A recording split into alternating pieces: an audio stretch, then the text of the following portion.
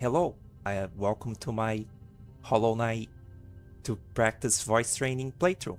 And if I linger on the side of the screen any longer, I'll get scared and stop doing it. So let's get in.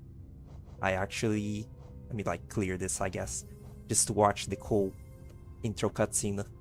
Alright. Who the fuck plays Godseeker mode? Nobody does that, ever. This is Monamon's passage or whatever, right? Yeah. Allergy for Hallownest. Um, this is like just one of my favorite games like out there, and I figured it'd be easy to like talk over. This is just like something to like practice speaking in a more feminine voice for like a long time, and I just started, so it's like gonna be quite bad. It's like not much yet, but that's what practicing is for. It's just to like exercise the vocal muscles or whatever, all those things you like hear about. I didn't do my research like super crazy. I just, looked at like some voice training videos like on YouTube and tried to glean as much as I could, which was very little because they're very scientific and I have no idea what like I'm doing, like looking for, like listen to them. I don't even know fully like what I'm doing right now. Maybe I'm not even like doing anything at all. Uh, I just sound very like unnatural and stiff compared to the usual blabbermouth way that I talk. Like sort of more naturally. But it's okay. We ball. Fuck it. We ball. That's like the big mentality for doing something like this. Is just if you're doing it right or doing it wrong, just do it, and eventually maybe you'll like get it kind of right. All right. So here it is. It's weird playing this game again after playing Silksong for like really long time. Uh, it's very slow and like methodical compared to it. But actually, I replayed this game more recently, like in full as well, uh, like a full playthrough. But I'm doing it again because oh my god, because it's again easy to talk over. I feel it's just there's a lot like to this game. There's more to this game than like Silksong even. Like I don't know, like uh background, like lore, not even just lore, just I don't know. This game is neat. It's like elegant. It's very there's like a video on YouTube that I never actually watched at all, which is like Hollow Knight is faking perfection. I never watched it. I never like bothered to like click on it, but I know exactly what they like mean by that, which is that this game is very clear like a very simple like indie sort of like passion project by like a few people, but it feels like it's sort of like putting on the big shoes of like an elegant like gothic sort of Dark Soulsy game, and it's so confident in its sort of like elegance that it just comes off as like kind of like high art. I don't mean that like completely literally, but also like kind of yeah. It's it's very like it's very simple and charming and like yeah, like elegant, sort of like beautiful. Like the backgrounds in this game and everything looks very cool. But then you look at the foreground and like the tile sets for this game and like just the blocks, the structure of like the platforms and everything. They're very blocky, sort of the stuff you'd see on like a simple indie game. There's no slopes in this game. It's all very simple, like squarish surfaces. Yeah, it's like faking perfection. It makes like perfect sense to me, even though I'm not watching that video. It makes like perfect sense what that YouTube video is probably like trying to convey. I just now realized that I hadn't turned on the timer yet for like I have like a 25-minute timer on all the recordings I'm gonna do for my sessions of this. Not sessions, it's like each recording chunk will be 25 minutes just so I can easily edit them and not lose footage in case of like the power going out and stuff, which happens a lot for me.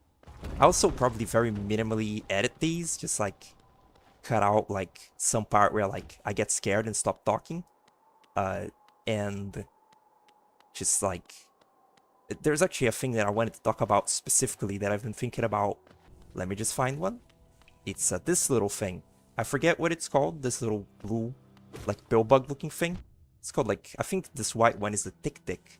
And this one is like a craw being or some shit, a craw tick. This little thing is very clever enemy design. Because from the very beginning, from the very start of the game, you can see that it has spikes on its back. So you know not to jump on top of it like a Mario, like fucking, like Mario Bros. And it establishes that you don't jump on top of enemies, you slash them. Originally, in like early development, these little blue enemies had a completely smooth carapace, which made them look sort of safe, and like you might be able to jump on them, which might lead a player to try and then fail. So, like, the game developers, you know, had the clever idea to make them look dangerous from above, like, at all times, and so did these little white ones as well. They also look spiky, so don't jump on them.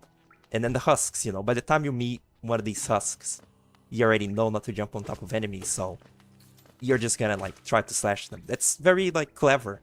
That's, I don't know, it's just neat to think about. One thing about this, like, early game, like, part of, Forgotten Crossroads? Yeah. Like, in Forgotten Crossroads, there's, like, this kind of, like, implicit, like, sequence break stuff. It's not really sequence breaking. I guess it kind of is, but, it's that, like, a lot of stuff in Forgotten Crossroads feels like it's intentionally designed for if you already know how to, like, pogo bounce, you can just, like, trivialize all of it. And, like, if you don't, then, you know, when you're first playing the game, you just kind of, like, slowly figure it out. And also, like, quite a few things in this area moderately, like, tries to teach you that is a mechanic in the game to, like, pogo bounce. Like, these things, for example, you might hit them from the side and just, like, try to hit them a different way. And you just, like, by accident, have just done a little pogo bounce. And that thing is up there. This is, I guess, supposed to be sort of the formal introduction to the player of the pogo bounce. But quite a few other rooms and, like, even just these, like, all these spike hazards. You might think that spikes are, you know, gonna be like a big threat in this game, but they're actually not, because you can just pogo on them. Quite a few things in Forgotten Crossroads are like that. Like, if you know how to pogo, you just, like, get through them really easy. And also, you know, just the start of the game and stuff. Anything, like, before the dash part, like, the game sort of, I feel like, kind of expects the player to be kind of, like, kind of stupid and not know this stuff. Also, coincidentally, this game becomes a lot better when, like, the dash move is introduced. It feels really, really, like, slow before it. Like, the movement speed in this game, it never gets, like, crazy. You never get a run button. In Silksong you do. Because of that, replaying this game can be kind of like a little bit of a drag sometimes. Like, just, you only get the dash after you beat Hornet. It's Hornet, right? Yeah. After you beat Hornet, and that can, like, take at least, like, 30 minutes of gameplay around, maybe a little bit. Well, no, Ring Path. If you're gunning it for Hornet, I guess you can do it fairly quick, but it takes, like, at least, like, 40-ish if you really have your sights on the dash, I feel. I don't know, this is an estimate. We'll see, I guess. I will look at the recording and give you specific statistics, maybe. It's, like, it's kind of, like, tough coming back to this game and Silksong. Replaying Silksong from the start, before you have the sprint, is kind of, like, annoying. Because Hornet's movement speed inherently in Silksong is not that crazy. It's like a little better than the Knight's, but it's not ridiculously so. And you get, at least you get the sprint, like, way quicker, like, if you just gun it to far fields. But in both of these games, it's sort of like, it's weird. They have this Still So mode, and they clearly are, like, trying to do, like, a replayability, like, angle. Like, they want you to, like, replay this game a few times, which is weird because it's a Metroidvania. And I feel like usually Metroidvanias are not super replayable. Or at least it's not incentivized that you do, like, many runs of the game over and over. Because they're usually, like, longer and, you know, like, it's a big commitment to, like, get all the, like, progression items and progress. like especially in Silksong, this game actually is maybe like less annoying to like restart and like start a new run, because in Silksong when you restart, there's those little bits where Hornet like feels like pain, where like she like grabs her tummy and like grunts in agony because, you know, she just fell in Farlum and she's hurt. There should be like a speedrunner mode in that game or something that just disables that. And also like a lot of the like mission, like selecting, like accepting missions and like talking to people in Silksong can be kind of annoying in a replay as well. It's just really weird to me that with like Steel Soul mode built in, there is not also like a speedrun option to skip sort of like extraneous stuff in the game specifically. Again, Hollow Knight, this game is very dry. It's very like, you don't really have to read a lot of the dialogue, and you know, you just like go, and you do get the dash very early on.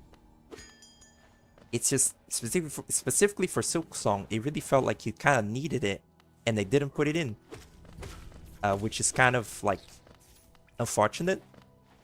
Let's see, I have 14 minutes like to do the False Night before this first recording is done. Can I really do it?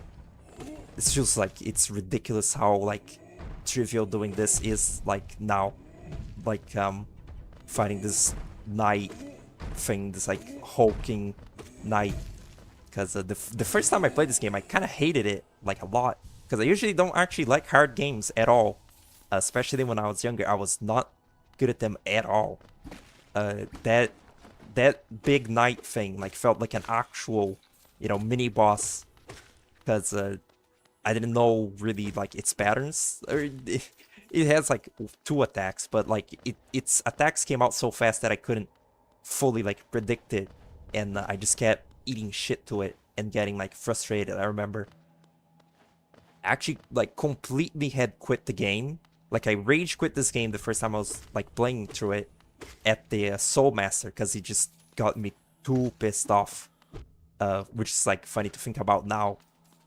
I also like rage quit like Silksong a few times, but that was like after I was, you know, like later in life. Silksong is just like a way harder, more sort of evil, unforgiving game. And also that ant enemy in Silksong, it's funny. That like ant in the way to Marchers, what is it called? Ants March? Ants, it doesn't have ant in the name. Hunter's March.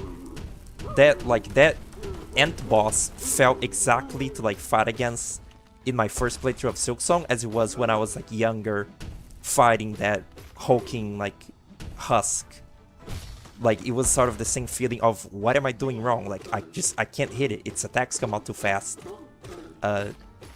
Except again, Silksong is just like, if I played Silksong in the age that I played this game the first time, I would have fucking died.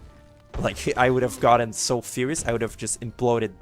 Because Silksong is like a way more frustrating and like deliberately like cruel and like unforgiving game, I feel. Especially in like the early game, and especially again if you're like a new player. Oh wow, he's already dead. Oops. What a fun first boss. I like how he's like, you know, the first real like big opponent, and he's physically much bigger than you to sort of like establish this game's sort of a David and Goliath team to it. Of you're this very tiny little bug and you get to kill like things much bigger than you usually. This is the first instance of it. It's like the first time you see something that towers over you, and it's very like, in like an initial playthrough, it's like very, it's a shift. It's like the first big sort of grandiose thing in this game. It's neat. I was not done talking about what I was talking about though. Silksong is like at its hardest at its start, and to a new player who's like gonna be the worst at the game at the start, that's like terrible. This is something that I was actually thinking about with both Silksong and Mina the Hollower. I really don't like the idea of a game just like punching a player that doesn't know really how to play yet. Like just punch them down like repeatedly, which is sort of what Silksong does. It's just like, before you like really know, like before you really get like a hang for Hornets, like dodging and stuff. You're like thrust into such like high damage like boss scenarios and just like combat in a way that like the difficulty felt sort of like unpredictable when I was first playing. Like the Bell Beast was such a like drastic like spike in difficulty, and even stuff like the Morwing. I feel like the player is not fully situated with Silksong like by the time of the Morwing, and repatch Morwing felt kind of unreasonable for at least like the skill level that I had like thus far attained for that game. I know skill issue and all that, but I felt like something was wrong with that one. I felt like something was wrong. By now it really doesn't matter because I've just like learned, like I've just learned the minutia of Silksong like so well, and also you know the common like rhetoric to the difficulty in Silksong is that you can just use the tools and, you know, like melt through like certain bosses in the game, or just melt through high difficulty like gauntlets and things. Which is true, but again, I bring up that a new player doesn't know that, and that at the very start of Silksong, you don't have that many tools. Like, you just don't have that many like venues to destroy the fucking enemy really quick.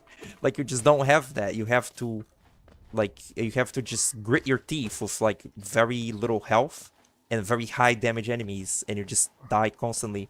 And like, I get that it's supposed to, you know, feel like a sort of cruel and imposing world, because you know Hornet is in this like unknown land of Farloom, and it's supposed to be very like a very like harsh and aggressive place. Like, the pilgrims are going through this like dangerous pilgrimage and whatnot.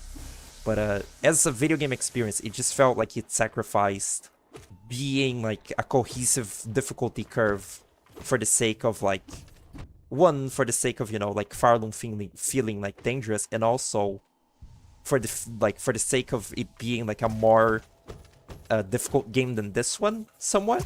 Like, you know, Hollow Knight is like fairly difficult.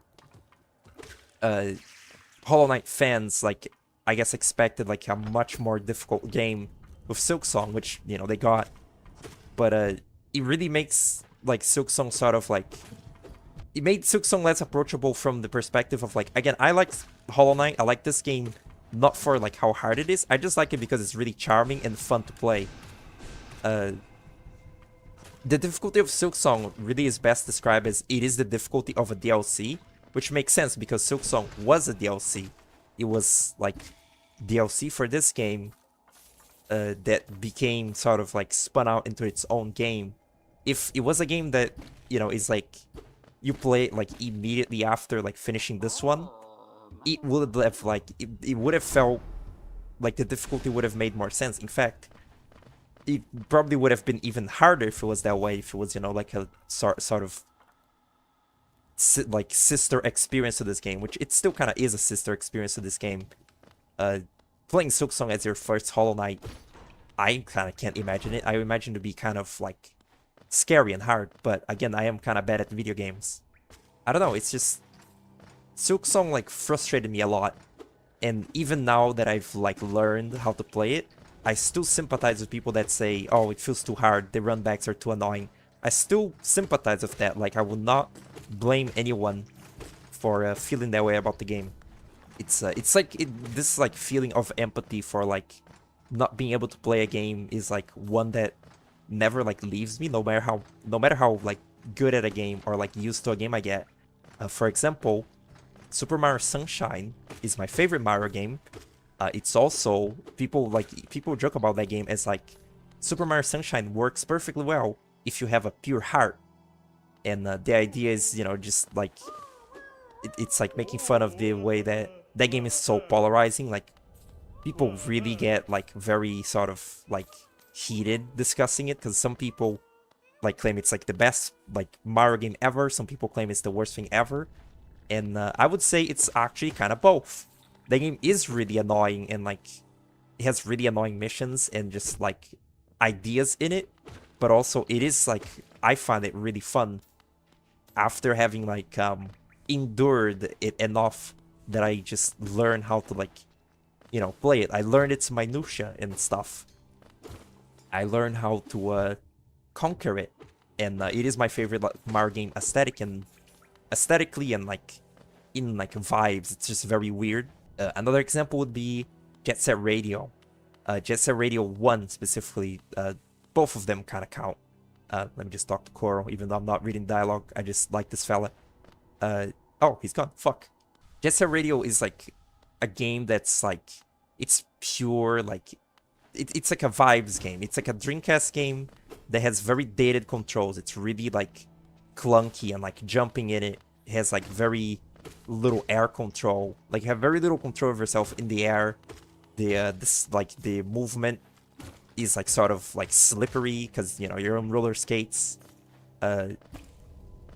It's really like frustrating and diagonal. It's really frustrating and weird the first time you're like playing it. It feels like a monumental task to like do anything in it, to just like gain any amount of speed, grind up any rail, and like just do anything in that game. And no matter how cool it looks, a lot of people can't get into it because it is like that, because it's just so like hard to work with, you know, especially by the standards of like more modern games. But I like that game so much that like I stuck through it and like beat it one time, and like every subsequent time that you beat Jet Set Radio after the first one is like way easier. I guess let's look at the little thing. And like I can play the game like from start to finish mostly without problems now, but I'm not gonna like sit there and say like that anyone that plays that game and doesn't get into it like in the gameplay department is like wrong, because I still remember how I felt like the first time I was playing it. The tutorial of the game like made me furious at the time because it's confusing and weird and like I didn't know what to do. I can't sort of like divorce myself from that initial like playthrough's feelings of like, wow, this is really cool, but it's really frustrating and I kind of don't like it. I can't blame people for not liking a sort of like hard to engage with game like that for me. Again, Silksong, Jet Set Radio. It's a weird comparison, but you get what I'm trying to say. It's like just a high entry bar kind of game. I would say the entry bar for Silksong is pretty high. I feel like people also tend to underplay the difficulty of stuff like really hard after, again, they've gotten like good at it, because they'll say stuff like, oh, this like boss needs a nerf, like that boss needs a nerf. Like I saw recently someone say that Nyleth needed a nerf or needed a buff in Silksong. I've been saying nerf, I meant buff. I wouldn't say that. Nyleth was very frustrating and bad the first time that I was playing the game. Now I can, you know, do it a lot better. It's the common thread. But I don't know. If you buff it, then like it's gonna be even more frustrating for like players that haven't like fucking super mastered the game yet, and like just maybe, you know, want to like casually like beat all of the 3 acts for like one reason or another. I don't know. It's like, I get that games are, you know, supposed to like have a challenge that you have to like earn getting through it, but the way that like people treat difficulty like on the internet is just so like irritating. It's just like it makes my head spin just like thinking about it. And look at that, I beat the Grandmother with 1 minute left on my little recording time. Cool. Oh yeah, I can't even do that. Oh, I do get slide though. So I guess that was it for the first episode. Pretty cool. Talking in circles a little bit. I don't know, like I was thinking of doing these like 1 per day, but maybe I should do like multiple per day until like my throat hurts. I hope that like throughout the duration of these 25 minutes, I haven't like just forgotten to like voice train halfway through. I hope that I didn't just like stop. I guess like if anyone comes across this, which I'm mostly just posting it to YouTube as like a motivator. I don't really like recording like things. I don't know, like recording it with the reason to like post it for like maybe other people to see it gives me like some more motivation if I was just recording it and then no one would see it.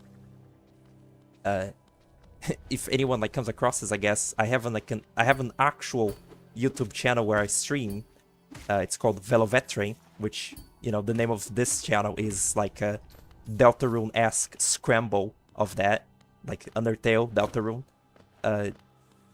In that channel, you know, I stream just like with my like regular like speaking voice, and you can compare and contrast how stilted this is, I guess. But yeah, look at that. The timer is over. So I guess next time I'll go to Green Path and stuff. Grim Path. See you then. And we're back. Alright. Gotta keep this fucking gravy train rolling before I lose like all motivation to do it. You know, really gotta strike you while it's hot. I'll just head over to Green Path and hope that I don't run out of things to say. Because I've actually like not recorded like Let's Plays in a very long time, at least not solo ones. I started out like, you know, doing YouTube stuff. Well, I didn't start out doing Let's Plays, I started out doing scripted stuff, but then I moved on to Let's Plays. Then I just moved on to streaming and never looked back. And streaming at least feels like a little bit less like... It feels like Let's Playing, but with less pressure on you. I feel like being like quiet for a while in the stream is way less like it's way less like sort of frowned upon, even though, you know, it's not like a fucking, you're not being like graded for this shit. It's like just fun, but like, you know, just sort of in your head like, oh, I haven't like talked in a while, that's like, this is like bad content, fuck, whatever. Just in your own heads, like grading, like not talking, you know, in like a Let's Play is bad. It's like you should just have like silence for long periods of the Let's Play, then like people are gonna like click off of it. With a stream, I feel like it's more like acceptable because it's like streams are used as like background noise more often than like active watching, I feel. Whereas Let's Plays like are sort of 50-50, but I would say lean more on the active watching like side. So, you know, like silence, like periods of silence in the thing that's supposed to be active watching is like worse for sure. And just like that, viewer, you didn't even notice, I produced a topic out of thin air to fill that air and like talked about that for like at least like 1 minute or so. That's the magic of Let's Playing. I like to think that I'm pretty good at it. Like, I've always sort of like had like a natural like inclination to like, as the kids would say, yapping. Specifically, at least if it's like things that I, you know, enjoy and like care about. Oh, good. And speaking of like not having anything to talk about, here we are. I actually ran out a little bit. The only thing that I see on my screen is green, so I guess like, you ever notice how green Silksong is? That was like one of the first things that I noticed when I was like first, you know, playing through that game, is that there is like 5 green areas in that game. Maybe, is it 5? Let's see. There is like Moss Grotto, that's green. There is a Far Fields, that's green. There is a Moss Thicket, that's kind of green. There is, what is the tree zone called? Hollowwood, Shellwood? I think that's what it's called. That's my least favorite area in that game, by the way. There's like just many like grass like areas in that game. I think that they were avoiding the color blue in Silksong, whereas like in this game they were avoiding... No, I don't think they were avoiding any color. It's just, this is a very blue game. Like, people joke that Hollow Knight is the most blue game ever made. And for Silksong, they were sort of like avoiding blue, I think. Possibly. I don't actually know if that's confirmed. Like, I thought that the constant greenery was sort of like somewhat like arbitrary for that game. But then I realized when I got to Putrefied Ducts and the other one, the Sinner's Biowater. When I got to Biowater, I realized, oh, it's a fucking Sonic game of this guy. I love this guy. It's genuinely one of my favorite characters in this game. Once I got to like the Putrid zone of the game, I was like, oh, it's a fucking Sonic game. It's like, you go from Green Hills to Scrap Brain Zone. It's supposed to be an environmentalist like kind of thing. Or, you know, at least it's like trying to show like it's showing you all these beautiful lush green areas in the game, and then it shows you biowater, which is what happens when the evil capitalist society of the uh, Citadel, like the Citadel, just dumps their trash into biowater and turned it into the worst area in any game ever. So like that was when I realized the game was making a point by showing you all that green, just so that it could take the green away from you and show you like what happens when you enshittify the green. I do like how fucking overt like Silksong is. It's like it's really unsubtle about how just evil the like Citadel is. Like it's very. I can really appreciate like a fuck religion kind of story, like a story that's just like so blatantly like, oh yeah, did you know that religion has been like historically used for evil in the world? Did you know this? And it's like it's kind of funny to see. They almost like kind of like attempt a little bit of that with this game, with like stuff like they imply that the husks or that the dandies in the City of Tears, like the rich bugs, became assholes, because they're rich. They were given a concept of like hierarchy by the Pale King, and because of that they became shitty. And the maggots are like a slave, like labor class of bug in this world, and that's what the False Knight is. It's like a maggot that rose to power because he wanted to like break free. But it's sort of it's sort of like mild in this game. This game is way more like medieval, I guess, whereas like Silksong is sort of industrialist like era shit. So it's just way more prevalent in that game. Like, oh yeah, like machine, like machine bad. It's not, it's like super like mega industrialization that destroys the environment bad, and religion bad, and capitalism bad, and it's humorous. That run animation from Hornet is fucking hilarious. I think they didn't change it for Silksong. They've kept it the same, and it's really funny.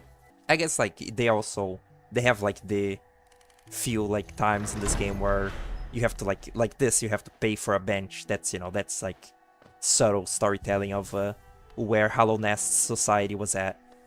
They do that to a much more like cartoonish degree in Silksong with the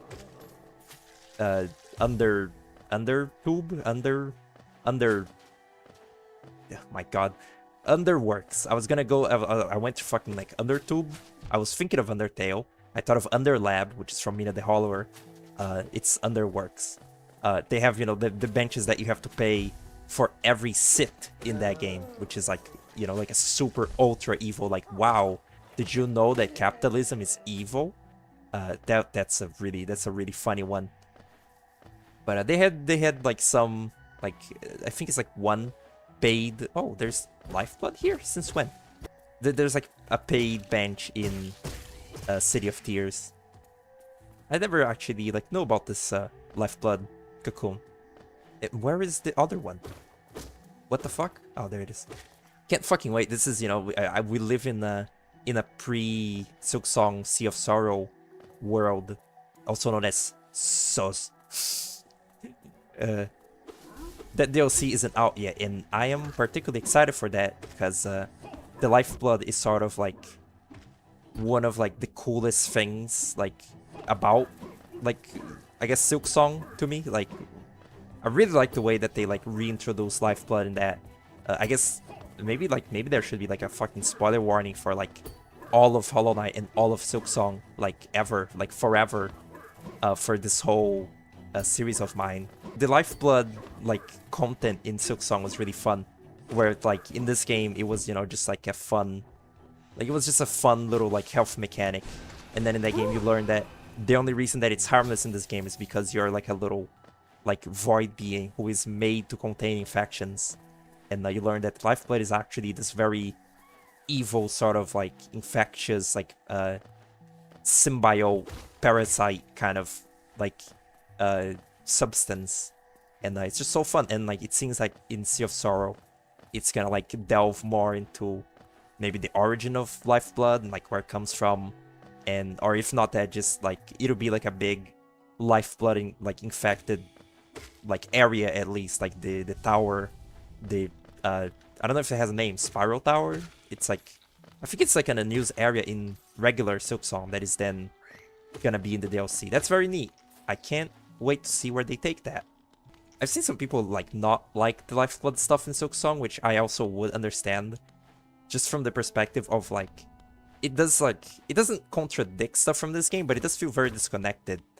A lot of stuff in Silksong feels really disconnected from this game, probably intentionally, but sometimes it feels like a little far in being disconnected.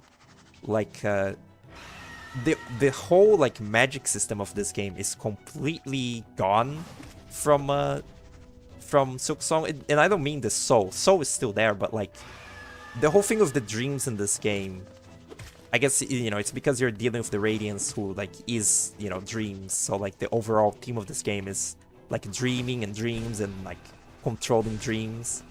But when in Silksong, all of that is just completely gone in favor of, you know, the silk and stuff. It just feels so like separate. In a way, it kind of like does work. Do I save? Do I save? Oh, yeah, I already saved him. Fuck. Maybe I should have left him to die. Like it does, it does in a way like serve to like make it feel like every little world in Hollow Knight's like extended universe like is very separate. Like Farloom, you know, like in a video game sense, Farloom is very like distant from this game because, you know, there's the whole thing of the crests, which is never mentioned in this game. That's one like way that they feel very like sort of like separate in a video gamey way. There is no crest in this game. The you know, the silk and stuff, like the magic of that world is like almost entirely silk, whereas in this game it's soul and essence, like dreams and stuff.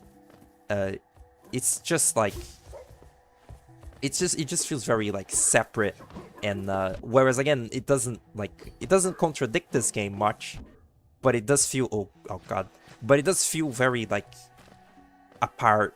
And with the lifeblood specifically, some stuff about like the sort of life cycle of the lifeblood in this game is mildly sort of contradicted.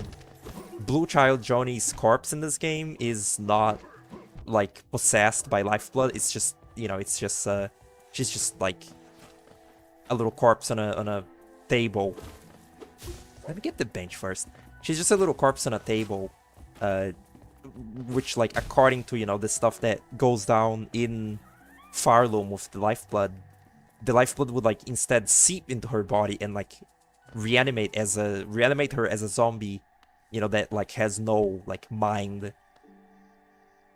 The fact it doesn't do that in this game is like made retroactively sort of weird by the fact that it does happen in Silksong. And, you know, it could be that in Silksong the lifeblood is being like affected by the void from like, you know, the abyss in there, or like there's just some fucky thing going on with that lifeblood specifically that's in there,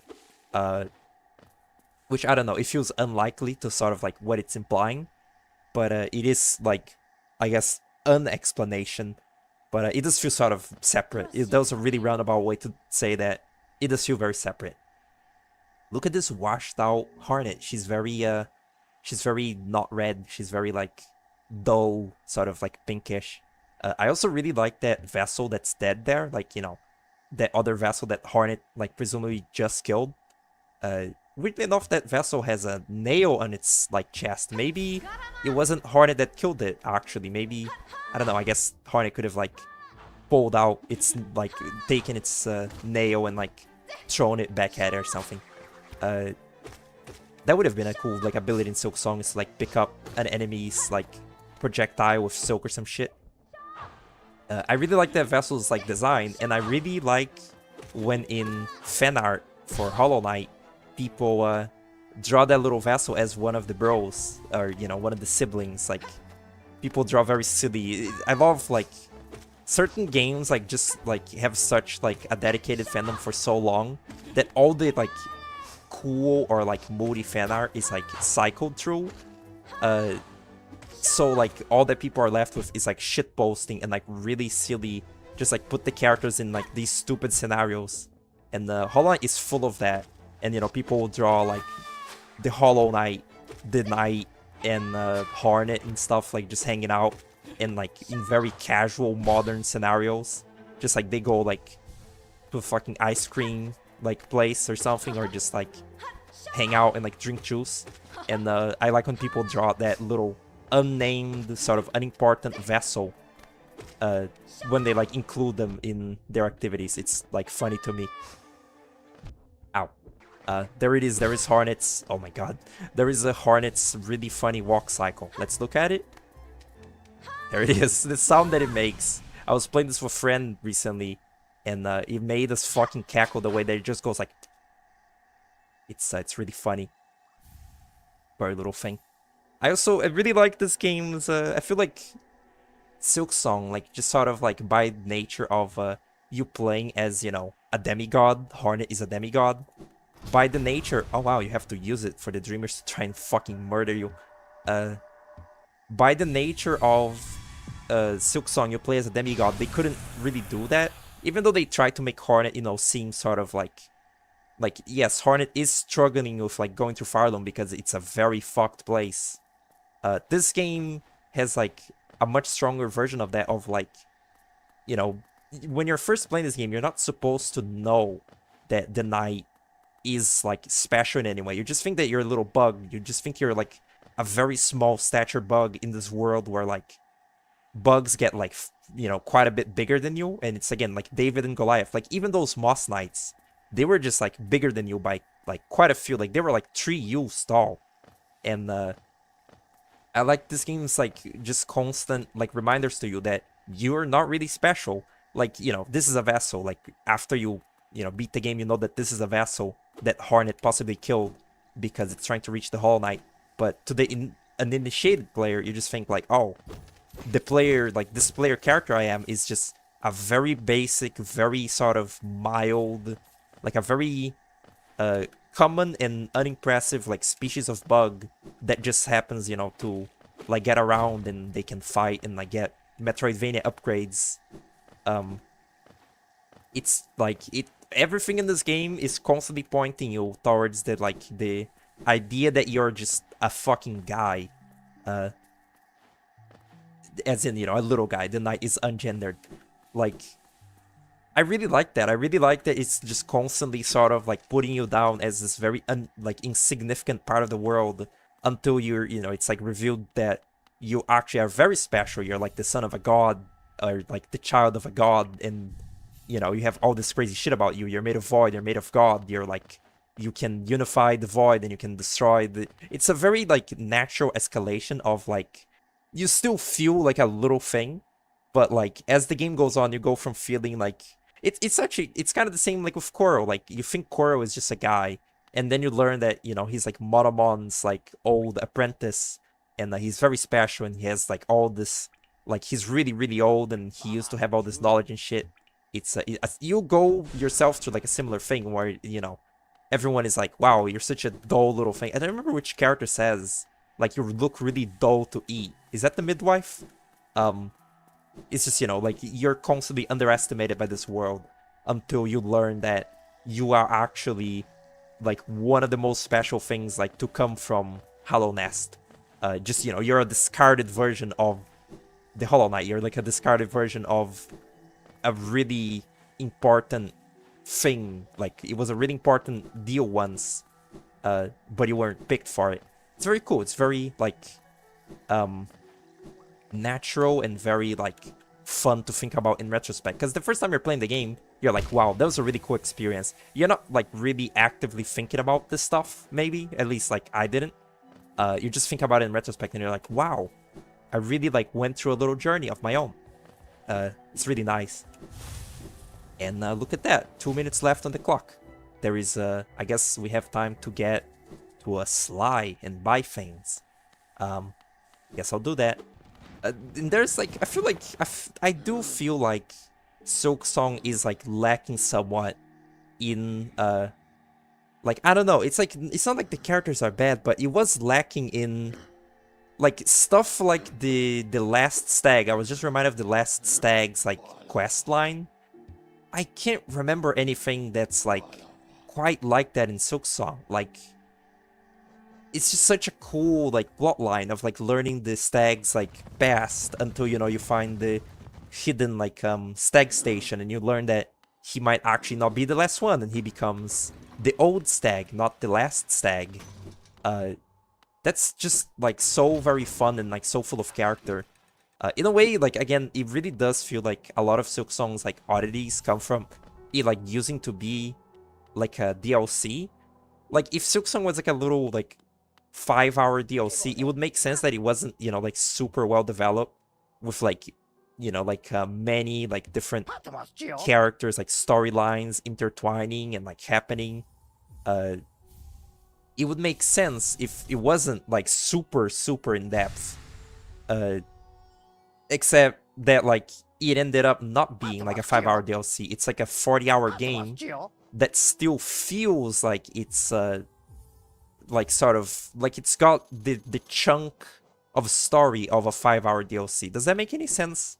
It's just like it would make so much sense if Silksong was just like again 5 hours. You like ring every bell in Farloom and then get to Grandmother Silk, and that was the whole experience.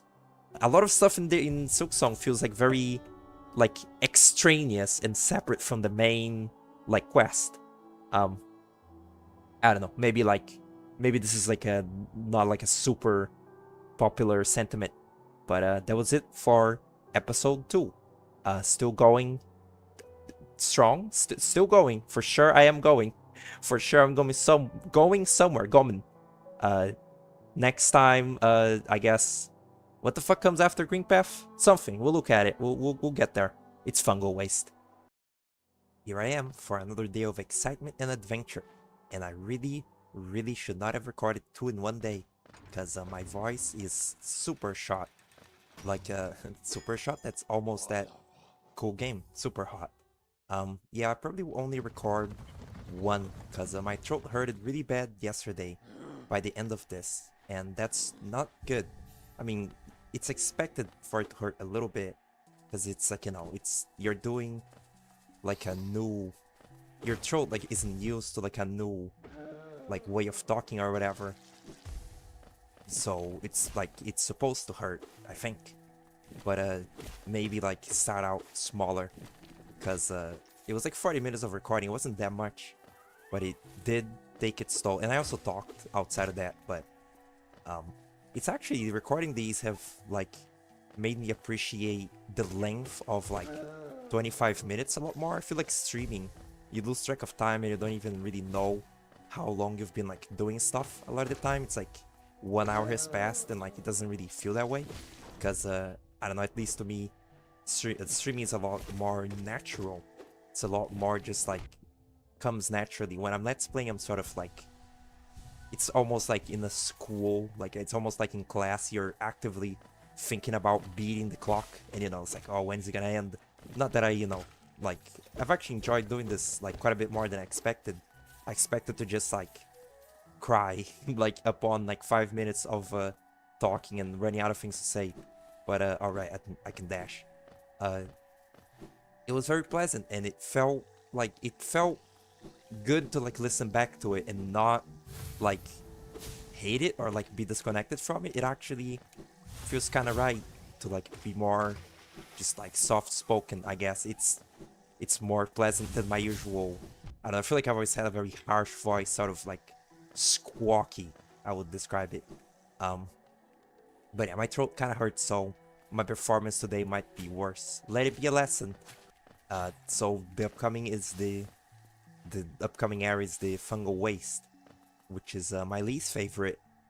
I don't know if I would say it's my least favorite area from this game. It might be.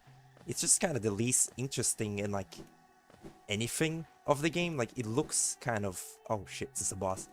It looks kind of like lame by the standards of the other ones. Like Green Path looks like awesome. Look at this background. It's so like lush and different. It's like this game starts out in, the very blue cave of Forgotten Crossroads, and then you're like put into this still blue but kind of green, like Green Path area. Dear God. And like it's cool. I've seen people accuse this game of being like sort of like boring looking and like too like blue and too samey. My friend specifically, like I actually got him to play this game for a while. He was just like willing to give it a chance, like when we were VCing. But he says that the environments in this game are too like the same, and he gets lost in the Metroidvania exploring and can't situate himself in the world, and he just finds it confusing, and you know he doesn't like it, which is fine. It's fine he doesn't like it, but I don't know, like saying that this game like looks like bland or like bad, alright, little things. Saying that this game looks bland or bad, I don't like really fully see it, although I usually don't really like games like this. I feel like Hollow Knight is a very special like case of being the sort of like this like very epic tone like medieval fantasy game that like happens to have a style that I really enjoy, you know, because it's like little bugs and stuff and it's kind of silly.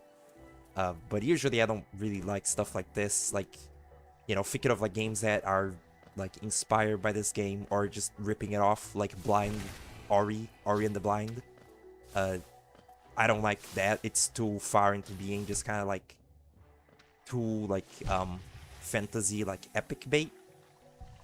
And like Nine Souls, I don't know, I don't really like stuff like this.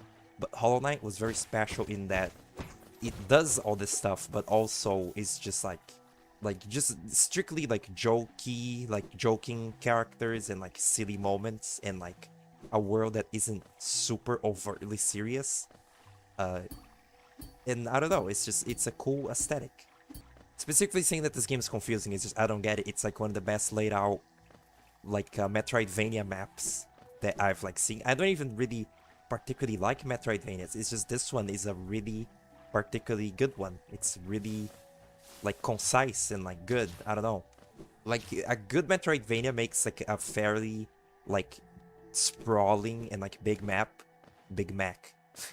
Like a big map. I was really gonna say Mac. Like a big map feels small. Like even if it's not a Metroidvania, I was thinking this about Mina the Holler, which is kind of like the last like game that I like bigly like spent a lot of time on.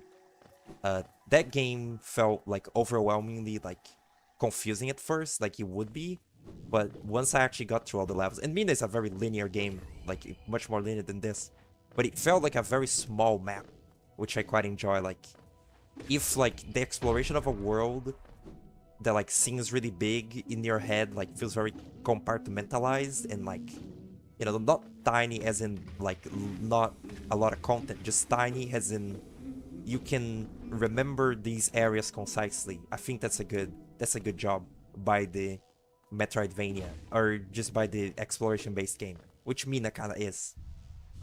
This game pretty good, Mina pretty good. Silksong was a little confusing to me. I don't know what was missing there. It's not that big of a map really, and you know, by now I have it committed to memory. But the first time, the Citadel really confused me because everything, that area I can see the complaint of everything is the same.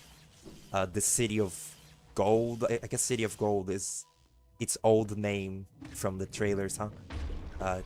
That area felt a little like cramped and uh-oh, fuck. They got me. The fucking umami got me. What are they called? Umas? Yeah, it's Silksong kind of like got me a little bit. It's a really big map. Some redundant areas in that game as well in Silksong. Take a shot every fucking time I mention Silksong, like playing this game. It's just like, it's hard not to compare these two now. Like, it's why I sort of, like anything that comes up in this game, I compare it to Silksong because they do things, you know, similarly yet different. I'm sorry, maybe that's like really, really annoying. Just, you know, constantly bringing up the other game. I guess like not really that much. I don't know how Hollow Knight fans talk about this game outside of having watched very few Mossbag streams, the recent ones, and like they mention Silksong a lot, you know, because it's the recent one. It's the one that's sort of more unexplored than this one. You gotta like think about it and like its differences to this one. I also quite enjoy those Mossbag streams. I also enjoy that, like, not really like oh right, this. I almost actually got my friend to fall for this, except he never got the City of Tears. It was unfortunate. So I just told him that, like, what the joke was, and he was like, "Oh, I was really thoroughly like excited to actually like get someone with the Millibell thing, but I couldn't get there. He didn't like. He stopped at Soul Warrior, Soul Guardian, Soul Master. Mossback does little like charity streams for like, you know, like little charity like organizations and shit, and some of them are for like LGBT causes. And I enjoy that, like, he's not like shy on his stream from like speaking, you know, about like quote unquote like politics, like LGBT like politics.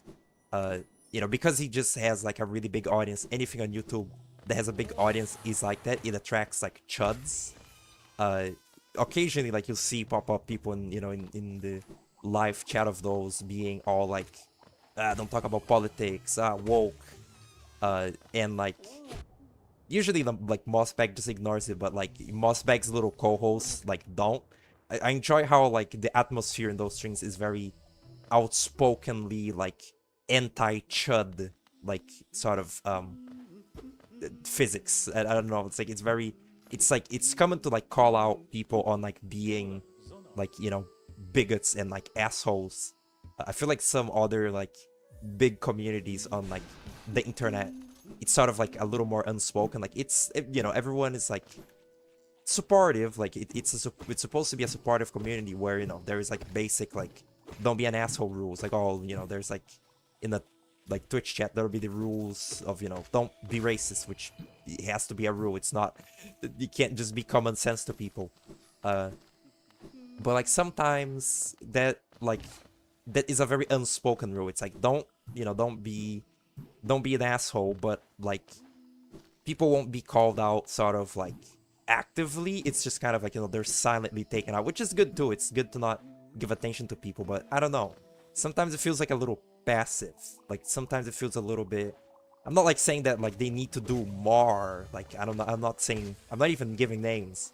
Like I don't think that like more needs to be done like necessarily. It's just nice that like for it to happen. Yeah, I don't know. It's just it's nicer. Like I like it more for the Mossbag strings. I thought it's respectable. The area, the music in this area really sounds like the like soundtrack to the How to Train Your Dragon movies to me. Or well, I only watched the first movie, I think. Uh, it just sounds like that kind of like, you know, little like whimsical fantasy, like I guess it's Nordic. Those movies are supposed to be.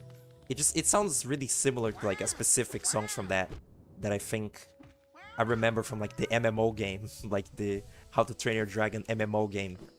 Or no, it's the main team. It's not from the fucking game. There's like a Unity game on Cartoon Network's website for that game. It's really ambitious at the time. I felt like a whole 3D game on browser.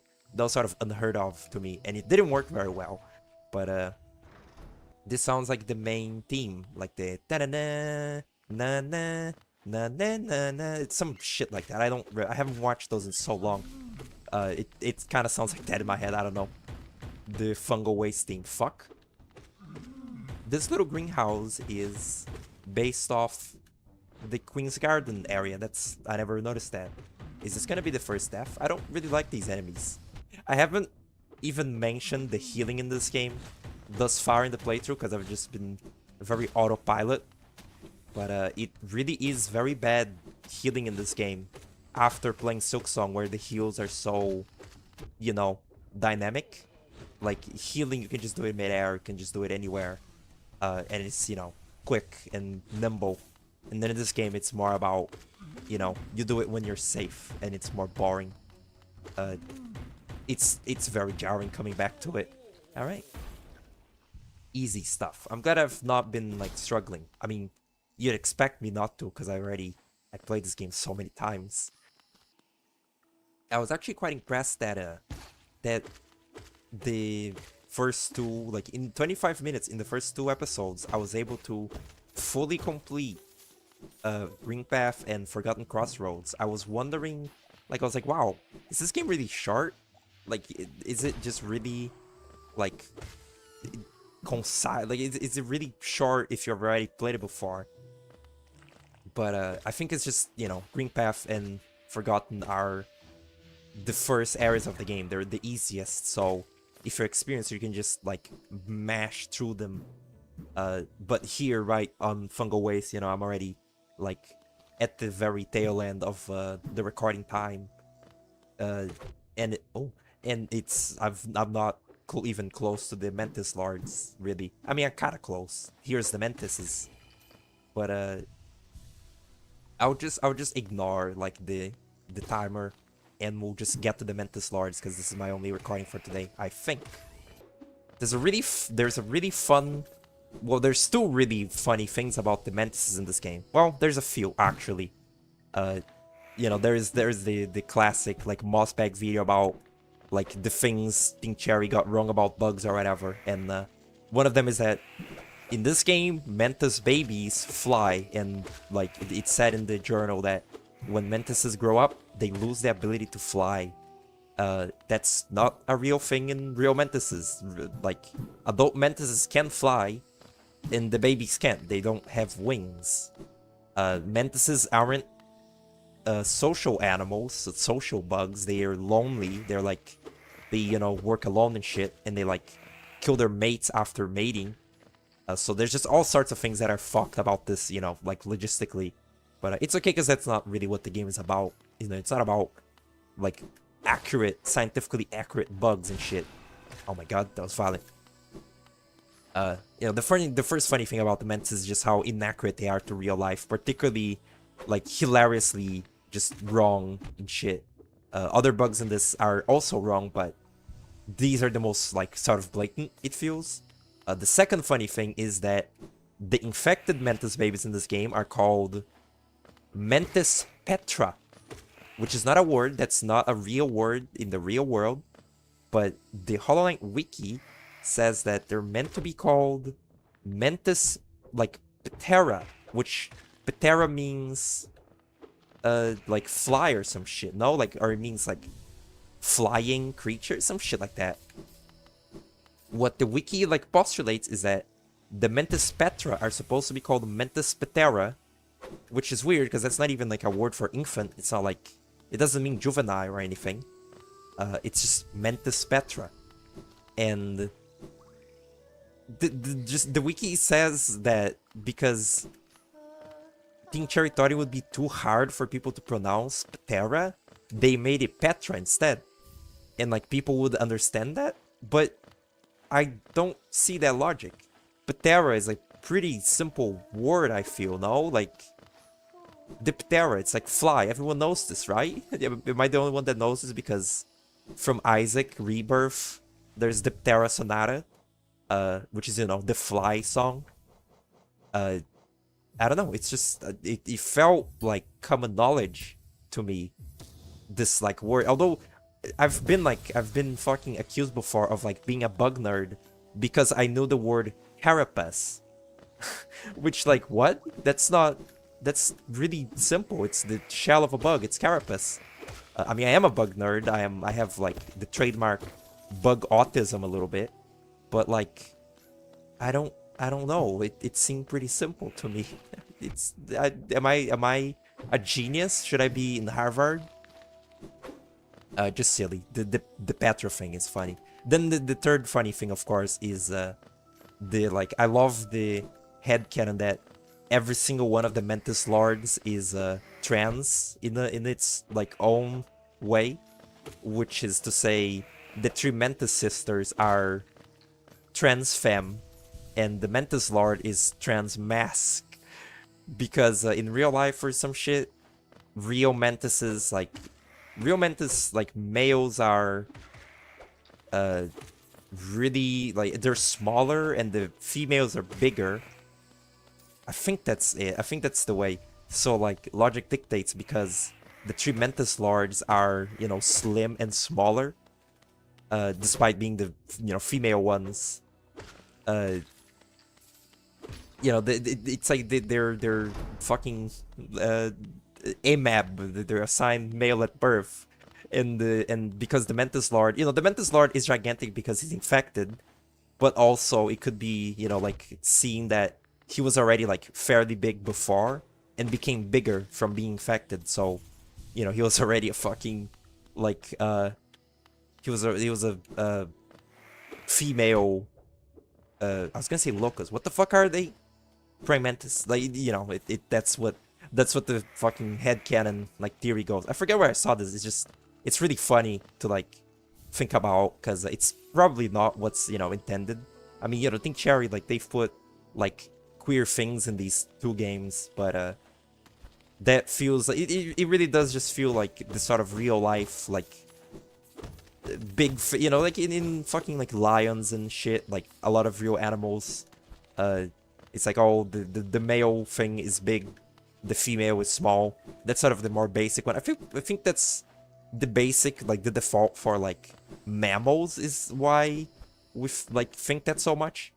But like with bugs, a lot of the time the females are way bigger. Fish, famously anglerfish are, the females are gigantic and the male is a tiny little parasite that attaches to the female, which is wretched. I feel like for mammals, that's sort of the default like idea is the male is bigger for like fighting, and that's we're human, we're mammals, so we just assume that by default in our fucked up beliefs.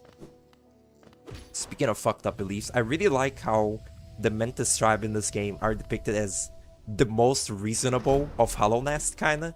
Like, they're the least sort of, like, fucking with other people one. Because, they're not like Deep Nest who are actively, like, beasts who... Well, the Mentis tribe kills anyone that enters the territory, so do Deep Nest. But, like, at least the Mentises are, not super barbaric like the spiders.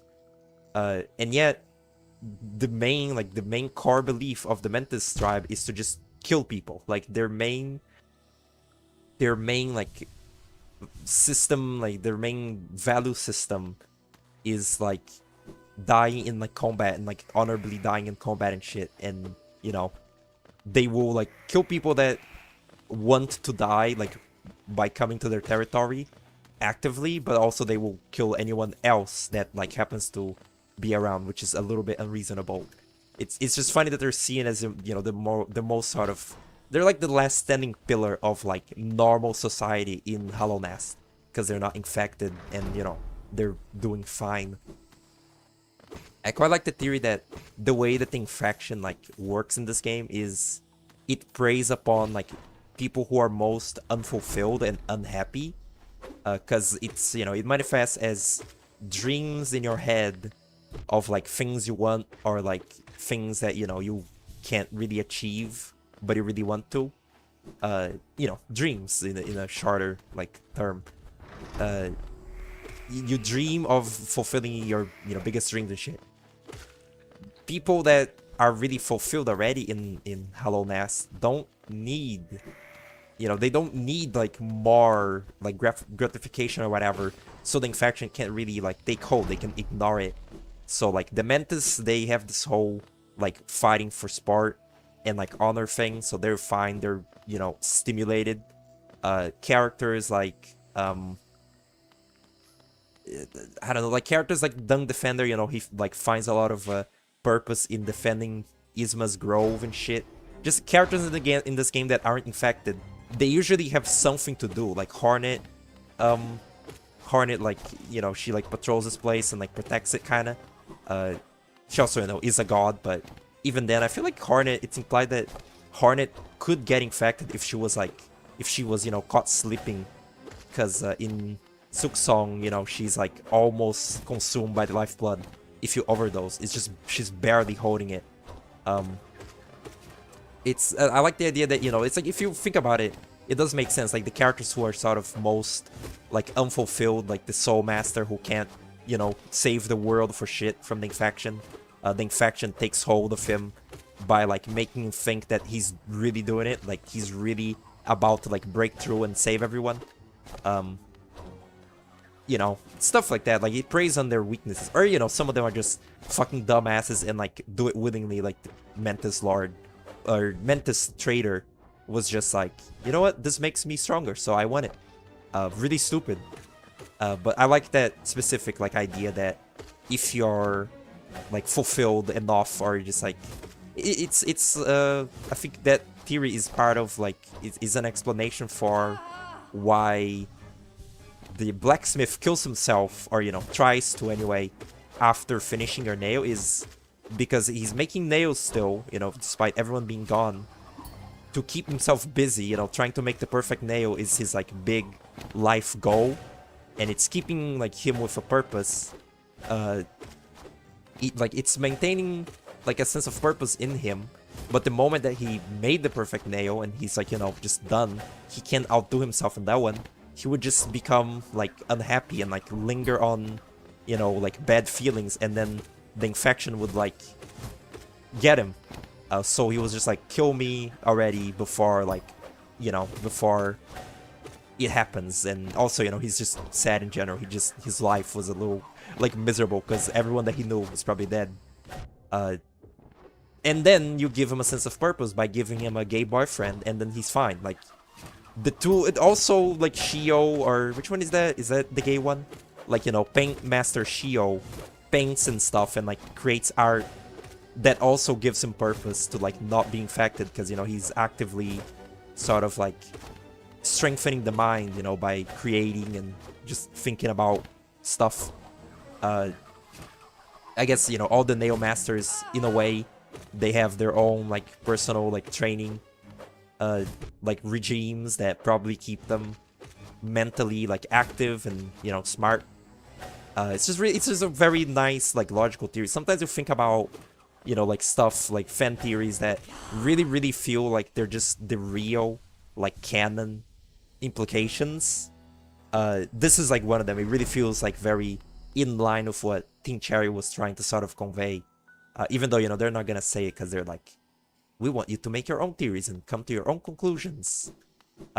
Which, you know, that's fine. That's Dark Souls shit, I guess. I was watching Splatoon lore videos because I quite like Splatoon, and, like, they got on my feed. And that makes me sort of, like, think. This is, you know, a lot more prevalent with, like, this game, for example, like Hollow Knight. This game very clearly has lore, like, it has world building. It wants you to think about these things, and, like, it wants you to sort of, you know, like, theorize. It's part of the experience. It's like, be immersed. But some games out there, like, some game series, have, like, an implication of lore, or, like, a little bit of lore, like, some crumbs, and that makes people think that it has, like, a lot of lore. It's kind of hard to explain. Specifically Splatoon, what I'm thinking of is people get really into the world building of the games, and they are fun. They are very fun, interesting worlds.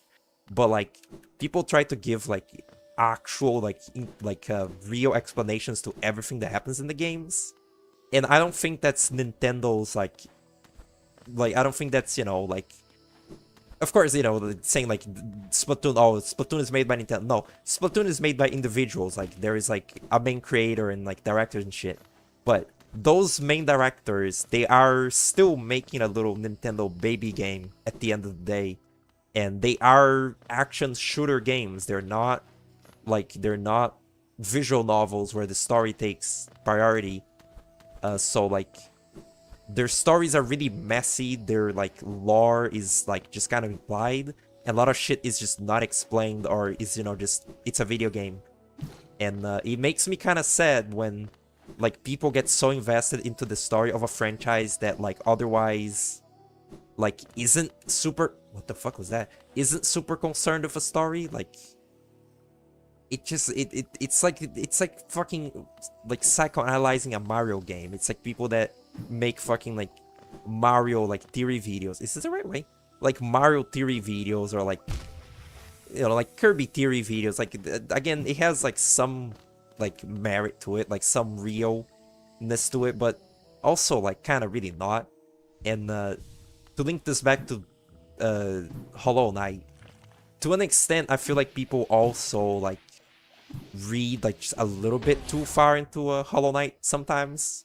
I was watching the Mossback videos from before Silksong came out, and I noticed like a sort of like common trend of people didn't really know like what Team Cherry was willing and wasn't willing to like make lore for, because Sly the little fly, he has like a lover, like a mentioned lover called Esme, who we have no fucking idea who that is. It's just like, it's some things that are just set dressing in this world. People think they're real, like theory fodder, which is not true, because like it's clear that this game has like, you know, like an overall like outline of like real lore, but a lot of it is just kind of like Dark Souls. You're like, ooh, what is this like thing? It's just like a vague posty idea for you to be like, ooh, there's more to this world, and there's nothing wrong with that, you know. That's just like, that's just the way they did it. But I feel like people over time sort of learn more to catch what's like, what is to like be read, like what is to be like read into and what isn't.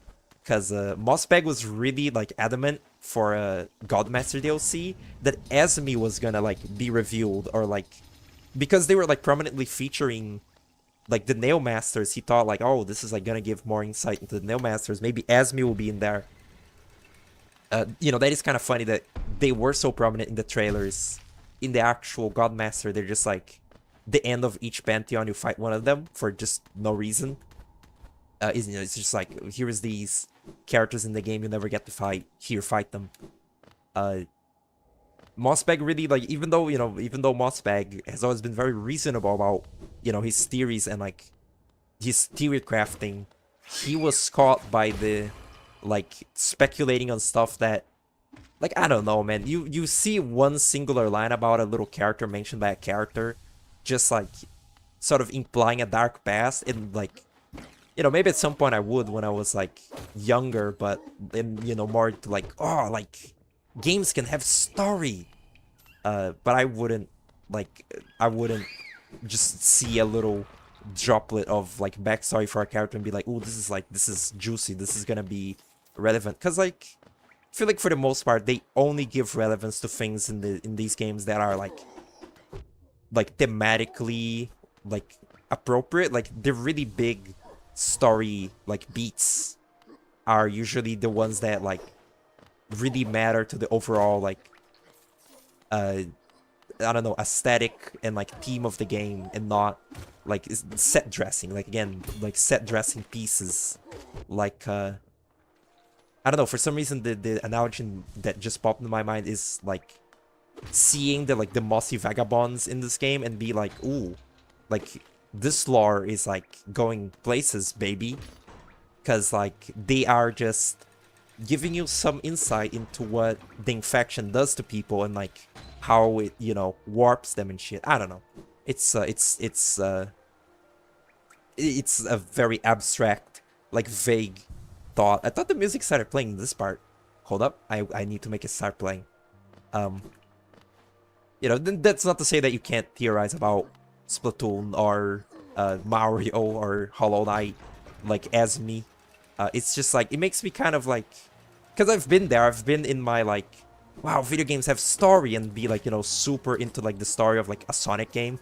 Be like really like, oh, Sonic Adventure 2, what an emotional story. Which it is an emotional story. It is like, it is neat, like, you know, like fucking old like developers. Oh, the music stops, damn.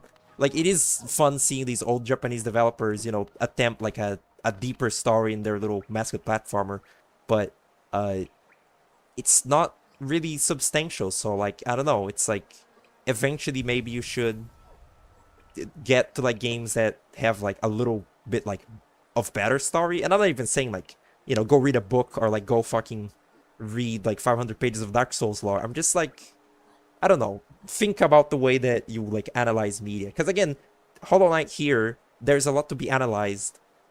Even, you know, even like things that like aren't to be super deeply analyzed, you can still do that and have fun. It's just like, I don't know, when you're fucking like analyzing Super Mario 3D World, that's no one's done that. That's just a straw man something like maybe you should like do something else. Anyway, that was it for today. This is the only recording today. Look at that, 40 minutes. That was pointless. That was essentially like I recorded 2 of them. Whatever. See you next time. This was fun. Oh, didn't see you there. Yes, I did. Of course I did. It's the thing. Here is the City of Tears. They're like, this is sort of like, I feel like everyone's big first, like, real, like, oh my god. I haven't been equipping stuff. This is the big, like, the first big wow moment from this game to the player, I feel. Like, this is what everyone, not everyone, but like, this is what a lot of people sort of like point to. Oh shit. What a lot of people point to, what if this is just an overcharmed playthrough from now on? No, that's stupid. This is what, like, I feel like a lot of people would point to. Where is my map? I feel like a lot of people, like, would point to this part as being, like, the first, like, big, like, moment where this game's, like, scope is sort of, like, displayed to you. Or not even, like, scope. It's, like, it's fairly, like, big thus far. But just, like, the sheer scope of this city is, like, so cool the first time you're playing. It's, again, very concise. It doesn't feel, like, confusingly big. You know, as long as you remember the, like, landmarks and stuff. But, it's just, like, when the music kicks in, just this, like, it's, like, the rest of the game, I guess, so far has been very, like, it's, like, it's, remnants of civilization that are very simple. Like, they're villages, they're, like, little, you know, like, there's a village in the mushroom zone. There's, like, the Forgotten Crossroads, a little trading road, like, for sort of, like, peasants. And then you finally enter this sort of, like, very, like, deluxe, like, rich people city and stuff. But it's, you know, in the state of this array. It's, like, all, you know, quiet, and it's, like, perpetually raining, which is, you know, really, like, moody and, like, sort of depressing. It's just really cool. Just a really cool part of the game. A lot of people, I've also seen, a lot of people, like, sort of point to Silksong not having much of, like, a big, like, City of Tears moment. It's, like, it has, you know, it's, like, there's the part where you enter the Citadel when it's got, like, I guess the entrance to Act 3, but, not much of, like, it doesn't, I don't know. Maybe it's because it's, like, already happened before. Like, what happened to the game? What? Hello?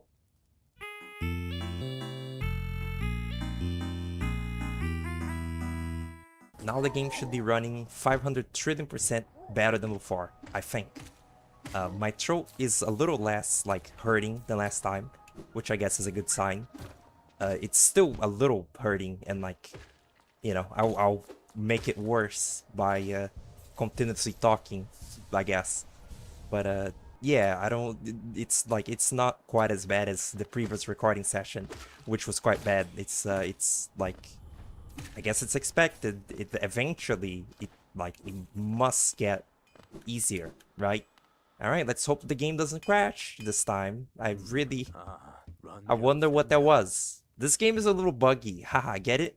This game, like, oh, I spent my money. I think it took my money away. Did it? No. Okay, this time it worked. It went to the black screen and just never got out of it. That was weird last time. This is the blacksmith. Man, do I love him. He's such a cute little design, and he's gay. That's all you need. I love just the design of the beard. It's so silly. He's such a silly little thing. And the scene, you know, with Shio and him is just like one of the most delightful things in this game.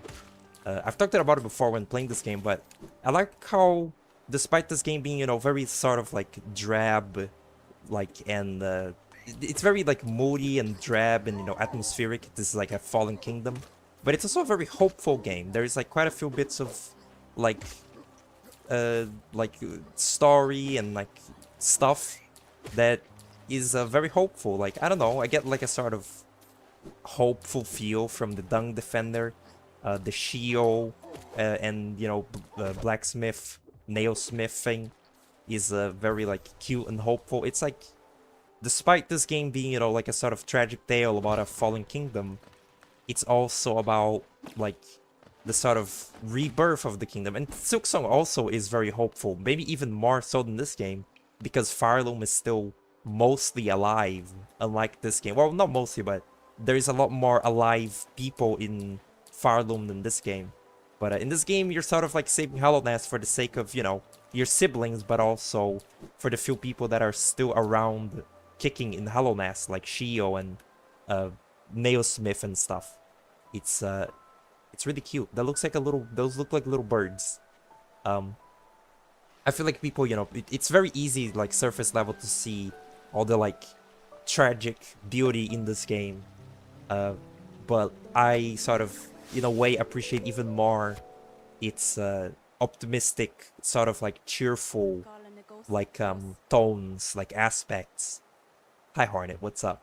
This is the one part where, you know, she's cordially sort of like being nice to you. It feels really fucked to me to like play a game like this and just actively ignore all the dialogue. It would be annoying if I just read, you know, all the dialogue. It would be hard to like mix that with my, you know, commentary on like the game and stuff with just reading. And I already read it all, and anyone that watches this has already read it all or doesn't care. I've just sort of like decided to cater to that particular demographic of doesn't care or knows it. Do know it's very hard for me. It feels like I'm let's playing wrong. I have these very sort of like, you know, I grew up watching a lot of let's plays and just YouTube stuff. I have like preconceived notions of how these things like must go, and that's just the style that I've adopted. It's at least how I stream. It's like the first time I'm playing a game, I will read like most written dialogue, unless I don't want to. If I'm interested in the game, I will.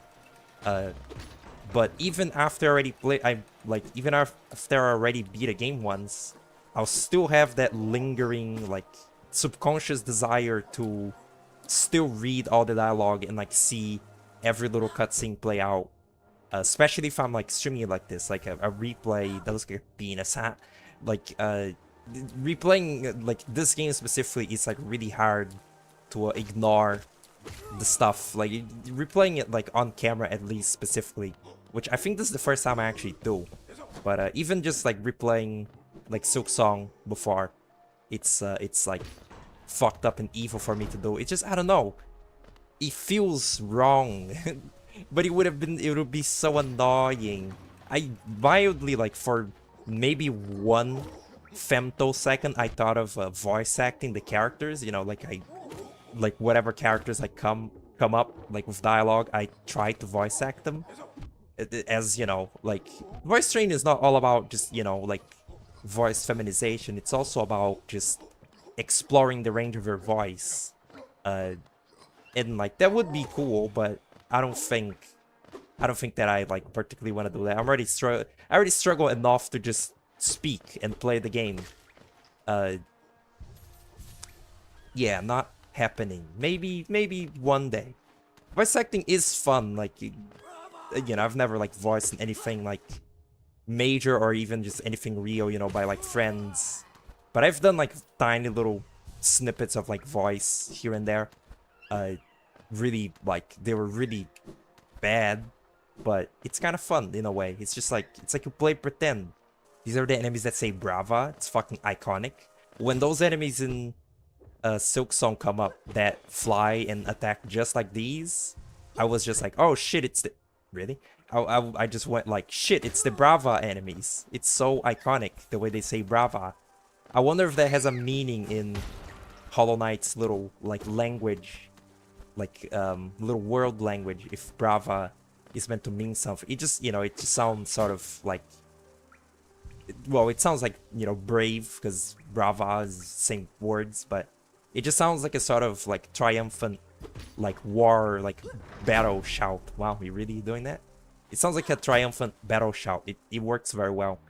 It's, there's, like, an art to the little gibberish in these games. Like, for example, like, what is the thing that Hornet says? Like, the Garama? Like, that just sounds like a threat. Like it just sounds like a sort of challenging, like a word for challenging.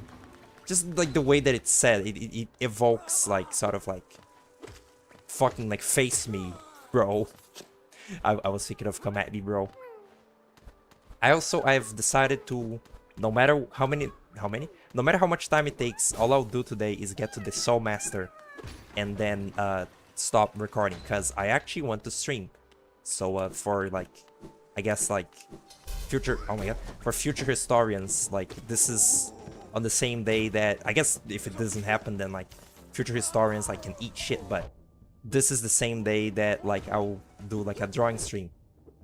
Again, it's one of them. It's oh my god, I have like a drawing of like a snake, oh, of a snake thing that I haven't finished, and I wanted to like work on it on stream. Oh my god. And with the magic of editing, it's almost like nothing happened. Oh yeah, we're gonna also see the shade for the first time. Look at it, there it is. Can't really appreciate its music too much, because you know, arena. But I love the shade. It's a very funny little mechanic. The run back to the Soul Master when I was younger felt really great, like really annoying and like long, because the little soul twister enemies were like fucking impossible to deal with, like as a kid. I would say as a kid. I wasn't, you know, like super young when I first played this game, but those enemies were really annoying, and I was just, you know, constantly trying to rush up to the Soul Master. Have I been buying? I've been buying maps, right? I don't even. Wow. Well, let's see. Have I missed any maps? And like, I don't have the quill. I never talked to Iselda. I never heard Bapenada. I never talked to Sly. That's crazy. I'm doing a fucking challenge. Well, no, I did talk to Sly. I'm doing like a challenge run in like that I don't have directions right now or a quill. I didn't even think about it because I have this map so dedicated to memory. Hi Zoe. What a fascinating character. It's really... I kind of love it. I kind of love how stupid he is. I love just the throwaway that he like is not infected just because he doesn't dream. Like by all accounts, Zoe is very you know, like he should be fucking susceptible. He's like miserable, like at a like inherent level, but he does not dream. He makes himself not dream and refuses any like outside input into his mind, because like he's like a psycho, and because of that the radiance just cannot like get to him, and you know, I specifically love the fact that he only does that out of his own like egotism. Like he doesn't know that there is like a dream play going on. He's not actively fighting against the infection because he knows it's there. He's just so like egocentric. It's not, like, it's not just that he's egocentric, he's like insecure. He says like in his principles to not listen to your like inner voice, like when it like, it's like there, I forget exactly what the dialogue is, but essentially what he's sort of like implying is that he doesn't listen to his own like subconscious like fears and shit, because like, you know, he's like pathetic. So in that he just so happens to like dodge like the bullet of the infection, because he's not like he might as well like not think of anything like the fucking vessels, because like he's so dense, but not, you know, not literally, just in his like beliefs. It's very funny character. What is, okay, this is too forgotten. The shortcuts in this game are pretty clever. They're not like super crazy. I feel like any game that I play from now on, like when it has like shortcuts, it'll never be as like sort of like, I don't know, the shortcuts in Mina the Hollower are so like constant and like just so like convenient that any other game that like has similar like looping design doesn't like fail in comparison. But it's sort of like, I kind of miss the ease of access in Mina. That game, like, you know, for as much as I have like qualms of the difficulty like curve slash spike, that's the problem. It's like a difficulty spike at the start, and then sort of a curve like as you go. And even then, I did the Bone Beach as my second level playing that game, just because I thought it seemed like an early level. It's a beach level. It's called Beach. I was like, sure, that's the second level. The actual exploring the world in that game, it can get like a little bit overwhelming and confusing, especially forgetting all the bone gems and shit. But which you know you don't have to do. Just actually navigating it is actually really easy to do. It's like fairly forthcoming. I was a big detractor of I was a big detractor of that game's modifiers and also of the no map. Like Yacht Club made a point to not put a map in Mina, and they were saying because like they have so many set pieces and like what's it called? Not set pieces. They have so many landmarks that you don't need a map. They like kind of made a point of it. I think that an actual detailed map would help. Just because like if you stop playing the game for like a week or something, you might get kind of like lost in the you know, like in the iconic geometry of the world, like the iconic geography. The map would be nice, but I didn't really like need it in my playthrough, and I already knew, you know, like some other things about the game that made it like not annoying. Like the mirror thing was like a sort of point of contention of that game that just didn't get to affect me because I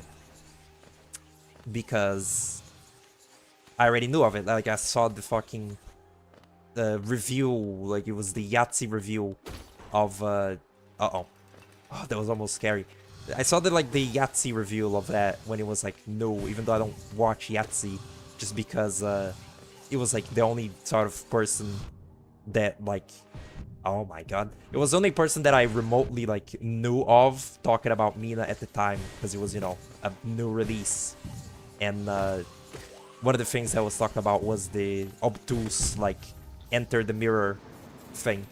And you know, thankfully it's like the review sort of like it's sort of like paradoxical. In the review he complains about the mirror being like confusing, but because of the review a lot of people just like through osmosis, like a lot of people that watched the video didn't get to have that problem because they knew it from the video, and that like discussion about that mirror sort of like spread and became like a sort of known thing about the game instead. It's like, oh, Mina has like a mirror thing you gotta do that like a lot of people didn't figure out, and because of that a lot of people didn't have to figure it out because they knew from the beginning. It's sort of like the opposite of a self-fulfilling prophecy. It's kind of funny, but that's all to say, like, even though like I had a really like negative reception to that game, like negative reaction to that game when I first ever touched it, but sticking to it for like a little bit and using the shield like weapon made me sort of like able to like mostly appreciate it, and like I was able to beat it, and I even 100%ed it. It's pretty fun. It's like, I would still say that as like an overall package, Shovel Knight Treasure Trove, you know, just all the DLCs are better than Mina, but it is quite good. I wouldn't say that the original Shovel Knight is better than Mina.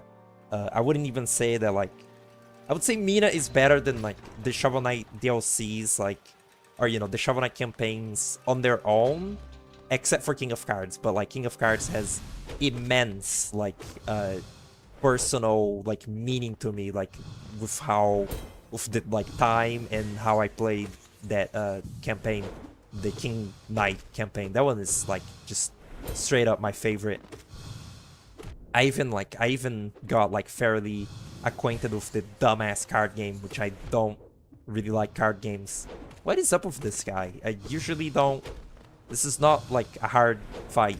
I remember this pissing me off hard when I was first playing this game as well. As I said, I quit this game at the Soul Master. The first time I was playing the game, I just literally quit at the Soul Master, and like not just quit the game, I deleted it from my computer. It was too much, and occasionally like I'll get so pissed off at a game that like I actually need to get rid of it. Because if I don't, I'm really stubborn. If I don't get rid of the game, I'll go back and like try to play it again. Just to frustrate myself when, you know, like it keeps just repeatedly not working out.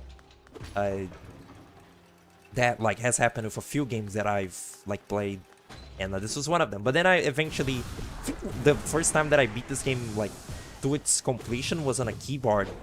It was just like after my big rage quit. My memory goes that I played it on also like my grandpa's like shitty computer, like in his house. So like, I guess would that make the game harder or easier? I guess it depends how the lag might have been, because I don't think this game would like be slow from lag. It has like probably frame skip or some shit. I don't know.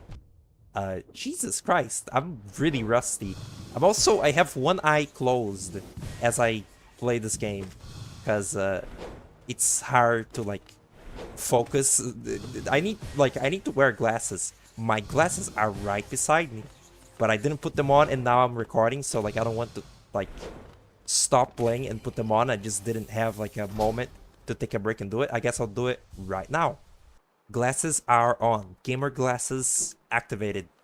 It's just like I'm so lazy, like I will literally like not put the glasses on and instead close one eye to like focus better. It's usually when I'm like specifically recording a game, I kind of need the glasses to watch the game.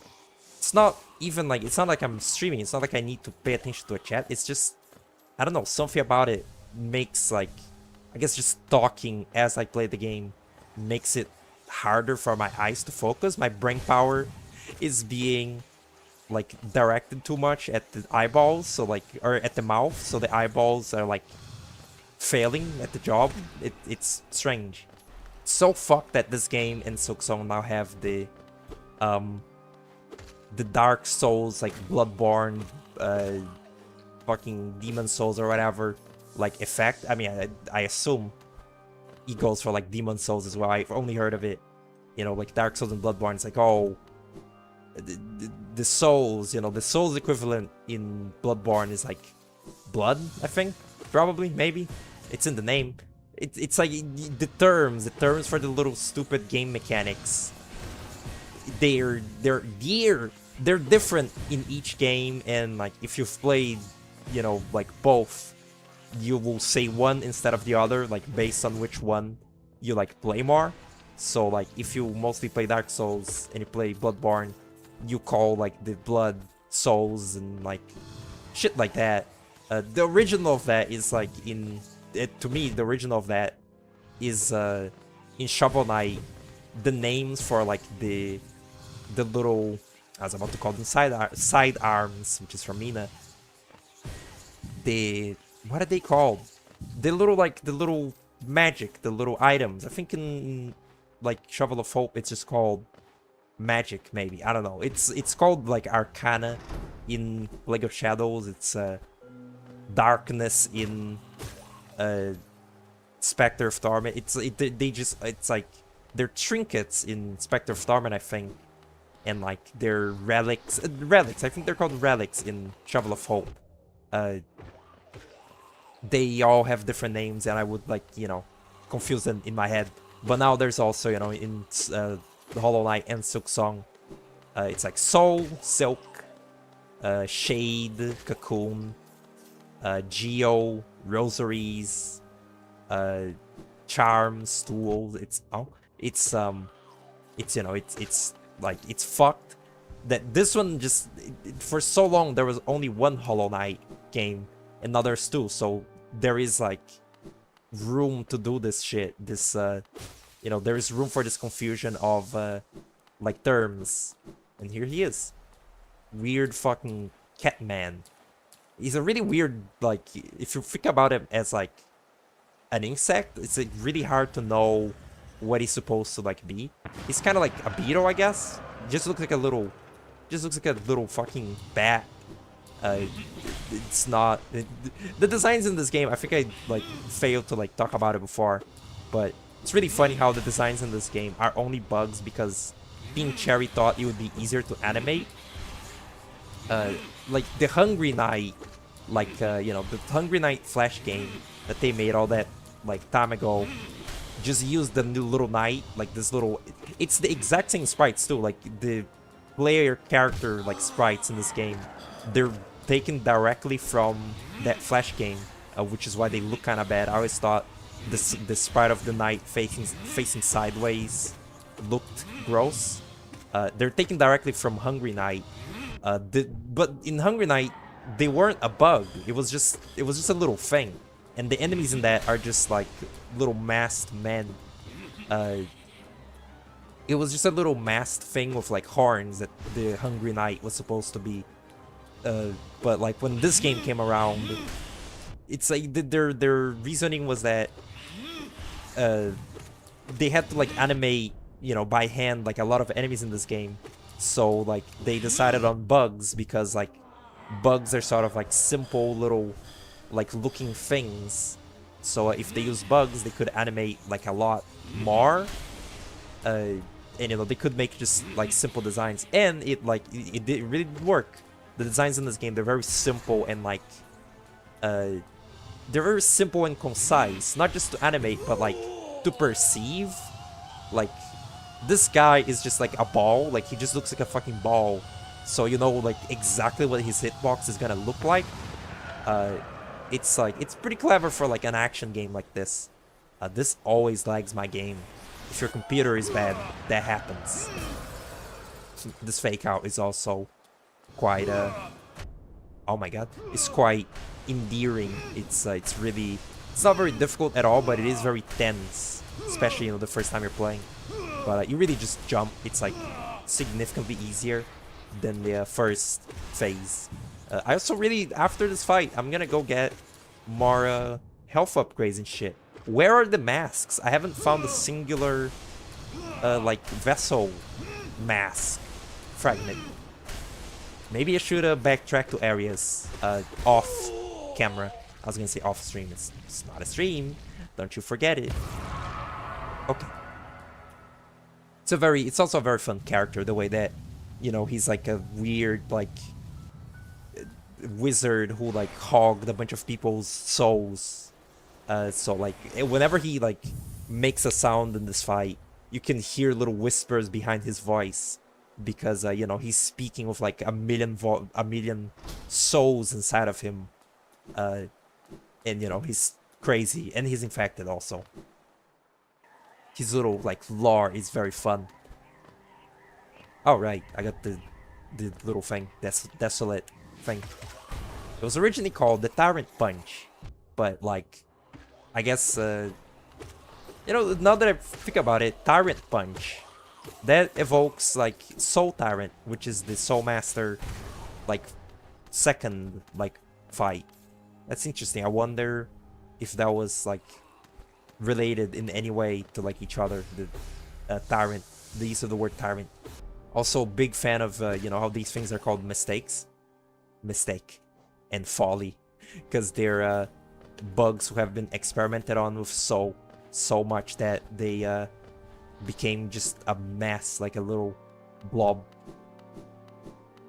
This Soul Sanctum music is also really cool. It's not on the soundtrack, I don't think, or no, it is, but the boss version of it, the Soul Master boss theme, which is just the Sanctum theme with like added instrument, like added, you know, like epic like instruments. That's not in the soundtrack, and I always thought that was fucked because I like it quite a bit. I guess I did it. I did it in how many minutes? I don't know, a little bit. Now I'll just get like, I'll just go back to town and hear the thing say Bapenara, and next time I guess I'll do the sewers. It's actually very fun. This part of the game is where the like linearity sort of like splits a little bit. Like it splits into a more open-ended thing, because oh, I didn't have to do it, because now you can go to the Crystal Peak. Now once you get the slam, you can go to the Crystal Peak, you can go to the sewer, you can go to, can you go to Kingdom's Edge? I think you can. It's just, you can do a few things now, like a few things in the world have been open to you, and you can choose whichever one you want. Whichever. It's like fucking Patrick saying, I thought you said Whist. Oh, he's saying that like I got more stag stations. Pretty cool. He doesn't look like a stag, if you really think about it. That looks like a rhinoceros beetle. A stag beetle is the ones with the big pincers, I think. What a fake bug nerd I am. I don't really fully know what a stag is. I think that is what they are. It's like they have the big mandibles. They're very cool. Jesus. If I've said it before, I really would like to own a bug. Like, a bug as a pet sounds, like, delightful. But I would need it to be a really big, hardy bug. Because, like, I wouldn't want to, like, feel like I could hurt it if I touched it. And, like, honestly, a beetle seems, like, pretty ideal. Like, a big, chunky beetle sounds like it would do the trick. I also didn't talk to a Relic Seeker Lem. Iconic. They never lowered that. That little voice clip is so loud. And they never fixed it. They never made it less loud. I guess I'll have that. And I usually just buy the bench pins and that's it. Yippee. Now, let me just see. How the fuck have I missed so many, like, masks? Oh, wait, what? Oh, right. Let me, fill it up. I still have not talked to Elderbug. I didn't do... Wait. Oh, I don't have a pin, so I can't select. Like, I can't do the little select icon. Okay. That's Crystal Peak. That's, the tram. Wait, is it? What is that thing? Oh, I ignored that. Oh, maybe I'll just, like, I'll do off-stream some, like, cleanup of the world. Oh, some cleanup of like the world, like, items and shit. Of, you know, items that I forgot to get. I said stream, didn't I? I'll get some, maybe, like, items that I didn't get on the recordings off recording. You get it. Ow! Next time, sewer, probably. Or, Crystal Peak. We'll see. Goodbye. Hello, welcome back. I did not grind for mask shards. I didn't do that. So, for just a little bit longer in the playthrough, I'll be having only 5 of them, I guess. It's fine. This isn't Silk Song. It's not, like, I'm gonna, like, constantly die for only having 5 masks. I'll just maybe die a few more times than it should be ideal, I guess. This is the one you use the slam for. Actually, like, I don't think you ever need the... Oh shit, she's not doing too good. I don't think you need the lantern fly to, like, get into Crystal Peak through the other entrance. Yeah, Mila's not doing so good. Mia, or a little thing. A very, you know, a very infamous, like, sort of first playthrough, like, shocker for the player that Mia becomes a husk. You know, it's kind of like, I guess, like, that twist is sort of supposed to be kind of predictable if you are used to, like, you know, Dark Souls games. It's like, here is like a friendly NPC that, like, is sort of... Oh shit, here it is. Yeah, this is the darkness room. You don't really need the lantern fly for it. It's like a friendly NPC that's sort of, like, out of the way and, like, sort of, like, in a dangerous environment where it's seemingly sort of, you know, just, like, chilling. So you expect it to, you know, either die or become, like, fucked up. I think there's, like, a knight guy in the first Dark Souls that, like, helps you at the start, and then he, like, becomes evil later. Or, you know, by the next time you, like, see him, he's already become, like, cursed. You know, once again, this game is my Dark Souls. This is the first time that I've, like, interfaced with a game with this particular, like, medieval goth aesthetic or whatever. So, it was pretty shocking to me that, like, she dies. And, I still, like, I sort of feel like, I still hold on to the hope, to the sort of, like, cope, I guess, that, like, if you do this game, you know, without killing Mia, she'll be fine, like, after the infection is done. is like gone. Because she didn't die yet, she's just infected, and she's not like... It's not like she's bloated or like, you know, with like pustules on her ever. Like even when the Forgotten Crossroads become infected Crossroads, Mia is still like the same as before, and all of these husks in the game are supposed to be people that died long ago in Hollow Nest and are now, you know, just like zombies. But Mia just became like infected just now, so I think that like logic dictates she should be fine, as long as, you know, you just don't kill her and keep and stop the infection. I don't really know what like the Godmaster ending is so weird in this game. I really thought like at the time that there was like a mild implication that the Void was replacing the infection and that everything once infected was gonna become you know, Void infected or something. I was wondering like, is the Void like becoming, you know, the next fucking like plague to Hollow Nest? But then I eventually kind of came to the conclusion, probably not. And then, you know, in Silk Song, it's weird. It's sort of implied that the Void wouldn't usually become like, you know, like a sort of blight that possesses people. It's because of the silk in Silk Song that the Void sort of takes hold of creatures. It's not in its nature to do it. It's in its nature to just kill everything that has a soul. But because the silk was already, you know, like possessing people, Jesus. Because the silk was already possessing people and it became, you know, like laced with void, it like started just like the void seeped into like creatures that were already haunted, which is really, that's really hokey. Oh shit, that's really hokey, silly like logic, you know, sort of all these little magic systems, you know, they're not real, but some particular interactions like that one feel extra sort of like, all right, sure, man, yeah, whatever, void, like void cursed silk.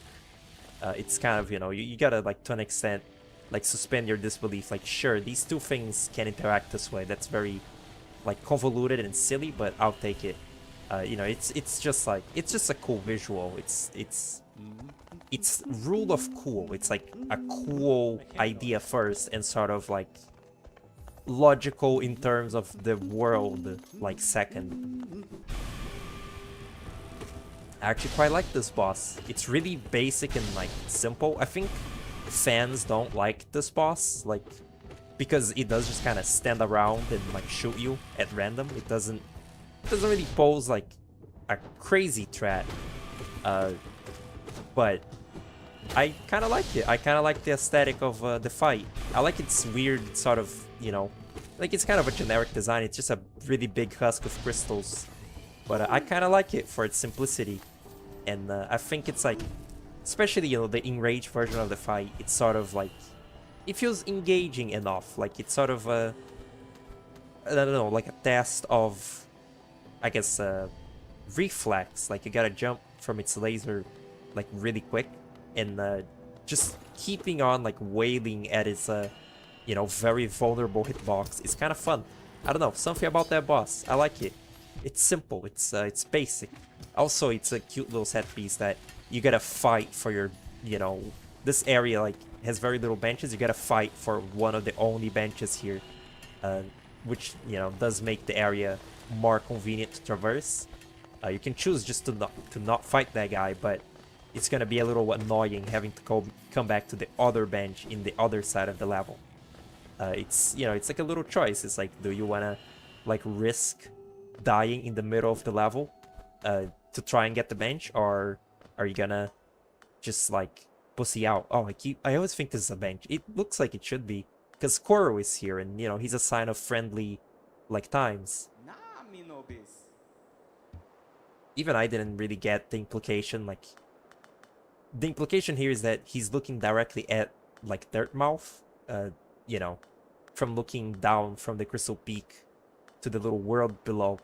But the perspective is a little weird. Like, he's looking to the back, and you know, this game doesn't operate on that kind of 3D. It operates on, you know, to the, like, Dirtmouth is to the left of here, not to the back.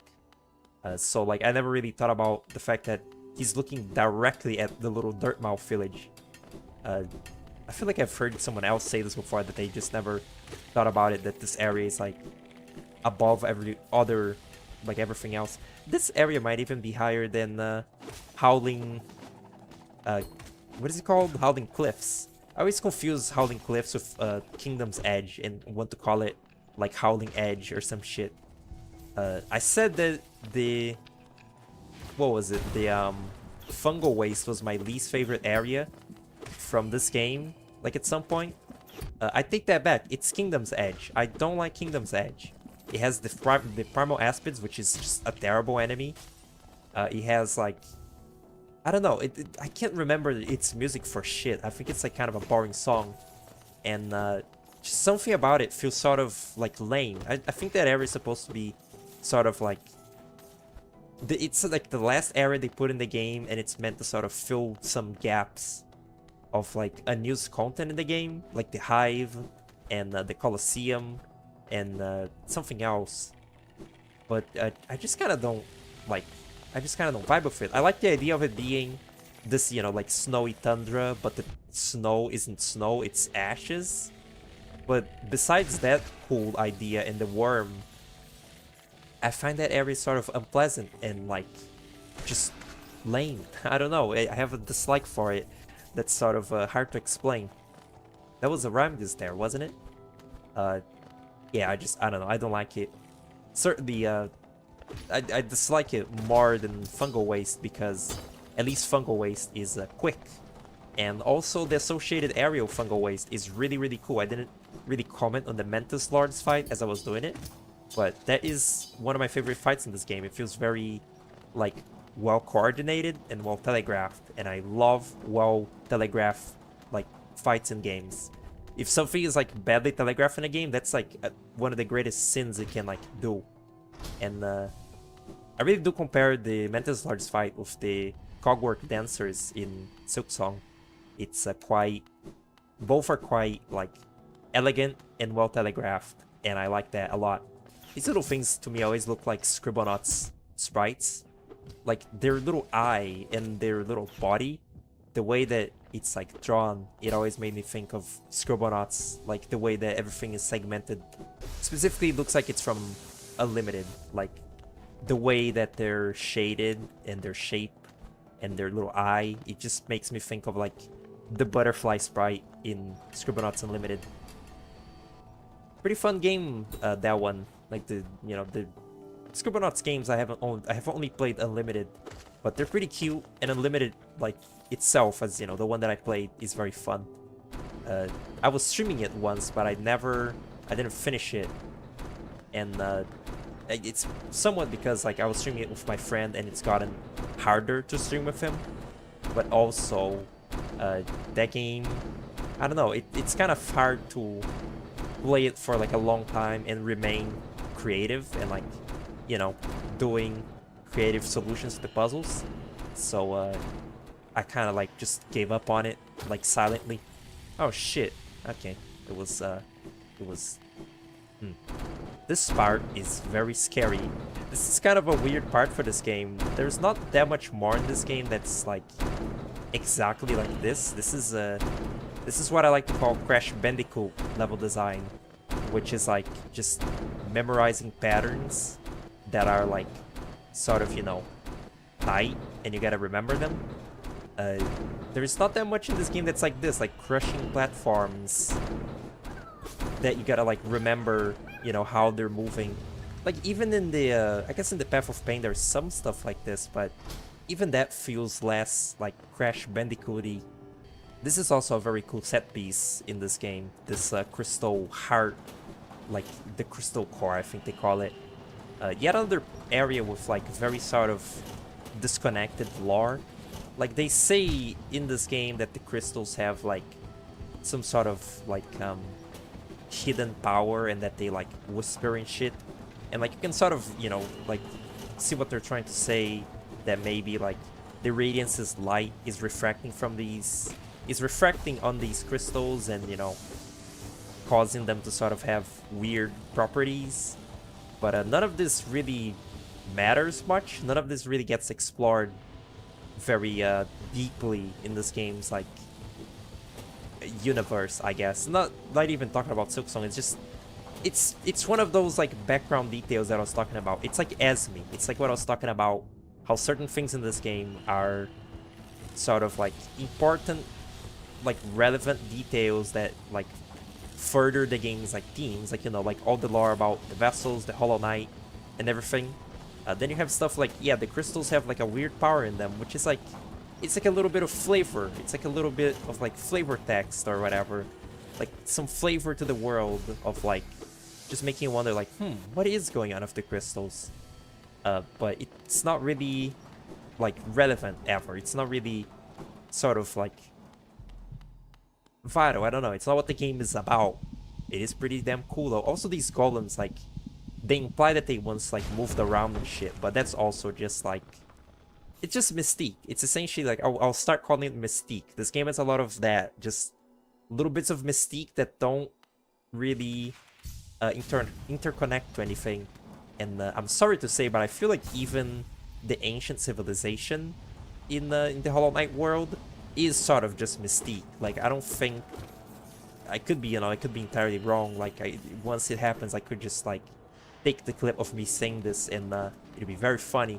But I don't think the ancient civilization is ever gonna be more than just like, you know, the Chozo in Metroid, or where like they're just a thing that once was, and you know, they did shit in the past that sort of like reflects in the future, but overall they're not really super important.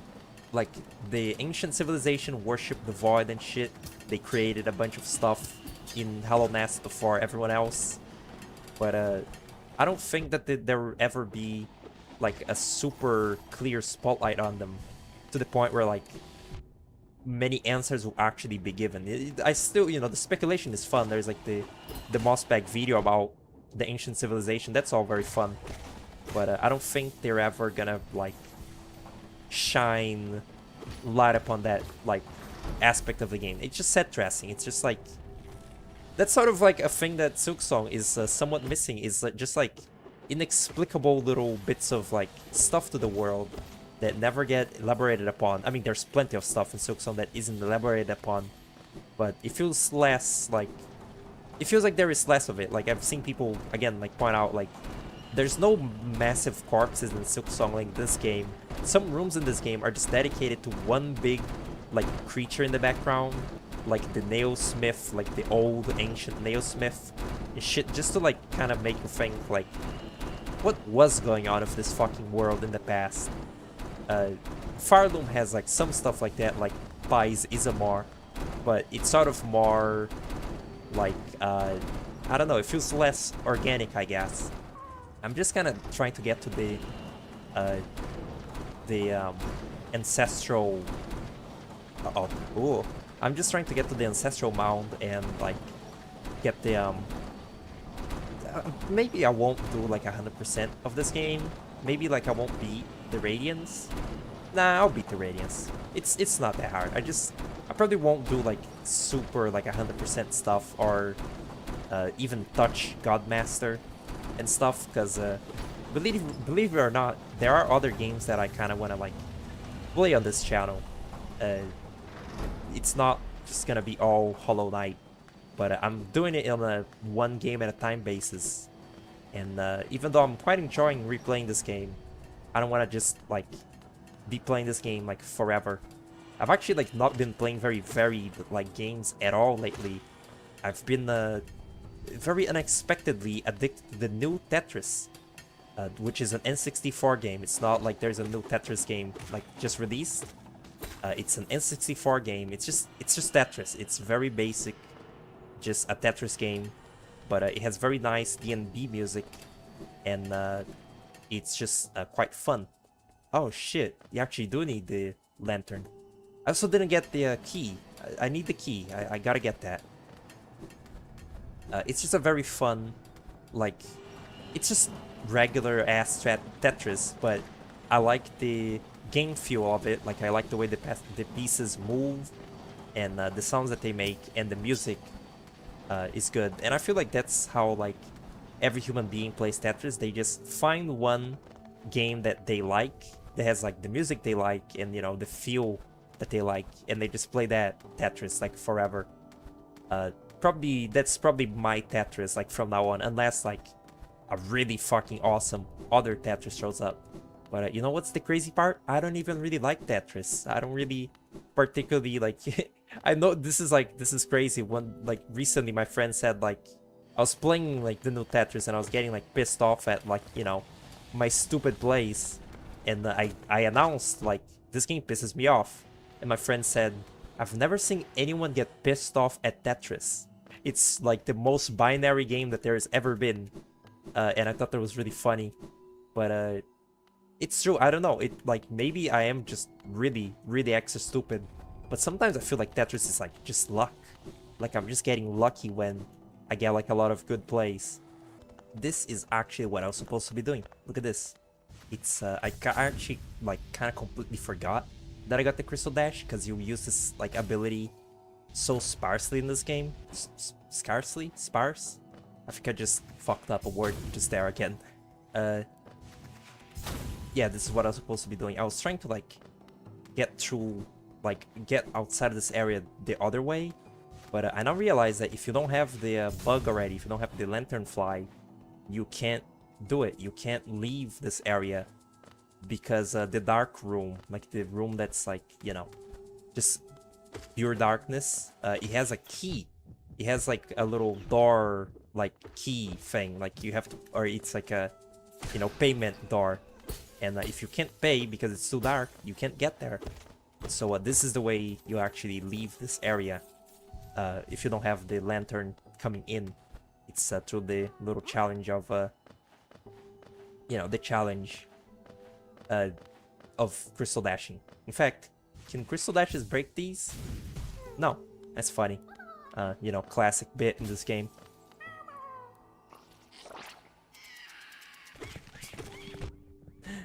I was sort of disappointed. I guess it's fine, but like the mimics in Silksong were like nowhere near as like funny or like sort of fucked up as these in this game.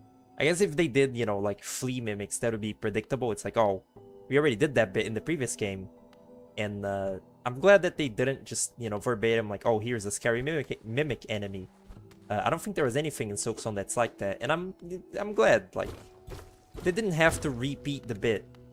But at the same time, I kind of, you know, I kind of wish there was something like this creepy in Silksong. This one is normal.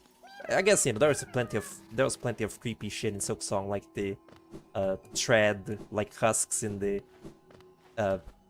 White Ward and stuff. But you know what I mean. The actual mimics that they went with in that game, they're just like rocks. They're just like weird, stupid, like geode flies, and it's not like, I don't know, I don't really find it to be like anything. If I had Tyrant Fist, I could just go down. Obnoxious hipster who only calls it Tyrant Fist because it's the unused name of the Desolate... What is it called? Desolate Dive?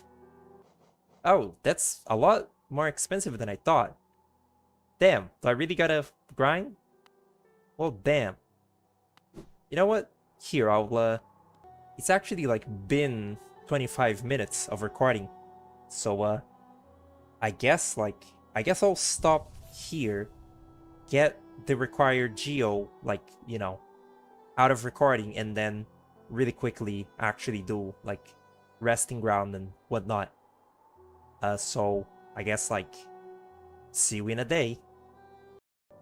Observe vast riches. I just quickly like grinded some. Thanks, Sly. I just quickly grinded some like Moss Knights from Green Path, and got the money required. I also got like 2 mask shards, or was it 1? I already completely forgot, but I got enough mask shards for a mask vessel for a, you know, extra hit point, and I got it, so I can actually do the thing now. I might also just gun it for the Ancient Basin, or yeah, for the Ancient Basin, like as soon as I can in the playthrough, because the double jump is like a huge asset for this game. and it just kind of like, it's really the last like movement like upgrade, so once you have it you can kind of just like get anywhere you want, because I already have the crystal dash, and with the double jump there would be like no little area remaining that like cannot be explored, which is pretty cool. I also just realized that I never talked to Salubra and like never got extra charms or sharp notches. Oops. Alright, and here we go. Actually, like, thinking about the... oh my god. Thinking about the Luma fly, the lantern, was there any stuff in Silksong that's, like, locked, like, behind? I guess, like, the 100% stuff, like, getting the snare setter, you know, ending, or... yeah, like, getting to the Act 3 ending or whatever, it requires you to have upgraded the bell, like, the Bell Town. I forget what it's called. Bellholm? That's, I guess, one of the few things that I can think of in that game that you need to have spent rosaries to, like, do. Because, you know, upgrading the town makes it so you get more missions, and getting a certain amount of missions makes it so you get the, you know, the option to get to Act 3. But in this game, like, the Lumafly Lantern, that's, like, kind of required. I guess it's not super required for getting into the resting grounds, but kind of seems, you know, like they want you to do it at least. Like, for a normal person just playing the game like normally, you're supposed to get the lantern to like get in there. And I can't think of many other areas in this game that actually use the lantern that much. It's kind of like, I think people don't like that like mechanic either. It's sort of like redundant, and there is no such thing in Silksong. They did keep in Silksong though something similar to this, to the Crystal Dash, except it's like a little bit less useful. The Silk Star in that game is really quite a baffling addition, I must say. It's not really like doing much for the moveset, and it's kind of unfortunate that like a whole, you know, like ability slot is taken up by it. Because even in this game, the Crystal Dash is sort of like a very, like, situational and sort of like lame ability. Like, it's not lame, it's cool to do, but it doesn't really work in tandem with the rest of your like moveset like super well. Like, you don't really have a combat application for it, and it's just kind of like sometimes the game is like, here's a Crystal Dash gap, now Crystal Dash through it, and like that's about it. And same with the Silk Star, it's like, here's like a really long room, Silk Star across it, and like that's the whole thing.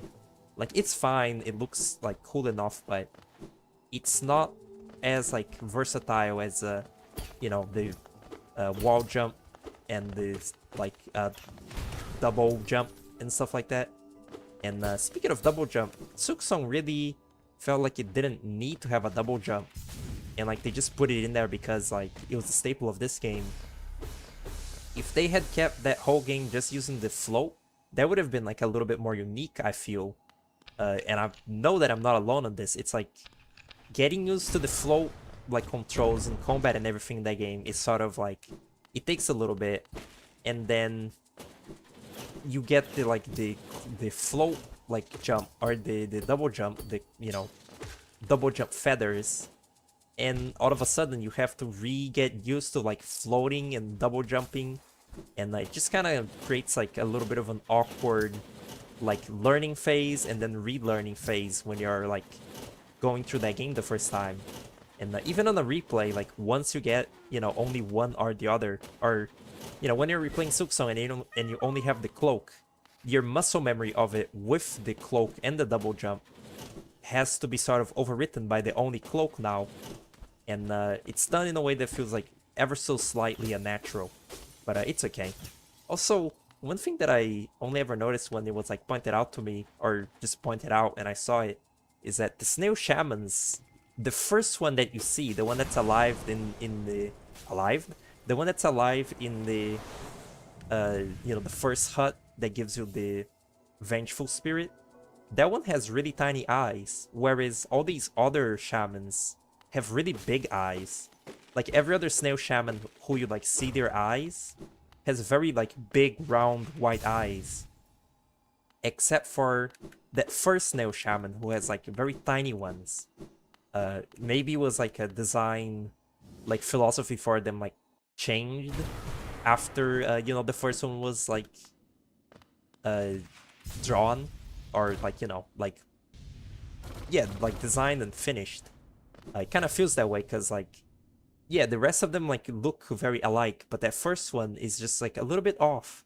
And this was, you know, capped into a Silk Song with the snail shamans in that game, which is funny. Like from the very beginning, it's like it's a very clear thing that like those are snail shamans to like a fan of this game. Like the, you know, the few characters in that game who are snail shamans, it's pretty clear that like if they're not snail shamans, at least there's something very similar and there's something up with them. And then, you know, even then, that the reveal of like them all being snail shamans, at least the hermit crab is like a sure shot. Like people going like, that one was a snail shaman. Like that one is sort of the most surprising one.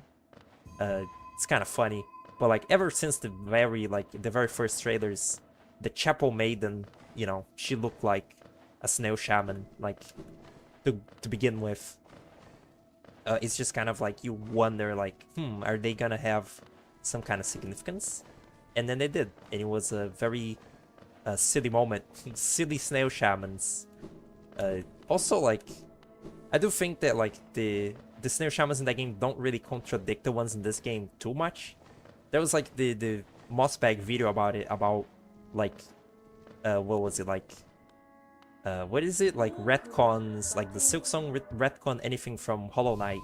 And I think that like he considered that the snail shamans were like pretty heavily retconned, but I think it's not like super like it's not like super retcon. I feel like some of the stuff is just, again, sort of like, it's like stuff that wasn't told in this game, so now that it's been told in the second game, it feels sort of like odd, because again, this one was just like a lonely game for the longest time.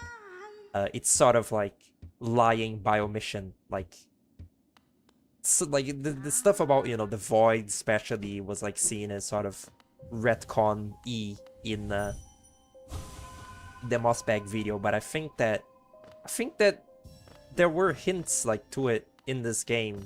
You know, the fact that they give you void spells when you know, like when you find the corpses of the other snail shamans, they upgrade your spirit like spells to be void spells instead. So even if they're not made of void or whatever, clearly they have something to do with void. But I must say, it does feel kind of, the way that they do it feels kind of like fan servicey in Silksong, where like the snail shamans literally say, you know, like, you should have known our like proclivities. I'm not gonna try to say that word again. Like, you know, the snail shaman says like, it should have been obvious that we were gonna use the void. It's what we're like. They say fixations. You should have been aware of our fixations, of our family fixations. That feels sort of like silly to like, you know, be like, yeah, snail shamans, we've always been all about that void shit. But also, to an extent, you could read it as the snail shamans from Farloom are fixated by the void as well. Like, you could kind of argue that, even though the snail shamans in this game also give you void spells. Like, clearly they have like an affinity, but maybe the ones in Silksong are just like particularly like freaks who really want to, you know, harness the void, and therefore fuck everyone over. I mean, you know, they fuck everyone over, but also they did get the job done at the same time. Like, if it wasn't for their little escapade, maybe Grandmother Silk wouldn't have been defeated as swiftly. Well, it wasn't swift is the problem, but maybe she wouldn't have been defeated at all without the void, like, consuming her and shit. I find that kind of funny that, like, they do have some, sort of, like, gray, like, what is it called? Like, they're somewhat, like, morally gray, because they did kind of, like, fuck, you know, Hornet over, and they did almost cause, like, the kingdom to be destroyed instead of haunted. But they did technically, like, do shit right, because, like, in the end, oh wow, in the end, it, like, you know, it did in a way kill Grandmother Silk, regardless of how fucked it was, like, getting there to begin with. It's a very messy story. I said it before, I don't think I elaborated. Silksong is a very messy story compared to this game. This game is very simple, it's really as simple as stop the Radiance. That game gets sort of like, kind of like runs around a little bit around like what the main objective is, for example. Because at first it's just like survive Fireloom and like reach the top to like find out what's happening. Then once then once Hornet learns, you know, that like the nature of what's going on, she's like, okay, my objective now is to fucking kill Grandmother Silk. And then, you know, the objective becomes stop the Void from trashing the world. And the whole thing of the Everbloom is such a, just like what? Like, it's so convoluted and just out of completely nowhere. It's like, sure, our objective now is to get the 3 ancient hearts of the world to, like, pull an Everbloom out of Hornet's memory, which is something that she can do now, I guess. Like, it's so out of nowhere. If you, honestly, if it was in this game and, like, the plot became, oh, you gotta, like, take, like, a MacGuffin out of someone's dream, I would have, like, believed them more, but, like, the thing of, like, Silk being able to manifest memories into real things, that is so, like what? Where did this come from? Like, it's just a plot point that kind of just comes out of nowhere and, like, not that it doesn't, like, go anywhere, but it's so, like, last minute, and I doubt it'll ever get any further, like, exploration. Or, well, maybe it could get further exploration in the DLCs, I guess, because they plan on doing more than just Sea of Sorrow. It's just very weird. It's just very, I don't know, it's a messy story. Again, this game, this game changes objectives a little bit as well. Like, it's, you know, it's like, oh, stop the Hollow Knight and shit. And then it's like, oh, unify the Void with the 2 halves of the King's Soul and destroy the Radiance instead of just, you know, sealing up yourself. But that feels like a more natural evolution of events than, you know, like, kill Grandmother Silk to, like, stop the Void, kill 3 old men, 3 old, you know, like, creatures of the world, and take their hearts to manifest a memory into reality and, like, save the world. It's very weird. Also, I'm, like, in the sort of field, like, I wouldn't say minority or majority. I don't really like Lost Lace as the very last thing you do. Or, like, I don't really like a repeat boss from before in the game being the very last one that you fight. I also personally just didn't like that fight at the start. You know, I've eventually sort of learned how to deal with it, and I can, like, you know, probably get, like, a better, like, win rate at it than I did when I first started playing the game, which was, you know, it was 0. I was like, I couldn't even react to half the attacks most of the time. But I still sort of stand by that the very last fight in the game just being, you know, Lace again is, like, a little lame. It's supposed to be, like, a sort of, you know, like, emotional climax. It's like, oh, you've been sort of, like, you've been, like, seeing Lace's, like, descent into madness throughout the whole game, and now you gotta, you know, pull her out of the, you know, deepest dark. But, it's just, it's really hard to top the Radiance as, like, a final set piece, because it's so damn cool in this game. And, making it not a fully original boss is certainly not a way to do it. It's certainly not a way to like, top the Radiance, because it is just Lace again, but she has the Void attacks of, you know, the Summoned Savior and every other Void entity in Silksong. I get that it's, you know, it's supposed to be unique in that, unlike the other Lace fights, she's extremely fucking fast. You can barely see what she's doing. But, like, at the end of the day, it does feel kind of cheap. Like, yep, that sure is Lace again. Even though she's doing crazy shit, that sure is Lace. I don't know, it's just kind of like, maybe personal preference, but I didn't really much care for it, for Lace, you know, for there being 3 Laces. Or at least the 3rd Lace being, you know, the actual final boss. The Blue Lake is such a cool little set piece, you know, its payoff is, like, later, but the Blue Lake being, you know, like, the lake where the constant flooding in the City of Tears comes from is, like, really damn cool. It's sort of, you know, like, an in-universe explanation as to why that's even happening. Like, why would there be rain in the cave? It's like it's fucking erosion from like the lake above makes it so water just always falls to the City of Tears like constantly. So you know, its name City of Tears is you know, because it's like a sort of tragic like area. It's, you know, it's like the capital of the old Hollow Nest, now completely abandoned because everyone died. But also, oh, that kills it. But also, you know, it's like it's constantly raining, so it's kind of like tears. It's very nice, very cool.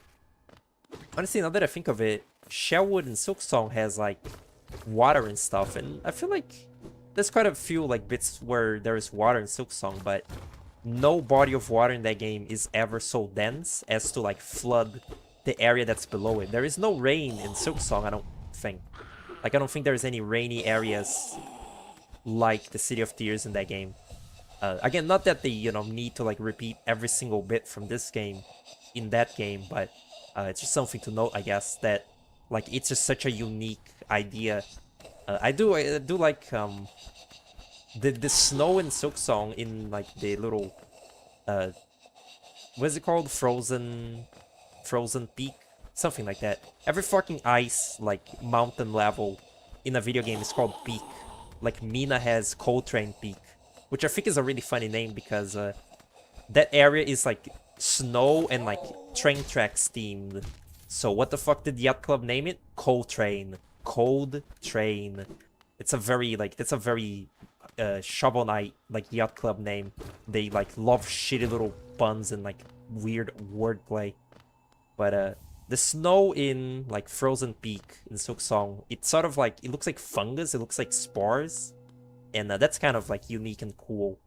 And I like how the Greymoor, like just the idea of Greymoor being this really like polluted once like farming like state is really like cool. And you know, the reason that it's so polluted now is because they kept burning silk drags and like, or they keep burning silk in the citadel above and throwing the drags like below and like the ash. So it just like polluted the whole air and like fucked everything over. Like Moor is supposed to be the name of like a plot of land that is for farming. So like Greymoor used to be, you know, like a farming like place. But then the pollution made it so like bad that it just became like a silk like collection operation, and cultivating food in there was completely impossible after a while. That's like a unique point. And also, you know, it's kind of like environmental like theme again. I'm not doing the delicate flower right now. That's very annoying. They have a slightly less annoying version of it in Silksong with the Courier's Rasher, and I kind of don't really like it in the game either, but I like it slightly. I dislike it slightly less than in this game, where like I don't know, I just find the delicate flower kind of tedious because like you can just grind out like removing all the enemies and then just going. Like you just kill every enemy in the way and like just go, instead of, you know, actually trying to not get hit by anything.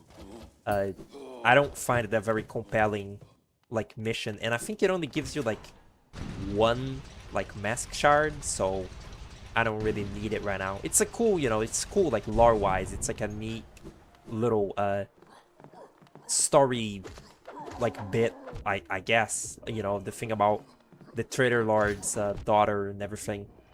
But I'm not a big fan of the delicate flower thing. Also, I never did the romance options in this game. I never even knew they were like a thing. But in an update, they added the option to like give the flower to a bunch of NPCs in this game, and they called it, you know, the patch notes or whatever said, added more romance options, which is, you know, it's funny because the knight in this game is like a completely mindless little thing who, what the fuck, who would like have no concept of romance or, you know, relationships or really anything. It's just a humorous bit. Again, I'm very glad for how funny these games are willing to be sometimes, like how they will just straight up have little jokes in them. I guess I never, you know, played like Dark Souls games, like FromSoft games, but like, do they ever get like jokey like that? Do they ever have like funny bits in them? Because that's sort of like a thing that I can't imagine being them. They're so, you know, like grim dark and like serious and like messed up and like, you know, like gothic medieval fantasy that I can't even fathom there being like funny little like bits in them. I guess like Solaire is supposed to be a kind of comedic character because it's like a super optimist little ghost knight or some shit. I don't even know. But I don't know. I don't really, you know, have much experience. So I'm just working off of assumptions here. But I always enjoy this game's like humor quite a bit. Silksong might even have more like, you know, strictly like comedic bits because Hornet can, you know, speak. Like there's more sort of funny spoken dialogue in that game. I feel like there's probably some funny dialogue in this game, but it's mostly like just dry, like moments of odd comedy or like something that's kind of like fucked up and like weird, and that makes it funny, like the Collector. Here's King Station. I can start, you know, working towards like getting the Dreamers. Which one would be the easiest Dreamer to get? Hera, Monomon, none of them. The answer is none of them. None of them would be very easy right now. And that's 25 minutes. You know what? I kind of enjoyed this recording session being chill. Maybe I'll record like one more because my throat isn't like very hurting. But I don't like really want to record like too many episodes because I still haven't even like edited the past few ones. I'm slacking on this, but I guess we are making progress. I did get through the resting grounds unscathed, the hardest area in the game. So like, yeah, I guess it'll be it for now. I'll see if I can record one more. See you then. What up? It's time to play in the sewer. It's time to go down the shitter. It's time to swirl down a bowl, flush to a hole, swirl and slime. I forget the lyrics to that. What is it called? Flushed? I think it's just called Flushed. It's quite a fantastic fucking song, isn't it? It's so immature and delightful. Really genuinely, like Mugenics is like such like the soundtrack is such actual good like comedy music, because it's like it is very, you know, stupid and funny, but it's also like it's played like it's played completely straight. It's like it's completely just like playing it by the book, like the you know, the lyrics and the music and everything. It's not like trying too hard to like be stupid. It just is. It's like it's stupid lyrics about, you know, some like dumb shit like, you know, poop. And but it's still like it's done all very like it's done just like any other song. Like the song in the game that's like supposed to be, you know, like the serious like climactic like finale is done with as much like passion as the song that's about like going down like the sewer and like swimming around and shit. It's pretty good. All that just because I was reminded of the shit song, because the shit world. Here it is. Here is shit world. There's no shit yet, but it will come. Jesus Christ. Actually, now I'm thinking about it, I have a friend that has said that he could not get through listening to Flushed from Eugenics. Like he could not sit through that song because the lyrics were too gross. Like the lyrics being about like shit and everything, he just like couldn't listen to it. Like he couldn't bear. And he's recently talked about this game being on his backlog, you know, Hollow Knight. Like he intends on playing it at some point. And I wonder if this part will like upset him, because you know, it involves shit. Probably not. The shit in this game is like not too it's not too gross looking. It's, you know, it's just like brown. This is one of the few games that like can have the claim to fame that it has shit in it, because not many games do that. weirdly enough. That's crazy. That's like, I can't believe that. I can like, off the top of my head, like think like this game, Conker's Bad Fur Day, you know, has like an extensive. That's probably the most shit that's ever been in a video game. Actually, it's like a dedicated whole like feces world. Pizza Tower does it, which is funny because you know that's like a full team game, and it has a shit level, Wretched, and yeah, that's like does Boogerman count? Boogerman is very like unspecific about its like gross shit. Like everything, you know, every level is like some sort of diseased like snotland, but it's not like I don't feel like it has like strict like shit references in it, because it's, you know, it's very like, I don't know, it's very just cartoony and not like very specific. I don't know. Here's the flukes, by the way. They're wretched. It's actually a very disgusting like species. What the fuck? It's a very disgusting like enemy species, video game enemy. They're really gross. The sounds they make are really like revolting. They're kind of like Vinny Vine Sauce, like little meat sounds. I bet I've watched him play that game, but I don't remember what exactly he said about these enemies. But I bet his chat was at the time like, "Oh my god, it's like it's you, Vinny. It's your like sounds." It's kind of true. It is. It does just sound like that. His weird little guttural like creature sounds. Those like duck sounds that he makes, I sort of like eventually found out like why he makes them. They're really easy to do, and they are kind of like an easy way to let off like I don't know, to let off like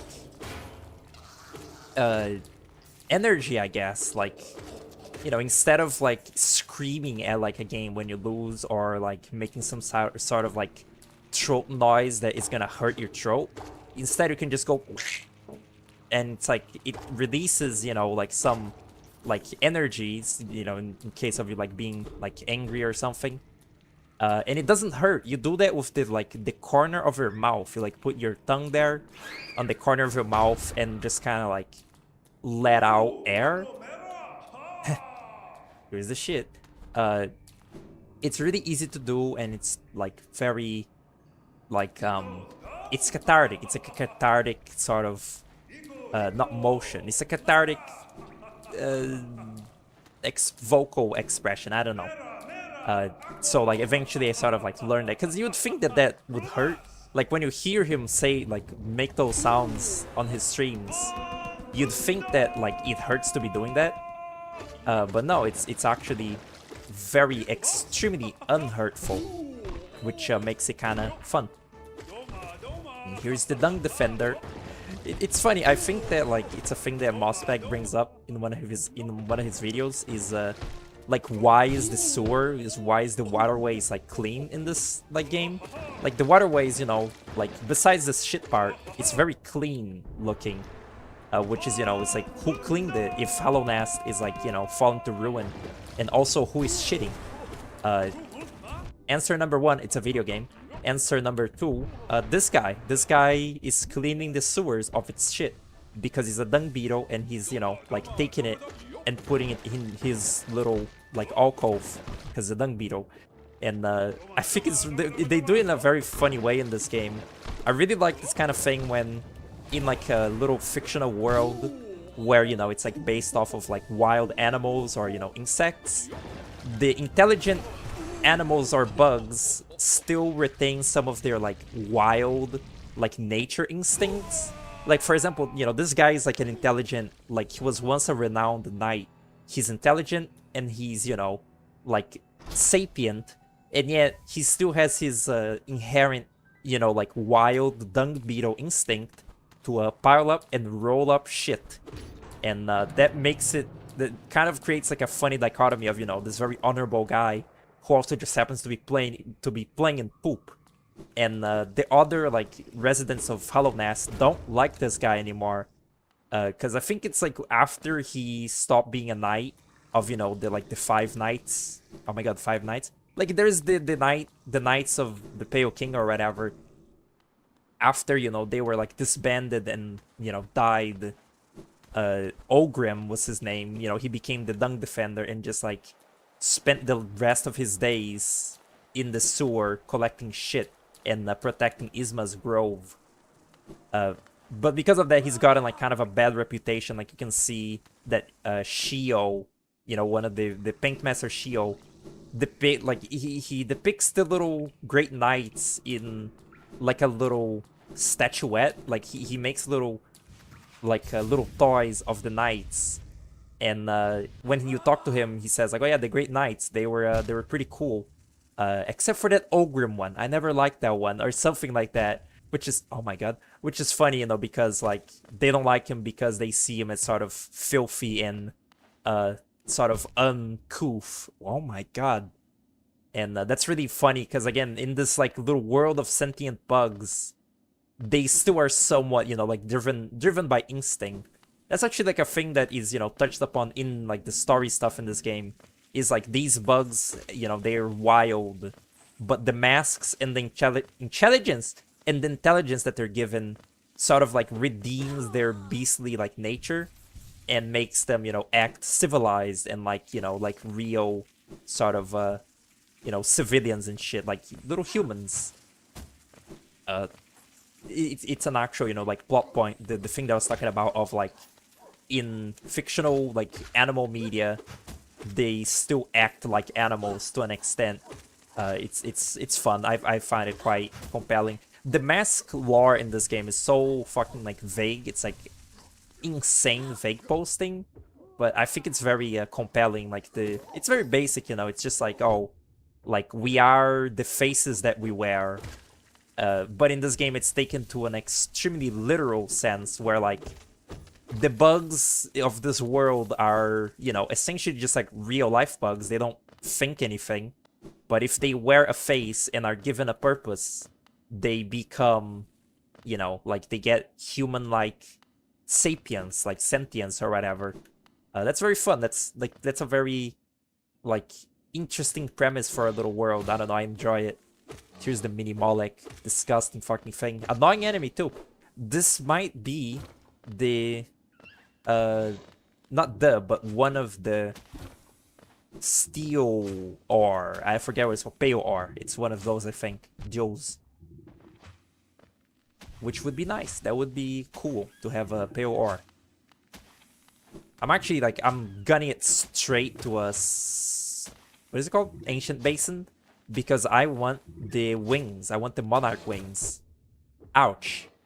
I want that because again, that unlocks like the whole rest of the video game. You can just do anything once you get the Monarch wings. It's pretty cool. Is this something? Yes. Oh, this might be it actually. This, I remember this being, maybe it's a simple key or a pale ore. We'll see.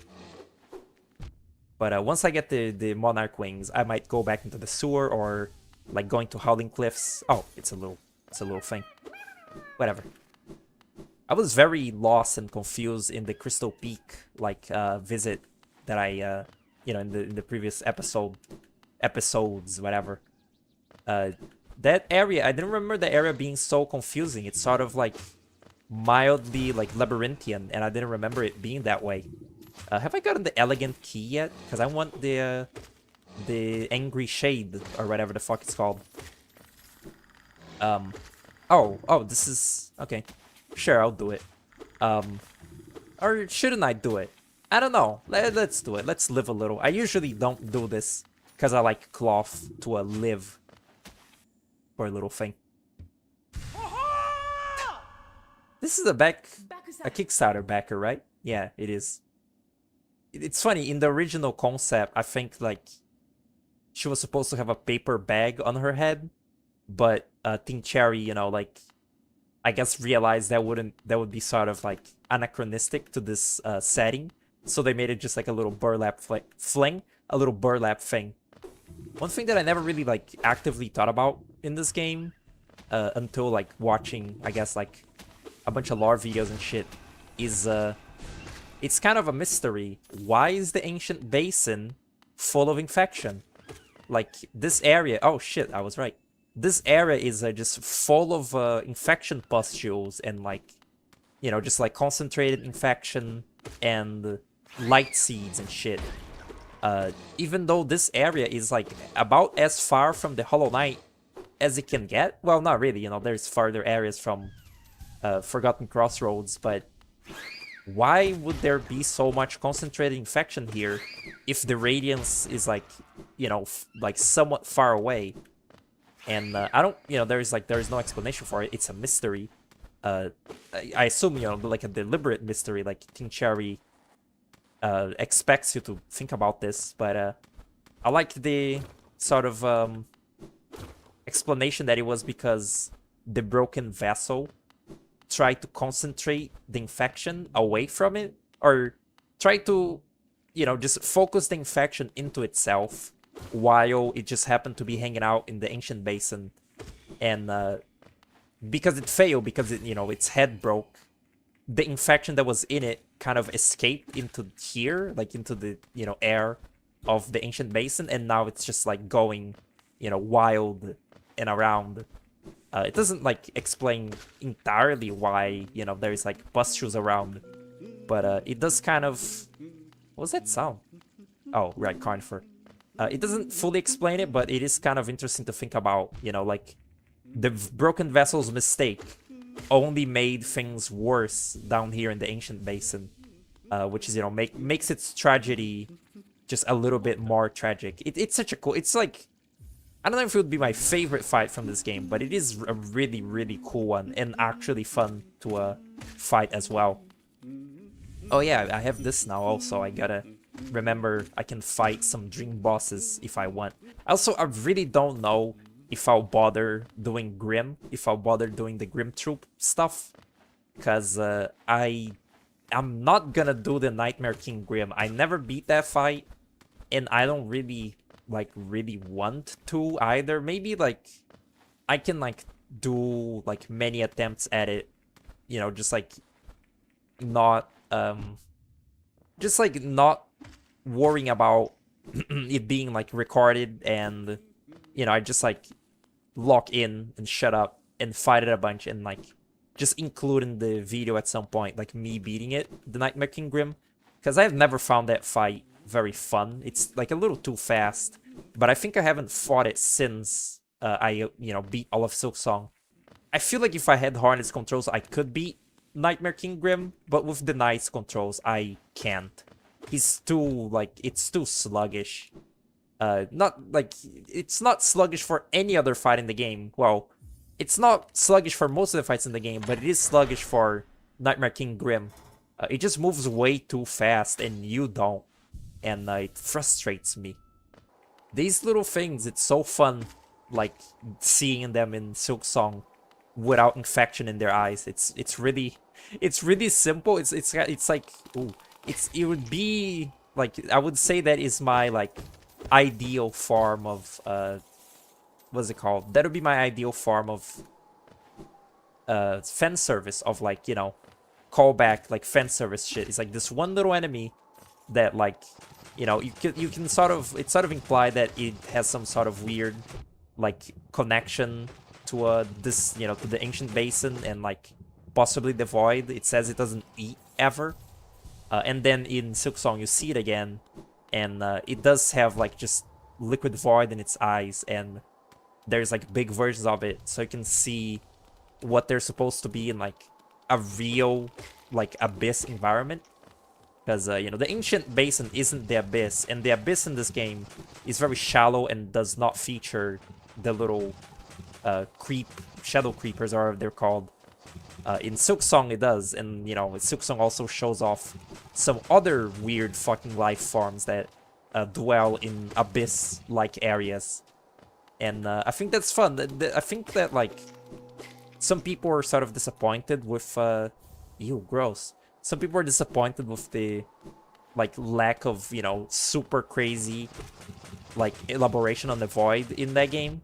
Despite the fact you go into the, you know, into a different abyss there. At least it's confirmed there's, like, an abyss for, like, every kingdom in this game now, kind of. Like, the abyss just, like, stretches through the underground forever, which is a really cool, scary sort of, like, eldritch concept. This, like, endlessly twisting, you know, like, this endlessly twisting tunnel of like creepy sort of like undead or like sort of like dubiously alive creatures, you know, like they really go out of their way to like sort of show you that the creatures that, you know, like lurk in the void, these Molochs don't count, I don't think, but like things that lurk around the void abyss areas are not normal. They're not really alive in the same sense as, you know, the other bugs in this game. It's pretty fun. I like it. I enjoy it.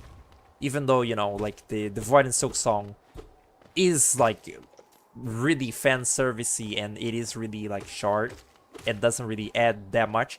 I wish that Void expansion had been met in this game. There was like one of the Kickstarter goals for this game was a Void. Like there was gonna be more to the Void and there was gonna be a boss. And the boss they showed was a sort of like horrifying like creature with many teeth. And I really wonder, clearly that's just like simple like concept art, but I really wonder what that creature would have looked like in this, like in the style of, you know, the actual game, like in a finalized state. Just like I just like I feel like having more really big like creatures in this game for you to fight would be cool. Because kind of like the Radiance is kind of as big as they get, and then in Silksong the fourth chorus is kind of as big as they get. And you know, more would be cool. I guess, you know, there's still gonna be more Hollow Knight in our, you know, in our time, you know, if anything, like Sea of Sorrow and shit. So we might see, but that Abyss expansion thing seemed very intriguing. I could swear that you could kill off these life seeds before they entered its head. Did they patch that out, or am I just wrong? Anyway, here is the Broken Vessel. I love this song a lot. This is also like favorite song in this game material. You know, alongside, oh my god, you bitch. Alongside what is it called? Crystal Peak, the Hollow Knight's theme, you know, like Sealed Vessel or whatever. That's a great song. Just like it's so cool. This is an arrangement of the Hollow Knight theme, or like I think it is. It's the title screen theme or the Hollow Knight's theme, which is, you know, it's very fitting because this is much like the Sealed Vessel. This is, you know, a vessel that has sort of failed its purpose. You know, the Hollow Knight succeeded a little bit better, but it still failed in the end, and this one just completely fucked it up. And this song sounds so like tragic. I can barely hear it because, you know, it's really low on my PC. But I kind of want to just like hear it on its own, like immediately after I finish recording here, because it's so cool. It's so like, it's so sad. This is such a cool set piece. It's like the first time. It's funny, again, the thing that I was saying in the like second episode was like, this game really tries to sell you on the idea that your little playable character isn't special.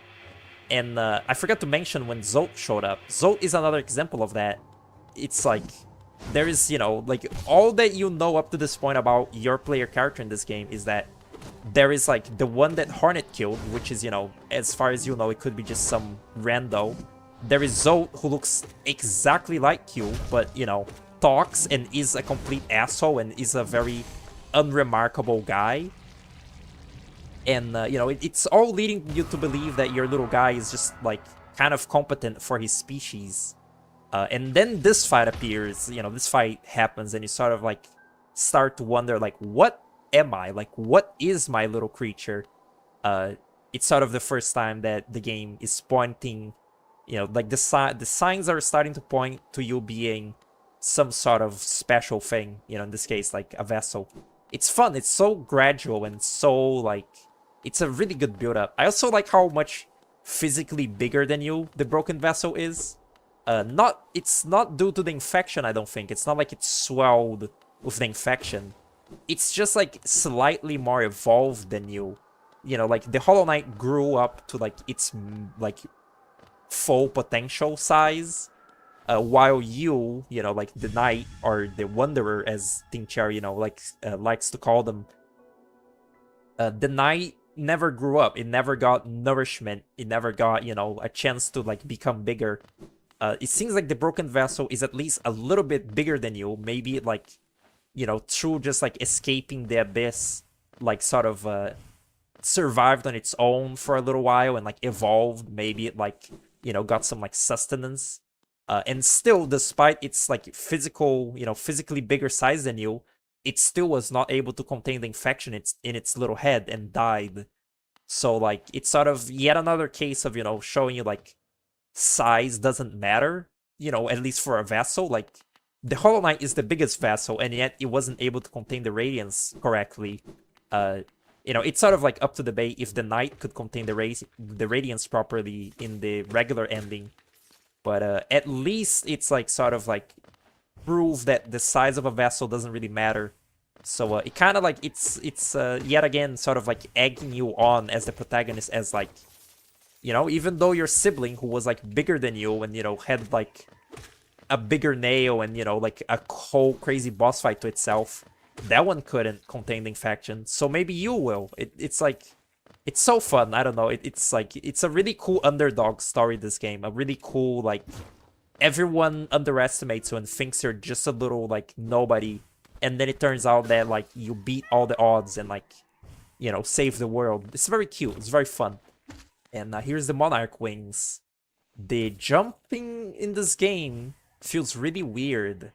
Like, even without double jump, the jump in this game is so, like, I want to call it analog. It's very analog jumping. You can, like, choose to go up, like, as much as you want, which is cool.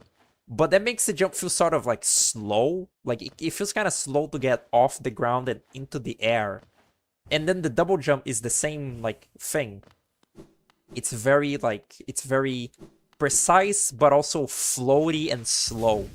And it's always, like, kind of thrown me off. Like, even when I was first playing Silksong, the jumping was, like, the hardest part to sort of grasp when dodging enemy attacks. It was kind of weird. It was kind of like a weird little, like, adapting, like, period. It's not bad, but it's not, like, it's not the ideal controls for a game, I would say. Like, this game controls pretty damn good. Like, it lets you, like, get away with a lot if you're just really precise. But they're not my favorite controls in a game. There's something about it, especially the jumping. Like, something about it just doesn't gel with me, like, super well. Alright, that was the Ancient Basin. That was, like, record time. Yeah, good fucking progress. Monarch Wings. I don't even know exactly which area I'll do, like, immediately afterward. I could do anything. The world is my oyster. I have so much money, I should buy shit too. But, yeah, I'll actually, cut it off here. Because I'm kind of afraid the power might go out. Because it's been raining and storming. So, next time, something. Goodbye. I forgot the quirky greeting that I had for the start of this one. I was just now noticing, I forget how this thing, how the stag is like really tween heavy animation. I've never really thought about that very like consciously. Look at it. It's kind of like the only thing in this game that looks like that. It's like the rest of the game is mostly very very, you know, like hand animated stuff.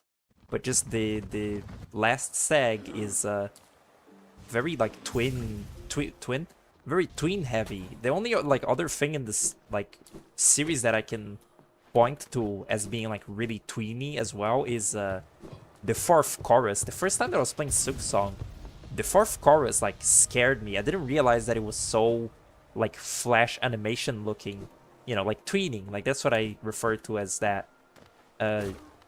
Really kind of like weird in a franchise that's otherwise, you know, so smooth and like hand drawn and stuff. I'm particularly like sort of unfond of tween animation. It can look okay, and you know, for the purposes of the fourth chorus, it looks alright. But it did weird me out to like see that in a Hollow Knight game. It looked like it was something from like a game inspired by Hollow Knight rather than, you know, like from Hollow Knight. It's kind of weird to describe. Yeah, it just kind of like took me out, and I never really thought about the stag being like that as well. Pretty crazy. The This is where the Crystal Dash, you know, when you're not like flinging yourself directly into enemies, this is where the Crystal Dash really shines. Is just quick travel between places. Very convenient. And guess what can't do that in Silksong? That's right, Silksong. Even though Firelum is very vertical, you don't like go vertically as much as you'd think. Like for the Silksong to be like really useful traversal. Please don't crash. Please don't crash. Please don't crash. Like at least the Crystal Dash again, it like lets you traverse like long stretches of, you know, otherwise walking. Silksong does not do that, so Silksong stays losing. I want the Grim Troop out of hiding already, so I can like get some Grimkins while, you know, I'm just like outing about. Because at least I do want to fight Grim 1. And, you know, you need to actually get some of the torches for that. It's kind of annoying. It's kind of a fetch quest. It's kind of like the prototype for the kind of fetch quest that would be in Silksong, which is kind of like stuff like the bells of Bellholm, Bellway. That mission is quite bad in Silksong. It's really repetitive and RNG and like time wasty, and I frankly like wonder why they even put it in. Like it's not like the game needed like artificially to like run its to make its like runtime bigger. It's pretty fucking big. It's like 40 hours long on a first playthrough. At least it was for me. Oh look, that's a bug. That's scary. Yeah, I those missions and like gathering the berries and stuff. It's not super interesting to do that stuff. It would maybe like the game maybe wouldn't be like hurt if they just didn't do that at all. I think that the way that you do this, oh wait, no, it's like this. I can also go to Kingdom's Edge, but I don't want to. There is no station there. Wait, is this where you get the Elegant Key though? Because I do want the Shade Soul. I remember what it was called. There's a really fucking cool unused graphic in the files for this game, which is, I assume it's like, you know, early, like an early version of the Shade Soul. Wait, no, this is not where you get the Elegant Key. That's the Love Key. Fuck. Maybe I'm getting distracted for no reason here.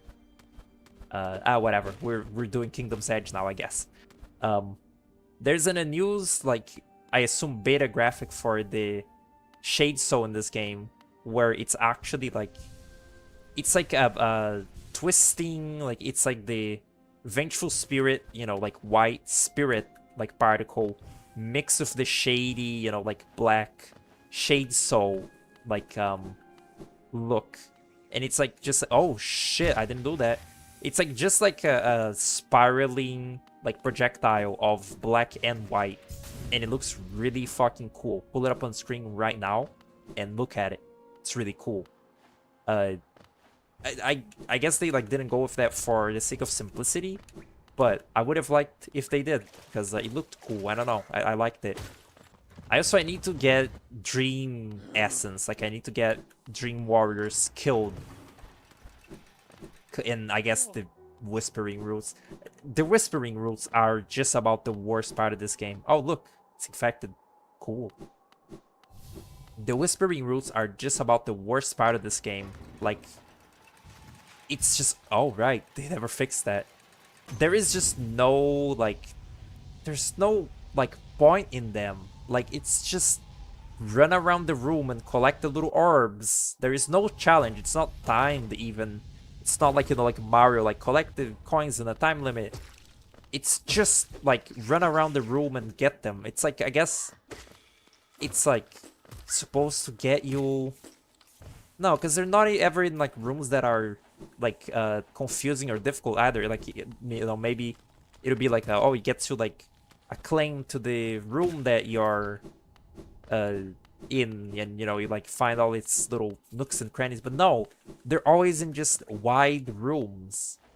It's not very interesting. Any of the Whispering Roots in this game, none of them are very interesting challenges to do. It's kind of unfortunate, and like I was so glad that there was like nothing of the sort in Silksong, until in Lost Verdania, they had like sort of an equivalent to Whispering Roots, and I was kind of like, fuck. Oh hey, look, this is where the knight jumps from at the very start of the game. Like, you know, the little intro cinematic, it's right here. Those little houses that you see in the intro, am I seeing things? Are there not little houses in the intro when the knight is coming up here and, you know, it like jumps down? I could swear there is like little huts with doors on them. Am I going fucking insane? Pull up the footage of the intro of the game and show if there's little houses with doors on them. Maybe I'm just crazy. What's up? This is Maro. It's Maro, Shio, and beats me. I don't remember. I don't remember his name. The asshole one. Wow, these are so cool. They're in the completely different style than, you know, everything else, but it's pretty great. There's one cutscene in Silksong that looks fucked up. These guys are so cute. They're like the least bug-like things in the game. Like, this does not look like a bug anymore. It's like, it's got nostrils and like, it's fat. It's so like human, this one, or you know, these three. But I quite like their design. Also, that is the skeleton of a Gruzmother, and that's actually like kind of beta content. Because in the beta of this game, the Gruzmother had like ribs or something. Like in the older like iteration of this game, when you would, you know, beat the Gruzmother, it would explode, and its little like, you know, dead sprite with its gut open would have ribs on it, which is, you know, not particularly realistic for you know, a fly, a bug. Bugs don't have skeletons; they have exoskeletons. You know, they don't have. You wouldn't call it regular skeleton, endoskeleton, would you? Unless you're playing FNAF. You know, skeleton inside, exoskeleton is like armor outside. Bugs have the latter. The Gruzmother just inexplicably, you know, had bones, but also this is Hollow Knight, where bug realism is not a concern, really. It's not like super important to get these bugs, you know, super anatomically right. It's just kind of funny that they removed it. It's kind of funny that out of all the things, you know, in this game that are inaccurate and weird to bugs, to bug anatomy, the Gruzmother ribs were like a step too far and they had to remove it. It's just funny to like think about it. Like, they were like, yeah, this is too far. This is too fucking inaccurate, dude. This is Lifeblood. This is weird. Because, again, it's like, it's not like the stuff in Silksong is inaccurate to this exactly. It's not like it's contradictory.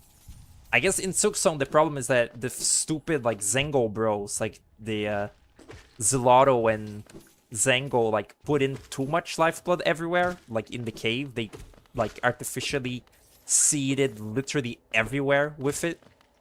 Here is like perhaps like a look into a more natural Lifeblood like spread. You know, here you see like a few little flowers here and there. It's still very muted, like the cave isn't very colorful yet. Or, you know, it's not very colorful here. Whereas in Silksong, the Lifeblood is like literally making the cave like bioluminescent. Everything is glowing. There is, you know, like vines everywhere. This isn't infecting the wildlife, which is interesting. I guess like perhaps the infection, you know, already being infecting this kingdom is sort of keeping the Lifeblood like quiet in its lane. It's like it's not trying to encroach on the Radiance's like territory so that it doesn't get, you know, like beat up. I really that's particularly the way that I see it. Like that's sort of my headcanon, is that in this game the Lifeblood is sort of like luring its head to the infection and being like, oh, not messing with you there. Also, that does create a sort of interesting reading of possibly once the infection is done and the Lifeblood is like left, you know, alone, maybe it's gonna start being really fucked up like it was in Farlum. But you know, we don't know. We don't really know what's going on with it. Maybe they'll go into it in Sea of Sorrow. I kind of doubt it. But you know, it's just funny that in Silksong the Lifeblood is so horribly aggressive. It's like turning things into zombies. It's like going everywhere. And then in this game, it's seemingly like... It seems like the lifeblood is coming out of Joni herself, because she, like, consumed a lot of lifeblood in her life. She's like a little emissary of lifeblood. You know, she was seen as a heretic. It seems like she was she was sort of like an ambassador for the idea of lifeblood. She was like, oh, everyone of Hollow Nest, check it out, lifeblood, it's pretty cool. And the Pale King was like, no, this is bad, and, you know, fucking killed her, presumably, or, you know, sent her to exile to be killed. And from her body, with the lifeblood that, you know, was on her, the vines, like, sprouted, like, you know, the lifeblood sort of... It's like cordyceps, you know, like, after she died, it, like, sprouted from her body and turned that little, like, grove into her... Or, you know, it turned her, like, grave into a little haven for lifeblood to, like, grow in. You know, this is, like, sort of speculatory. That character is also a Becker character, which is kind of interesting. I guess, like... I wonder if the Becker character sort of, like, had the idea for the lifeblood. I kind of doubt that. Like, I wonder what the original Becker, like, told Team Cherry, like, Joni should be. Because I think actually the only description for her in, like, her, you know, Becker info is something like she's a naive, kindly bug who, like, has a big heart but doesn't think things through. Something like that. Which, you know, that is true. Her shilling lifeblood is out of, you know, good intentions. Because, you know, she just wants people to enjoy it. Which, you know, she doesn't know that the lifeblood is essentially a parasitic, like, thing that makes the users feel good and then, you know, fucks shit up. Yeah, there's... Yeah, there it is. Really cool moment as well, this part. I remember the first time this happened in the game, I was like, oh shit, it's the devil and he's French, you know, when I saw, like, Grim and his little circus of freaks. Very fun. I quite like the Grim troop.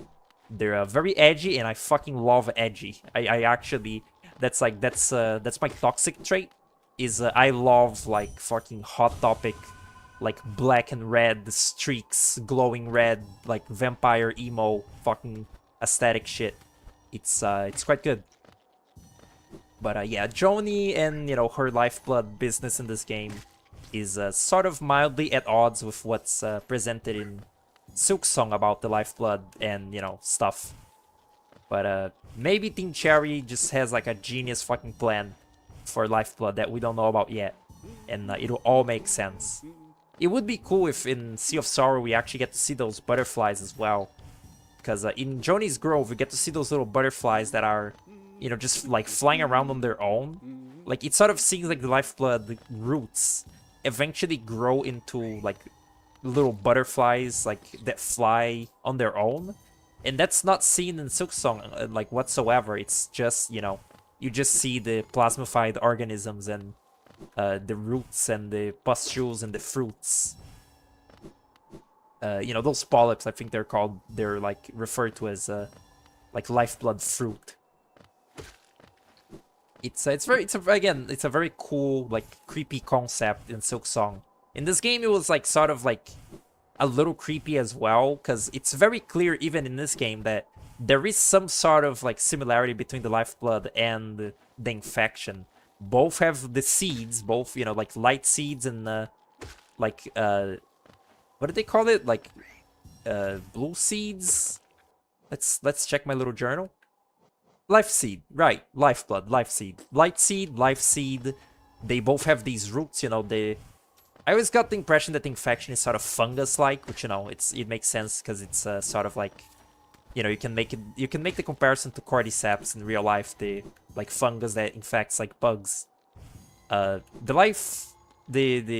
infection seems like kind of a fungus, and the lifeblood is sort of like a plant, sort of, like, organism, like, you know, like, fucking mycelium. I guess that's fungus as well.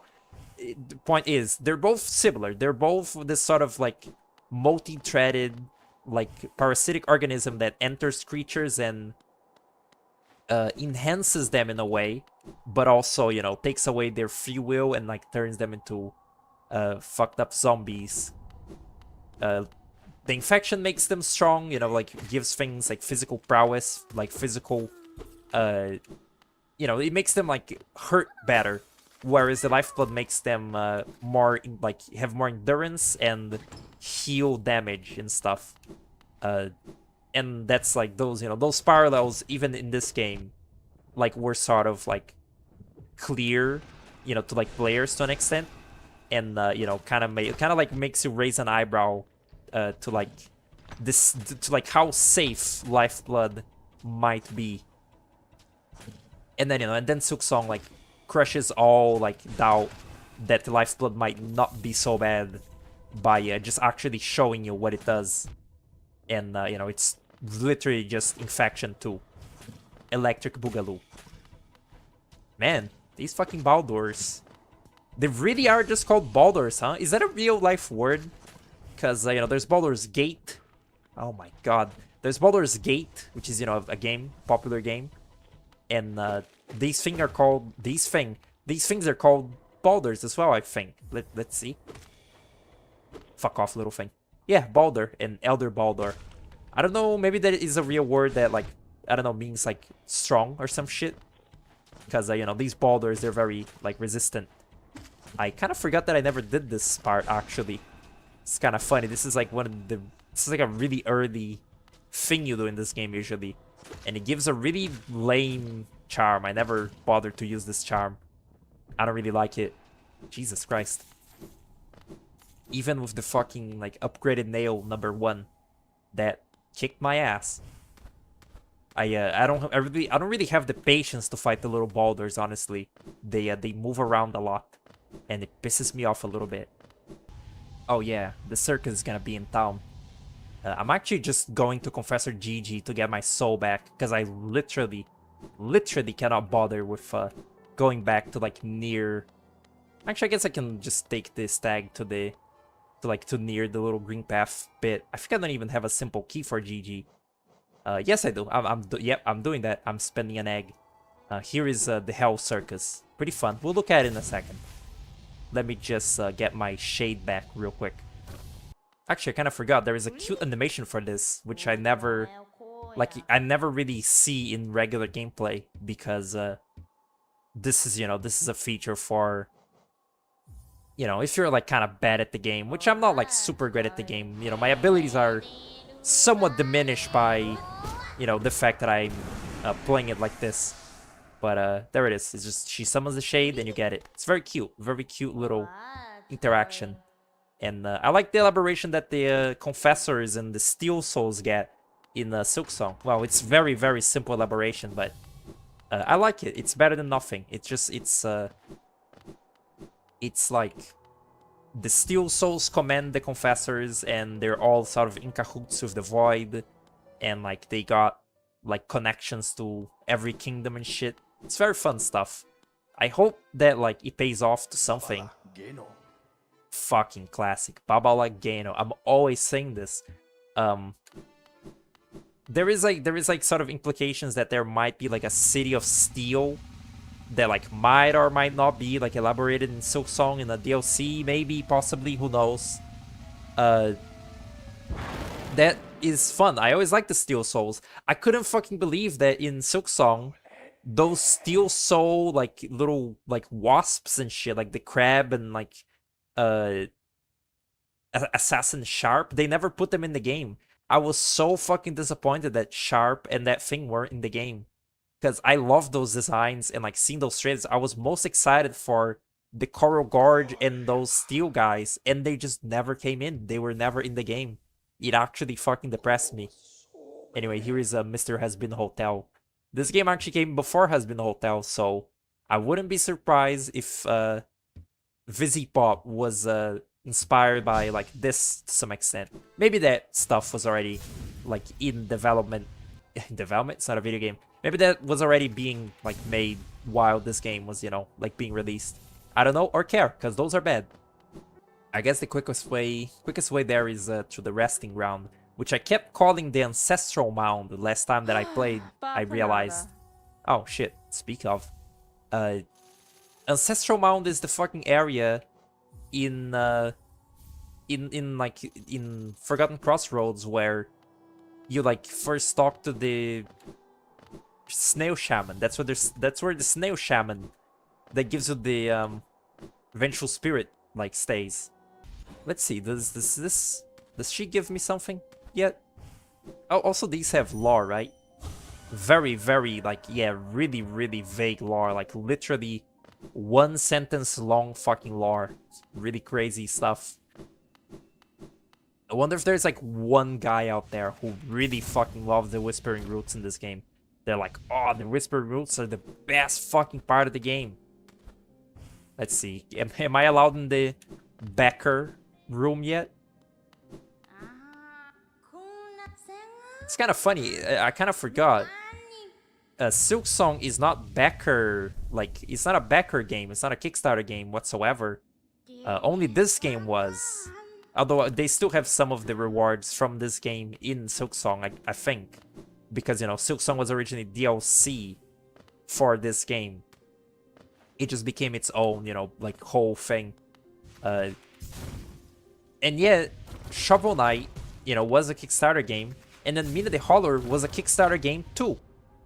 Weirdly enough, like, Yacht Club's, like, explanation to why they did it Kickstarter was, like, to, like, what was it? To, like, to have a sense of community, like to have a sense of community, like making the game.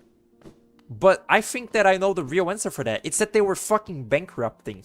I think that even before they started development on Mina the Hollower, their financial situation wasn't very good. Because if you're not in the know, before the release of Mina the Hollower, Yacht Club was like going through a bit of money, like financial trouble. They were, oh, it's fucked. They were like struggling. Like, it makes some sense. It's like because Shovel Knight, you know, released like so long ago, and all of its DLC was like free, and you know, like that game wasn't gonna be like relevant forever. Yacht Club was just kind of like bleeding money over time, and like they were kind of like in dire straits. Like by the time that Mina released, and you know, Mina was like successful, and you know, they're probably like doing just fine now. But they were kind of like doing badly for a little bit there, which is pretty crazy. And I bet that that's the reason why Mina is kickstarted. Like they didn't say it at the time because you know they weren't ready to like admit despair yet. But when Mina was releasing, they were like, "Oh yeah, like our money situation is kind of bad, and if Mina doesn't do well, we'll still like you know be like trying to do stuff, but we'll have to sort of like hustle." And then Mina did like just fine. It was kind of like honestly, it felt like it feels like admitting like defeat like that a little bit, like before your new game releases. Like it comes off a little bit as like seeking for pity, for like pity. Like buys of the game, like for pity sales, and like comes off a little bad. It comes off a little unconfident. I honestly like really thought Mina was not gonna be good, or that I wouldn't like it whatsoever. And when I first got to it, my like suspicions were sort of like met when the game was really frustrating and like annoying, and I was like, oh yeah, this is shit. And then like out of just pure boredom and having nothing else to play, it was like either I went back to playing Mugenics again, or I played Mina. So I played Mina, and like I had a like good time with it. But it was all very messy, that whole thing. Thankfully, you know, in the end, it like worked out mostly. Let me get the baby. Is baby 1 slot? Baby's 2 slot. Fuck you. Alright, where is baby wanna go? Baby wants to go to the storage room. And the Crystal Peak and the fucking Green Path. What a just actual fetch quest, isn't it? Just so like just so not very graceful. Like it's a fun, you know, like thing, like the Green Troop. The Green Troop. They're like a fun, you know, like it's like a fun part of the game to like fight Grim and shit, and they have a cool aesthetic. But actually getting to the Grimkins is so, like, just busy work. It's just pure busy work. There's no other way to put it. And I'm glad Silksong had less of this, but Silksong still had some of this, which is, like, not ideal. Ew, look at the little baby, and I'm overcharmed. I would have to assume. Oh shit. Random essence drop. Hype. it's like a loot box. Have I mentioned how it's like really funny that these husk dandies, like, you know, they attack you mostly, but sometimes they just choose to run away, because even though they're, you know, infected, they cannot like shake off their instinct of being fucking like weak cowards, which is it's a very like fun little bit of storytelling, you know, that even as vicious zombies, they just can't help but like be like cowardly, because they're rich like assholes who never had to you know, like suffer and shit. Sort of like that, sort of the aesthetic of this game is what I like somewhat like strive for with my art, is cute and creepy, like it just like perfect amounts of like cuteness and like creepiness and sort of like eerie, like dark shit. That's what I live for. Oh god, I really like that a lot. Weirdly enough, when I made my little, you know, my little like shadowy like hair like Sona thing, I didn't have the shade from the, oh wow, how subtle. I didn't have the shade from this game in mind whatsoever. It's, you know, it's a really basic design. It's just like pure shadow with white eyes. It makes for, you know, good like contrast. But I was not thinking of the shade in this game and how much I like the look of the, you know, the void and the shades in this game, and just like the things that are related to, you know, shadows in this game, or, you know, darkness. What is it? The void? They call it void. Shadows, darkness. It's all, you know, it's all the same shit. Heartless from Kingdom Hearts, whatnot. I love those kinds of designs of, you know, a thing that is a silhouette with like glowing eyes, and it's just like, if it's like a shadow on the wall, that's fucking brilliant. The Snatcher from A Hat in Time, in the beta of the game, he was supposed to be a shadow like cast, like projected onto the wall, and that was like so fun. In the final game, he's just a 3D model that looks kind of bad, but he's a fun design regardless. He really looks like a Heartless. Also, I never quite realized how fucking powerful the Shadow Slam in this game is. Like, I was looking, you know, I was like going through the footage to like edit it of like one of the episodes, and I realized it just very casually as I was just, you know, like fucking like talking about some random thing. As I was going through like the City of Tears, I was just slamming every enemy and like killing them in one hit. I never realized how what is it called? What is the upgraded one called? Descending Dark. I never realized how powerful the Descending Dark is. It like can insta-kill like almost anything. At least like, you know, like I guess in this mid, like early game. I never realized how powerful that was. I bet speedrunners do that a lot. Hello, Eternal Amelia. Emilia. I always say the name wrong. It was literally on screen. This thing is a backer character, and I say thing because like this character is really strange. It's like she's as old as the rest of the, like, you know, rich people in the city, and she was like outcast. And she just like sits in that little room like laughing about how she's alive and everyone else is dead like forever. But like that means that she's like around as old as Hornet, who, you know, is really old because she's like a demigod. Like the events of this game take place like really like in the future, like not in the future, like it's been a really long time since Hallownest has like collapsed and everyone has died. And the reason that you see, you know, these zombies is because they're being revived like as you know, like living corpses from like at least like a few centuries ago or whatever. Hornet is alive because she's a demigod, and, you know, like stuff like the Hunter, I think, like lived after Hallownest had already fallen or something. But Eternal Emilia, she's just like there. She's just I guess immortal for some vague, scary reason, and she's just, you know, like laughing it up in the city because she's not dead. Which, to be fair, that is a very funny character. She's just laughing because like her rich friends are all dead while she lives. You know, as like sort of petty. You know, she's like petty because they like outcast her, so she just gets to like laugh all day about them all dying and not her. It is a funny concept for a character, but it's just kind of like, if you think about it for more than 1 second with like the rest of the provided lore of the game, it's just kind of weird. I guess that's what happens when, you know, you have to like add in little backer characters to a game world that is like a fallen kingdom. Hi, Isma. Like, you know, this game like takes place in this dead kingdom that's like been dead for a really long time, but also you have to, you know, add in little like backer friends. But stuff like Tiso is like, you know, he's like a guy from outside. Like Tiso comes from outside of Hollow Nest. I was gonna say Hollow Knight. He comes from outside of Hollow Nest and, you know, just came here to fight and shit. And, you know, that's a backer character. But Emilicia, no, she's just from here. She's just from this world, which is kind of weird. Is this the acid pit?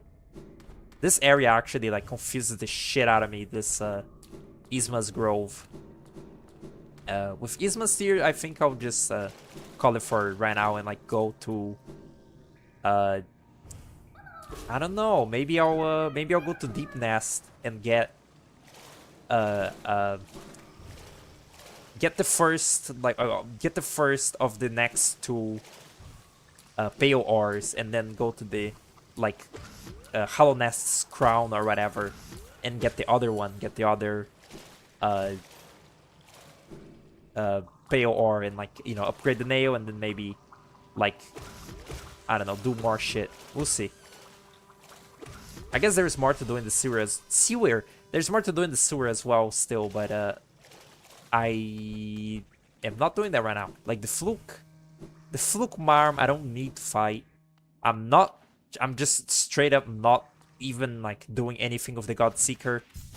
And yeah, I think that's like, that means I'm kind of done with the sewer. I'll sort of try to like do the bare minimum while still like seeing most of the cool shit in this game. Like the Collector, at least I'll fight. I'll do like, I guess, every unique boss fight that's not Godmaster. But I won't like go out of my way to get every single charm, every single mask, every single thing. Because this is a very casual playthrough, and that's gonna make things very long. Maybe I'll also just go really quick and get the 3 flames for the first Grim like thing. We'll see. It's my catchphrase. We'll see. I guess nothing says that I have to like reach a save point to like end the episode, huh? I could end it right now. Or right now. Or right now. Ah, that was a nice break. I took a 1-day break from doing this. Not really like intentionally, I just overslept. But I'm like, it was good. I like, it gave me a little bit of time to yearn for playing this game again. Because like playing it back to back to back, I wasn't like getting sick of it, but like, you know, it had become somewhat like less special playing it. And taking like a just 1-day break, I was kind of like, really feeling like some Hollow Knight, which is nice. It's, you know, it's like, what is it? Like, distance makes the longing. That's so funny. Distance makes the grow. Longing makes the heart grow fonder. Something like that. Some kind of term of that sort. But yeah. And also, this time I have a very specific plan of like what to do. So I won't be like just like fucking around. Because I know exactly what to do. I get the 3 flames. Jesus, these little things are so annoying. I get the 3 flames. Then I'll go to Deep Nest. Or I'll do this peak. I'll go to Deep Nest after getting the 3 flames. And I'll have the Pale Ore to upgrade. I have the Charge Slash? I do. Or is it the... It's the spin. God, these suck.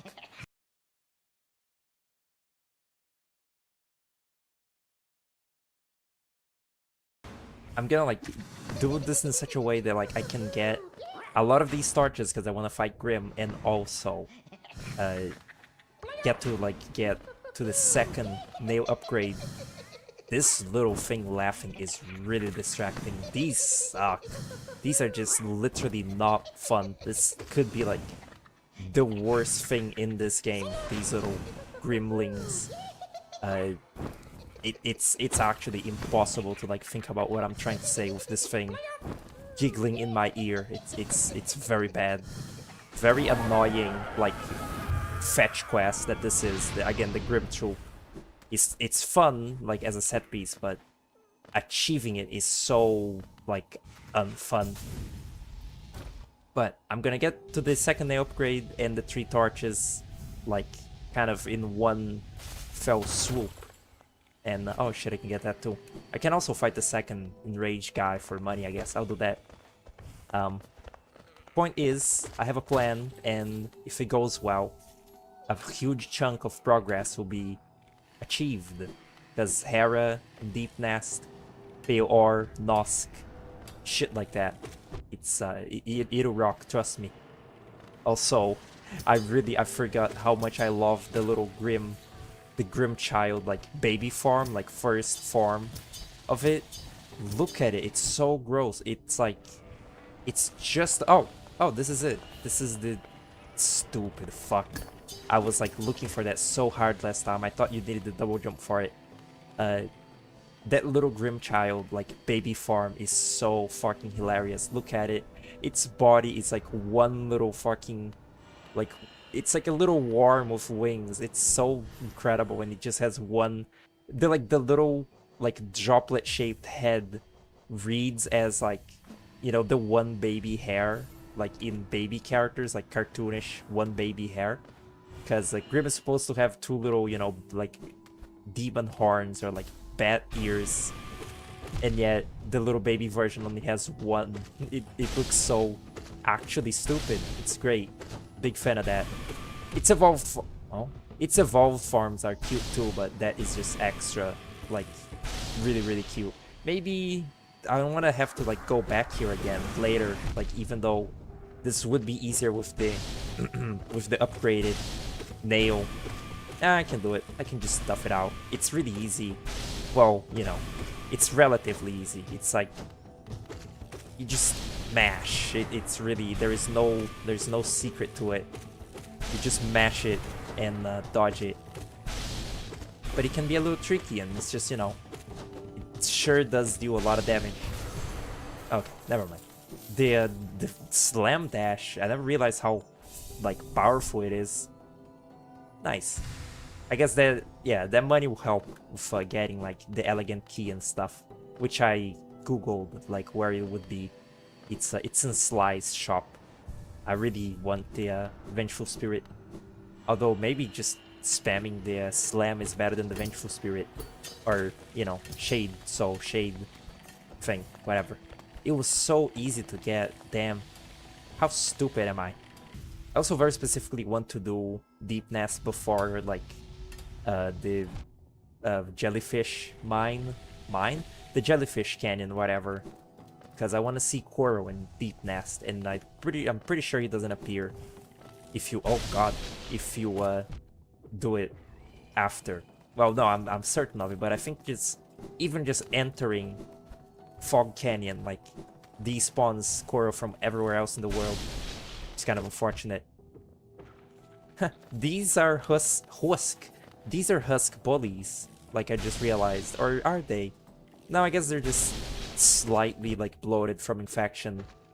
Like regular husks of crystals. I didn't really comment upon it, but it's really fun how the crystal miners in this area, you know, the enemies, you don't see the orange like infected eyes on them until you actually like get near. Because the first time that you play this and you get to this area, like maybe before Mila, I think her name is supposed to be Mila. I was watching a Mossbag video and he called her Mila. I usually call her like Mila, or no, Mila. He said Mila. Maybe it is supposed to be Mila. I don't think it has 2 L's or something. I don't know.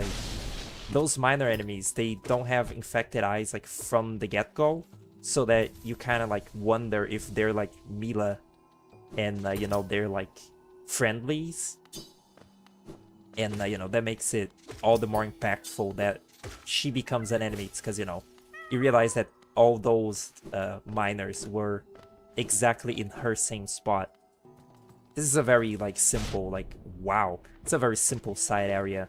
This, crystal, uh, I think it's called World's Crown, Kingdom's Crown, Edge of the Crown, something of the sort. Because this is the actual highest place you get to in this game. The Kingdoms, or the Howling Cliffs, is like, you know, pretty high, but this is like still like higher. It's pretty cool. Because, you know, in this game you're supposed to be descending into, you know, the secrets of Hallownest. So the one area where you ascend is sort of a subversion in a way. And then Silksong is all about, you know, ascending from like the lowest point of the world.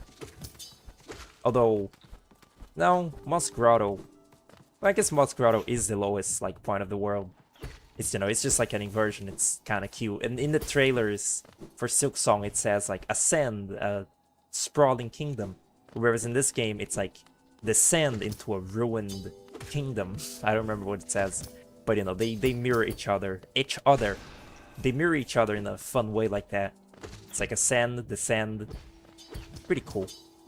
What the fuck is happening? Look at that weird 3D effect. That is trippy. They have stuff like that in the opening or like in the entrance to Sinner's Road in Silksong. And that looked very awkward and weird as well, but that looks extra like... I don't think that's the right perspective, man. I don't think... It's supposed to be like an arc. But they meet weird because it's a flat sprite. Really weird. Anyway, here's the Radiance. It's like, this is why she wasn't forgotten, because some bugs still remembered. Which, I was thinking about this when I was watching, I think it was Mossbag's Godmaster video. I have like a sort of personal little theory headcanon about Godmaster's ending. Because if you think about it, you know, Godmaster is kind of like silly. The whole thing, really. Like, the knight, who is, you know, again, a little creature that has no will, really. Like, it's, you know, the knight is supposed to be like a sort of blank, unfeeling thing, even though it, you know, clearly isn't due to player input. It doesn't, like, fully make sense for the knight to, like, just abandon its quest of, you know, like, saving, like, Hallownest to just fight in a little arena. And then, you know, it just so happens that once you beat the arena, you do save Hallownest because the Radiance was, you know, at the top. But my reading of Godmaster is that once the knight learns of, you know, Godseeker, its priorities, like, change a little. Nice, that was almost perfect. Once the knight learns of the Godseekers, its priorities, like, shift. And it's sort of like, you know, this is all, like, this is taking a lot of, this is, like, sort of, taking a lot of liberties with what the knight, like, knows and, like, doesn't know. That's why it's, like, just kind of a headcanon. Is, upon learning of the Godseekers, the knight realizes that not only is the Godseeker, like, trying to, you know, unleash the Radiance into the world, which would be bad, it's also trying to, like, or it's like, it might, you know, break the Radiance out of the Hollow Knight, which it doesn't want.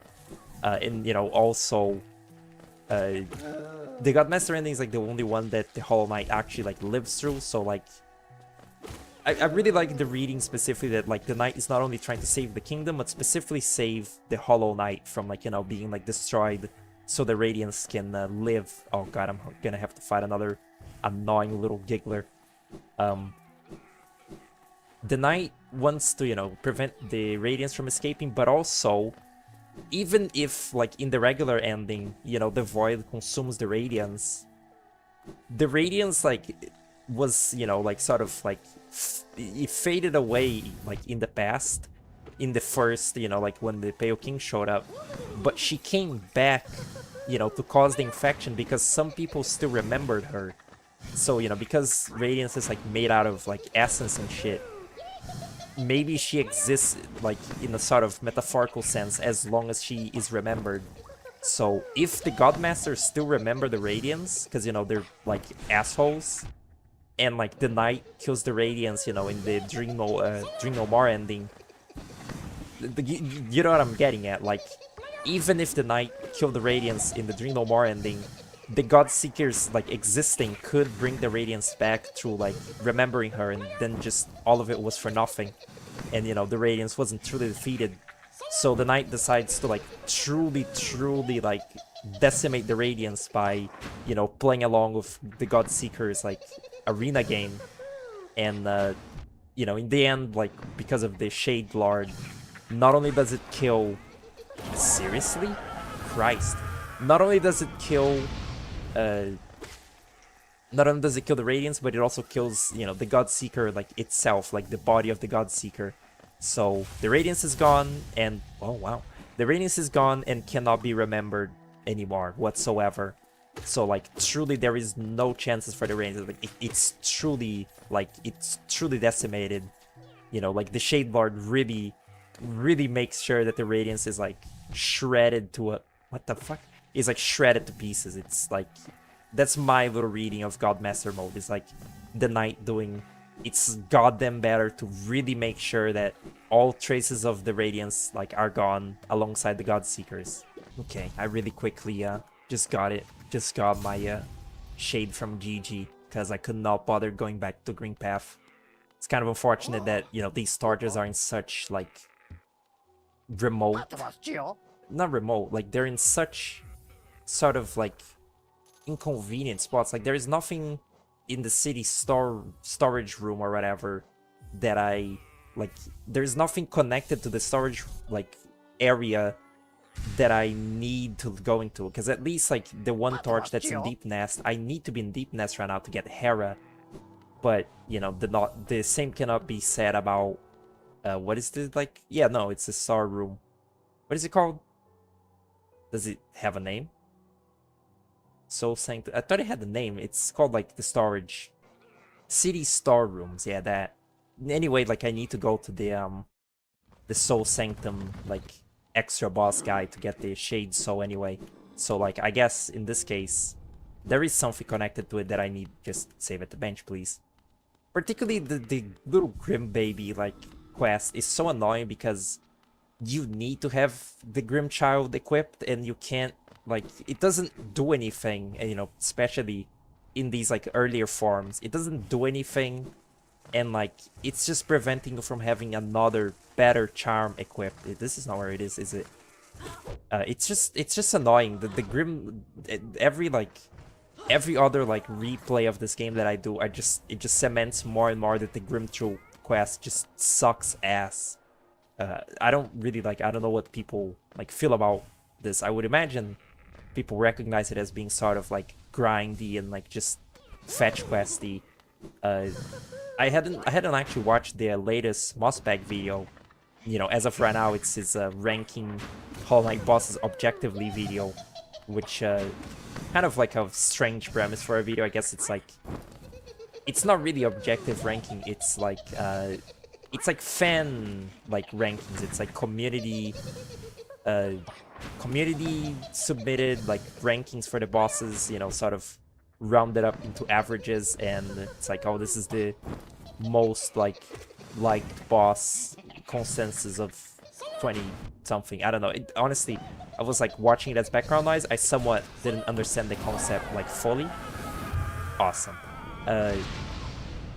Like, I didn't really know what the fuck the consensus meant. I don't give a fuck about, like, pie charts and like, metrics and, like, statistics, but I don't know, just an odd idea for a video. But it was entertaining. It was neat because it's just like, there is so little of, like, Mossbag talking about Silksong in, you know, scripted videos so far. It's interesting just hearing what he thinks about you know, like, the stuff in the game. Like, it's interesting seeing, at least, like, I enjoy, like, seeing his opinions about, you know, some of the stuff.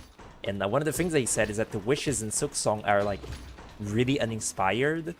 And I never really, like, thought about it much. I was just kind of like, yeah, sure, the wishes, they're whatever. I honestly, like, kind of hate the amount of dialogue you have to, like, mash through on repeat playthroughs in that game. But I thought they were, like, adequate. I like the aspect of the wishes, like, sort of making it, like, sort of adding, like, credence to the idea that this world like has more people living in it than you actually see. Because in this game, you know, like it makes sense that you see so little, like so few like living bugs. Because this is a dead kingdom. It's like it's long, you know, like past its prime. But Fireloom is supposed to be like at least a little bit alive. Oh my god, that was evil. As in I was evil to that guy. Oh, this is really cool. Wait, what is with this? Okay, no, this is all right. Like you know, like in Silksong, you only see like so many. That was the Nosk's scream. I just reused it. In Silksong, you only see like so many, you know, NPCs like in the actual world, like the little pilgrims and stuff, like Pablo or whatever from Belheart. But like through these wishes, it sort of implied that there is more unseen characters in the world.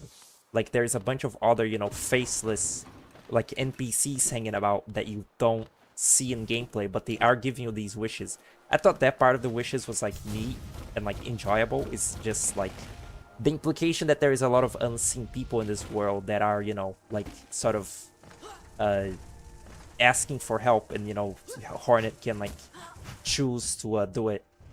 But Mosbeg called the wishes like uninspired and like lame and like incohesive. Like he was kind of right. Like it is kind of like barely cohesive that the people in like the little bell town in the Citadel, like Bellclave or whatever, Songclave, it doesn't make a whole lot of sense that those people are like complaining about the brood mother in the slab, because like they're pretty far away from that. How would they be hearing her screaming? And like one of the wishes in Belheart is for you to get rid of the Savage Beast Fly in the far fields, which is like also pretty fucking far. Is he gonna say it? Nah, he doesn't say Babalageno. Like I really could like see what he was talking about. Where's the, huh? Is the baby not full? Oh, I don't have the baby. Like yeah, the wishes are sort of like incohesive. Like sometimes, is that a word? And you know, just like generally, they are kind of like, some of them are fetch quests, like the shitty Bells of Belheart mission, which is just the worst in the game. And you know, overall they're kind of like just video game quest and like kind of basic. And frankly, like some of them are very reminiscent of this Grim Troop shit, you know, such as like the berry picking and the again aforementioned Bells of Belheart, which is just terrible. And it's kind of unfortunate that, you know, they didn't like super improve the little quest system from this game into that game, because you know, you'd expect it to. But at least like for one, the Grim Troop quest in the game is the only one in this game that is this way, and I feel like none of them in Silksong ever get this bad, like ever get as sort of annoying as this one. Because like, look at this, I gotta go to King's Pass and then the Resting Ground and then Kingdom's Edge. Like it's just, there is no connection here. There's no I don't know, there's no cohesion to where you're like going. I don't know how to explain it. It's just annoying having to like travel so much of the map for one little MacGuffin. And actually fighting the Grimkin is also like terrible. I really hate fighting the Grimkin. It's just, none of them are fun. Like even on the littlest level, they're such an annoying enemy to fight. It's kind of like baffling that it's so bad in such a good game like this. Alright, now I'll go to Deep Nest, and I'll go through it. I'll go to it through the Mossy Vagabond like part of it, because I actually kind of want to see the Mossy Vagabonds alive in this playthrough. I think maybe they're already infected or, you know, dead. But oh, let me get rid of this stupid fucking useless baby. I love the Mossy Vagabonds. They're a really cute little design. They're just really like extra fluffy and like unkempt version of the Mosskin. It's very cute. Little did I know, I think that's like Is that a bit taken from Dark Souls? Like at some point in Dark Souls, you fall into like a really bad area in the game, or like a really like oh right, I can swim in acid. You fall into like um a really unfriendly, you know, like hard to like deal with area in that game, and you know, this game like took that and applied it to Deep Nest. It's like you accidentally fall into the most unpleasant area in the game and you gotta fight your way out of it. It's a neat, like, it's a neat, I'm trying to get the Howling Wraiths. Is this it? Like, it's a neat idea. It's a neat concept, you know, for like a set piece in the game, like fight tooth and nail to leave like a really unpleasant area. It is. But, I also have my reservations of Deep Nest. I think that having an area like that confusing for like a first time player, you know, getting like just plummeted into it against their will is like a little bit like annoying. But in repeat playthroughs, Deep Nest is actually really not that like complicated. Cool motorcycle. It's really not that like complicated or like evil. Just, you know, oh god, as long as you don't like confuse yourself too much. And also like there's not that many like missable things in Deep Nest. I guess there's like a couple grubs, and even then you get the grub map eventually, so it doesn't like super matter. I've made like piece of Deep Nest. I would say like Biowater and Silksong is like quite a bit worse than Deep Nest. You know, that's just because Silksong is a harder game. And even Biowater now feels pretty like not trivial. Oh god, not trivial, but at least it feels very like it doesn't feel as like expansive and like labyrinthian as it once did. It's just, you know, the enemies are annoying, and even then those big muck flies are like the easiest thing to kill in the game. Wait but a moment, is this a fucking Deep Nest entrance? What the oh I got a little bit lost in this fungal waste. I actually like I think I went to like the wrong like I went to the wrong spot. Like, is that really in Fungal Waste that the Mossy Vagabonds are at? I was just kind of wondering a little bit, and I don't have the compass or this area's map, I guess. No, I do. I do have it. Queen Station. Is this it? Is it this one that's... What the hell? Ancestor... this is Forgotten Crossroads. That's not where that is. It's like here? Is this not where I am? I have no fucking idea where that Mossy Vagabond like bit is. I guess we don't get to see them. Maybe they'll be fine like at one point. But I guess here we are. Here's Deep Nest. I was just kind of like walking around and like killing enemies for Geo and shit. And shit. And I got to I just kind of stumbled upon the fungal core and that hole. But you know, it's not exactly what I was looking for. It's okay. It's fine. Actually, like, just kind of now, like, remembered how funny it is that every single enemy in this game gives you Geo, you know, the currency of the game. That's kind of a thing that was, like, taken note of by fans, and somewhat, like, it was addressed in Silksong, but, like, god damn it, I wish they hadn't. You know, it's, the way that in this game, like, enemies that are just, you know, creatures like this thing, makes no sense for them to, like, have Geo, because they're just, you know, they're just, like, wild. They're not, like, sentient. They don't have a need for, you know, money. They don't understand the concept of that shit. And, you know, and they're also zombies and stuff, but just, like, you know, it makes no sense for a Crawlid to have, you know, Geo in them. Like, they're not gonna pay. Although you could easily sort of just, you know, like, you could just explain it by like, oh, the creatures that are wild, they just collect Geo on them anyway because they like it. It's shiny. It's just their instinct to like grab little, you know, shinies and stuff. But in Silksong, you know, they made it so creatures that are not like sort of, you know, smart give you beast shards instead of rosaries. And I must say, I also am not a fan of the beast shard and like cool like durability like mechanic. Like, you know, they had to limit the tools in some way, but like If it was just like you use an amount of tools and then you have to go back to a bench to like recharge them, that'd be fine by me. The fact you have to manage a stupid resource of the beast shards is like really annoying and not like that interesting or deep to me. Like it's just kind of like oftentimes when you really wish you like had enough shards, you don't. And when you like don't, like when you have like an abundance of them, they shower you with them constantly. It's like when you have too many, they give them to you. When you don't have enough, they don't give enough to you. It's like both ways that both sides of, you know, this like problem like happen. It's pretty crazy. And I don't know, it's just not, it's just also kind of not like a satisfying collectible. It flies everywhere when enemies, you know, like die, and like it doesn't have a magnet like property to it, so like it's just constantly being squandered, like especially with the like beast shard rocks they have in the game. So many of them are just wasted because they just fall into spikes and shit. It's so like, it's just bad. The rosaries are like a really good like geo successor. Like they're very satisfying to pick up. They make a satisfying little sound. They roll around, but also, you know, magnetize to you if you have the charm. The beast shards have none of that. It's just actually terrible. It's pretty crazy.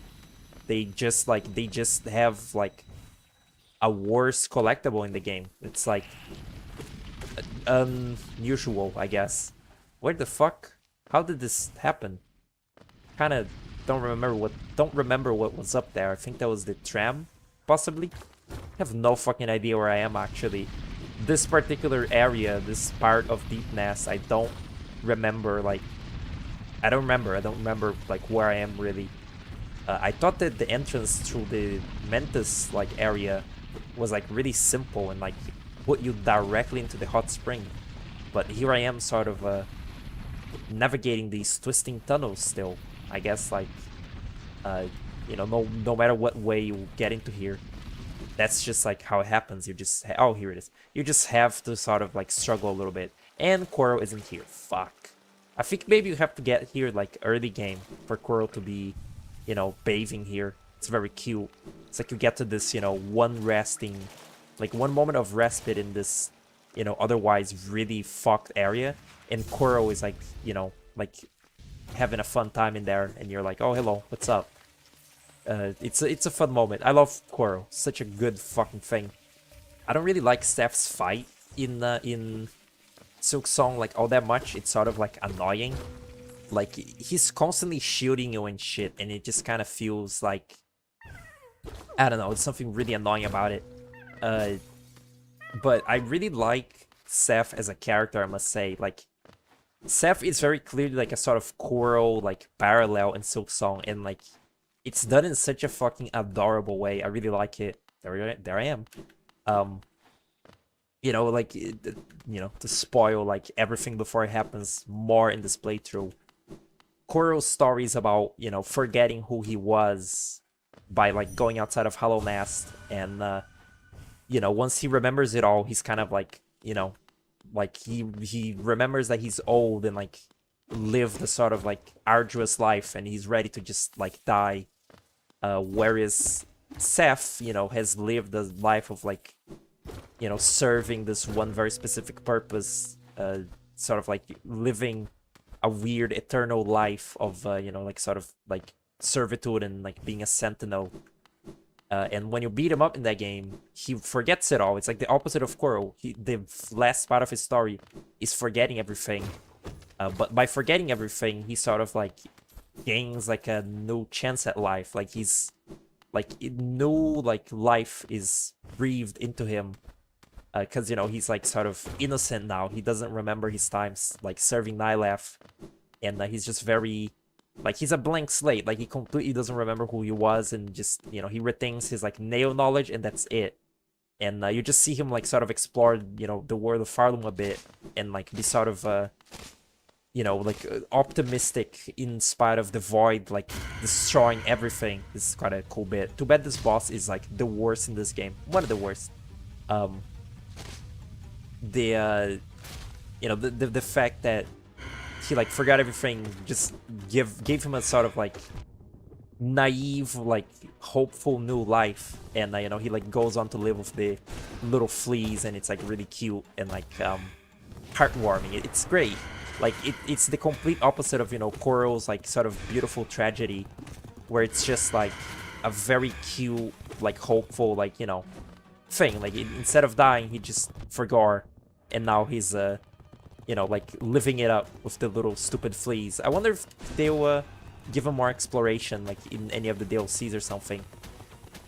Also, like on top of that being like just, you know, an adorable like character arc, I specifically like it for being, for the fact that Seth is the character created by that one like Make-A-Wish kid who like wish for, you know, wish to like meet Team Cherry, because, you know, he liked he liked Hollow Knight and, you know, Team Cherry, and he got to design a boss for the game, and, you know, it ended up in Silksong. I think it was supposed to be in this game as well, Seth, but, you know, he was like postponed to the DLC, and then the DLC became Silksong.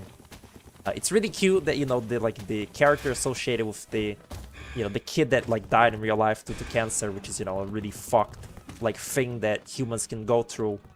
It's really cute that the character associated with that kid gets, you know, like a new life after defeating him, instead of, you know, him like dying. That feels like that feels handled like really nice. I don't know if that was, you know, always the idea for like Seth's like story or whatever, like what was like, you know, what was the like plans for his character arc like originally, but the way they did it is just like it's amazing. It's really cute. I really like it. It's probably one of my like favorite little bits of character from Silksong is the way that, you know, Seth like lives. God damn it, the Nosk sucks. But yeah, I really like that bit. It's really like, it's really heartwarming and like beautiful in the game, like beautiful in the sense of the game, and beautiful just in actual real life as well. Is that like the first time that I died to an actual boss in this game? Probably not, right? Oh wow, thanks. Because I've died to like annoying like bullshit enemies before in this playthrough, but I don't think I had died to bosses yet. The Nosk is just an insufferable fight. This is just terrible. Like, it's like moving around the arena attack is just so erratic and just like fast. Like the telegraphing in this fight feels like complete anus, and like you have to hide in this little like spot here to, you know, get a chance at not just getting like bullshit hit by him. And it just doesn't feel good. Like there's no good flow to this fight. It's terrible. It's just unfun. And it's a waste. It's a waste. Well, it is a waste. It's a shame because this is such a fucking awesome design. Like this weird spider mimic thing that, you know, its face is your face upside down. That's so fun. Like it's such a cool idea and like character, like, or it's such a neat creature like design. And, you know, the build up to the Nosk fight is great. Like you see your little, you know, silhouette like moving around, and you're like, wait, that's just me. And you know, you're sort of like unknowingly, or, you know, knowingly being like lured into like a trap. But once you actually get to the trap, it's just a jank fucking like annoying, like weighty too. Like you gotta wait for him to like come down from the ceiling. Just like a weighty, annoying, lame, dumb boss fight. It's just so fucking terrible. I don't think anybody likes this boss. Like everyone is in a consensus that this is just like cocks. And it's really sad that they never like patched this boss or something to like be better. Because they patched the Traitor Lord to like not be as terrible as he once was. It kind of like, it didn't fully work, but like it was something. Whereas this boss just remained like terrible for like its whole life, you know, the whole time that it's existed. And then they made the Winged Nosk in Godmaster, and they made that bad and lame too. Like it's just not interesting. It's so fucked. Like it's such a cool concept. But yeah, it's a shame. It's so cool too. Like you see the vessels in the background of this fight. It's more like, it's the, I think the one other area in this game where you see just like vessel corpses around, you know, besides the broken vessel and the one that Hornet killed, which implies, I think, you know, there's like the Mossbag theory that the abyss is like probably like there's some like way out of the abyss that probably leads into here, into Deep Nest, because of these vessels, you know, in this arena. Like quite a few vessels have tried escaping the abyss and somehow got lured into the Nosk nest and you know, died. It's neat. It's like a neat sort of environmental storytelling, I guess. Truly, like, everything about the fight. Honestly, the design, like, I've come to sort of like find this design kind of like a little silly too, but maybe that's just from, you know, like, that's just consequence of this fight being so ass. But I think it's because there is like concept art for the Nosk where it has like cool wings, right? That's probably why I find this modern design of the Nosk sort of underwhelming. Is because it wants to look cool, and it's not what the winged Nosk looks like either. The concept art for the Nosk is like super creepy. It looks like a weird xenomorph. That is not what, you know, like we ended up with, and what we ended up with was a shit unfun boss. So it just kind of like stings in all the ways you can put it. Just kind of sad, just kind of unfortunate. But at least that is the Nosk like done with. That's like one part of the game that you don't, you know, look forward to in a replay. And once you're done with it, it's like a relief off your shoulders. And now we have 2 PLR, so I can get the Nailsmith upgrade. I also have to leave Deep Nest, I guess. Next time I'll go and get Hera's dream murder. And, you know, other things as well. But this will actually be the only recording today. That's why I made it a longer one. Maybe I'll split this into 2 episodes. In 2. Or maybe I won't. Maybe I just won't do that. I actually want to stream the Hornet in Hollow Knight mod. So we'll see if that, like, ends up happening. But that's kind of my plans today. So, yeah, thanks for watching. Hello. I actually don't really feel like setting up the Hornet in Silksong. Hornet in Silksong. The Hornet in Hollow Knight mod right now. It's like complicated.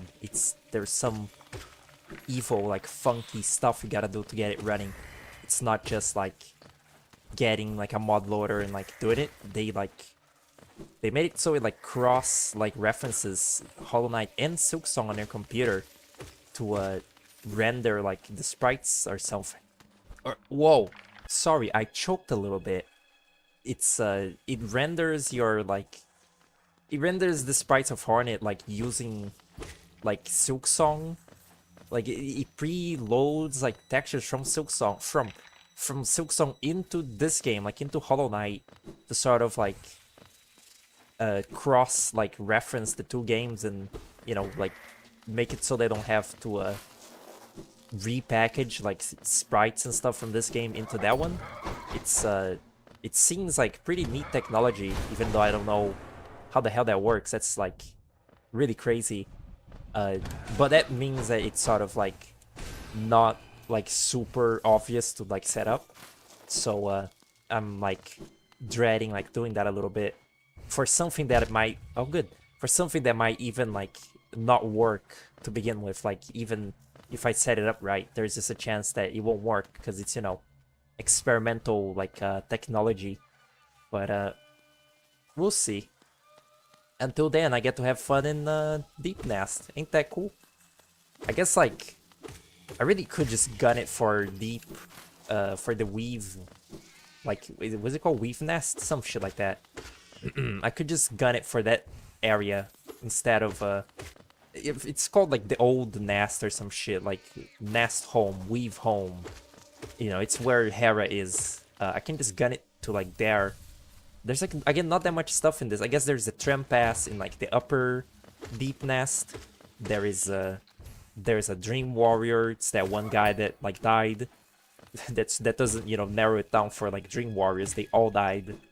But for now I think I'll just gun it for Hera and like leave this place to upgrade my nail. And like from there I'll do other things. There's the little Weaver. What a truly like, what a fucked, just like retroactive, like fucked up like lore thing. You know, like the weavers were in this game, but they were like very vague, so like the weavelings didn't really, you know, like raise any like eyebrows. It's just like, yeah, sure. That's what a baby weaver looks like. It's a weaveling. But now with Silksong, it's like it's, you know, it's shown that the weavers don't, you know, they don't have children. They can't like produce children very like easily. Oh wow, we're here. Like weavers can't just produce children like willy-nilly, and like, you know, it's like either really painful for them to do it, or like there's some weird restriction in their biology put in by Grandmother Silk. Just like essentially, you know, the idea is like weaver, what is it called, weaverlings, like those are just like some sort of homunculus. Like everyone sort of like agree that either there's something like artificial or something, like they were created by the weavers through, you know, magic, or like they're like they're, at least the way that I sort of like my interpretation of it is that weaverlings are like, they're like a sort of fucked up in between state of a Firelid and a weaver. Like a weaver that like gives birth to, you know, like another one. They expect the thing that, you know, like the offspring to be, you know, another weaver and have all the cool like weaver powers. But what weavers really are just, you know, Firelids who were evolved by Silk. So like maybe a weaver gives birth to like just like something that is closer to a Firelid than a weaver, essentially. Like they give birth to a weaver that looks like a weaver but doesn't really have intelligence and doesn't have silk powers. It's just kind of like, you know, it's just a spider. I think that interpretation of it is like fun. People have also sort of like speculated maybe the infection devolved the weavers, you know, like because the Radiance's light devolves creatures into like a primal instinct. It undid all the good. It undid all that Grandmother Silk did to the weavers and like turned them back into like, you know, shitty little Firelids, or like, you know, something else. But that sort of like, it's really funny how just a little bit of retroactive like lore, you know, or like some like newly introduced lore. Oh wow, some newly introduced lore in Silksong just completely like turned a innocuous enemy in this game into like a weird fucking like mystery now. Like it's like, what the hell is a weaverling? That's kind of fun. That's the sort of stuff that's, you know, like the fun half of retconning. Because, you know, even though nothing was retcon here, you know, new information isn't retconning. You know, it's not, if it's not being contradicted, it's not retcon. But it's, you know, it feels like a retcon in the sense that like, I feel like Team Cherry was probably not like thinking about it super hard when they just, you know, made a little weaverling. Maybe they're not even supposed to be weavers, they just are dressed up like them and kind of look like them. I don't think Team Cherry was like thinking about it too hard, but, you know, clearly like now that this is out there, they, you know, if the time comes, they would give like a little explanation for it or something about what the you know, weaverlings are supposed to be. I don't even remember, what are they called? Weaver? Yeah, Little Weaver. It's literally called like a weaver, Little Weaver. It could be, you know, that they look like a weaver and they're just some weird other type of spider. So like the weavers, or just, you know, the people of Deep Nest were like, you know, these things kind of look like the weavers that like showed up. They're little weavers. It's like a title thing. Could be, you know, like just a cute nickname for them. It's like, oh, they look like weavers. Let's give them little weaver dresses and, you know, call them weavers or something. It's kind of funny. It is, you know, it is shown that Deep Nest once did have like a culture, like before, you know, the infection. The Deep Nest spiders, they did have some level of like intelligence and like, you know, like culture and like you know, traditions or whatever. So like it could be like a title thing, you know, like Little Weaver is just like a way they like refer to those specific spiders. Kind of interesting to think about. Would this require three things? 3 bale ore? Alright, cool. Just one more and you know, Nailsmith's thing will be done. It's very easy to get impatient in this game and just like mash through everything. And because this game is, you know, less agile than Silksong, I feel like you get hit more when you're rushing. Silksong, that little like pogo that Hornet does is like enough to like you just bounce on one enemy and just like dash away from them like miles and miles far. Is this the one? It is. It's sort of like, you know, that game is like harder, but also your moves in it are much more evolved than this game, so you can kind of get away with more sometimes. Sometimes it's really hard to ignore enemies in that game as well, because especially flying enemy AI in that game, you know, like, or just flying enemies, they chase you forever. Like, they will not let up a chase of you. Like, they just will never forget that you are in their vicinity. It's kind of annoying. That type of, like, that style of wings on the little Grim Child is pretty cool. It's cool how it evolves into, like, you know, actual bat wings eventually, but the little, like, sort of, I don't know, what even is that kind of wing? Does a real bug, like, I don't think real bugs ever have wings like that, but it's kind of cool. It's like a one-segmented wing, and, what the fuck? It's like it actually intercepted it. It's like a one-segmented, this thing has it too. It's like one segment of wing, but there's multiple of them, so it acts like many wings. It's cute. I like it. It's kind of odd. There it is. All right. It's kind of funny that these things, you know, they all laugh of the exact same like sound effect, but some of them are sped up and some are slowed down. You know, like the older that a Grimkin is, the lower pitched its voice like sounds. It's kind of a funny way to do it. Damn it, I don't have any more. At least I think they linger like more, like in the air. God, such actual fucking hell.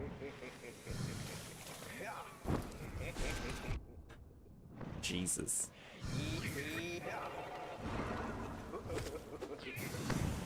These things, like, they have so much more health than, like, I remember them having, like, when playing this game. This is pretty crazy. Okay, whatever. I think that at least, like, this is, like, as far as I'll go with this quest. I just want to fight Grim. I don't actually want to finish the Grim Troop, like, activities fully.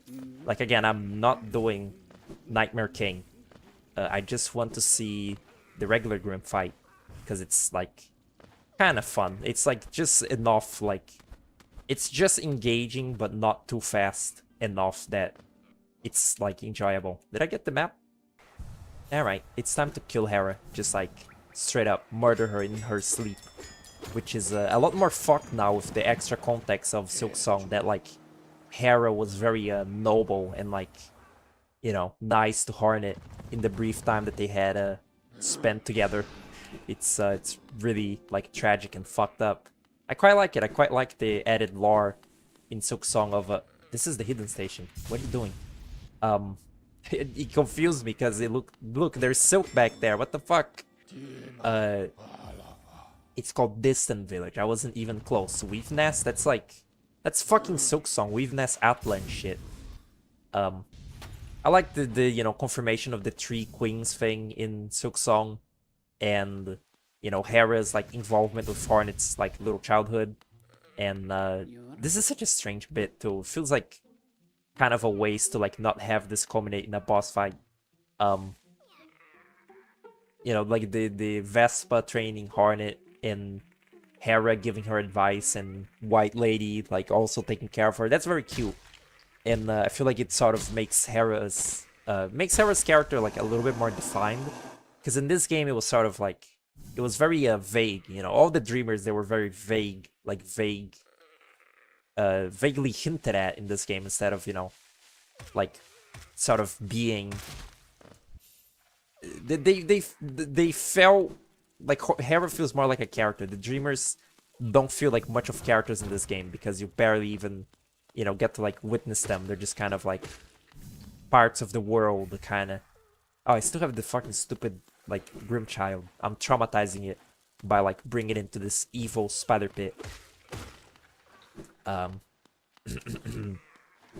Yeah, that characterization of Hera was neat. It's still like kind of funny that, you know, Hera is supposed to be a weaver, because she does not look it, you know, she does not look like the other weavers whatsoever. Hello? What? Is that not... Is that not how you fight this thing? It is, okay. You know, Hera is supposed to be a weaver, but she doesn't have the big head, she doesn't have the split mask, well, we don't know what her mask really looks like, because Hornet doesn't remember her face, and, you know, she wears a mask in this game.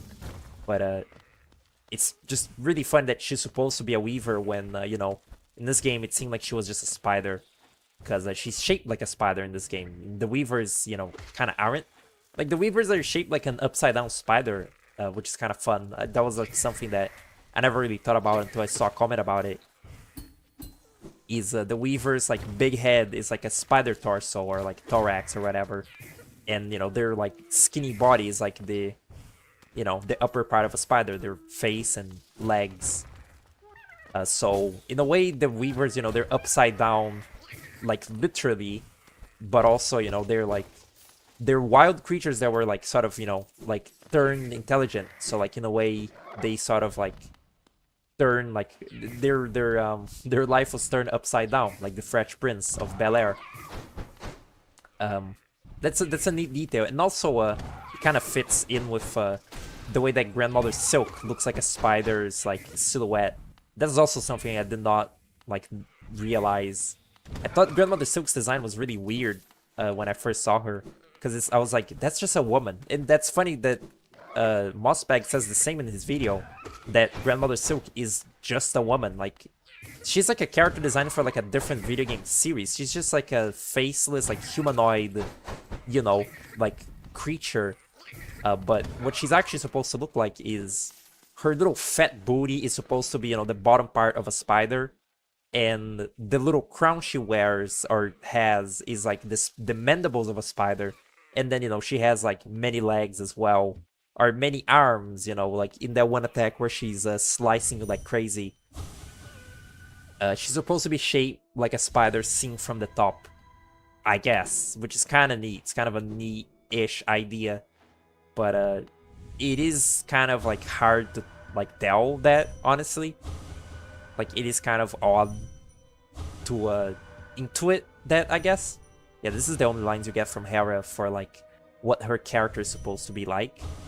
And it's, you know, it's just like vaguely about, you know, like wanting to have a child and like give Hornet like a life.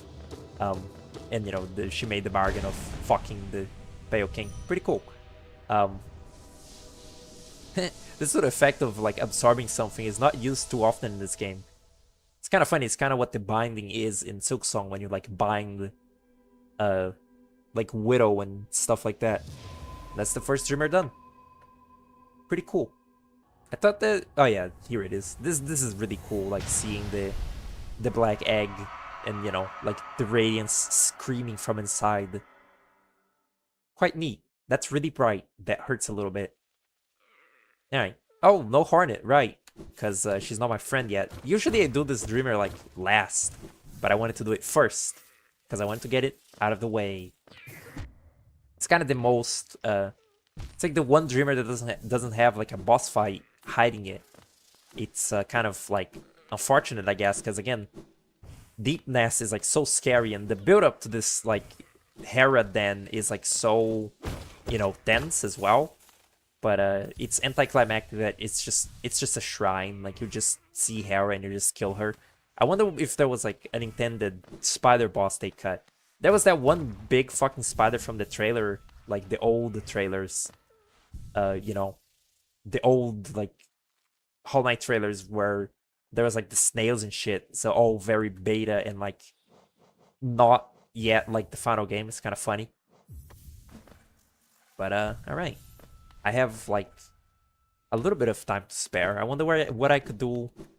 I guess I would just leave Deepness actually, like through the intended way, and like do the stupid Dream Warrior in the tram station get the tram pass, because I think some things are locked behind the tram in this game, like the hive, I think, is hidden behind the tram, but Kingdom's Edge isn't. Jesus Christ. I also quite like the music in Deep Nest, like, even though, you know, this is not like very musical, this is sort of like musical by the standards of like Aphex Twin and, you know, like weird like experimental music. But I really like the strings, and that there's like one little part where like something that sounds like an accordion or something like kicks in the song, and I really like it. Is this not the Weaver like thing? No. Yeah, I quite like the song. It's actually like not like pleasant. I mean, it is like I do like hearing it, but that one like little melody. Wow, that one little melody that it has is really fun. Maybe like I'll hear it play and point it out what it is. That weird like, is that not an accordion? Like, is it like a recorder or something? I don't know what it is. Maybe it's like, I think it's actually maybe like a string instrument, which, you know, it's funny that this song is so string instrument. Wow, string instrument heavy for, you know, the place of spiders. Jesus, the place of, you know, spiders which use silk, which is, you know, string. That's funny. But yeah, that one little part of the song is like actually catchy. The rest of it is just, you know, kind of scary. I just missed the Weaver like den. The Weaver's like hideout. Jesus. But it's okay. I don't really care about like, I don't care about getting all the charms, and I'm not gonna use Weaverling, so why should I give a fuck? Oh, this is the fucking mask maker. This is not even like, I thought I was getting out of like the way to Distant Village, but it wasn't. This is just this guy, which is pretty cool, I will admit. He is a cool guy. Okay, I guess I don't get to take his face off. That's cool.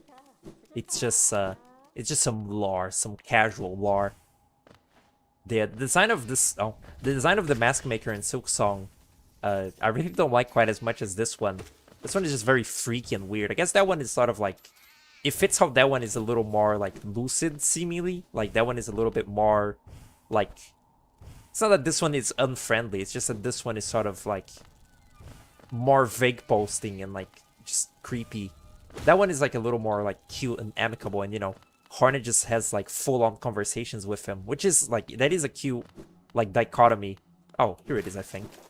Like, it's a cute dichotomy that, you know, the knight just listens to it because it can't speak, and Hornet actually talks to it in full. Oh, this is it. I'm dumb. Very cute bit. I really like the sort of like profound conversations that Hornet has with the other mask maker, because you know, she's very uncertain of her future, but she doesn't really have anyone else to like talk to in that game that would understand her plight, except for the mask maker, which is, you know, like, you know, I can see you're a pale being. What are you doing here? That's a very fun like character dynamic. It's like the mask maker is a mortal bug who just has like a gift of, you know, like wisdom or something, and Hornet is, you know, a demigod who is sort of like, you know, like, it was like she was born into special life, but she doesn't really like, she never really wanted that. She just wanted, you know, oh wow, she just wanted a mother and shit. It's cute. I like it. They're very passive aggressive, like, to each other, kind of like Hornet's replies are like fairly polite, but the mask maker is kind of an asshole to her in a funny way. Like, they're kind of like judging, like, you're a pale being, I know your type, I know your kind, what you're like about to do in this kingdom, I've seen it before. And the Hornet is like, nah. And I think that's really funny. Like, Hornet's little redemption arc, you know, is about like overcoming the mistakes of like previous like pale beings, and the mask maker sort of like makes her like confront that like head first, like, oh cool, like, you know, confront that like head on. Pretty funny. What? I'll just like get the tram station. I'll leave the guy, the Dream Warrior for another time maybe. I also could leave not Hornet. Why do I have Hornet on the mind? Zote. I can leave Zote to die here, which is pretty fun, I must say. I'm quite fond of being able to just let him die. It's kind of fucked up. Killing him and not killing him are achievements, so you only get one or the other in like one playthrough. So you have to replay this game to get every achievement, like on Steam, or you know, just achievement. Oh, speak of, Silksong doesn't have any like achievement like that where either you get it or you don't, or you know, like branching achievements like that. If you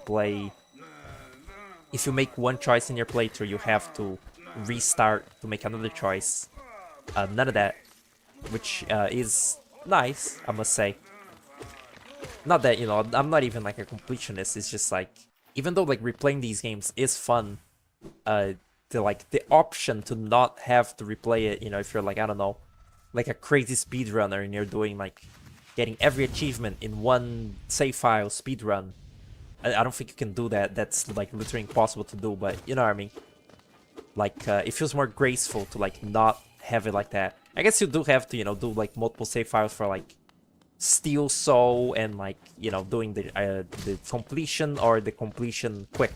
Or no, you get both at once actually. Just the Steel Soul, I guess. But there is still like some, you know, you need to start a new fresh file.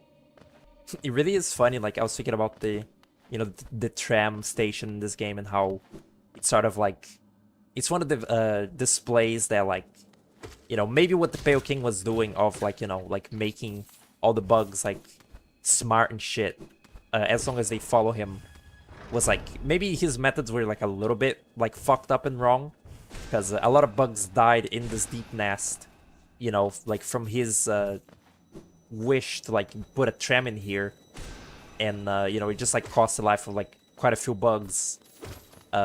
When the deep nest people like clearly didn't want him, he just insisted, I guess. It's sort of, you know, it's sort of like going to show that no matter the pale being, no matter the higher being, I've been calling them pale, not all of them are pale beings. All the higher beings, they have some like inherent sort of like selfishness to them, of like wanting to be followed no matter what. But it's really funny how comparatively tame the Pale King is compared to like Grandmother Silk and the Radiance, because like Grandmother Silk and the Radiance were fucking like actual assholes. Like the Radiance was fine, you know, before she was like overshadowed, but Grandmother Silk just sucked from the beginning. She like actually wanted to, you know, kill everyone else around Farloom to like take over, you know, the land for herself. And Hollow Knight fans have sort of like taken note of that, and you know, like now with Silksong, fans will be like, I'm sorry, I judged you too quickly, Pale King, because you know, he was a very peaceful pale being, even though, you know, he was still sort of like flawed, and his efforts caused the Radiance to, you know, like destroy everything. It's kind of funny, just like how he's kind of, you know, chill. Anyway, this will be it for now. Next time, Fog Canyon, maybe something. I don't know. We'll see. One more for the road. I actually like really feel like making progress in this game. Maybe like I could do something crazy and like I could do something crazy and like just mix all previous episodes into like one big fucking episode or something. And there's not really much of a way to do that. Keeping them separate makes them like sort of easier to edit. But I kind of like, oh my god, I kind of like, there comes a point in this game's runtime where it becomes sort of like increasingly obvious that like I'm ready for it to like be over. Oh, this is the fucking Carnivore thing.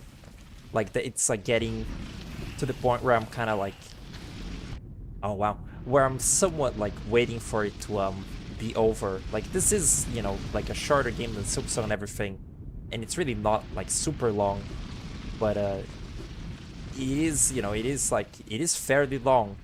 And again, there comes a point in the playthrough where you're kind of like, And I'm starting to slightly feel the tiredness like setting in. Not that I'm sick of it. Again, I literally not like woke up with it, but like I was feeling just specifically today that I really wanted to play this game. I guess like doing Deep Nest, you know, is particularly like a tiresome activity in this game, but it's like it's somewhat dwindling my will to like, you know, do like do all the remaining like stuff in this game. That's what. Oh, okay. Um. So yeah, I'll try. I haven't yet like recorded 3 episodes in one day, so that's why I'm doing it right now. Oh wait, this is back here. Wow, this area is like confusing, huh? I mean, everyone knows that, but like, how the fuck did I end up there? Why? Hi, fellas. I didn't realize they replay their little bowing animation because they still like you. I wanted to fight the guy, the dream guy, but I guess I'm not going to. I guess like I really don't want to go back into there, man. That's really like confusing and bad. It's probably like I don't know if it would be my least favorite area in this game. I thought that I had it like in the bag, but I guess there is still like much about it that I just don't remember with like well. Oh right, of course. So I guess Kingdom's Edge it is. Like I was intending on right, don't have to fight them. I was intending on fighting that guy, the dream guy, and then heading to Kingdom's Edge, but I guess I'm just heading to Kingdom's Edge. Did I open? No, I did not open the City of Tears shortcut. Oh my god. So, yeah, I'll just go to Kingdom's Edge, I guess. I'll just fight Hornet too. And, like, that is already a big chunk of progress. Because next time I can get the Abyss Cloak, Abyss Dash. Oh, shit. Cool. I've missed like quite a few very obvious mask shards. Like, I have no idea where in the Fungal Waste is that Mossy Vagabond bit, or like there's like a mask shard you like get that's like in the ground or something. I have no idea where those are. Like, if I just were left to wander in there for a bit, I probably would find them, but I don't know where to like look for it. Maybe that's like my maybe that's like karma for me. Maybe like judging other people for saying this game's like map looks samey and like confusing. Now I'm like confused by it, like by, you know, by the exploration. It's just a matter of like I just forgot everything, and it's hard to you know, it's hard to speak and everything and like play game. It's also like a very particularly like difficult part of voice training that I've like met since like, you know, trying to like start. I would consider like this current like what I'm doing like now to be like a pre-release, like a fucking alpha, not even like a beta, because I feel like I need more information maybe, and like know what to do. But a very particularly hard thing that I've like come across is keeping my like excitement. Oh my god, is like keeping like the same like, you know, tone of voice while like changing emotions. Like, whenever I get too excited, I just kind of like revert right back to, you know, like speaking like normally, quote unquote. And it's sort of like disheartening and evil. Where do you get the quick slash in this? Is it the guy? Oh wow. Is it the big nailsmith? I think it is. I actually quite want that. It's like the best power in the game. Power, charm. And this is one of the worst areas in the game. At least, like, in aesthetic, this would be, like, one of my least favorites. Just because, like, I don't know, it's too, like, empty, I guess. It's supposed to be a wasteland, and, you know, this snowy tundra thing is different than the other areas in the game. But something about it is just, I don't know. It's not as cool. Oh wow, I gunned it for the Hornet too. Cool. That's actually, like, I've had some trouble finding this arena before. I think it's because I didn't have the butterfly wings last time that I fought this game. Last time that I had a fight with this game. No, last time that I was doing a replay of this, I think I tried getting here without the Monarch wings, and I had to like use a Primal Aspid to pogo up here, because I was, I was doing like a funny sequence break because I didn't want to go back and get the Monarch wings. I was too lazy. But I can fight Hornet too, I'm pretty sure, with like my current loadout. I think it's doable. It's like Hornet's fights in this game, when you're like, before Silksong existed, these fights did feel like, at least, the second one felt like pretty, to me, like exhilarating. But with Silksong now, this feels so slow. Like, just look at that spear attack. Like, she does her attacks pretty fast, but the actual speed at which the attacks like come out is pretty slow. Wow, that's a big fucking range, girl.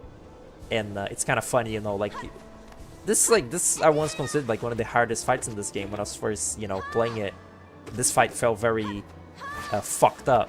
Like I think I was stuck in it for some time and like got really frustrated at it. And now, like comparing this to like Lace 2 R3 is this is like a fucking walk in the park.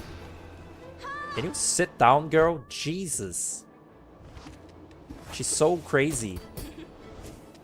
It's also really funny, these spike traps, like in her fight here. These are the spike traps that, they're supposed to be the same that you use in Silksong, but they're so different looking in this, game. Like they're so underdeveloped. Like they don't look very good. They look they're like very dinky and like, I don't know, they're like lines. They're like their line thickness or something is like weird. And and then in Silksong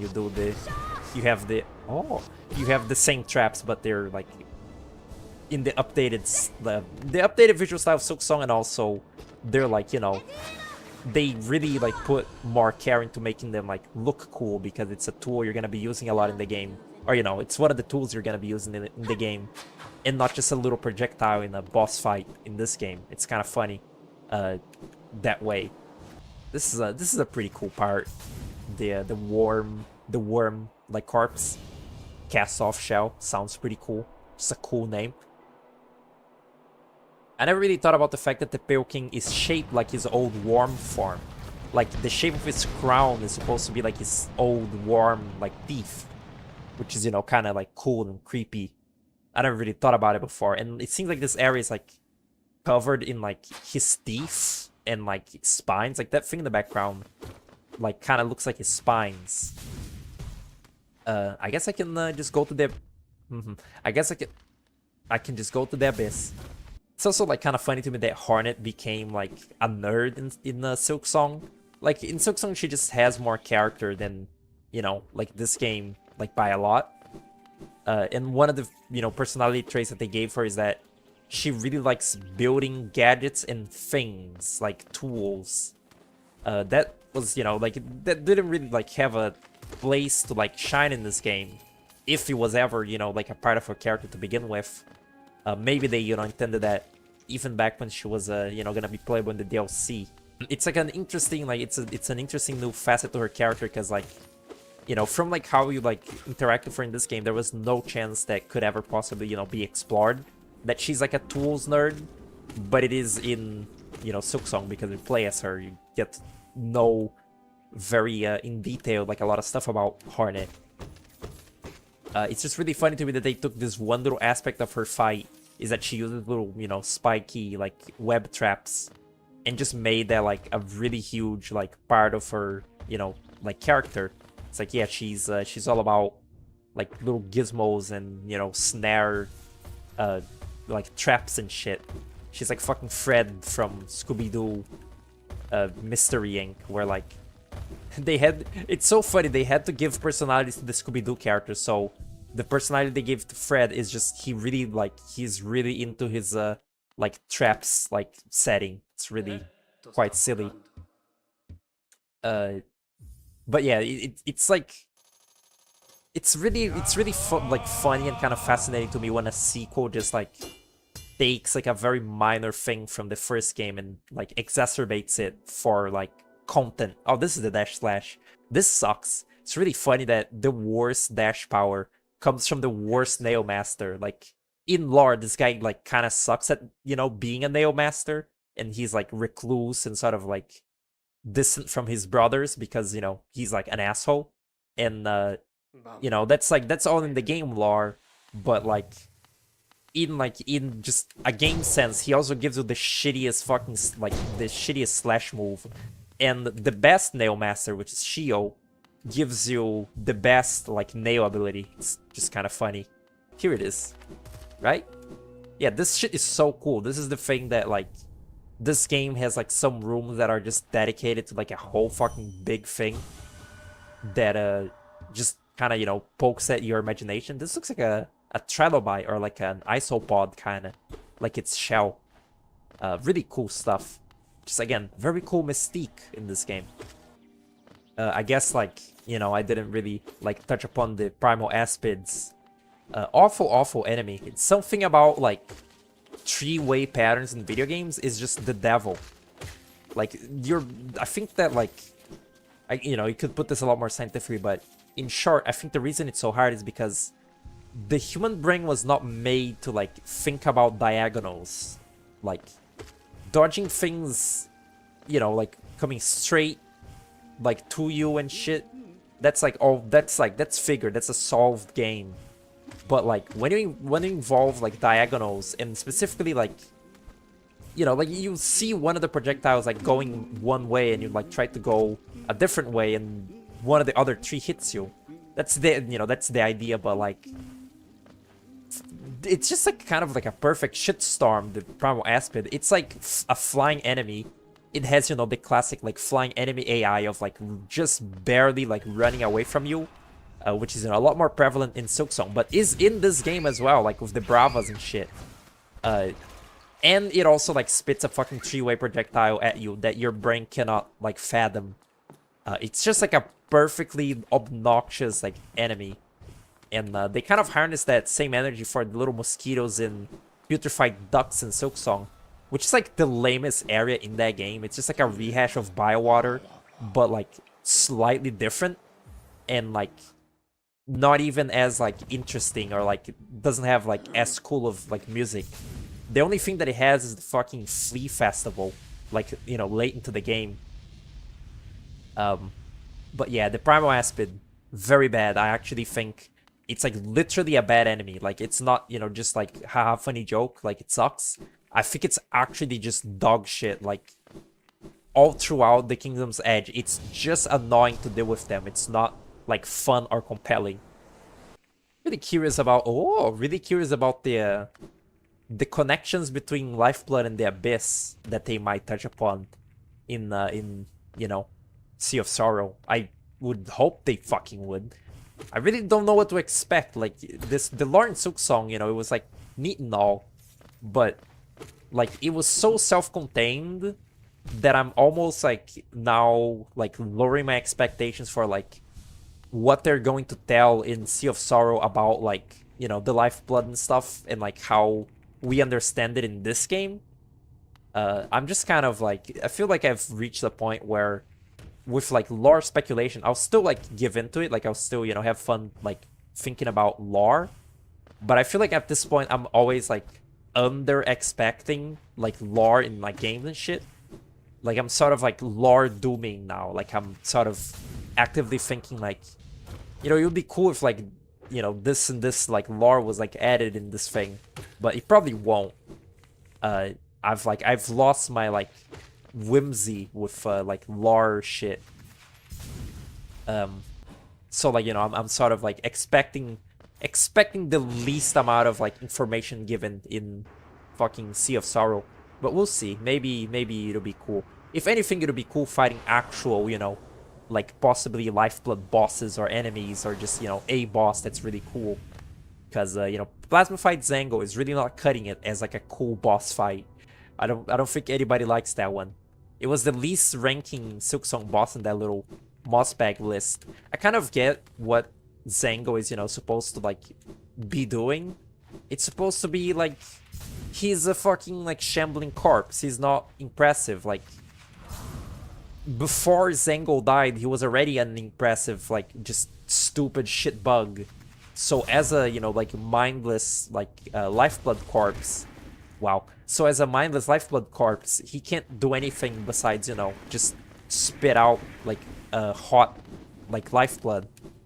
Uh, it's supposed to be like a really underwhelming, like just sort of shambling, like lame boss, and it's supposed to show you how, you know, unlike the infection, which gives, you know, creatures like fighting prowess, or at least like a really enhanced like sense of aggression, the lifeblood is really protective. Like it tries to, you know, prevent Zango from dying at all costs by just, you know, like healing him, and, you know, like because Zango has no inherent like cool abilities to him, the lifeblood is like just like boiling itself like up, and, you know, like shooting out of his body to try and stop the attacker, you know, in this case Hornet.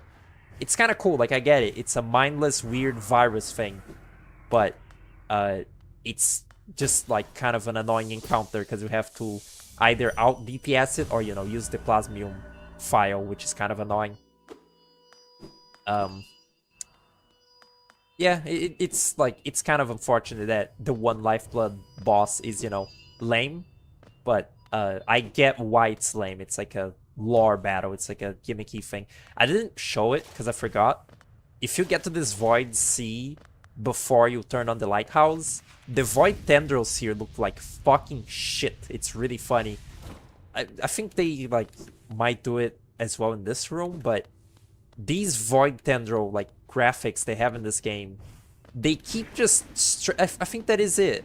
Like this sprite is being stretched like thinner than it's like intended to be, and they keep doing that for the Void tendrils. They'll like thin them out a little bit, or like stretch them out to like fill up more you know, more or like less like area of you know, like void like liquid pools, which is really funny. Like it just, I don't do they do that in Silksong?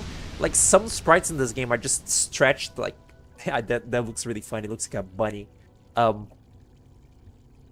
Some sprites in this game are just like shamelessly like stretched like up or like down, and just look at that. That looks awkward, doesn't it? Like it's just not intended to look like that. Really like humorous. I don't think they do that in Silksong whatsoever. Like the Void tendrils just all look standardized and, you know, like good. And they also animate a lot more types of Void tendrils in that game, which is kind of cool. Like even when Void enemies do that Void buzzsaw attack, it's still the Void tendrils. Like you can see their little eyeballs on it, but it just looks cool. Like it looks different. Like it's, you know, doing like a buzzsaw motion instead of being a bunch of little knived tentacles. And it's really like badass and cool. The Void attacks in that game, they look really nice and like, you know, cool. But the actual Void enemies are really annoying in that game. Just kind of like artificially, you know, like they're like, oh, is that? Yeah, that's kind of stretched. You know, they're really artificially, it's like artificially trying to like make the enemies like tougher. They just have more health. They deal double damage with every hit, and they do these, you know, like void attacks, which are kind of challenging. It's kind of lame. It's, you know, it would be cooler if every void enemy had like a completely different behavior, the same way as, you know, the super infected in this game. Not like Left 4 Dead. Like the super infected creatures in Infected Crossroads, they all have you know, new behavior. That'd be cool if, you know, that's how the void like worked in Silksong, but clearly they couldn't do that because, you know, every single enemy in the game can be void threaded. So that'll be, you know, actually impossible to like put into the game in a timely manner, and the game already took 7 years in development. So, you know, look at this void, or look at this vessel like head. It's so like like it has so many little like spikes on it, like extra. How come that one isn't like the main character? You know, like going by anime like simplicity equals more like, you know, like less important like rules. Like the spikier the hair of the character is, the more important they are to the world. Which is funny, you'd think that's like a, you know, like a tripe, like internet like joke, but no, it's pretty real actually. Like that is just how anime is like designed. It's like crazy hair means like cool. I wonder how popular actual crazy hair is in Japan, like just for regular like just regular, you know, like people. Like if crazy hair is like popular, but maybe like with like younger people.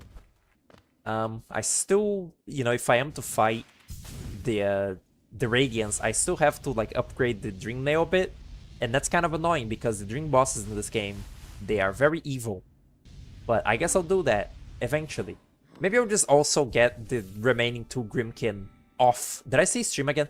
Just off camera, I'll fight the 2 Grimkin, and next time I'll like fight Grim himself. I think this is the step where you fight Grim. Maybe, I will see. But yeah, I'm kind of winding down this game, kind of like reaching the end game of it. Once like Queen's Garden is done, is like sort of what I consider the real end game of this game, kinda. I guess it depends on which areas you're doing. Whatever. Next time, Grim probably will be like a dedicated Grim episode, maybe. Yo, hello. It's been like a slightly long amount of time. I've like somewhat been distracted from this little like project of mine. Not in I'm still like editing them and such, but actually recording I've somewhat like slacked on doing, because I started working on a scripted video instead, which is like kind of what I started even like voice training for. It was just to, well, not just, you know, not just that, but it was in part to like go back to making scripted videos, and I started like scripting and like working on things. Do I not? Oh, I need the baby. So you know, that's pretty like cool, but it does sort of conflict with editing and like recording these, you know, little let's plays if I'm like doing little like animations and editing and scripting and recording footage and whatnot. But it's okay. It's like it's become really particularly easy to edit down these let's plays. Like I really kind of like got a feel for them and like know what to like cut down and like cut off, and what to keep. And this is the Grim episode. I actually need to put my glasses on because this is a difficult-ish fight. This is it's funny, both like when I streamed this game, I also had a dedicated, well, I guess it wasn't a dedicated Grim stream. This will probably be mostly fighting Grim. I'll probably cut down a lot of, you know, the actual fighting, and maybe like I'll go get like the final like what is it called, nail art, like the final nail master after doing this. But yeah, this first fight is doable, and it's really all that I want to do. All good start. It's really all that I want to do for the Grim troop. I don't actually really care about doing Nightmare King Grim. In fact, I probably will banish Grim as I usually tend to, because the Nightmare King Grim fight is just not... Why did I do that? It's just not very fun to me. I don't know, it's just, I find it a little bit too hectic and fast, and not pleasant to fight. This one is pretty okay. Like Grim is pretty, he's very fast and like nimble and all, and his attacks look cool and flashy, but I feel fairly in control fighting him. Whereas like fighting Nightmare King Grim, I really feel like I make no progress like fighting it for a long ass time, and it just doesn't feel good. Again, if it was Silk Song's controls, I probably could like chip away at, you know, attempting that fight, such as I did with Lost Lace. Eventually I just beat that fight and can now sort of consistently beat that fight. But with this game's controls, I never felt compelled to like be sweaty and like be crazy good at any of the bosses, really. Like any of the bosses or the... I never beat the final Colosseum of Fools trial either, because that one is particularly irritating to me as well. But yeah, this boss is pretty fun. It's very dynamic and stuff. And again, it feels really slow now, like these patterns, having you know, beat all of Silksong like a few times. It all feels just so dinky and simplistic. You know, I got hit quite a bit at the start there because I was just collecting my thoughts, and also I haven't fought this boss specifically in a little bit. I'm glad that consistently like refighting all these bosses has been the least hard part of this playthrough. Navigating the world has literally been harder than fighting any of the bosses in this Let's Play series. I feel a sense of pride in that. You know, it's such as you feel when you like get better at a hard game. You feel accomplished. Even though particularly for me, the journey to getting good at a hard game is like I do it often like kicking and screaming. Like I really am not built for long like stretches of frustration with video games, or most things really.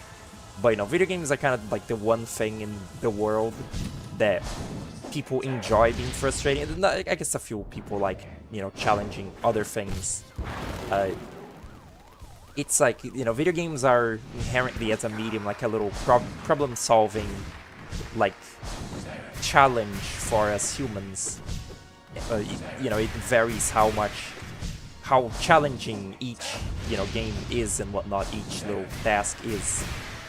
Some people really like the very, very hard ones that they can like sink a lot of time into, and some don't, and I'm the type that doesn't. I like to see I like to see cool new things more than I like chipping away and like getting really good at one specific thing. So like my taste in games is sort of like erratic, and I usually don't really go for games that like take a ridiculous amount of commitment to beat. And that's it. And that's... oh, I finished it with an embarrassing voice crack. Very nice. Yeah, I like this fight. It's fun. Also, like, I really like... I'm pretty sure I've never, like, interacted with much, like, grim, like, fan content online. But I bet that everyone, like... I've seen this joke made a few times on, like, YouTube comments, but, like... you would think that like Grim would sound like a, you know, like a sort of like squeaky, like jester, like clown man, because, you know, just look at him, he's a Has Been Hotel character. But Grim actually sounds really deep and raspy and dehydrated, which makes sense because he's impossibly old. Old characters in this game always sound very breathy and like dry, like throat, such as, you know, Quirrell when he realizes he's really old and shit. It's a Charm Notch, right? I first tried that. Very nice. Is this the one where... yeah, this is the one where Brum is in Deep Nest. I guess I can, like, go banish them, like, right now. Let me check. Yeah. You know what? Let's fucking banish them. Fuck it. I'm not gonna fight Nightmare King, so let's just do that. But, Grim is, like, really breathy and, like, you know, like, sort of... diseased sounding in this game, which is very fitting because he's like the dying old host of the Nightmare Flame or whatever. He's like really impossibly old, because he even like knows the Pale King and shit, who is, you know, also like an ancient being and shit. It's funny to me that, you know, like it's so like, I think even the way that Vinny Vinesauce voice Grim is very like clownish. You'd think that he would sound, you know, very, like, flamboyant and, like, you know, like Trobio in Silksong. But, he doesn't. He sounds really, like, old. This is a really cute little side, plot to this, like, quest. People don't like this because it's, like, the option to, like, not I forget what was it. I think it was even in like a Mossbag video. This is how like popular of an opinion it is that like banishing the Grim Troop is really like lame because the charm it gives isn't as good, even though I think it is good. It's like the Magnetite dice in Silksong. Uh, you know, like you miss out on the like boss and stuff, and like it's certainly like more anticlimactic. And also people like consider Brum to be like a crybaby, which I find kind of funny. Like people don't consider the was it like someone said that like the Grim Troops whole little like plot line of, you know, them like lacking freedom and wanting to like be freed from this like eternal, you know, like cycle of like feeding the nightmare flame. It's not really like it's not like bad for anyone. It's not like they're doing anything wrong, which is kind of true. Like what they're just going after like dead kingdoms and, you know, feeding off their nightmares. They're not really hurting anyone, but it's still like it's shown through Brum that being trapped in the cycle, you know, like the bugs can become sort of aware of that. Like Brum becomes aware that he's like chained forever, and you know, actively tries to like free himself, which reverts him to Nim. I think it's funny that people have this sort of like cruel like perception that Brum was like wrong and that the Nightmare Flame is like chill. That's very funny to me, because the game really goes to length to like, you know, show you that like Brum is sort of like unhappy being you know, like a servant to the thing and be like a Grim Troop guy. But it is kind of true that, you know, the Nightmare Flame is yet another sort of like, not benevolent, but at least like somewhat innocent, like Pale, not Pale, I would say Pale, higher being. It's like a higher being that doesn't really subjugate other people, unless you count, you know, like, again, like Divine, Brum, the Steeds. Meanwhile, you know, like Grandmother Silk, like Grandmother Silk really is the worst. Like she really is like worse than the Radiance, because at least the Radiance once like minded her own fucking business with the moths and chilled. Then the Pale King showed up and like, you know, pissed her off and turned her into like an ancient like disease. Like the Radiance kind of like quite literally became the infection in everyone's like dreams and thoughts. But before that, again, she was chilling. And the Pale King is pretty chill, you know, he was kind of like an asshole, like somewhat. But he was, you know, mostly like, he tried to be civil to most other like races. Meanwhile, Grandmother Silk just, yeah, she wanted to like subjugate everyone in Firelum and just be the sole like ruler of that land. She just sucks ass. Like she's just the worst fucking like higher being. She's just pure evil.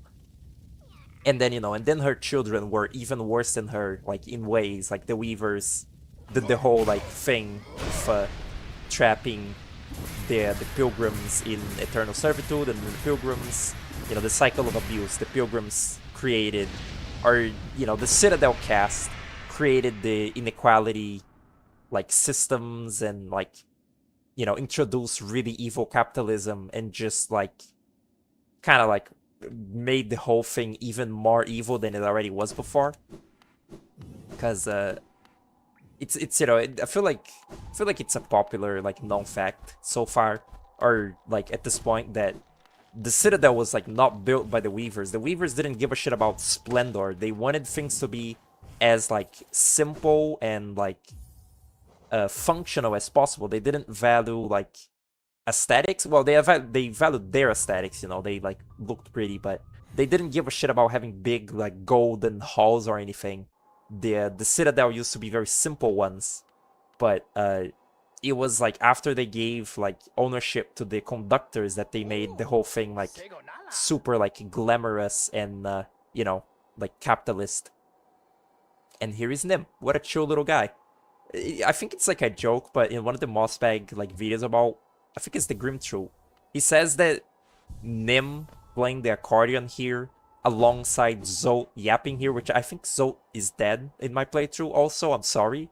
And I didn't save Breda either, oops. Nim playing like Zolt yapping and like Salubra's blessing, you know, like blessing you, it like destroys all of the atmosphere that Dirtmouth once had, because you know, like there's a lot of like noise pollution now, but I actually enjoyed that you sort of bring life to Dirtmouth and like make it so at least it has a few inhabitants, and you know, it's like a little bit more like chipper than before. I find it cute. I find it sort of like it's the same like good feeling as, you know, like building up the little towns in Silksong. I quite enjoy that aspect of them.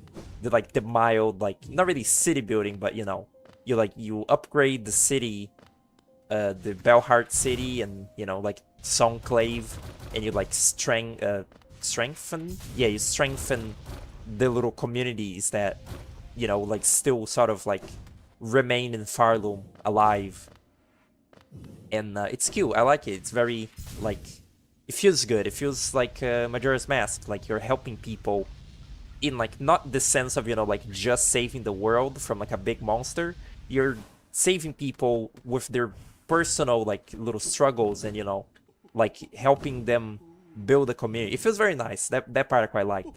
And this game, you know, does it kind of too, and with Dirtmouth. Nice.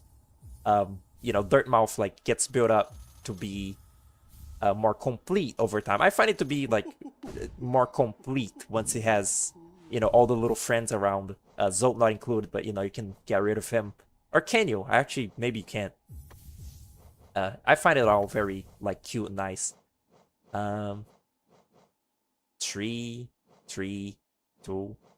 I also went and got some more charms that I didn't have equipped before, such as Thorns of Agony and uh, like Deep Focus, I think, stuff like that. One. I have Steady Body already. Oh right, no, that's perfect. That's absolutely perfect. Nice. Now I have quick slash. Does quick slash like synergize with quick with Dash Master? I didn't even know that. Okay, I could go kill some. I could go kill some Dream bosses, or I could go to Shio. You know what? Let's kill No Eyes. Well, you know, kill her ghost. Let's beat No Eyes, get Shio's nail art in Green Path, and next time, like, maybe do like Queen's Gardens or just more Dream bosses. Because at least I want to show getting the Dream bosses, because they're, you know, unique boss fights and stuff.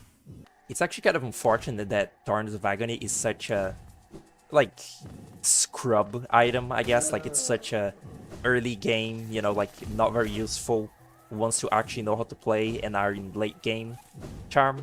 Because I think the effect of it is very satisfying, like, just the retribution, wow. The retribution when you, you know, like, when an enemy hits you and you, like, just hit them back with, like, a little bit of damage with the thorns. And the animation of the thorns is really cool. I love, well, you know, I love silhouetted, like, shadow things in general. You know, case in point, my little OC. But specifically, like, sort of, I love the void tendrils in this game. I love sort of, like, monster-ish, like, shadow things. And the Thorns of Agony, they're, you know, like, essentially plant thorns like these, but they're made of void because they come from the night. And it's really cool.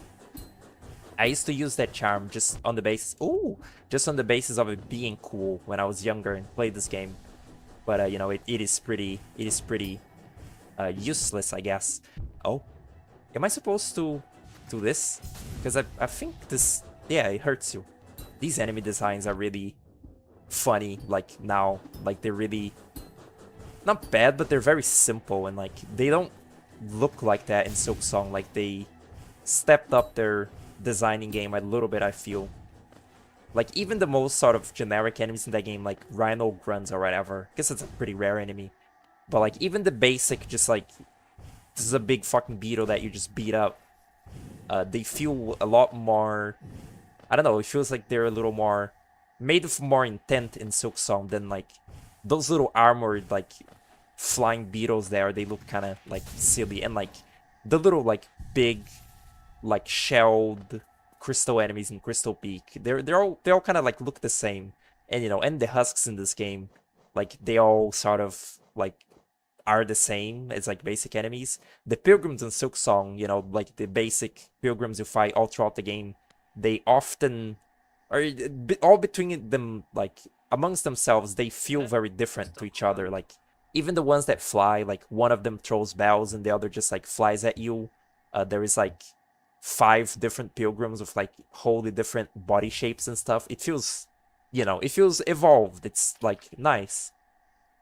Maybe even a little bit too evolved, you know, because the enemy design in Silksong is bordering on insufferable. That's the lesbian flag colors, by the way. Very nice. This is the best one, and this is the best Nail Master. You know, he's like the most competent one of these guys. And he's gay. I wonder what paint in Bug World is made out of. Ever thought about that? Because they say that there's stuff that's made out of wood in this game. It's made out of shell wood, which is, you know, like bug version of, you know, regular wood. Because like a bug wouldn't be able to chop down a wood. That's ridiculous. You know, like Zolt's nail is made out of shell wood. It's like a material, like a fictional material. That was also a thing that was kind of fun in Silksong. I found it amusing and fun, but I also found it kind of like funny because it's kind of like pointless. Is the materium in that game. The way you can collect like materials of the world, like just rocks and shit, and like display them on your little house is kind of funny to me. Like it's kind of cool world building, but also like it's kind of silly. And but I do kind of like the idea that Hornet is like a nerd as well. Like I said before, she's like a tools nerd, but also, you know, she's keen on learning like about the world. She's like a hunter and like a, you know, like a, she's not like a researcher or anything, but she likes knowing things. And you know, like part of that is that she steals a material from the museum and displays like stuff she found in the world in her little like house. I find that very cute. Where's No Eyes? Taking like a very teeny tiny little break from this game also like did wonders for this being like more fun to do. Because frankly, when I was like doing the Grimkins like on camera and stuff, I was like getting a little bit sick of this game's like face, but not playing it for like a tiny little bit and just like, you know, doing a bunch of other stuff like animating, really like recharge my goodwill to play it. So like I'm full of goodwill now to like play it, and it's like been very fun this particular session, and that's good. That's a good feeling. I also kind of forgot to fight the Grimkin like using, oh, I should have talked to Sly. It feels good. I forgot that you like fight the Grimkin by repeatedly like nail slashing them like this, like nail ironing them, because not doing that makes their little encounters like last a lot longer, and it's kind of annoying. Wow, the RNG with No Eyes has actually been very great. This boss is kind of annoying. Frankly, none of the dream bosses I really super love. The only one that I sort of like actively dislike and is sort of one of the least like good bosses in the whole game is Markov. That one I really don't much care for. He's just, I don't know, his patterns are kind of obnoxious. No Eyes also, you know, very famously is very scary, you know. This is a very frightening, like, it's a very frightening scenario in this game, being trapped in this like sanctuary with this weird no-eyed ghost like singing a lullaby for you. Not if you do that, she's not that scary, but also famously she's, you know, a Becker character, and her like lore that the original Becker gave her was so grim and sort of like fucked up that Team Cherry had to like slightly tweak it to make it, you know, still tragic, because this game is full of tragedy, but a little bit less like horrifying, like sort of, you know, like gruesome. I kind of forget exactly what it was, but it's something like No Eyes like came back to her like home, which I guess is this sanctuary. She came back here to like take care of her children, like little bug orphans or her own like children, and they were all infected. And like, oh my god, that's very loud. They were all infected, and they like started, you know, sort of like killing her or trying to kill her, because, you know, they're husks. And she didn't have the heart to like, you know, like fight them off because they were her children. even though she was like a warrior. So like she tore off her eyes so that she couldn't see them, kill her, and just, like let them and like died alongside them or something like that. And then in the final game, the final game No Eyes like lore is, I think, very similar. It's like, I don't know, she came back home and like they were infected, and was it that she tore off their eyes? I don't remember. I think it's actually kind of like left very vague, just like a very vague sort of like tragic thing in the final game, like this little implied story they went with for No Eyes.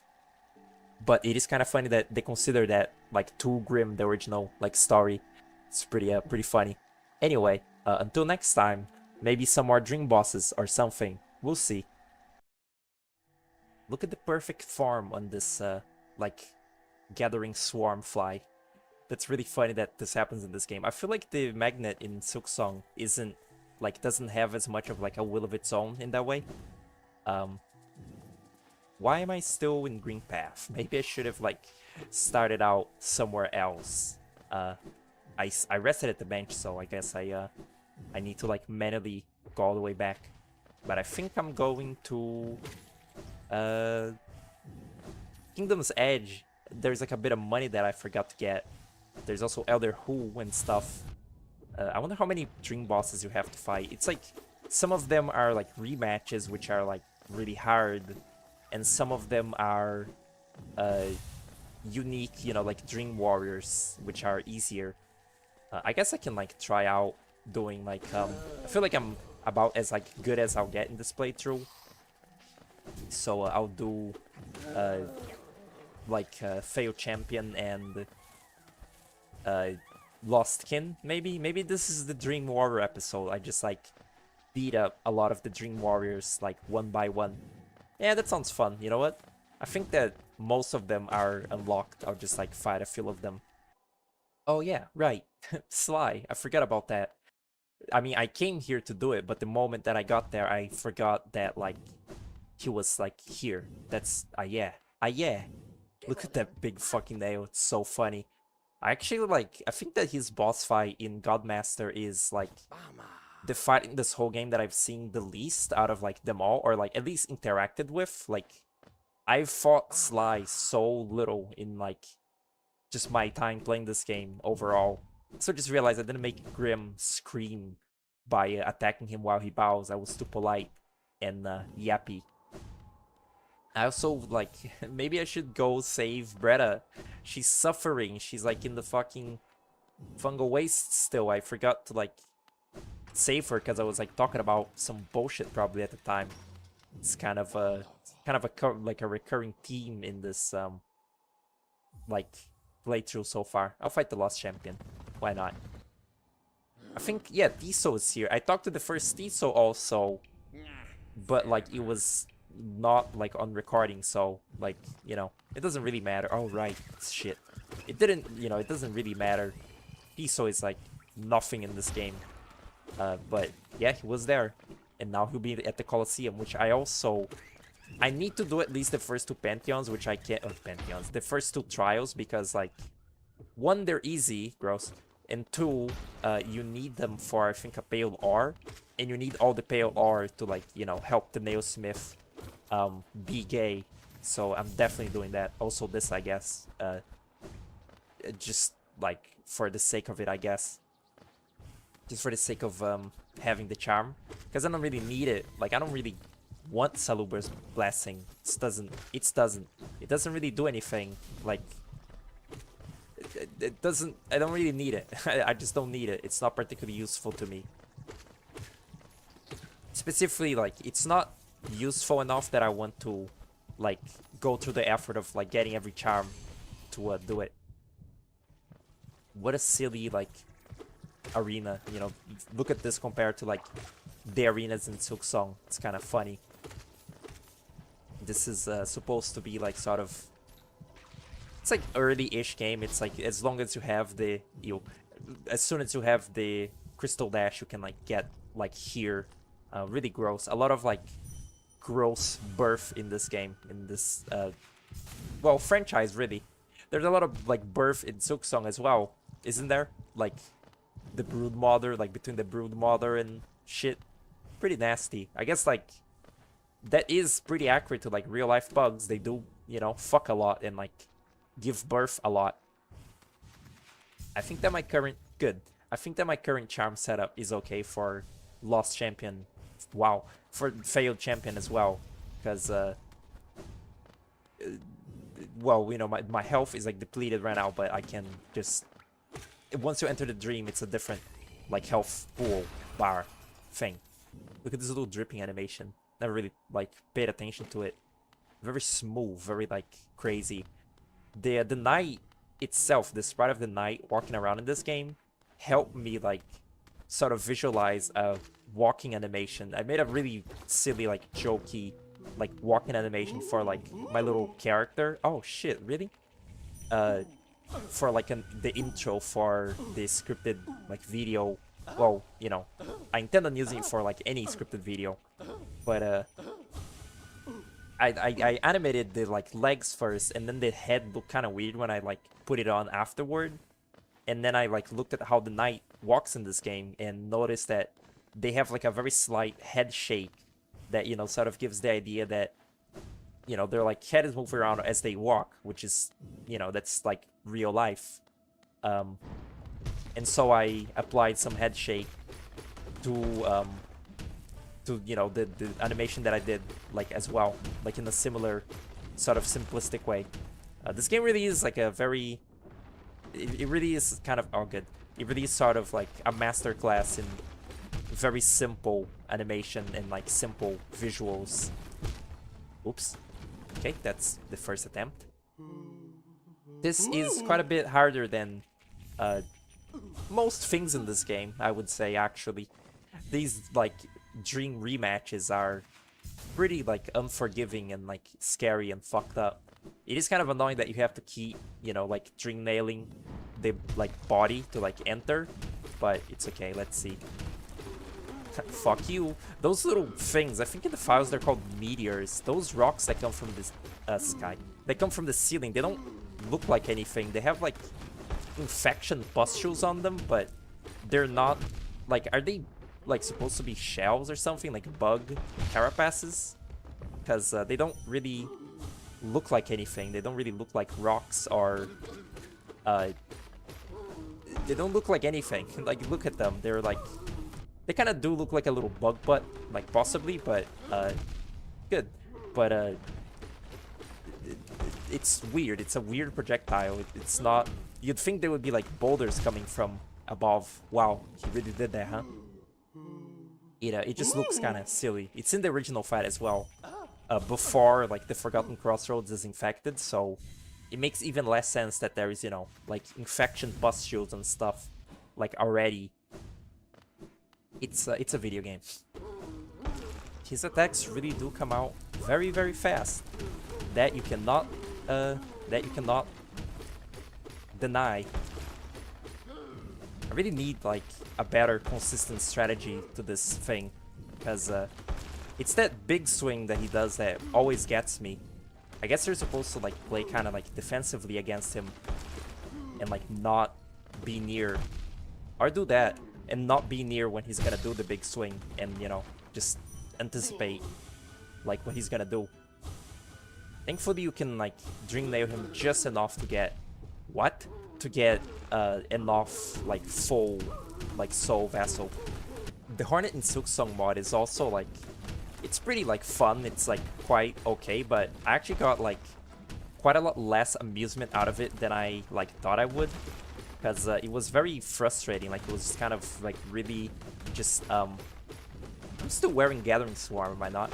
Like, it was just really frustrating to like deal with, you know, like playing the game with a character that's not like designed for the game. Like that's really a thing that like I don't deal with very well, like playing something modded or just like in general. Or how could it be in general if like not modded? It's like playing, I don't know, it feels like it should be easier, right, to like do the stuff with like Hornet, but actually like no, because like this game is designed around the Shadow Dash and stuff, and Hornet can't do that. And also she's like, you know, big, and her, oh good, and her dashing physics are different than the knights and stuff, so it just feels sort of like a hindrance to be her, essentially, because she's not, you know, what the game is like built for, essentially. Okay, I gotta actually like do it. 2 more hits from him and I'm dead. This is like I'm playing Silksong. It's like everything is double damage. It's great. Love that about Silksong, the double damage like everywhere. That was my favorite part. Oh, I thought I died. I really like, I get that Silksong has the double damage thing because like Hornet can, you know, like heal 3 masks at a time, and you know she's like very powerful, but again, it's that like in the early game, that game is so difficult and annoying, and you know it only gets sort of like more bearable once you learn how to play it more. The double damage like really makes sure to like cement that, like for a new player, is like just, yep, everything deals that much damage, and you have like 5 like health, like hit points, and it doesn't feel very fair. It's not very like, it's not particularly welcoming, that like fact that everything is double damage. Excuse me. Weird fucking hitbox on that. What the fuck? It's not like, it's not ideal. It's not ideal for a game to be designed that way, I must say. Like, I get why double damage on everything, but it wasn't very graciously like done. I don't know. I feel like if it was more graciously done, there wouldn't be like as many complaints about the difficulty of that game as like there were. I don't know. Like I get the whole like scary, like very, you know, like uncompromising or whatever, uncompromising. I don't even know exactly what that like fully means. It's like something that, you know, doesn't like hold your hand. It's very like aggressive to you, like as the player. I remember people attributing that to like Don't Starve and stuff. Excuse me. Ugh. Dear lord. This is what people think fighting Last Judge is like. Hold up. Good. I get that, you know, Silksong is supposed to be like very like uncompromising or whatever, and like very, you know, just hard. It's supposed to be really wow, why did I do that for? He was dead. He was literally dead. Whoops. I get that Silksong is, you know, like supposed to be cruel and uncompromising, but it just felt annoying like a lot of the time, because again, early game is really just unfair, like actually unfair to a person that doesn't know how to play it already. It's ridiculous. Like, I feel like there could... I already had this whole discussion before, you know, discussion with myself. Like, I feel like it could have been executed that, you know, the world feels really, like, cruel and everything is, like, very, you know, hard to, like, overcome, but, like, just a little bit, like, a smidgen less, like, annoying. Like, I get that, you know, I'm essentially saying, like, tone it down, like, your little, like, artistic intent or whatever of, you know, everything being... like really hard to overcome by making it easier to overcome. But I feel like it comes a time where you gotta like cut your losses on your cool like difficulty as a statement, and just recognize what's like annoyance and what's like difficult, you know? I didn't realize you actually get like a full soul vassal like from drink nailing him twice, and then the hits you get on his head also give you a little bit of soul, because, you know, you're actually hitting him. It's also like kind of a neat fight, that kind of a neat gimmick to the fight, that hitting the failed champion, you know, like, or the false knight itself doesn't give you any soul, because they're just hitting his armor, I guess. You're not really hitting the creature, so you're not absorbing its soul in any way. It's when its little head pokes out and you get to, you know, like smack it, that you actually get any amount of you know, like soul. Kind of like a weird gimmick for the first boss in the game. Like, I feel like this could like give the player the impression that, like, I don't know, like it could give the player the impression that bosses just don't give off soul or something, because, you know, they're hard and crazy.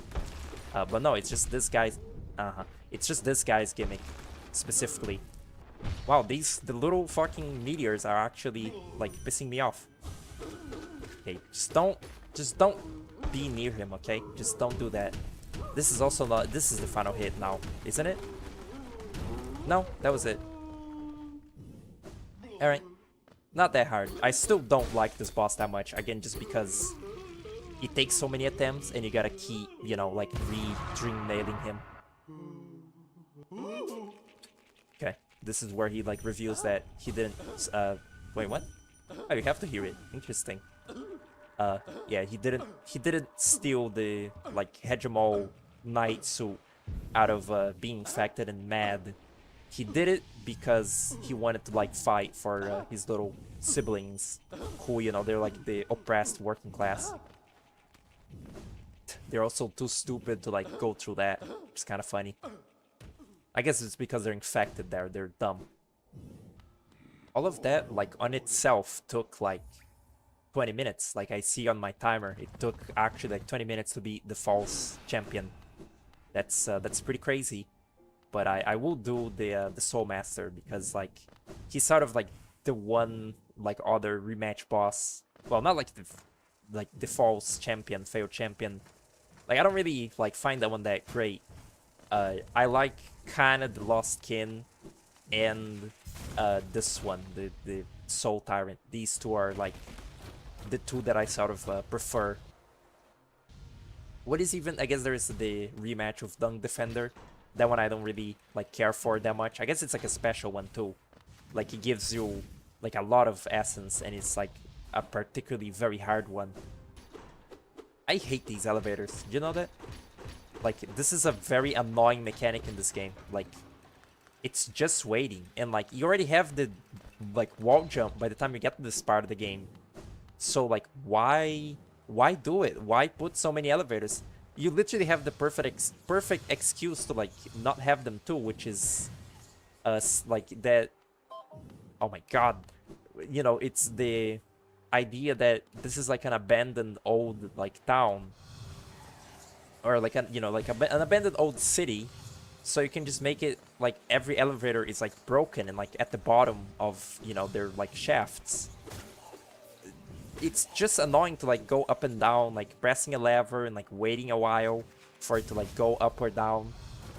While literally, like, at this part of the game, you already have, like, either, like, a double jump or a wall, or, you have, like, a wall jump and then later even, like, a double jump, like, double the fucking, double the experience to, like, go up without a fucking elevator. And, it just wastes time. I hate it. I'm pretty sure Silksong also had elevators, like, yeah, like, they had, like, an elevator in Bone Bottom that was also really annoying. I don't know why they did that. The Bone Bottom one, you know, makes sense, because it's, like, an early game way to, like, get up Bone Bottom and shit. But, like, I feel like there's other elevators in that game that, like, annoyed me. Like the one in the White Ward, although that one is kind of used for a puzzle in a way. Mostly these ones in this game. He just faked me out. Mostly the ones in this game, in the City of Tears, really, like, irk me. Like, the constant having to ride elevators. Don't like it too much. Anyway, here's this guy. I never realized that this arena is so purple. Look at this. It's so...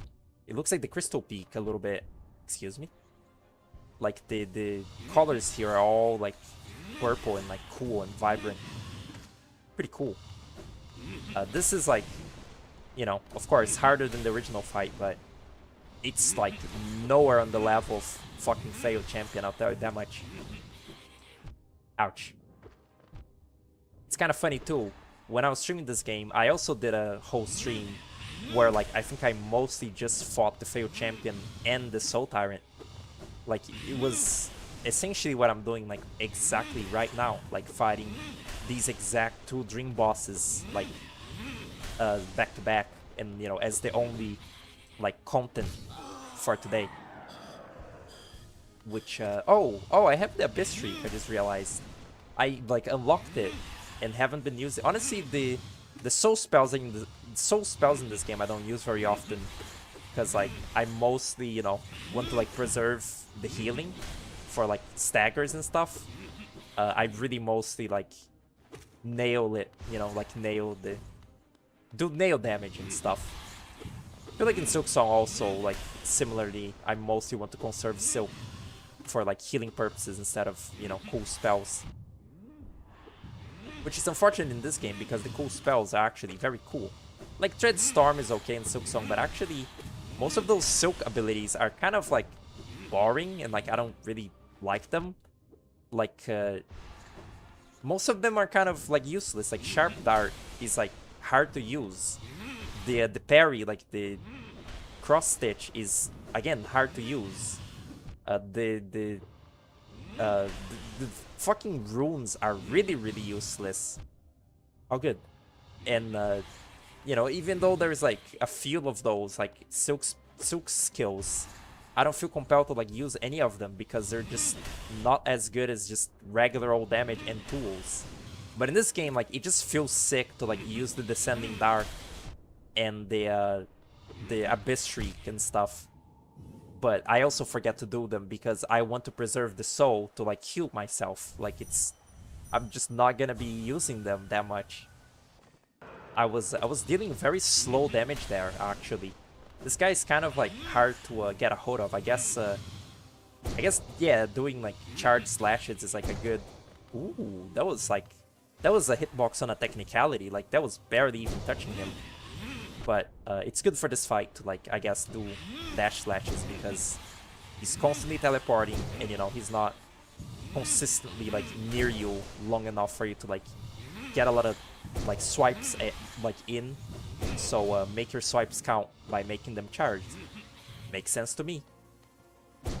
The charge slash in Silksong also is terrible. Like, they made it not a viable strategy anymore to like charge slash in that game. I don't know why. Like, they made charge slashing the worst thing in the whole game for just no reason. Like, in this game, the charge slash is so like big and like satisfying and like useful. Maybe they deemed it like too useful, so they were like, nope, nerf it. Because God, is the dash slash in Silksong just the worst thing ever. Like, it doesn't work. Like, it just plain doesn't work. With most of the crests except the Architect, it's just awful to like dash slash. I'm also having quite a bit of trouble dash slashing myself here, or just charge slashing. That's because like my controller's buttons are shitty, and I've never been very good at like holding down the square button while holding down X at the same time, or, you know, X and A if you're using Xbox, which I am, but I'm like a PlayStation controller like head forever. Like, just inherently to me, the face buttons are X, triangle, circle, square. Like, that's just how I see it. Like, just for every controller. Because growing up, my cousins like just had PlayStation consoles. But I never, like, you know, like how like the run button in like older games would always be, you know, like the one right next to the jump button, like that. It'll be, you know, like square. And I can't really like hold down square properly while I'm like trying to get the edge of my thumb to be on like I can't, like, it's very awkward to me to jump on X with like just a fraction of my thumb. Like, I get, like, I lose focus and just let go of, you know, the of X, of the like the run button. I just sort of like forget to like do it. I forget to like keep the pressure on, and you know, in this case, it's making it so I'm slashing when I don't want to be slashing, and it's fucking me over. I'm also like yapping, so I'm not really like paying a lot of attention to what I'm doing here, so, you know, that's also why I'm sucking ass. Particularly doing the double jump, like, in this, you know, this game, but like, this has only like come up as an issue because, you know, this fight is sort of like requiring me to do the dash slash. doing the double jump with, like, again, the corner of my thumb is really awkward, because the double jump in this game is, again, very, like, analog and, like, slow and, like, weird to perform. And it's really, like, it's really fucking with me, actually. Like, really, really hard. Excuse me? Okay, cool hitbox. It's such a small hitbox in Silksong, and, like, it does that little, like, 1-2 combo thing, like the regular, like, Hunter crest, like, charge in that game. And it's just so bad. It's just so terrible. The way that they massacred my boy, you know, the charge slash. The attack where you just, like, run, like, it just floats forward towards you is kind of funny, huh? Because, like, he really is just going forward. That's his attack. He's just moving forward a little bit. It's kind of funny. It's not very, you know, imposing. He can do all this crazy fucking magic. But, like, just one of his attacks is to slam his fat face against you. I will admit, I never really, like, learned what is really the pattern for that, like, when he creates the little, like, spheres around himself and, like, you know, runs across the screen, spinning them. I never really learned how you're supposed to react to that particular attack. Like this, I don't really know. I guess you, like, jump over that one and you're safe. It frankly doesn't, like, my brain cannot, like, wrap itself around that, like, pattern. It's too, like, I don't know, it's too weird. It's too, like, angles, like I said before, like how the Primal Aspid is, like designed, like, it's a pattern designed to, like, confuse the human brain. So is that, wow, so is that, like, many, like, orbs attack that he does. Okay. This, like, running, the running forward attack is actually, like, one of the worst here, because you can't get a hit in that's also charged. Yeah, that side of the screen, I don't know how to react to that, like, attack. I also feel like possibly I'm, like, under, like, nail leveled for this, possibly. Because, like, the failed champion is, you know, harder than this probably, but it is also, like, an early game boss. So, like, maybe the scaling of the health was, like, more balanced to the nail level that I have, you know, like, right now. Because this feels like it's taking really long to stagger him, and also just taking really long to, like, win. Oh my god. I had no idea you could do that. That, like, just stay on the corner like that? That's crazy. I was considering, you know, going to, like, equip Sly's Nail Master's Glory or whatever, like, after I died here, which I guess I could still do, you know, if I die, like, right now. This phase is, like, you know, supposed to be, like, less hard than the first one, but, you know, never underestimate the gamer's, like, brain. Excuse me? That was just a... That didn't make any sense. You know, I wouldn't doubt if I still died here. But that was, like, that was worth it just to, like, see that interaction there with, like, yeah. Like, you can stay on the corner there, like, above the arena, and not... What's it called? You can stay up there and heal yourself. That's really interesting. That's, like, I never noticed that. Can I really not leave here to, like, conventional means? Whatever. I did it once, I'll do it again. Okay. That was, like, I got in quite a groove there with it. Oh wow. This fight was sort of, like, starting to irritate me a little bit, but at least, you know, I have full health for this part. That's pretty cool. Yeah, the charge slash really was like, sort of the key to it for a bit there. Oh wow. But yeah, but it definitely would have been, like, a lot easier with the Nail Master's, like, glory, because the main problem with this is just, like, he's, like, teleporting away constantly. Like, he's just constantly on the move, like, away from you. It's very irritating. I guess you can't just like eat them up like once you yeah, look at that. You can't do it like the Dream Warriors. It's kind of funny. But yeah, this guy's lore is a lot less sympathetic than the like false knights. It's just like he he wanted his research to save the kingdom, but uh that did not, he was already infected. He was already like crazy. But he thought that he was like that guy, and he was not that guy. Oh, look at that. Uh yeah, that was like less than ideal. I'm gonna go to the Seer and see if she gives me like the Dream Gate, because that's gonna like make exploring a lot more swift. Like say the fast travel.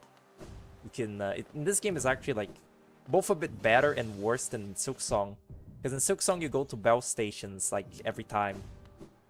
In this game, wait, is this no? In this game you go to. Wait, let me just yeah. In this game you go to like a place you like choose in the map, like you place down a portal and then go there. It's more convenient in some situations, but also if you like leave a gate in a place that's like kind of like annoying, you have to manually go somewhere else and change its placement. I guess I could also go look at the backer like fountain. What is it? The backer room. I'm not gonna do the kill every backer like little challenge thing. It's kind of funny that they just let you like straight up fucking murder the backers, but I don't really feel very compelled to do it. Oh wow, this is one of the pale ores. That's actually pretty fucking important. I was wondering where like some of the how much? Oh wow. I was wondering how many wow, I never got even one soul vessel. That's nuts. I was wondering where like all the nail upgrades like were and stuff. Yeah, that's the Dream Gate, right? These actually like were a lot earlier than I expected. The dogs are barking like crazy right now. Alright, that's cool. I can just place this down on like a stag station, and it's essentially like the Beastling call in Silksong. This is the backer like room. Shit. It's just all these little things. Their designs are all very well, backer-y. They're all very different than what you're used to in this game. They're all very very colorful, very unique, very different. I'm very mean to like backer content in video games. This is also like, yeah, this is like the ultra backer content, as in like it's not like more prestigious than the regular backer stuff. It's just more hidden for some reason. Like, look at this. That's so crazy. It's like this is only like written messages by the backers, not like characters. Which is funny that it's like I would never fucking find that on my own. Like, if I didn't know about like someone mentioning this, someone like if I didn't know this from like like crazy Hollow Knight fun facts, like why did they hide this so like deep here? It's also funny they say like, oh, these are messages from beings from another dimension. It's very like, yes, our game was made on Kickstarter, can you tell? But it's neat, and the game was funded, and everyone is happy, so that's all that matters. I'll stop the recording now. That was really long. Editing this down is gonna be kind of annoying, I bet, and I also still have to edit the other like previous episodes, so pretty crazy. Anyway, next time, maybe the Lost Kin, and I don't even remember what are the other rematch bosses. Maybe it's just the Lost Kin that's left. Coming down, like, again, winding down in this game, I already said this, but now it's actually, like, sort of, like, shaping up to be the end. I guess, like, the other Pale Ores are in the Colosseum of Fools, and also, I don't know, Queen's Gardens, or is it... Oh, it's... You know what? One more thing. Grubfather. This is like the Nintendo Direct. And there's one more thing. I'll just get the Grub rewards, because I've actually been completely neglecting this like task, like this thing that's in the game, just because it's it's sort of a thing that like stays in the back of your mind when like playing this game, and this being a replay, you know, of the game, like one of my this being like the fucking like 50th replay I do of this game, and also being like me just like talking like over the game instead of, you know, like about the game, because I'm not that kind of let's player that just talks about the game. It's made, ooh, that was so much money. It's made this playthrough like super, oh wow, it's made this playthrough like super scatterbrained, and just like very basic things in the game that you do I have like completely ignored. It's kind of funny. Honestly, like, frankly, like unprecedented like levels of YouTuber like short sight on my part. Like, you know, I stream and everything, and I do have the streamer short sightedness, but this is like a new low, the like YouTuber like short sightedness. Yeah. I guess the love key is in the Queen's Gardens, right? I guess I'll do that eventually. It's a pretty funny bit. Honestly, the fleas are better. Like, there I said it. Like, the little grubs are cute, but like, I guess it's because like they really just look like caterpillars, which are kind of gross to me. These are like a much less cute design than the fleas in Silksong. I like how like ballular they are in Silksong, as in their shape is very close to a ball. Like, the fleas are very like marketable for sure. Like, they act like little dogs, and you know, they act like little dogs, and they're like super, you know, fluffy. But I like them better than the grubs. I also enjoy that the grubs are like a little bit gross, because like real bugs, you know, aren't all cute. They're very cute, but they're also kind of creepy and weird. And I'm just removing this forever. I'm sorry, money. I don't need it anymore. It's cute, but I prefer the fleas now that Silksong is out. And that's the actual end of the episode.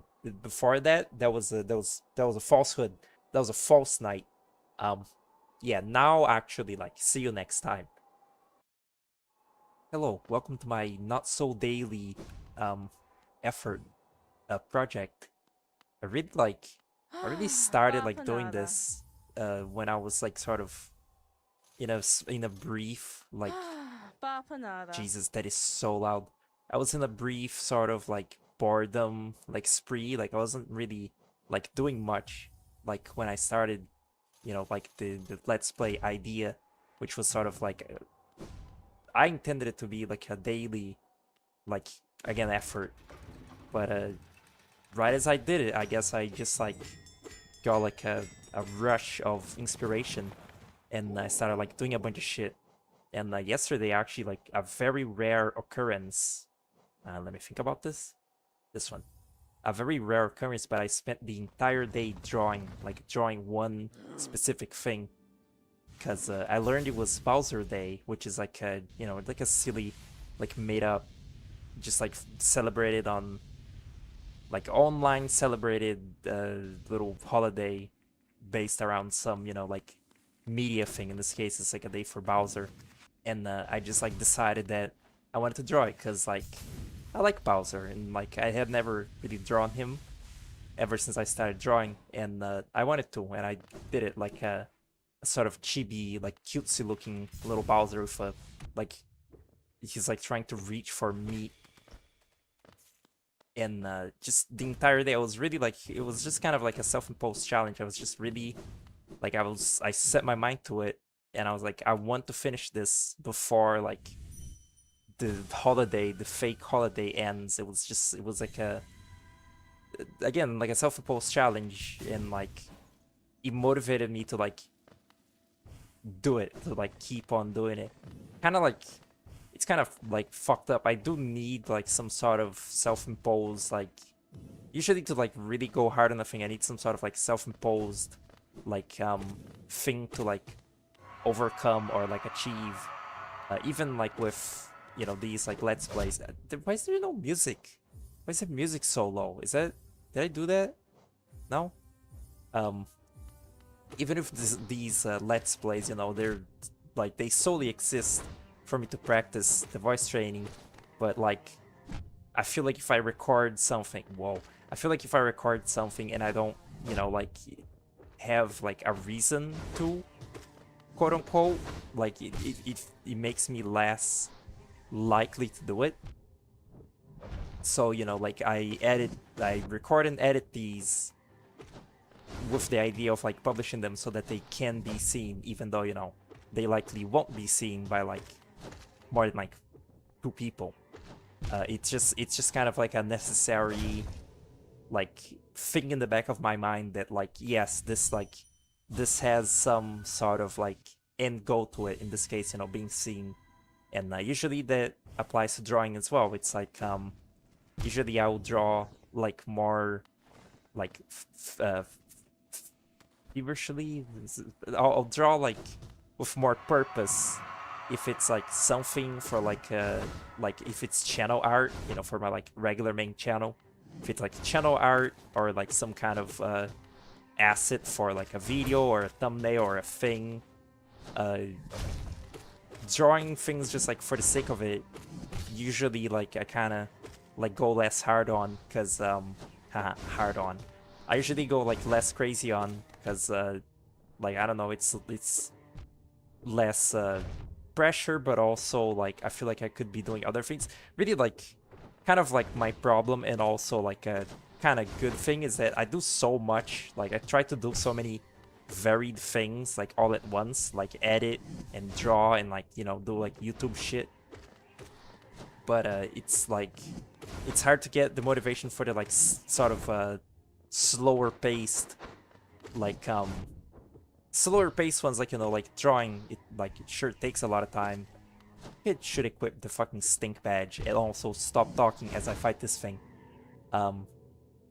It's just like it's good things to like keep me motivated to like do stuff, but I should be able to like relax and like, you know, just draw.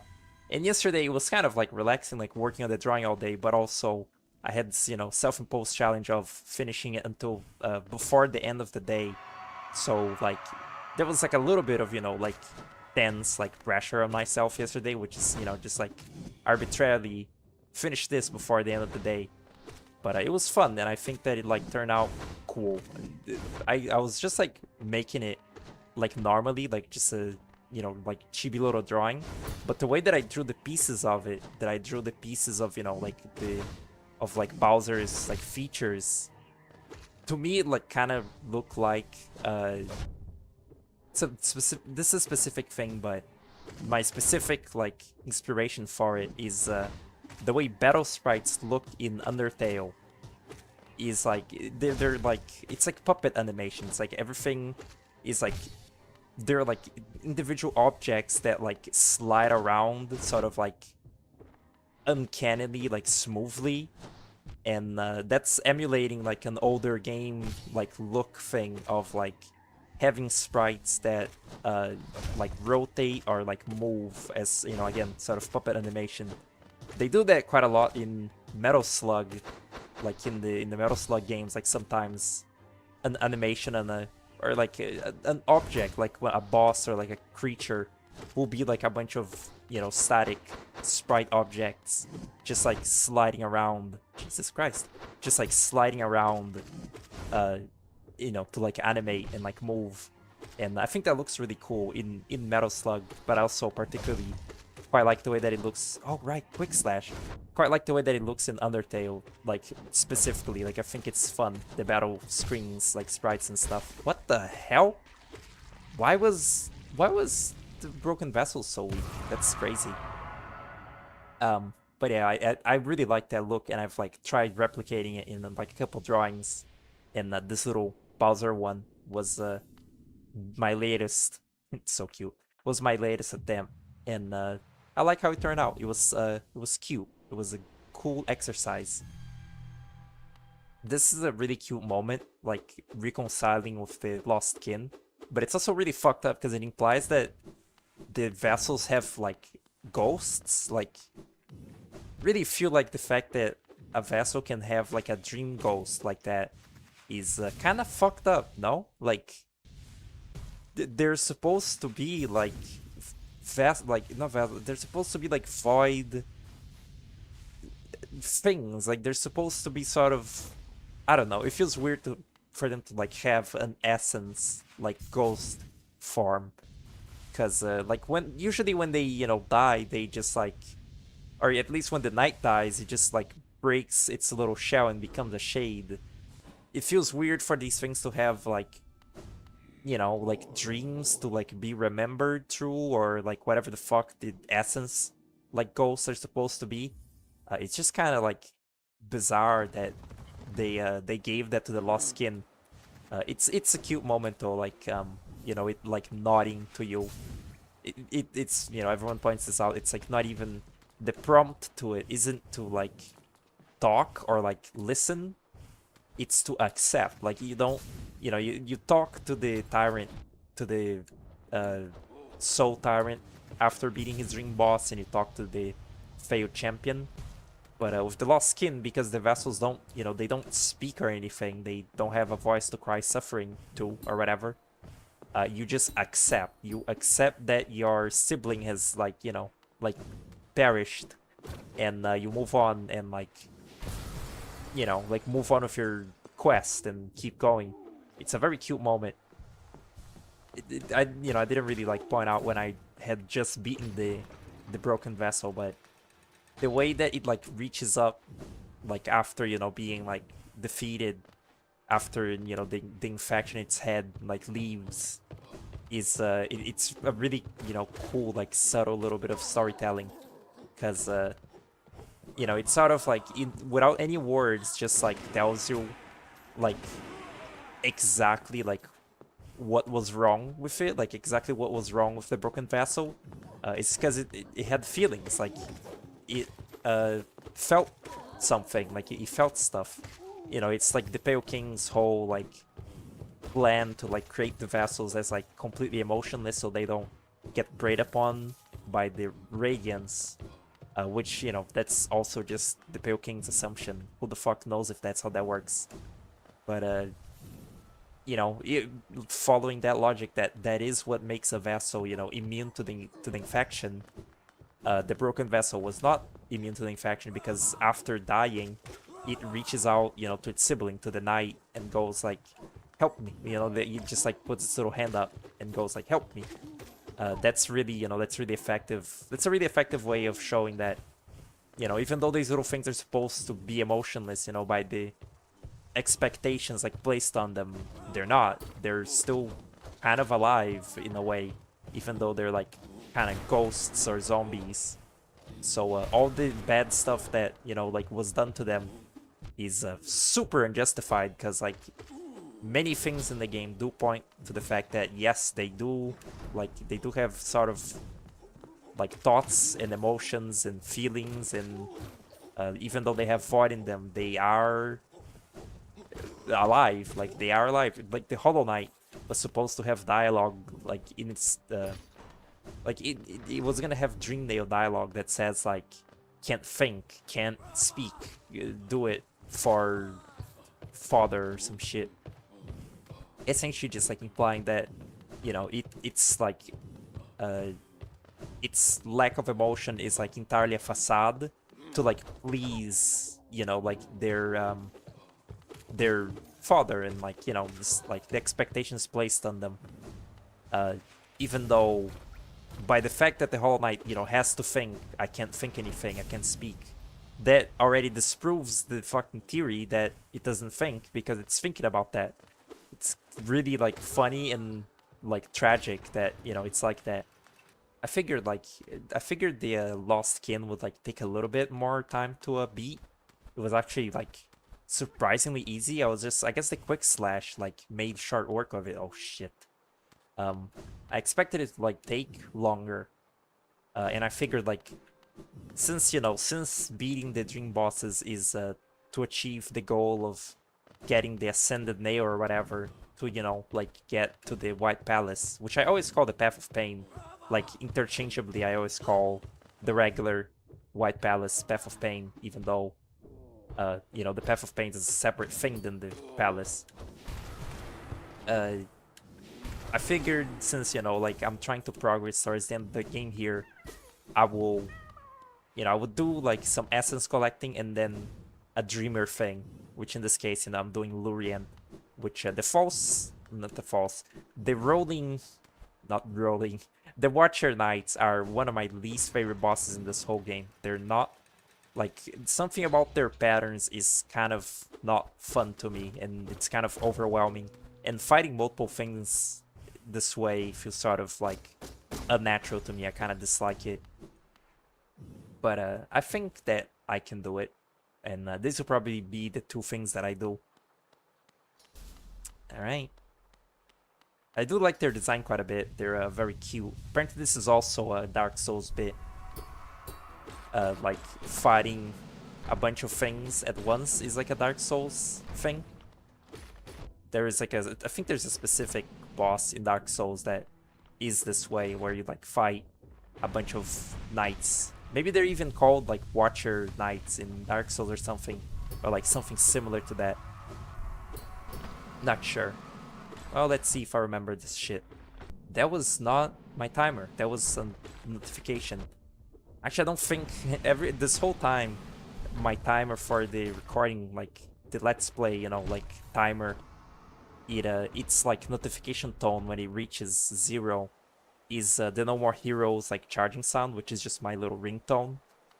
I thought that it would like pick up on the recordings, so like I always like mention it when it happens, assuming that it picks up, but I actually think it doesn't pick up whatsoever. So this whole time I've been doing it for nothing.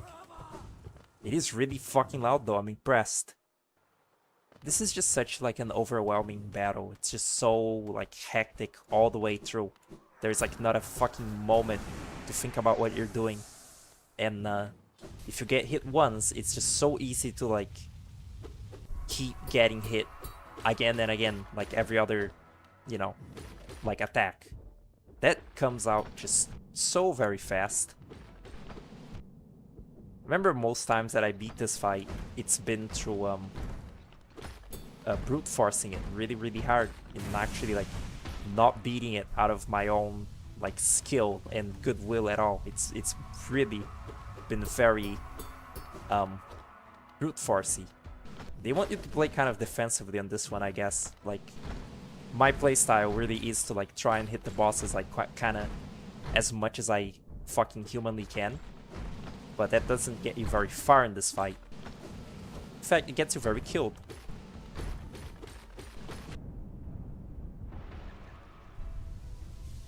That was something. Unfortunately, I squandered all my like soul by like shooting twice there. Frankly, like I've heard people say that the like Shadow Dash makes this game like too trivial, like it's bad designed. It's badly designed because it makes the game like just trivial to play. But the fact that like I don't know, I feel like you do need to like kind of master the Shadow Dash. Good. Kind of need to like master the Shadow Dash to an extent to like make the game trivial. I guess like that is probably coming from the perspective of like a Hollow Knight fan that has beat this game 15 billion times and, you know, is really damn good at the combat, which is not where I'm at whatsoever. I'm not like crazy at this game. I'm like way better at Silksong than I am at this game, because that is like a better controlling game. But I don't know, the Shadow Dash is like fairly unreliable to me, which makes it, you know, like maybe like somewhat balanced at least, because it isn't like, it doesn't trivialize the game. It still, it requires like thinking and like skill. Thanks, Shade. Yeah, I don't know, it's like it's fine. I never really like hated it. What the fuck? I turned away. Okay. Wow. Okay, that was great. That was a great first Watcher Knight. It is kind of fun that in this fight, like these Knight bodies, they're not really possessed. Like they're dead. Like these are just corpses. But the little flies above the room, they're like the actual like moving part of these bosses. Like it's not like they're being, you know, like animated by infection itself exactly. They're being animated by infected flies, so it's like one step removed from just, you know, regular infection. It's not like Infection animating corpses. It's Infection controlling flies, which are animating corpses. It's kind of funny. Like, I think the Watcher Knights, like, they are corpses. Like, they're not just suits of armor that are, you know, like, disembodied. That doesn't make too much sense. Their designs are very funny. They have very tiny little arms. They're, like, kind of goofy looking.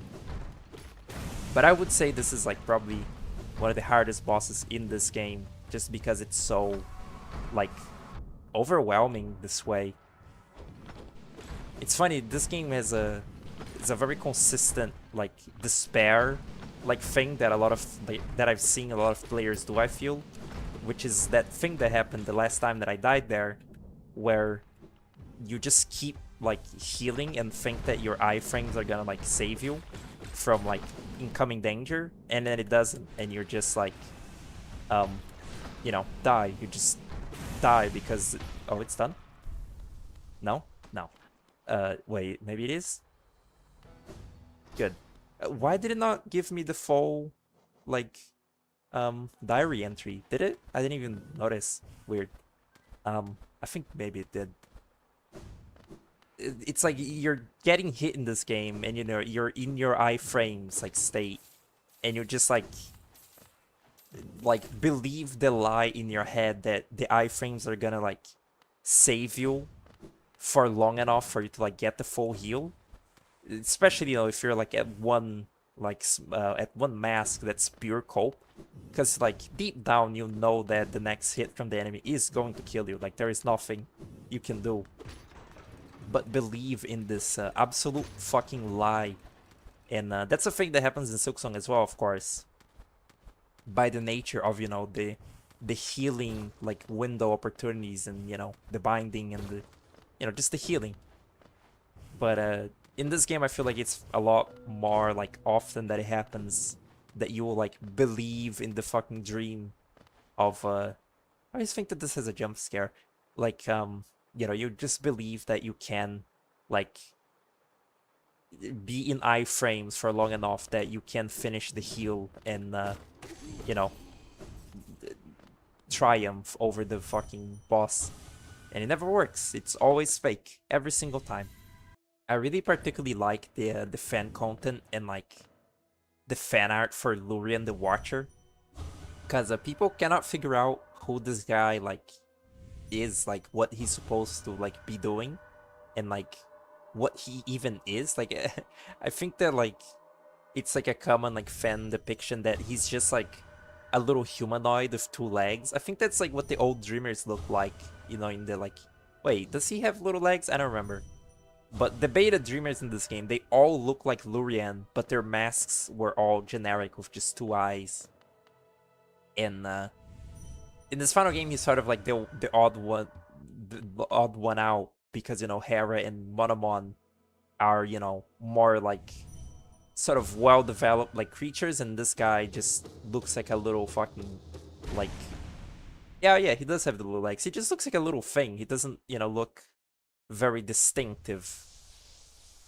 And in the fan art, you know, like, people draw him very silly, and also people are always like, what does he even do? Like, what is Lurien the Watcher's like purpose? What does he watch? What does he like what is bro doing? Like, he just sits in his tower with like a telescope and looks at shit.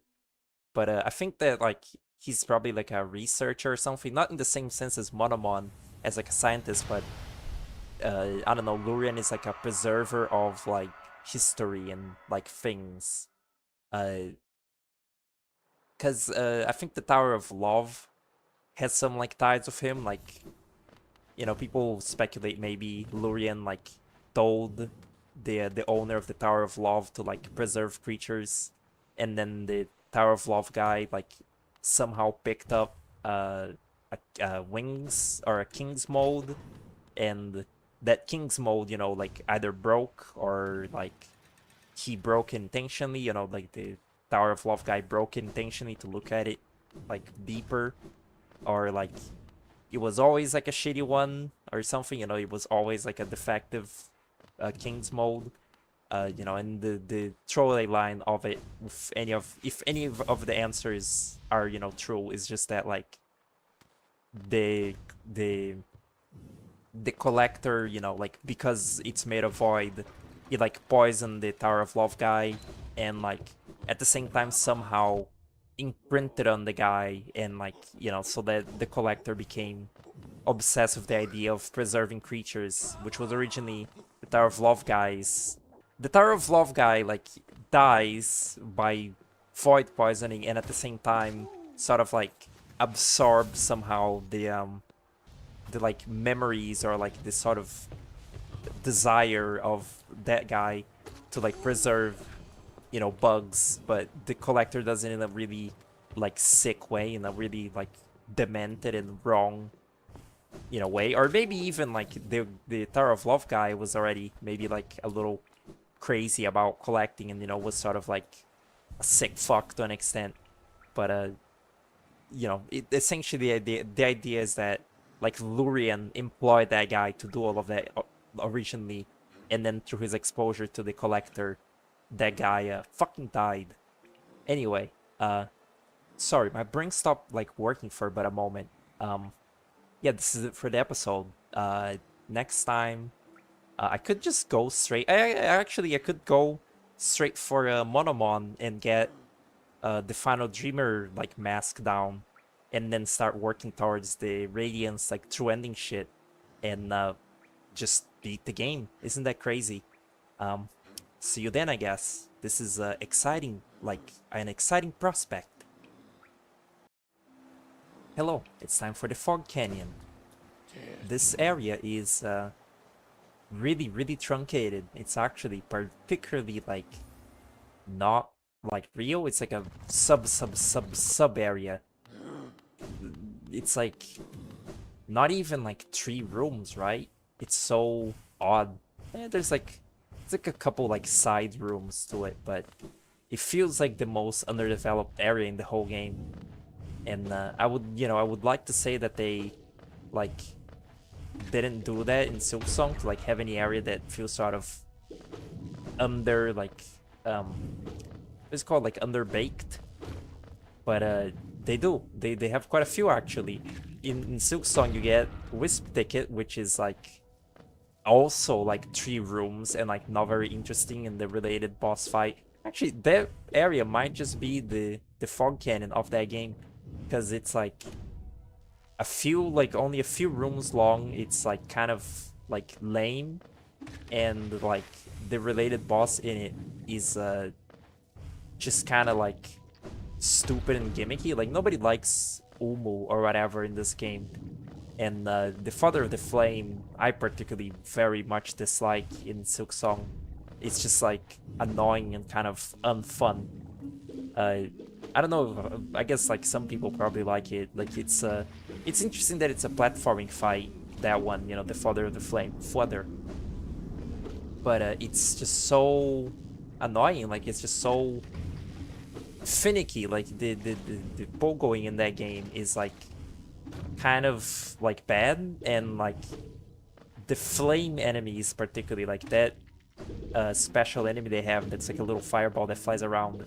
It has such odd, annoying physics, and just an entire area, or just, you know, an entire boss fight and area like that revolves around that, around the little wisps, is just, I don't know, it felt kind of irritating. But there's also other areas in that game that feel like underbaked and weird. Like Cinder's Road as just like an entrance to Biowater is really weird.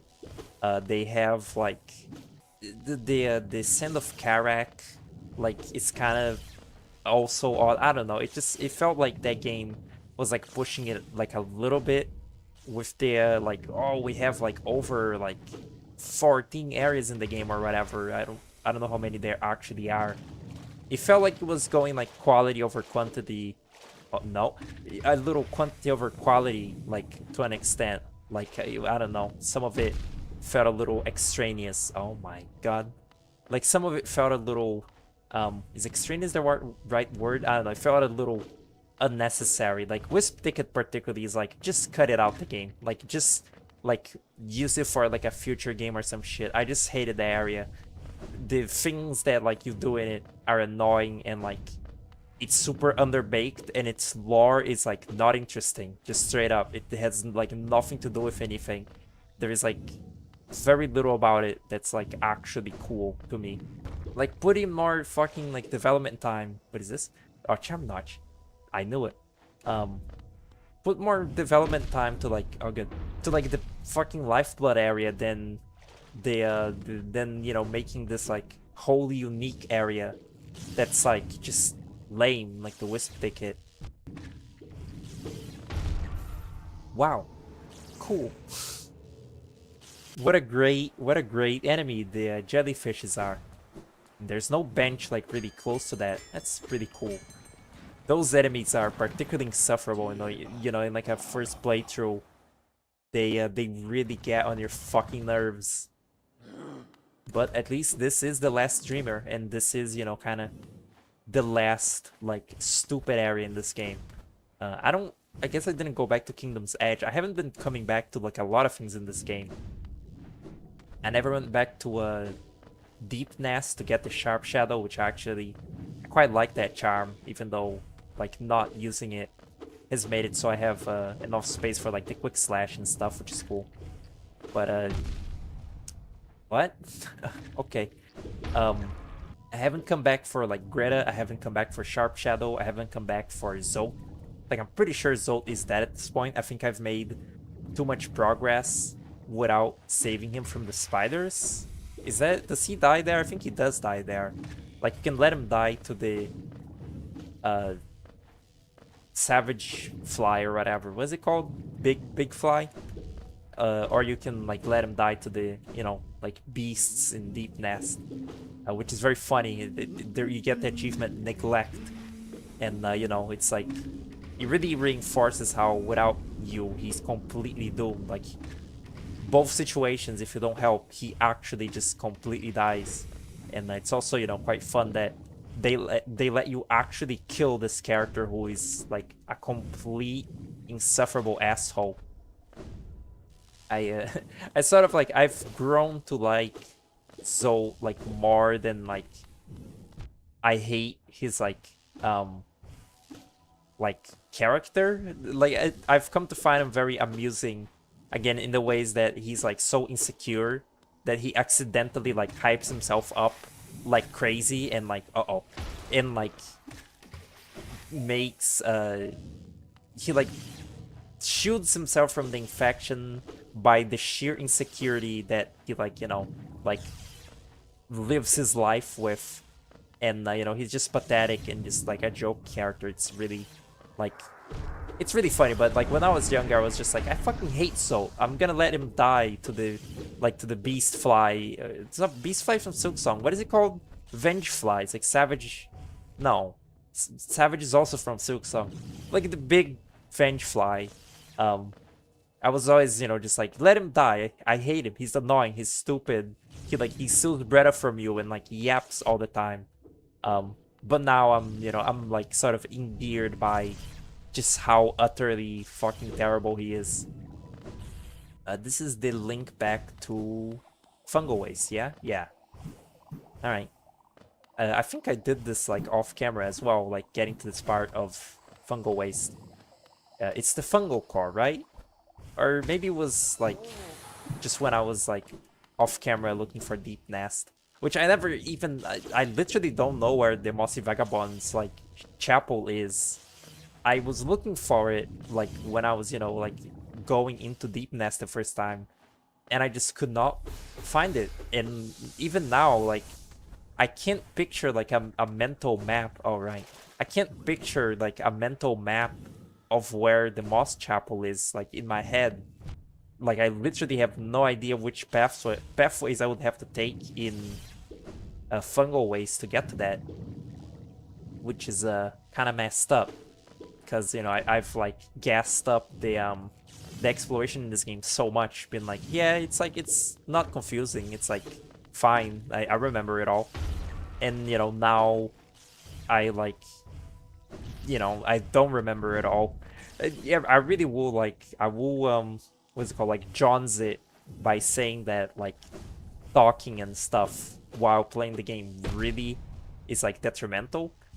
And again, at least when I'm, you know, like streaming a game or just, you know, playing it on my own, I can like have more moments of silence where I just get to like think about what I'm doing. But this like let's play format, even right now, I think I'm going into like absolutely nowhere, right? I get like, yep, here I am again.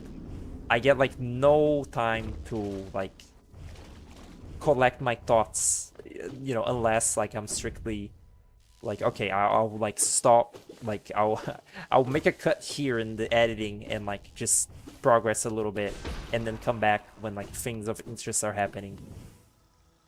Without doing that, I just have to like autopilot my way to victory. I think it's like down. I go further down. That's right. Okay, good. I thought I was at like the lowest point of Fog Canyon already, but I guess not.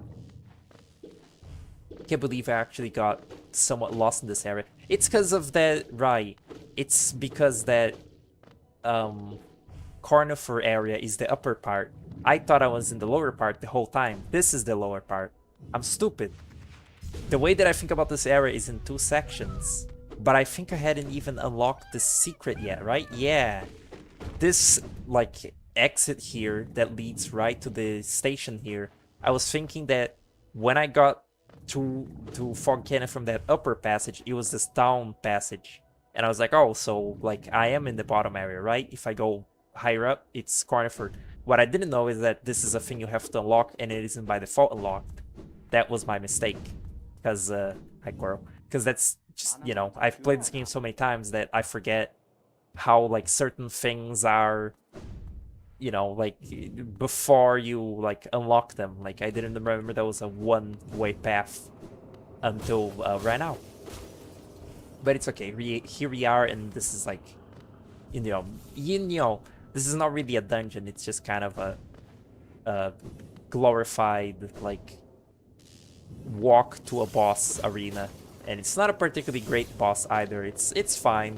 I like the spectacle with Koro and everything, but it's not, you know, this fight isn't winning any award.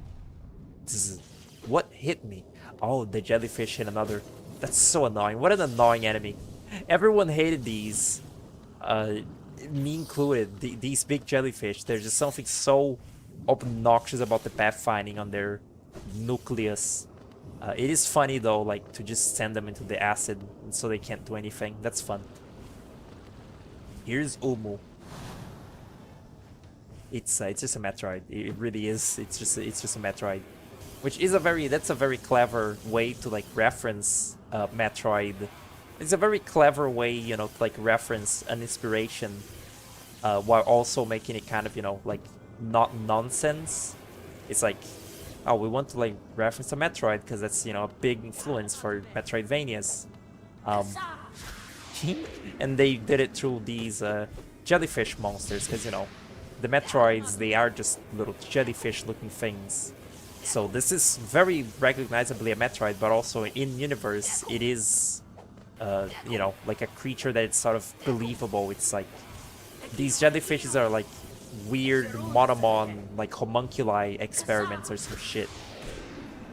So it's like, it makes sense, and, you know, it's still like referencing the, like, the old inspiration. It's neat. It looks pretty cool. Like, looking at its little animation now, you know, it looks like those toys, those like, oh wow, Jesus. It looks like those like electric ball toys where like you touch them or whatever and they move around. Are those toys, or are those like dangerous? Can you just give one of those to a kid? Maybe not. I remember playing with something like that in like a museum, like a interactive, like new age, like modern like museum, and it was fun. I also remember there was like a static like electricity ball where the idea is that you like touch it and it would make your hair like stand up, except like I did it, like I went to the little stage and like put my hands on it, my hair stood up, I guess, like I presume, except I couldn't see it. And they said, I remember them like specifically saying like, look at the mirror over there, that like you can see your hair is standing up. And I was like looking all around, like people like looking in probably thought, wow, what a stupid child. I was like looking around every which way trying to look for the mirror, and I couldn't see it. Like I couldn't see myself. I couldn't see my hair standing up. I could, feel my hair like doing something. Like I could feel my hair like, I don't know, like it was like fuzzy or something. It's kind of hard to remember. But the fun part, which would be like seeing it like with my own eyes, I couldn't, because I couldn't find the fucking mirror, even though like some like a adult was like pointing to it, like it's there. I was like, where? I think it was like a circular mirror or something, like not the type of mirror that I'm used to seeing. Look how gross Squirrel looks without his little mask on top, his little hoodie or hood. It's kind of funny. Poor little guy. This is a pretty cool moment in the game. Just the whole idea of Squirrel helping you fight, like a beast, and then you learn his like tragic like backstory, and then you share a moment. It's all very cool. Monomon is also the most chill of the three dreamers. Hera is kind of indifferent because she only cares about Hornet. Lurian is kind of an asshole. He's kind of like stuck in his ways and like trusts the Pale King, so he's like, the seals can't be broken. And Monomon is kind of like, like maybe change is what we need, because she's like sort of like forward thinking and like modern and like cool. She's also the only like, she's one of the only like non-bug like characters in this like franchise that are relevant, I guess. She's like a jellyfish thing, which is not a bug. That's like a, what the fuck is a jellyfish? Is it like, I don't know, it's like a microbe or some shit. Monomon is like not strictly like a bug character, which is like interesting, because most of this franchise is just bugs and like sort of weird demon-like things. And by demon-like things, I mean the Void. Like the Void, like the Shade Lord isn't a bug. It's like a literal eldritch-like creature. Alright, Quirrell, chill. I guess I can like go see him in Blue Lake, for fun. And I have like a little time. I guess I might fight like Elder Hu or some shit. I think I might already have enough essence for the big nail. But let's see, I can fight Elder Hu or like Markov, but I fucking hate Markov, so I guess I'm not doing that. Sure, I'll do Elder Hu and probably like what's it called? Make my way to Queen's Gardens like for next time, because that's the last like main final area, and we're nearing the end of the game. This genuinely might be one of the like best moments in this game. Just the whole like, I mean it's it's like a thing that sort of like hits you, when you're like not expecting it. Because it's not like you have much of a reason to go back to Blue Lake unless you're, going to like Salubra the quick way to resting ground. But it's so like, it's one of these things in this game that are very understated. It's like Quirrell is just here. You just at some point, exploring in the like end game, you might just like get around like to this area, and then you see him like sitting here, and you see, like his dialogue, and you're like, fuck, man. It's like really sad. I'm actually gonna read it because it's particularly like, I don't know, this is like maybe my favorite dialogue in the game. Again we meet, my short friend. Here at last I feel at peace. Twice I've seen this world, and though my service may have stripped the first experience from me, I'm thankful I could have witnessed its beauty again. Hollowness is a vast and wondrous thing, but if as many wonders as it holds, I've seen none quite so intriguing as you. My flattery returns only silent stoicism. I like that. I like that very much. Incredible. To live an age, yet remember so little. Perhaps I should be thankful. All tragedy erased. I see only wonders. It's very beautiful. It's really sad, Again, it's the opposite as Seth from Silksong, but it's so like bittersweet, like he helps you and you help him, and he like got like a sort of, he got like a positive experience with like Hallownest again after sort of witnessing the horrors of the infection.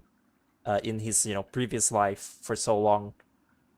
So it's like, it's kind of like a mix of, he started remembering like the bad shit again, I guess, but also, he's thinking about experience it through the amnesia and, like seeing it as a sort of like beauty again.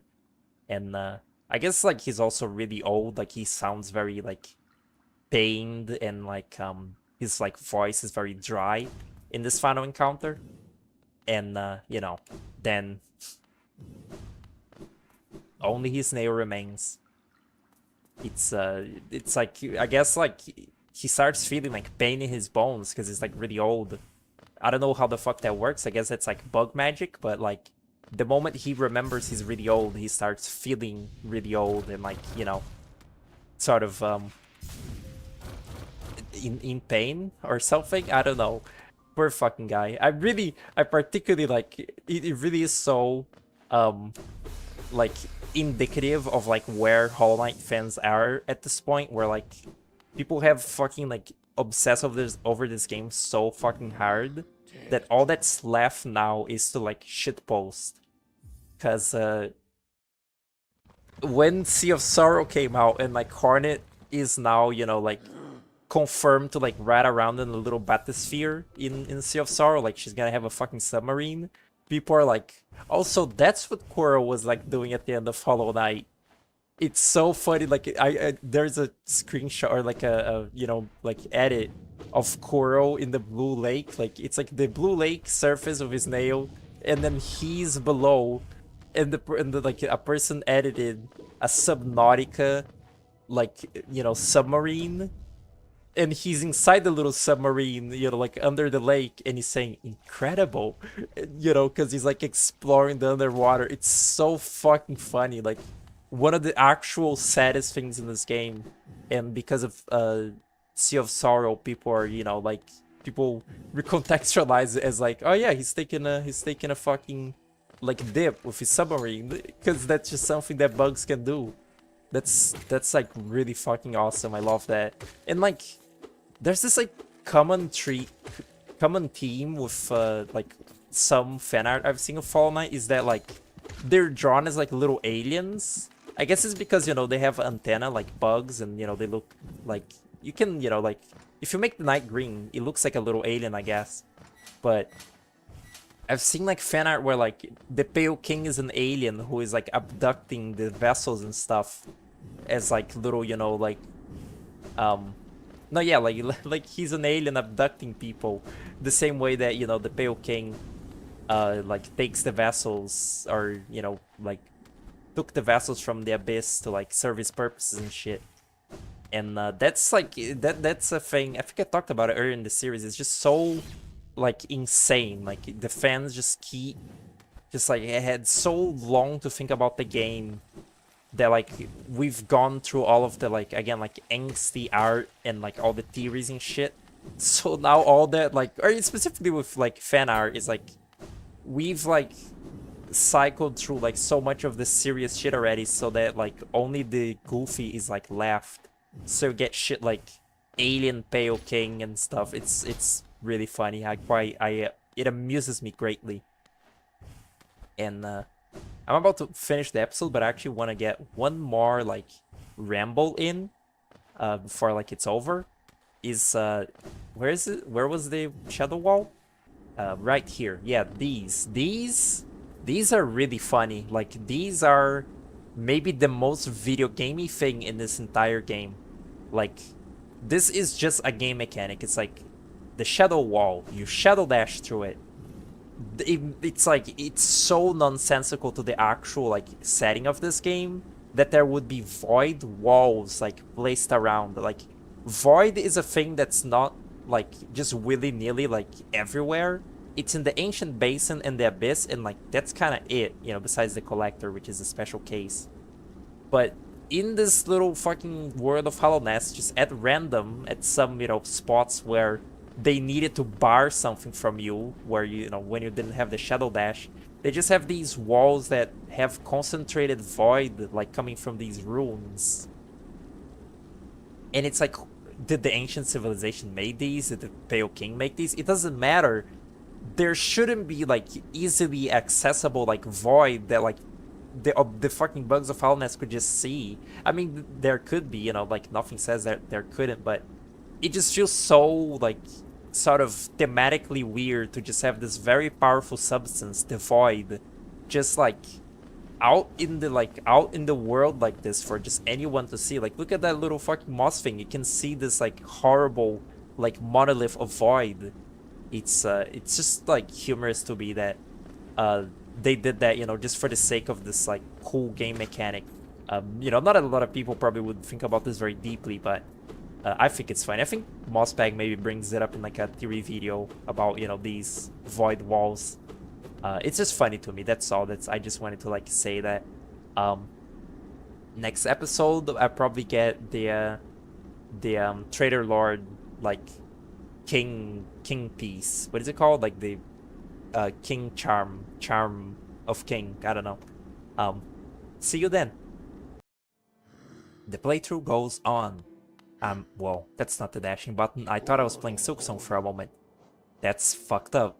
The muscle memory for these two games are like fighting so hard in my like head from like, you know, playing like a little bit. I played like a tiny little bit of Silksong the other day, and it already immediately made it so I was trying to dash on RT and like, you know, play it like it was that game. That's really fucked up. But the playthrough goes on. Oh, is this it? Is this like, this might be, no, that's just a fucking arcane egg. Okay, I guess I'll just like, wait, what?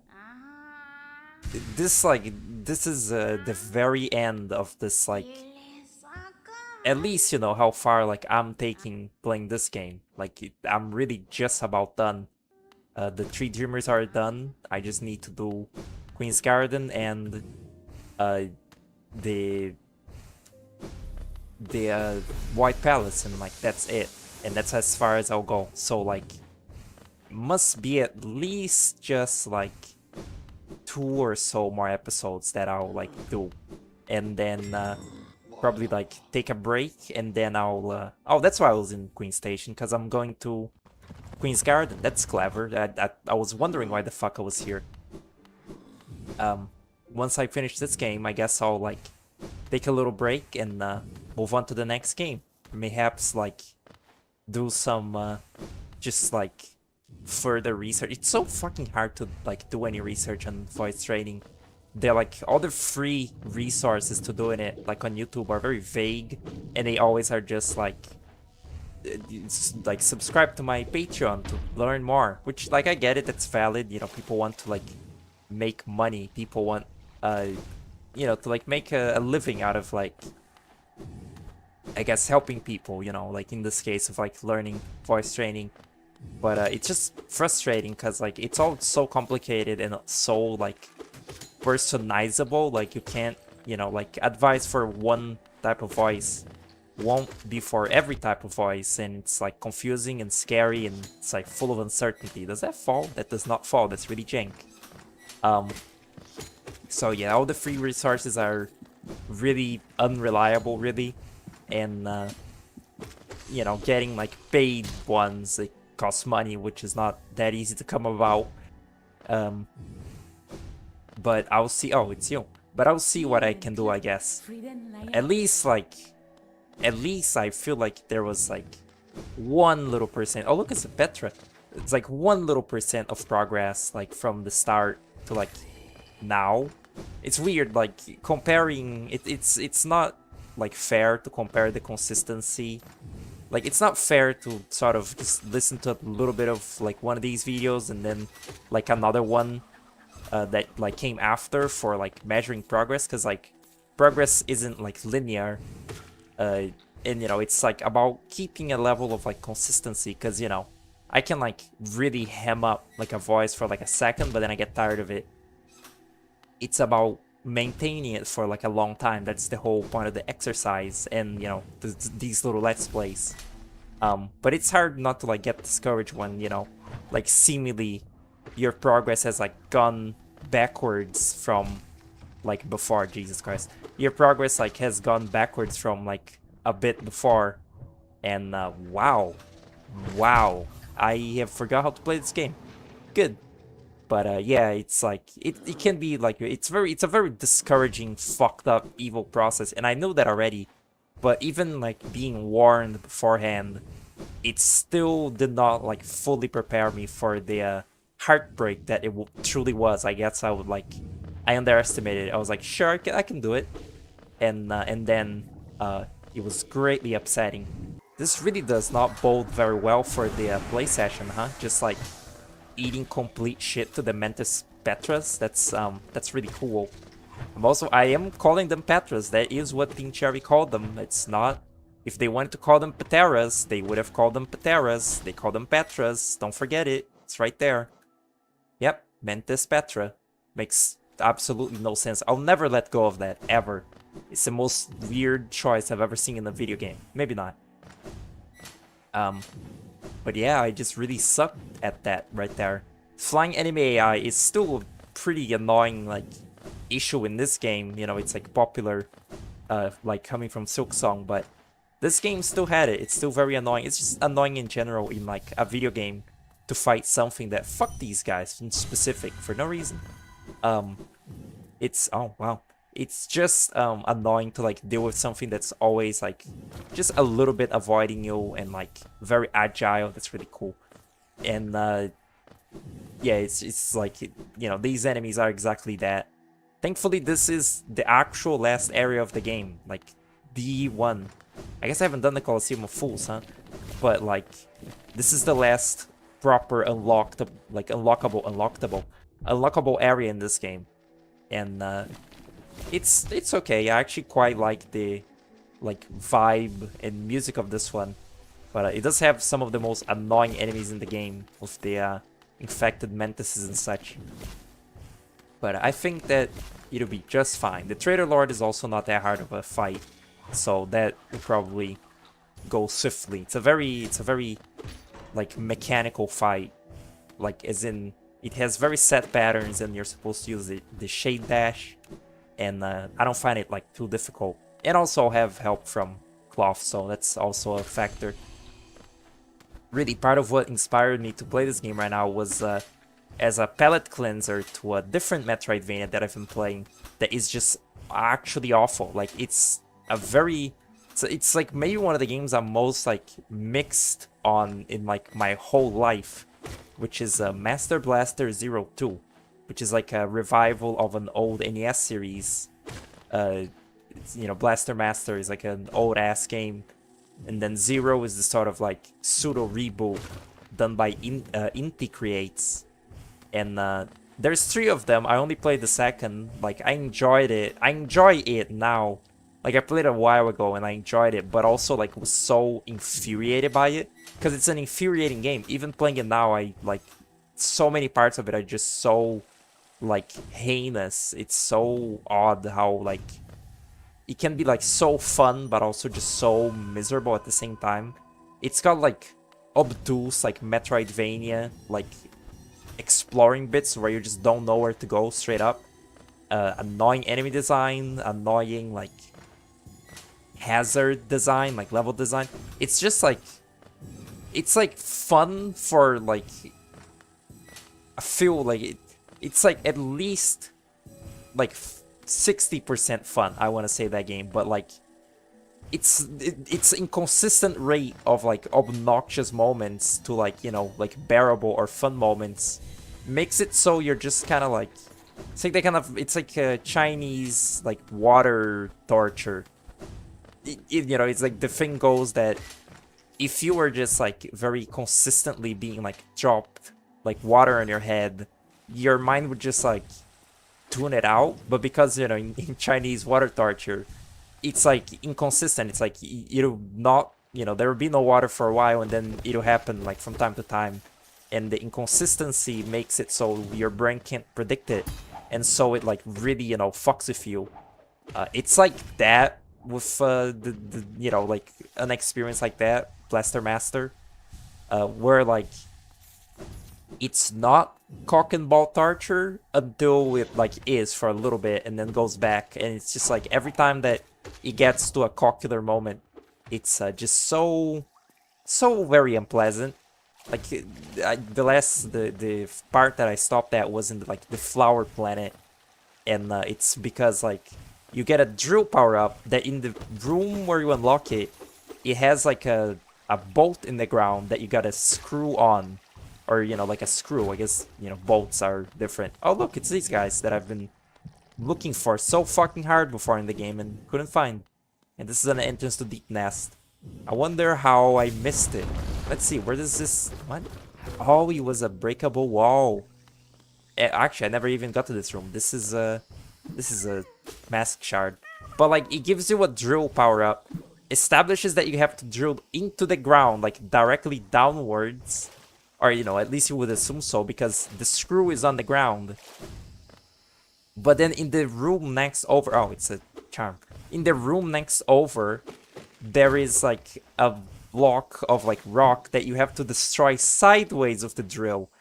And the game does like nothing to establish that the drill can even go like on a diagonal sideways like motion. You just have to guess it, I guess, or look up a fucking walkthrough. And I hate games where you have to look up a walkthrough to just play it at a basic level. And I've already beat that game before, so even more so, like I shouldn't have to be looking up these things. It's stupid. I just wanna really know like where this is. I guess like it was this. You're supposed to do this when you first get the wall jump, but I never came back for it. I was just making sure that like I knew where this was, because not finding the Moss Chapel really hurt my ego in this playthrough, I must say. Like just the fact that I could not figure out where the Moss Chapel was. It really fucked with me, but it's okay. I'll live. This is like, I guess this is a chance to see what they once looked like. Where are they? Where is the mossy vagabond? There it is. Yeah, there it is. I couldn't, like, I probably passed like right through it and just didn't see. I love this design. It's so like fluffy and stupid, and it's like slow, fat, and easily vanquished. It's such a pathetic fucking thing. It's like kind of a it's like, you know, like a mosskin that kind of like let itself go. And I guess the reason that it's so big is because it's infected, or it's just like a big fat slob. But I really like that little thing. It's very cute. But yeah, Master Blaster Zero 2 is really like a very hit and miss game. It's not even hit or miss. I wonder if I would like the third one like more. Like if it would be less frustrating. I would imagine the first one would be more frustrating than the second.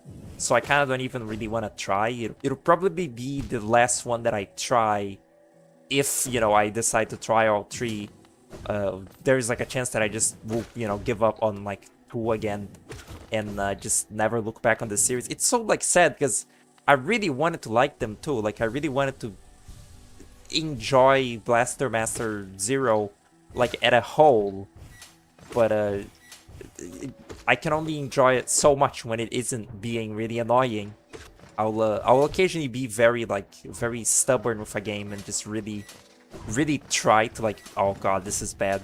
I really try to like make it work and, you know, make myself enjoy a game. Sometimes it'll work. It worked with Silksong. Like I really hated Silksong at a first glance, but then I just like locked in. But sometimes it doesn't like work out for me to try, you know, like forcing myself to like a game. It's not even really forcing in some cases. Like Silksong, like I kind of forced myself, but I also just like took a break from it and like stopped caring. I think that it kind of hurt that game that I was trying to like beat it as fast as possible so that like nothing could be spoiled for me because of like modern internet like spoiler culture, which is awful.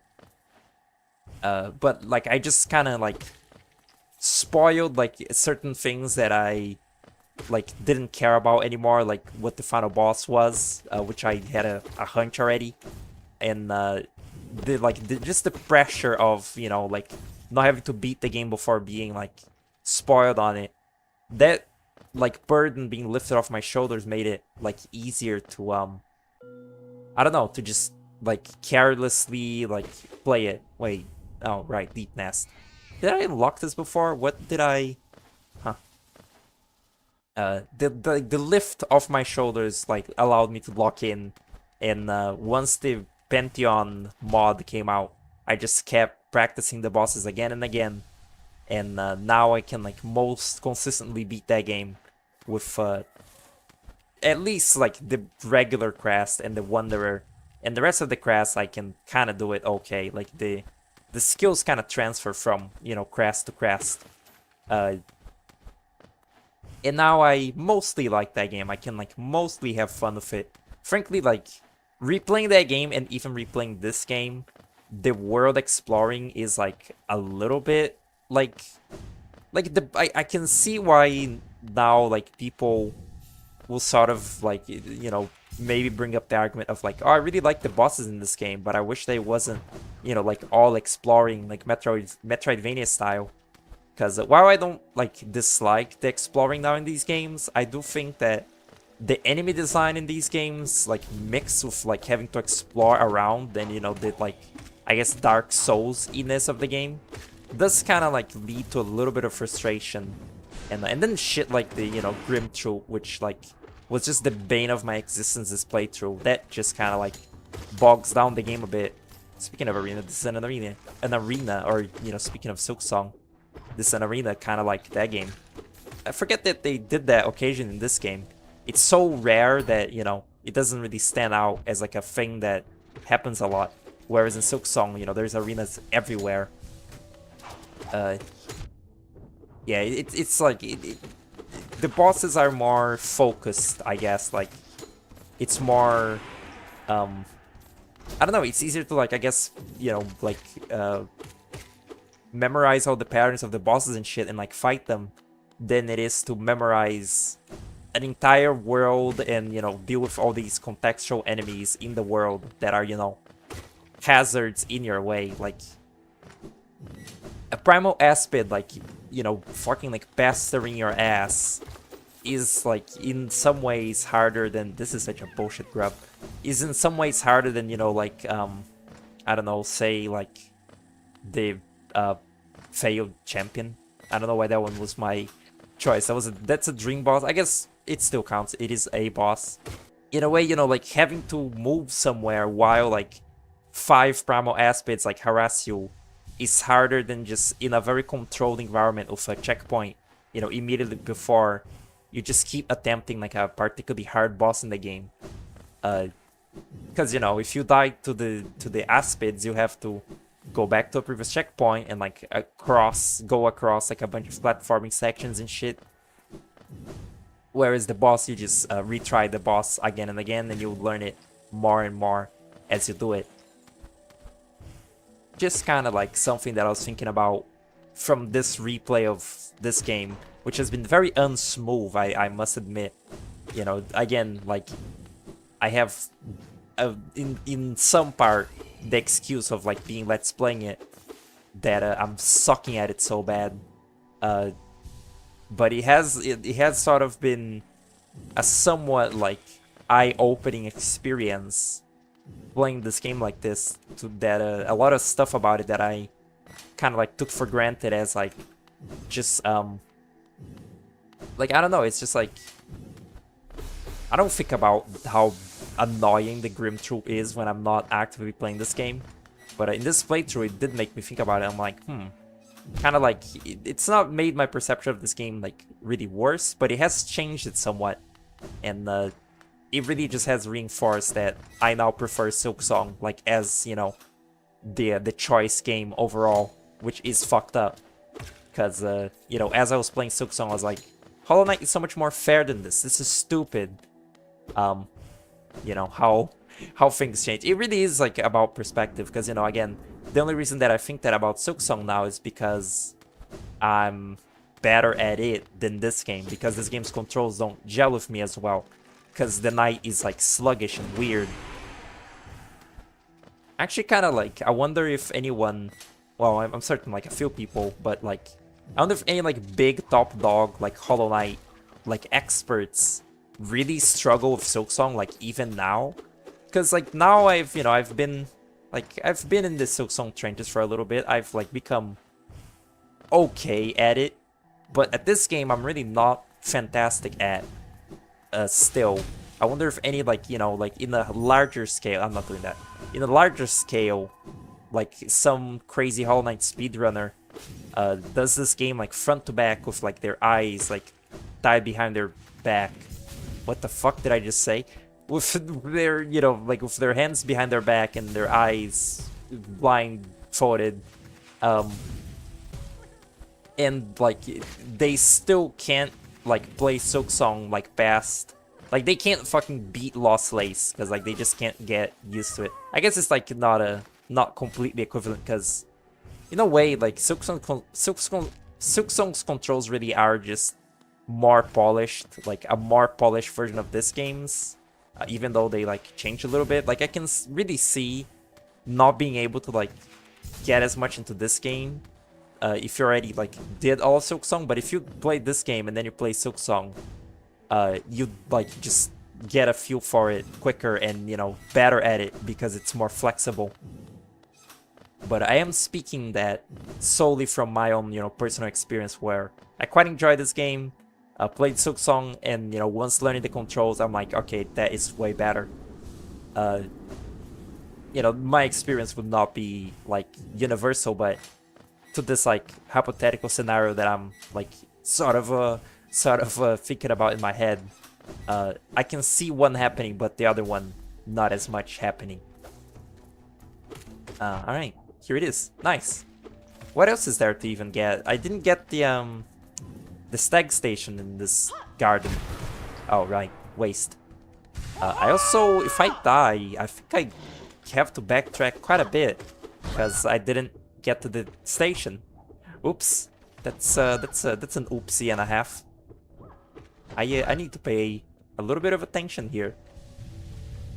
This boss isn't too bad. I think this boss doesn't stagger though, like ever. Like oh good. Like oh yeah? Like I'm somewhat, wow, okay. Like I'm somewhat, not certain, but I have a suspicion that this boss just does not stagger. That was really cool. I was not ready for the Trailord to like do all that. And again, I didn't get the sag station, so let me just, you know, get back there real quick.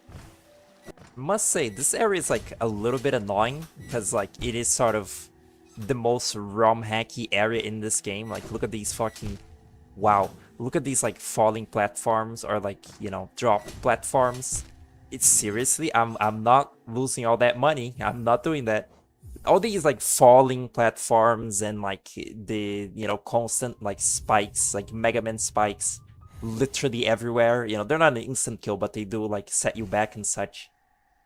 It just kind of makes this area a little bit insufferable, and unfortunately for me, I'm very sleepy. Like my eyes are actually like sort of, you know, like hurting like when you're sleepy, and like my I'm not like paying too much attention, and I'm sort of impatient, and you know I'm already off the heels of playing Blaster Master, which was insufferable, as you know, aforementioned. So sorry, like that Traitor Lord fight would be like, that would be enough to like kill like a good player at this game. Like just how little attempt at like doing anything against the boss there was there. I also somewhat like didn't even want to like be in that boss arena because I didn't get the, you know, closer bench there.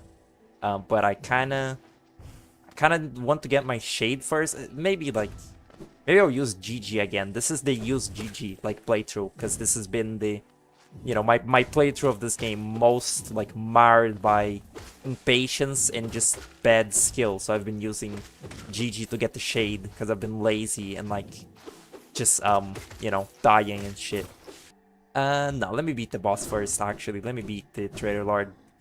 I probably watch me just forget to go to the old stag station because I'm, you know, like talking about something random.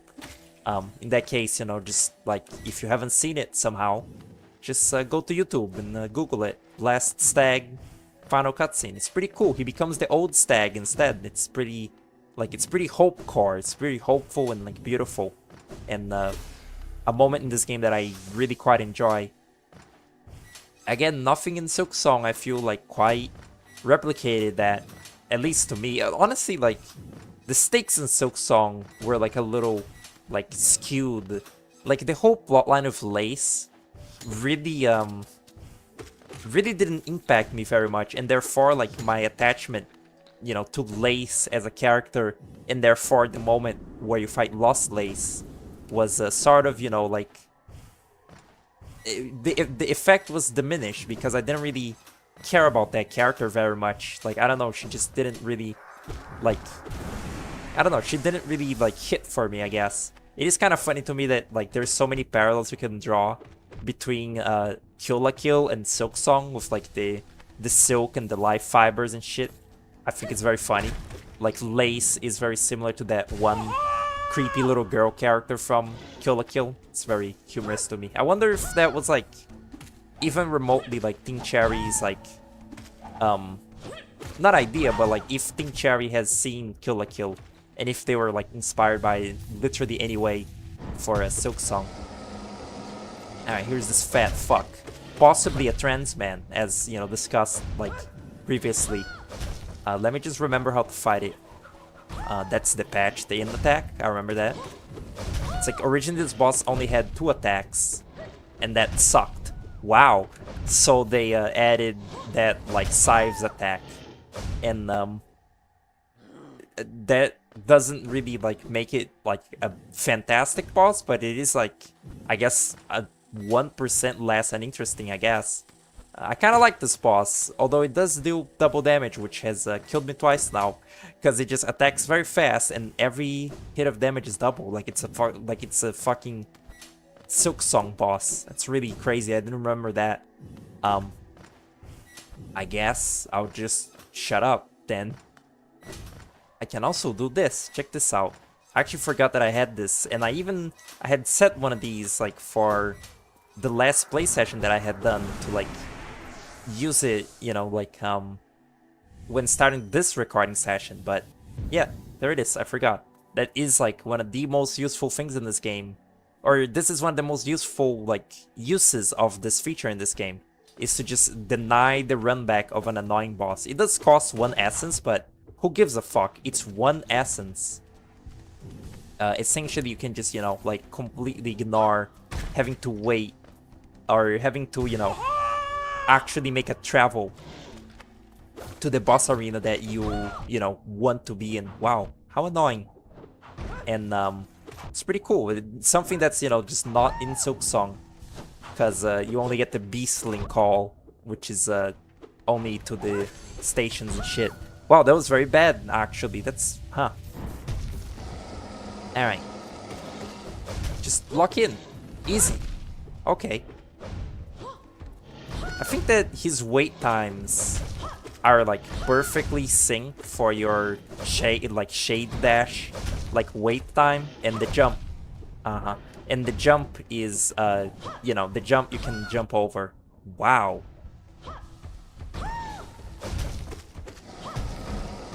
Yep, and that actually, like, completely forces you to... It's like, it's the one boss in this game. Well, I guess not. I guess the Radiance does too, but this is the first, I guess, boss to enforce that you use the shade dash, like, specifically. If you don't use it, you can't get through, because the, like, you know, this attack, the wall shockwave attack. Good. It's that's why, you know, it's funny, this boss fight is close behind one of the video gamey ass void gates that I was talking about last time with this game.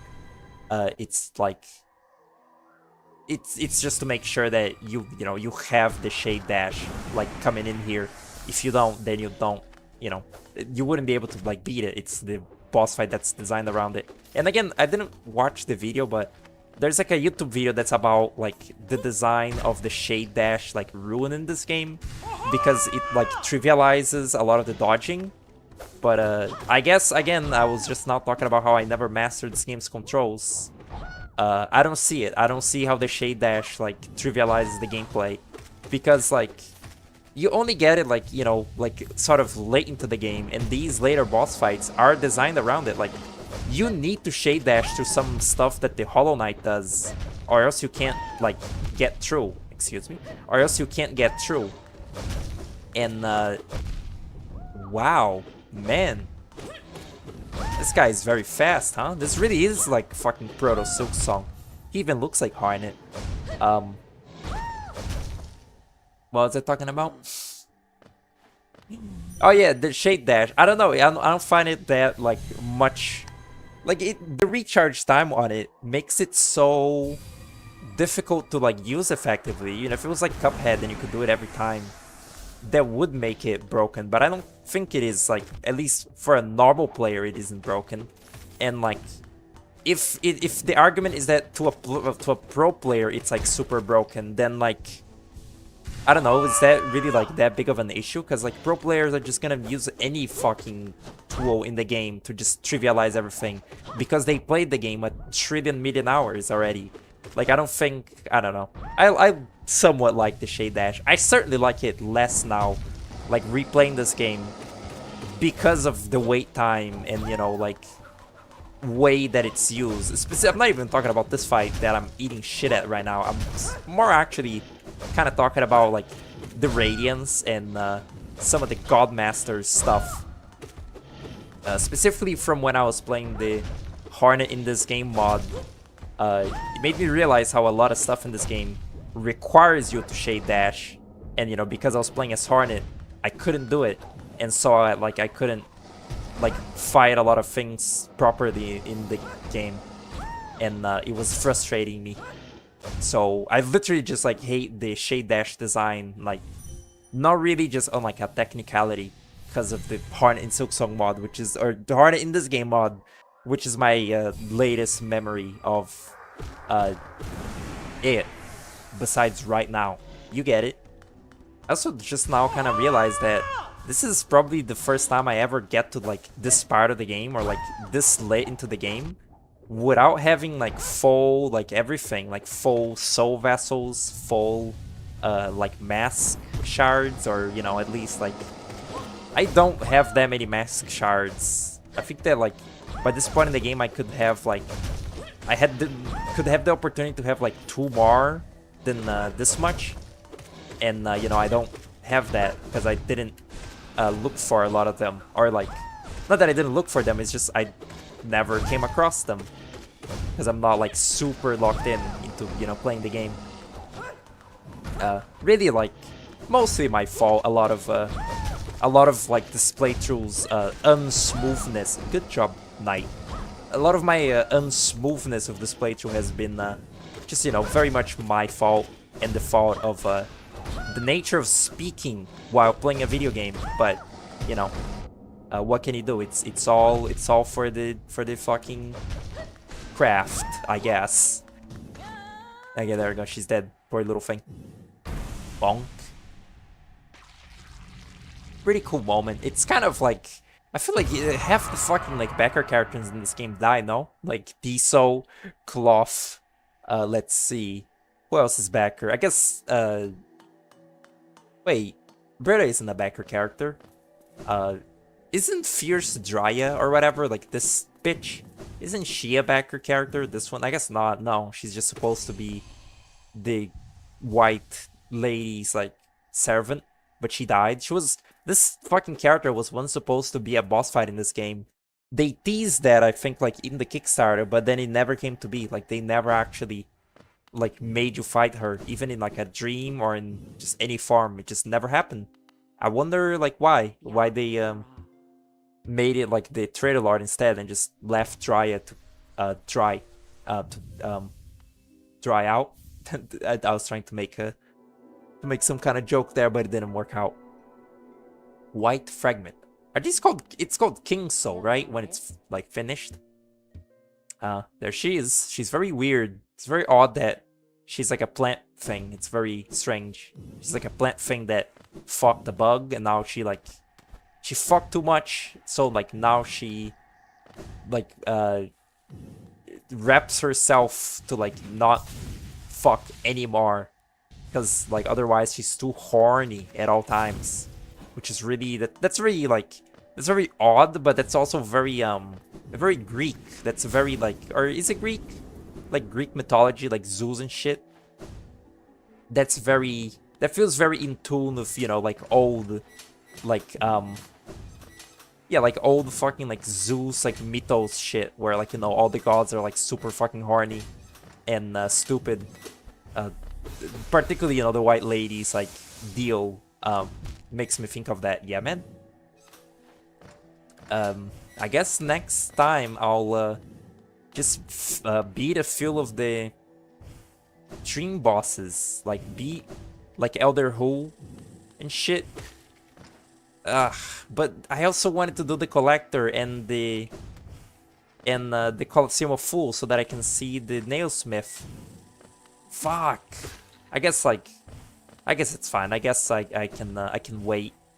Maybe I'll just beat Mumu or whatever the fuck this thing is like real quick. The little caterpillar.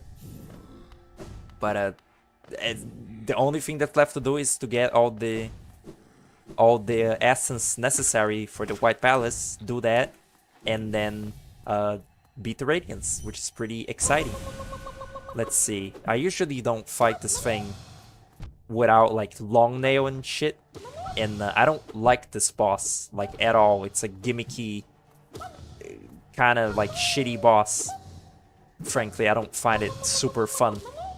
It sure is cute though, I will say that. Thank you. It's Mamu, right? Uh-huh.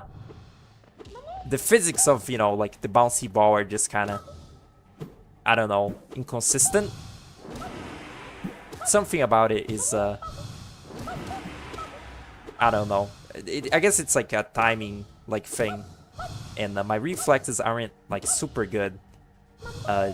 Which is, you know, pretty bad since most of what I do in my life is play video games, which are very reflex based for the most part. You know, it's like a mix of reflex and creative puzzle solving or whatever, problem solving. Is that enough? Is that 180? No.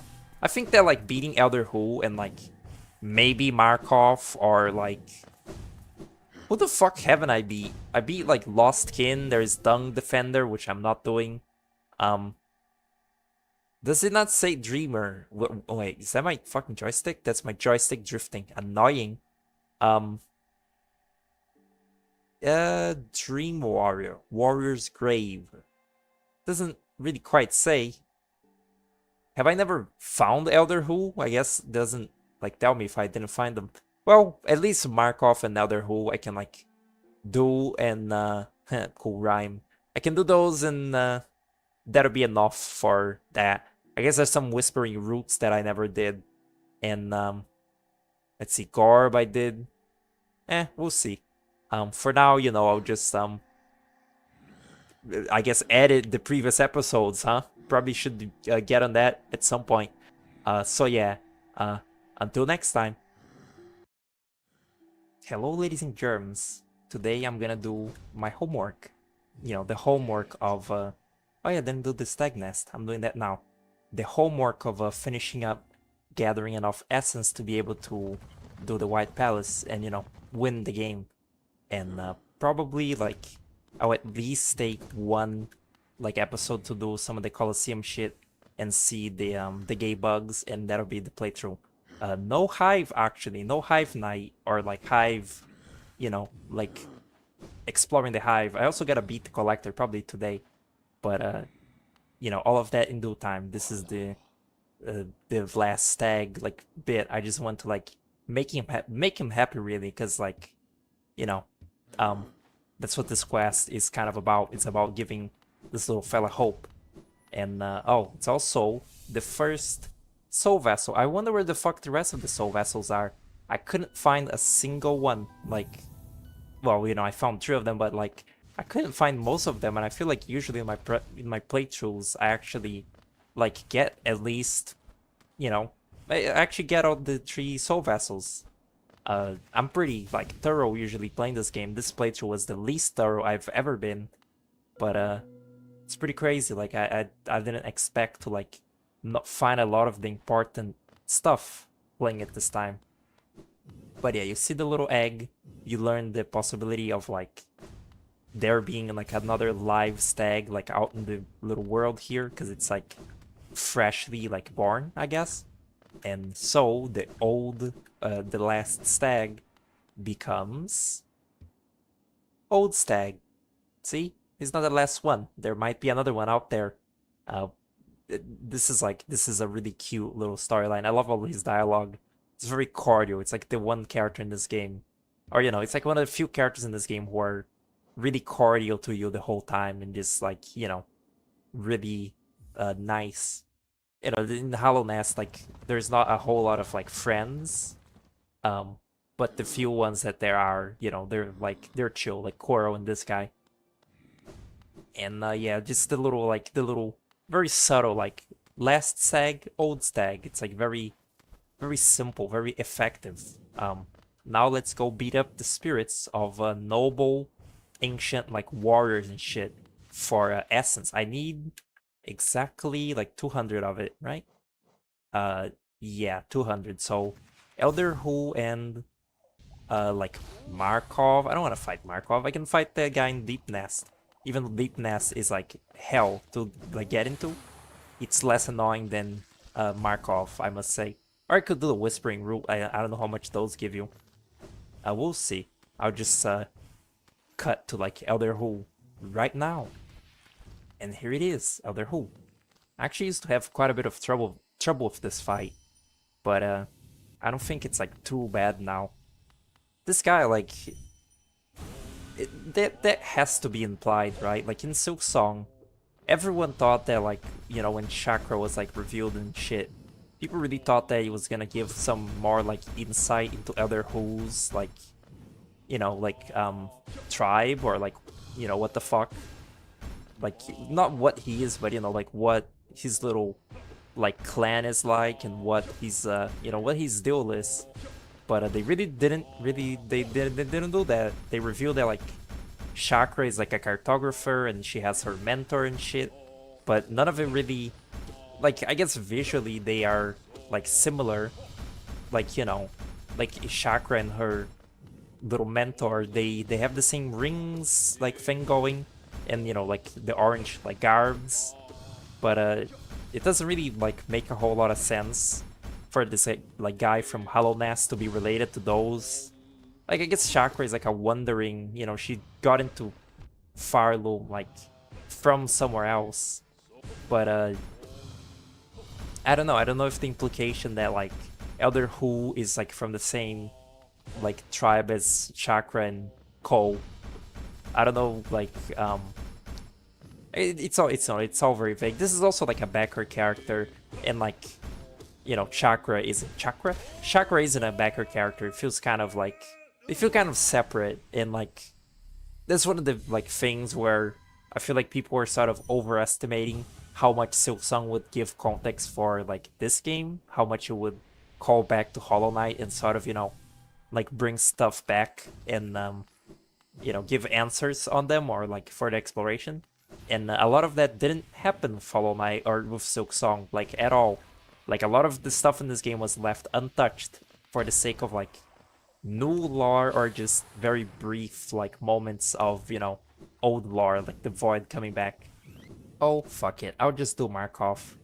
I would do like the guy from Deep Nest, and maybe there is like one more Dream Warrior that I'm kind of like forgetting. Also, they're called Warrior Dreams, not Dream Warriors. I just like looked up the wiki like yesterday. It's kind of funny. Also, the bosses, like refighting the bosses like Soul Tyrant and stuff.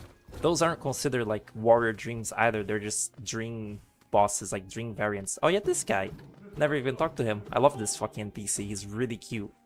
But yeah, like the effort of going into Deep Nest just to find the like Scythes guy. Oh look, like just to find that Scythes guy, and like get the essence. I don't think it's worth it. Like it's just Deep Nest is just such a mentally exhausting like part of the game. It's just so annoying to actually get there and like do anything in it. It's so like winding paths. It's just kind of like, man, I really would prefer not to have to spend any time in this area of the game at all. There he is, Bardum. Very fun like guy.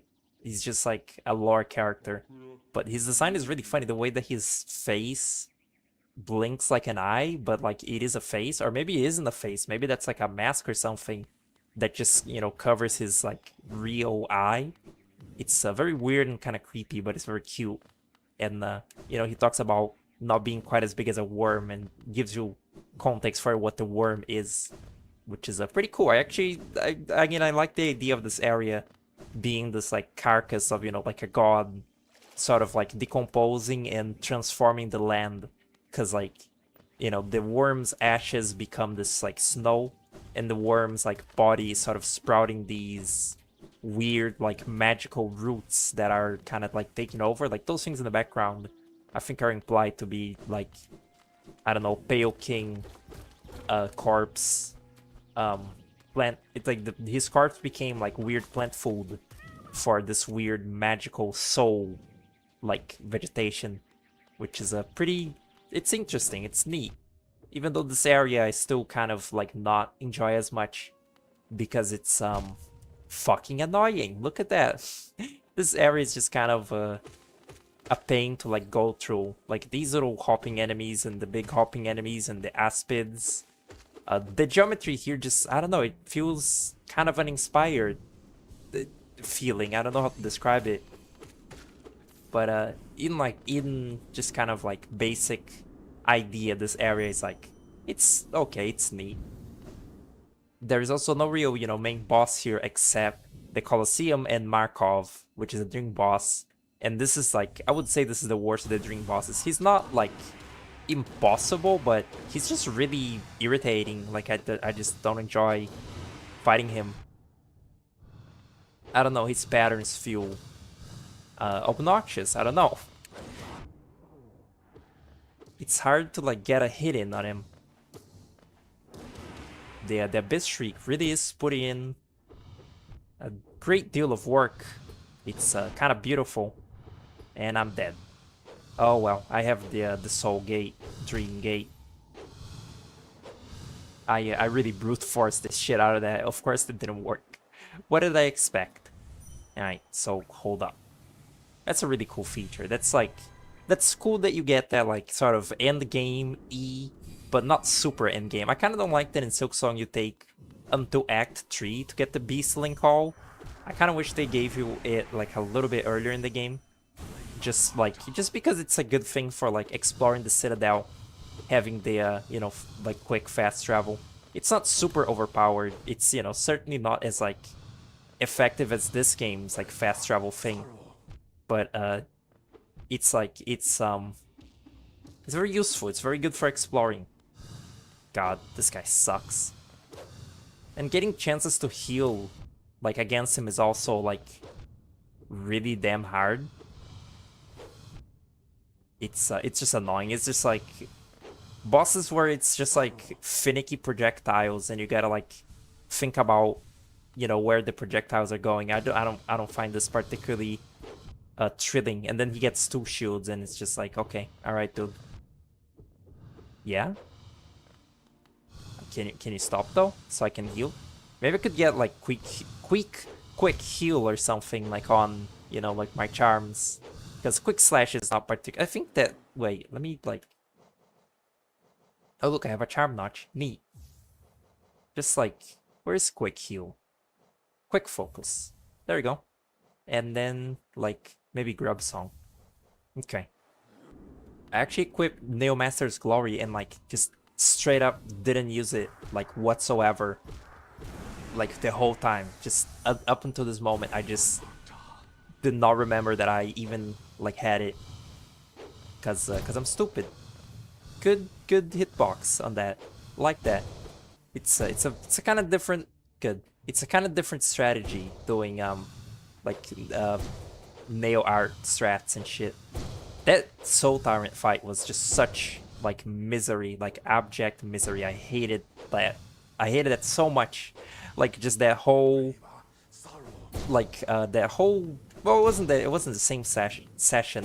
The Soul Tyrant, you know, fighting it was really annoying, and then the session like after that, like the previous episode, exactly the previous episode to this one, I was so tired and sleepy and just like not on my A game when recording, you know, the Let's Play, that I was just sleepwalking through life. Like I don't know what the hell I was like doing there.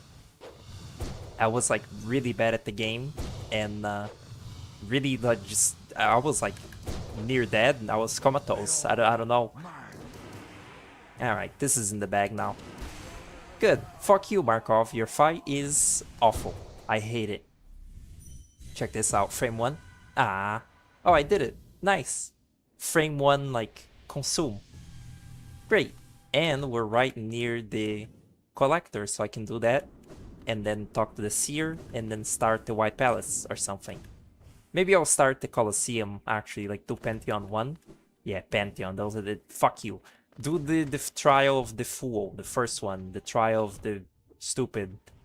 And then, you know, I do the Trial of the second, and that's it, because that gives you the Pale R, which is all that you need to get the Nail Master, Nail Smith, cool fucking yaoi moments.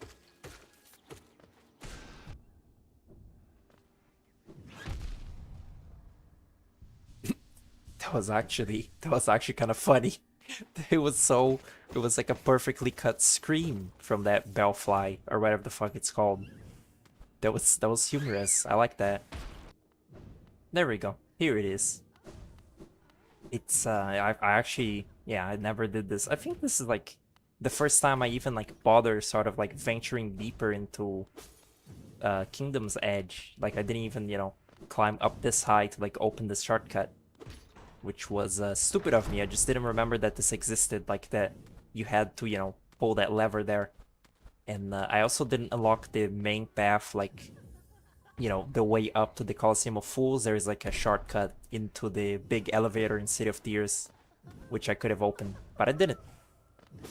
Anyway, this is a very particularly... I didn't unequip shit. This is a very particularly humorous part of the game, you know, one of the few, like, comedy bits of the game, which, you know, are sort of few and far between, but this one really stands out. It's very, like, funny and creepy, and like funny because it's creepy in a way, like kind of it's pretty like it's pretty entertaining. I like this bit. It's actually very clever, like the way that the collector, you know, won't give you soul because he's, you know, made of void, obviously, but you do get soul from the little enemies he spawns. Like that's like clever. That's clever. I don't know, fight design. Like, you know, it's lore that he won't give soul because he's, you know, made out of pure void, but it's still not like a super like crazy hard fight because it can heal from the little enemies, and even then it's a very frantic fight. So like the healing windows are very very limited as well. Gotta be on your toes, or you use, you know, quick focus, but eh. I think staggering him is like really viable. What a fun guy. He's so like joyous. Frankly, like, it would be really cool. Like, I don't want Team Cherry to only make Hollow Knight games like forever, but it really is just such like a fun, intriguing world. Like, I want to fucking know more about this world and like how this shit works. Like, I want to know why the collector like has a personality and shit. Like, how did it imprint on the guy that owned the Tower of Love and like become obsessive, like collecting shit this way? Like, what the fuck is this? Like, it's so weird. I want answers. I want like fun answers, even though, you know, the mystery is like the mystery is the fun, but like I want the answers to the mystery too now. Ouch. So cool. A really like fun moment. The music here is also like a distorted version of oh, it's dead. The distorted version of the regular boss team in this game, but it's like all like warbly and wrong and like scary sounding. Very fun and disturbing. I also love the void effects that they use in this game. Like, not just that the void is like liquidy and stuff, it's also smoky. I love that. Like, sort of you know, fantasy like shadow like creature physics. Like the void is presented as like, you know, like a sort of like noxious smoke, and also, you know, this like sort of tar substance And the little balls that they use to like, you know, represent sort of like thick, dense void, like when you dash here, you know, it leaves a little trail of balls. That's such a fun like effect, such a fun visual effect. I just love everything about it. Um, you know, it's like there's other like I've seen other like things use that same effect, namely Deltarune also uses a similar like smoky like balls effect for you know, darkness.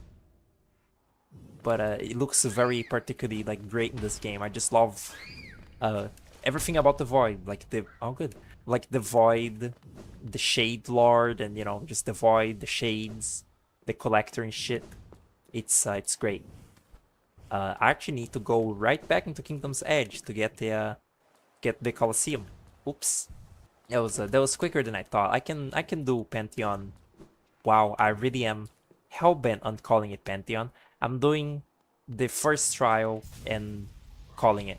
Then next time, maybe second trial, and uh, doing the, you know, the actual like happy couple or whatever. And that'll be it. That'll be my playthrough of this game. As soon as I see the game end, it's 100%ed in my like perception. Oh yeah, wait, the White Palace will be in there somewhere also, I guess. I always forget about the White Palace. It's frankly not my favorite part of the game. I don't find it super crazy fun. Like, the platforming is neat, but I don't like I don't play this game for like playing Meat Boy. If I like if I get to if I get to have a say, like, the platforming in this game is fun, but playing this game as if it was, you know, like a precision platformer like Meat Boy or Celeste, it's not super like my favorite thing ever. Like the buzz saws and like the crazy over the top, like waiting for patterns and stuff. I find it a little bit like a little repetitive. I don't know, or like a little bit just annoying. But it's not too hard, and like the, you know, it's only hard. It's only crazy hard in the Path of Pain, which I'm not doing because it's, you know, ultra optional. And doing just the regular old White Palace is fairly succinct. And then, you know, all I gotta do is beat the Radiance. In the time between, you know, recording like the last and this one, Mossbag also released a new video. It's a video on the Wisp ticket from Silksong, which is funny. Both like seems like a logical like choice to do that area as like the first lore video, because it's sort of the most unexplained one in that game. But also it's funny that it's, you know, like that one, because it is such like a obtuse area in that game. Like there is nothing to it. Like I really feel like, I don't know, I feel like I don't know if King Cherry is like gonna add more to the Wisp ticket, like more sort of stuff relating to it. That's really cool. By the way, the visual of this, it's great. The big like beast and like its corpse is the Colosseum. It's great. I don't know if like King Cherry is gonna add more stuff to the like burning bugs, but like it really feels like they're not going to. Oh hey, no, so oops. It really feels like they're not going to. I don't know, maybe that's just me, but like once again, you know, I've said this like before in like an early episode, but it really feels like certain stuff in these games is not to be like taken super like crazy, like seriously, and like this is vital to the lore. A lot of stuff in this, like in these two games, feel like just cute set dressing, and you know, like just sort of hinting that grander things do happen in this world that you don't really like get to know what it is. Like this game, you know, it has like the hints of the ancient civilization and stuff, but you never get to actually see what they are. It's just a mystery. Who are the burning bugs? I think it's just a mystery. Like I don't really like see. Whoa, those guys are going ape shit. Their frame rate looks wrong. I don't know if like they really. Oh, good. I don't know if they really intend on like I don't know if they intend on adding more like stuff to that, or like give actual answers about it. I don't know if that's on their itinerary. I guess like, you know, the at that point, like speculating about it is like all that you can do about it, you know, like all that you can do about these these aspects of the game, like the burning bugs. Because if they're not gonna add more lore, you know, you might as well like make up your little crazy like speculation and like headcanons and shit. Because it's fun, you know, it's fun to do.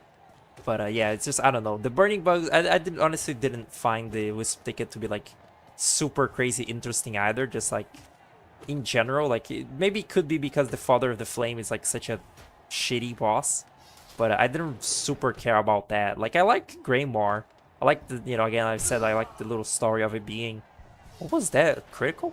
The story of it being like a little farmland that was, you know, turned into like a weird ash, like silk, like cult society.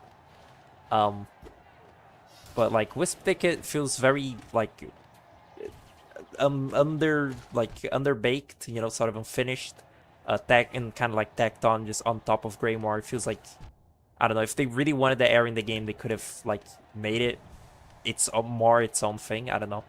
Kind of like, I wonder if to any extent this was like inspired by it, but the burning bugs in that remind me of the Saturni or whatever, the Saturn fellas in Bioshock, which are like, oh good, which are like a sort of cult that was formed in Rapture, who worship like flame and wine, and they like, specifically they teleport around with like fire and like do fire attacks and shit in Bioshock, because you know Bioshock like has just essentially a magic system with the plasmids and the atom, which is funny because you know it's like purely science fiction, but mechanically it is very like just yeah, like yeah, you can just do magic, you can just create bees out of your hand.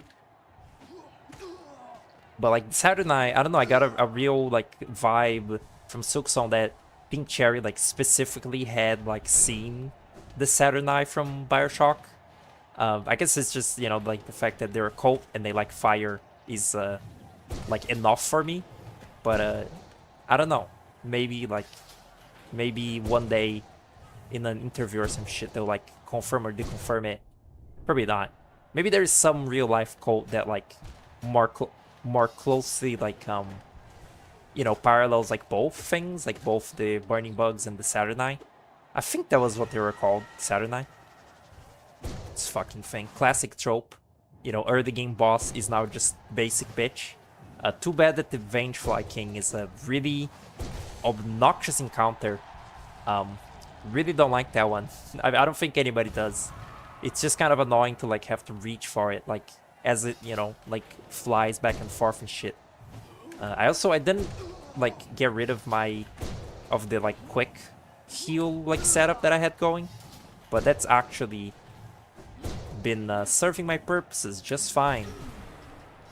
Wow, that gives us so many fucking iframes. This game is easy.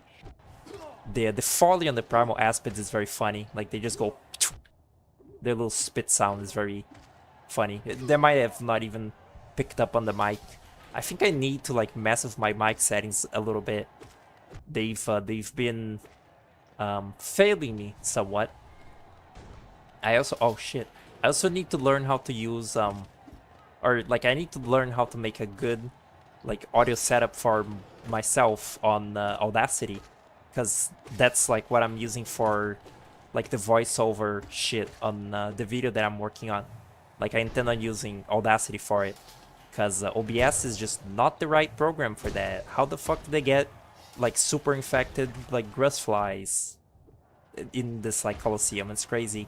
It's a very video gamey part of the game, particularly. Like this shit is really very lore unfriendly. I feel like this is all just very like, yep, sure, game mechanics, 2 fucking grass mothers, why not? But like Audacity is kind of annoying. Like Audacity is kind of like an old like piece of shit program. Like it's kind of hard to use it. It's not like very modernized, and it has a lot of annoying like things about it. And the audio, oh, it's done. The audio settings on OBS do not directly like sort of correlate to they don't directly like correlate to stuff in Audacity, so you're kind of like left to you know, like bridge the gap between the two and sort of see like what works and what doesn't and what's equivalent. And that's hard, and I don't like hard work. Anyway, that'll be it for right now. Really like very near the end. Just do the second trial and then the White Palace, and that's it. I've been repeating this on for at fucking large, and it's just, it's just I'm just like mentally like keeping like notes to myself essentially. But yeah, very exciting prospect. I'm kind of giddy at what like I'll play next, but no spoiling it. So see you next time. Welcome back. I just realized from like looking at the previous recording that I really butchered saying that just now. I hate like mumbling like a bunch of words together into one. Just did it again. My audio like on my like main like microphone like audio was like set to really high. It was at like 83 on like the Windows volume thing, and it made it so it was really like loud and sort of like overblown last time. So now I put it back to the like 56 that it was at before. So I guess I'll have to, oh shit, I'll have to like mess with the, oh wait, no, just kill me. I didn't mess with my charm notches, and also I want to show the cute shade thing. Now it's like normal again. I just forgot. It's because like apparently my voice was like really low when I was like speaking on like voice call and shit. All right, think about this. Fuck that. Give me my quick slash back, and give me, now I have 2 extra notches, so that could be not Mark of Pride. I was certain there was something that like I needed the extra space for. What the fuck is that? Oh, it's the shield thing. That's stupid. Wait, no, it isn't. Transient charm created for those. Charge the dream nail. Oh, right, the quick dream nail. That's dumb. Then who likes that? I think this is cool. Wait, no. This is like 2. It's fragile. I don't actually want to like lose it. Strength. Wait, you know what? Fuck that. I'm confident that I can do this without dying if I have the strength at least. And if it breaks, then who cares? I can just like fix it with Divine Blade or some shit. But yeah, this room is particularly very funny in this Colosseum. It's it's like, again, super unfriendly, like super lore unfriendly. Like, what the fuck do you mean the Colosseum of Fools like controls like the void somehow? Like, I think that this is touched upon in the Mossbag, like Colosseum video, but like, are there like void contestants in the game that they sometimes like have to accommodate for and like help their shade like stay still in this room? There's just so much about this area that's just so inexplicable, and the only explanation is it's a video game. Again, it's like super yeah, video game. It's a part of the game where you fight all the enemies you've seen before in a cool big arena. Like, there is nothing more to it. And in a way I respect that. In the game that like, whoa, what the fuck? In a way I respect that in the game that's like so, that has like an amount of like lore to it. They like would just do bullshit as well though, like just as much as they have like well thought out like universe, like world building and shit. They will just, yeah, they will have a part of the game where you just fight a bunch of enemies and shit, and like the enemies have a sample. I guess this is honestly like they have something kind of as ridiculous as this in Silksong. It's the Vivarium, or the memoriam or whatever, the museum of like all the other like parts of the kingdom in Farloom, in the Citadel. That part is super silly. Like, that part is ridiculous, like from a sort of like taking this world seriously as a thing that could exist like standpoint. But it is fucking like awesome from like a video game level like standpoint. It's just rule of cool. It's like, what would be like a cool area for this game? Oh, you like go through like a big like replica of all the other places in the kingdom, and you know, you get to like fight all the enemies that you've seen before, or you know, all the enemies you've seen before are sort of like in captivity here as like, you know, wild animals in the zoo, and they're like also, you know, the museum is like abandoned and like run down and shit, so it's all like overgrown with like stuff that used to be in the exhibits, and you know, Verdania has been forgotten on purpose because they suck. Oh my god. You know, not that Verdania sucks. You know, Farlum's people sucks, and we're like, you know what? Fuck Verdania. We don't like that place. Because, you know, they weren't cartoonishly evil enough before. Is this the funny round? No, it's not the funny round yet. It's funny how short the first trial felt. The second trial is already quite a bit longer. Like, this feels like it drags on for a bit.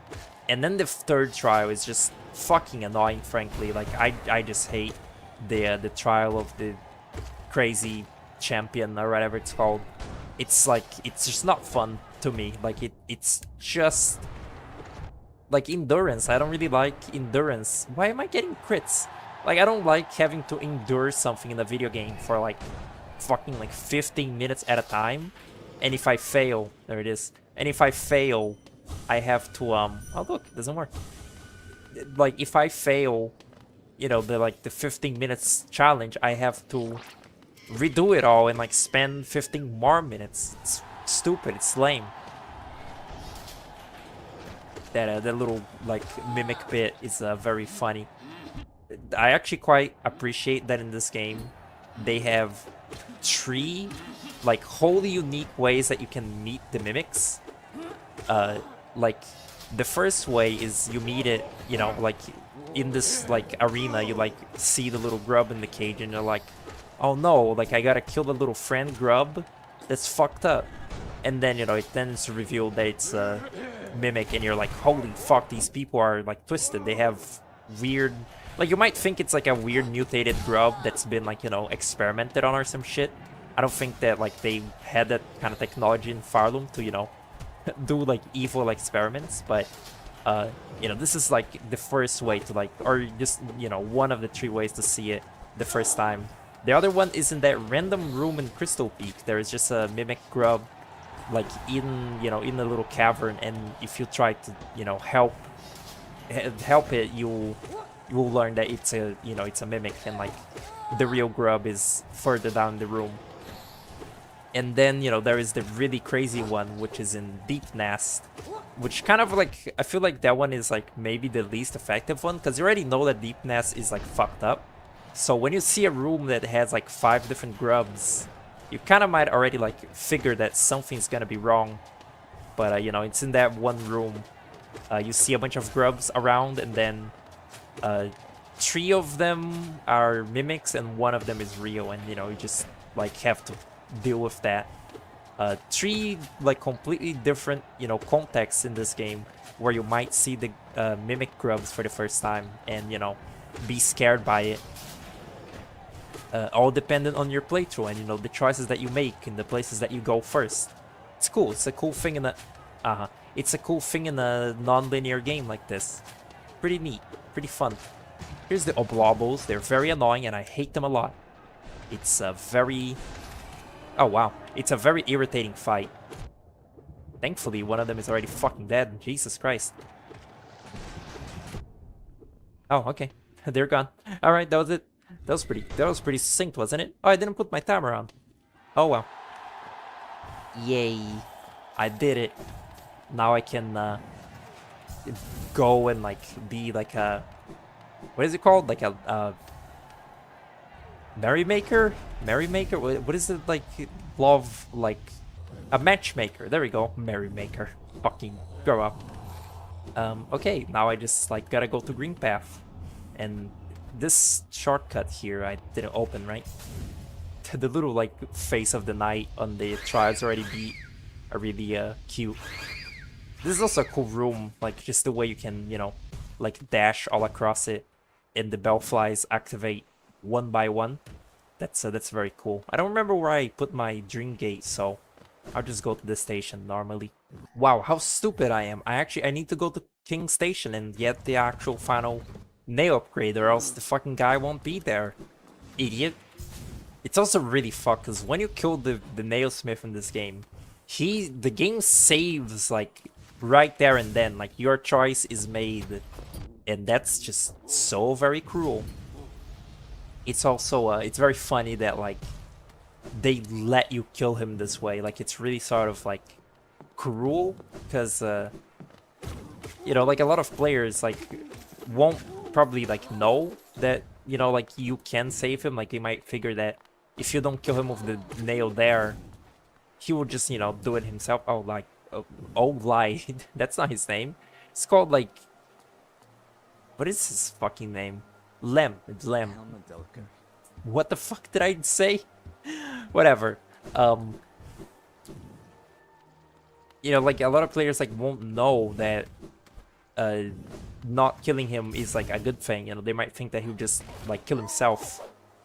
In a way that, you know, that does make it sort of like effective, that your act of not killing him is very it's like it's sort of organically like rewarded. The game, it doesn't, you know, the game doesn't fucking like point like an arrow at you and say like, you who like might do this, you are scum. I don't know, like it feels like, it feels very natural. Like, yeah, you don't kill him and he like sort of figures out like something to make him joyous. What, huh? Do I not have the tree? Are you fucking kidding me? Where is the last Payolar? Huh? What? That's a problem. Let me Google this real quickly. I really like could swear that I had gotten the fucking like grubs Payolar, but apparently by getting 31 grubs, one of the rewards is, you know, a Payolar, which I already knew that. Like I already knew that that happened, but I didn't know that I didn't get it. Like I guess the Grubfather gave me a different thing like earlier. Yeah, there it is, and I just thought that it was the Payolar. Well, at least like there wasn't, you know, like too much of a crazy wild goose chase. What happens if you just don't pick up, probably if you don't pick up the Geo with like these spawns, but what happens if you like don't pick up the actual like ore and, you know, like the little pickups that like do stuff? What if you just don't get those? Like what if you just leave, you know, leave the room without picking them up? Whatever. Yeah, back to the nailsmith, you know, to actually fucking do stuff. Here we fucking go. Why does it always happen? Like I always get so certain when like I'm doing something in the video game. I get really certain that the next step that I'm taking, you know, in the thing that I'm doing is absolutely the right one, and then it just isn't. It's like wrong, and I need to like do something else before, you know, like progressing the thing. Like in this case, I need to get a final pale ore because I didn't check it. I was really certain that I had all three, but you know, I think I got like a charm notch from the Grubfather and thought that it was you know, the Payolar like the whole time. Stupid me. Poor fucking guy. The scurrying, that's really funny. He's like, it looked like his beard size like was inconsistent in his little sprites in there. But yeah, he's like, kill me. You made like I made the best nail possible for you. I almost just pressed the spell button, which actually does kill him and doesn't, you know, like he's like, oh, strike me with the nail that I made so I may feel its like perfection. So if you like, you know, just blast him with a fucking vengeful spirit or like, you know, shade soul, it's like he died for absolutely nothing. It's so fucked that they let you do that. But I think if you also like crystal dash like away from him, he does die as well and stuff like that. But yeah, if you kill him, he's just, it's actually funny, they added that in an update when they added the junk pit to the sewer. They made it so you can fucking see the nailsmith's like corpse in the water, like just floating. But if you don't do that, if you don't kill the fella, he shows up right here. Actually, I think, yeah, I know how to get there. These early areas are really not very complicated at all. And most of the areas in this game really aren't complicated either. It's just like Deep Nest really confused me like hard. Crystal Peak confused me hard because it's sort of like built like a little labyrinthian. I love the word labyrinthian. I always use it when I can. But can I do that? Probably not. Hold up. I might be goated. I might be goated. Hold up. Don't be looking just yet. Look when I do it. Okay? Not. Stop! You're making me look bad, game. There we go. See, I'm great. I'm great. I'm great at the game. Great stuff. I'm actually very glad because I really didn't want to do that. Like the platforming challenge in this room is really not that complicated, but it's just like mentally tiring. Also, that happens so fucking often with the fucking Crystal Dash, like just slamming directly into a fucking hazard that just sets you back. It's pretty dumb. Oh boy, I'm so excited. This is what the whole playthrough has culminated to. Like the whole... Oh, really? This one first? Oh, well. Yeah, they're fucking crazy gay. This is the dialogue where Shio actually mentions the Great Knights. Crazy fucking... He's making a King's mode. Actually, is that Hegemol or is that... No, that's Hegemol. I was gonna say, how come Shio hates Ogrim if he's like making a little Ogrim, but no, that's Hegemol. Ranjo Stanger. Apparently this used to be Lem's, like Relic Seeker Lem's like voice before his voice was like changed to something more fitting, and it was given to this guy instead. You know, they use like little voice clips. Must thank you for not killing me when I asked you to.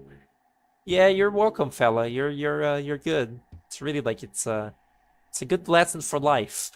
I wonder what happens if you like talk to this guy as the first time. I guess if you talk to him the first time with the Nailsmith already like, you know, spared, it's gonna like buffer, you know, like him becoming friends with him. Friends, I say, you know.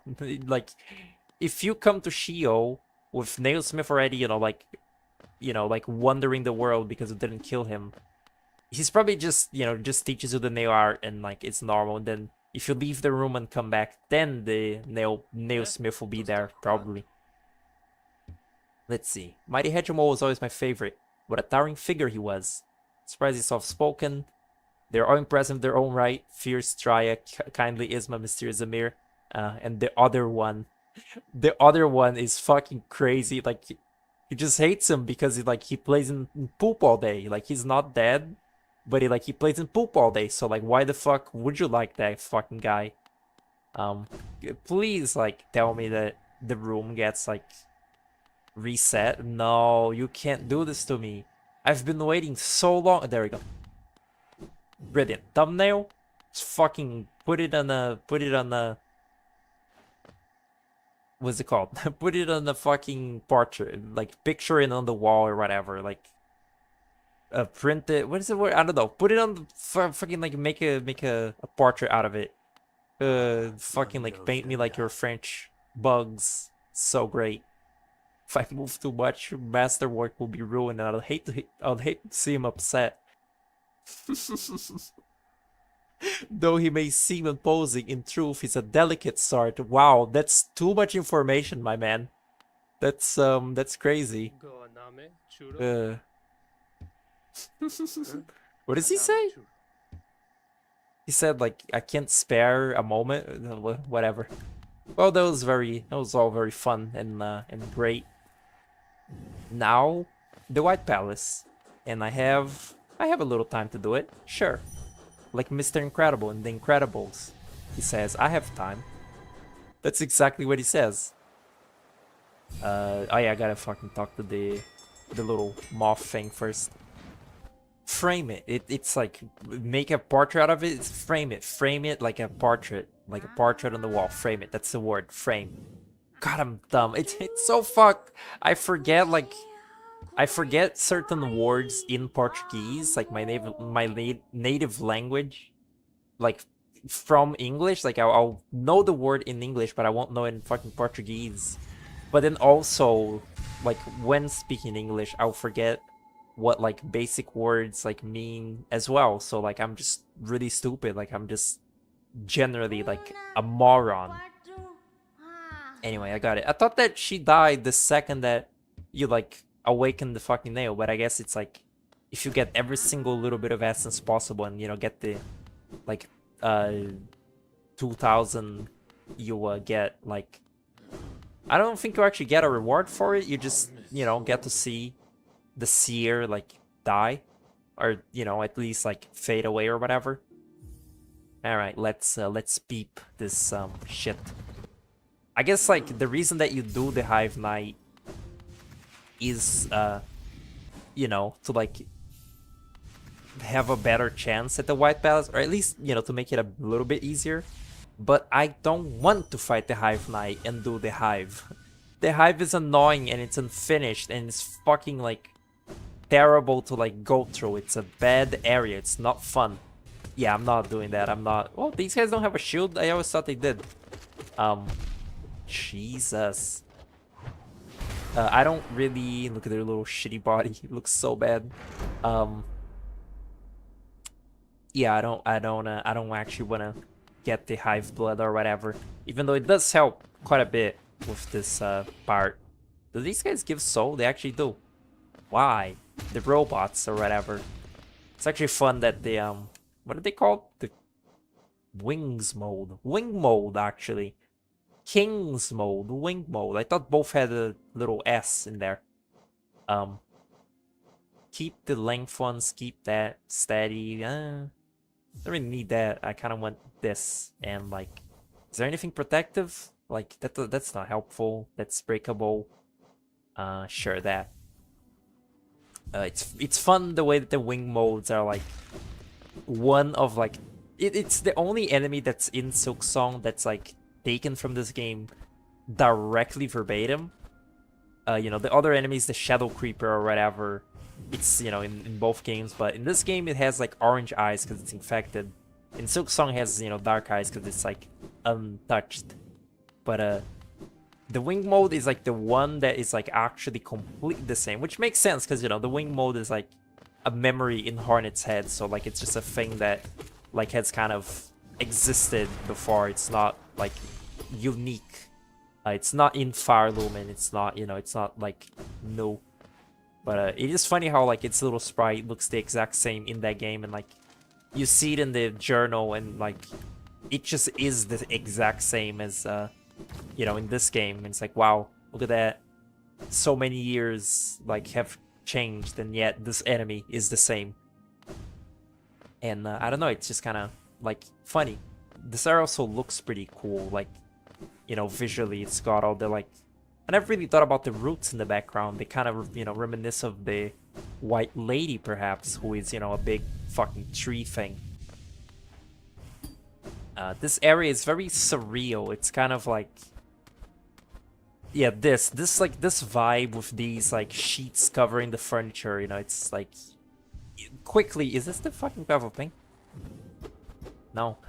Immediately, like this evokes that like the White Palace is like they're like moving. Like the thing of like putting like white sheets over like furniture is like a moving thing, I guess. Like when you're gonna like move away, or like when you newly move to a new house, you put the sheets over them, or maybe it's vice versa. I don't know. It connotes like connotation. It notes moving, and that's very like abstract. That's very surreal, because the White Palace wasn't like moved. Like it wasn't exactly like they didn't like get a fucking like moving company and move the White Palace from one place to another. They quite literally like somehow the Pale King projected the White Palace into like a dream or something, and now it lives now it lives in the dream realm, separated from reality and shit. And yet it's like got like that. It's a really cool like surreal visual. The like the sheets over everything, like it's very mundane. It's a very mundane kind of detail on a very surreal like magical thing, like moving an entire castle to another world, to a fake dream dimension from the real world. It's interesting. And also this area is fucking hilarious because like all of a sudden it's Meat Boy. Like the whole game has been very, you know, like, it's been silly, you know, there's floating platforms and everything, which is actually really funny.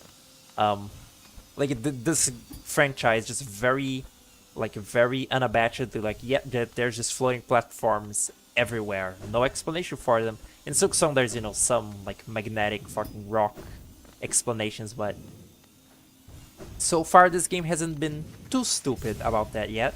And then just, you know, this one part, it's fine because it's a dream world, so, you know, it can be a little more abstract, but it's just like, yep, buzzsaws everywhere. Why?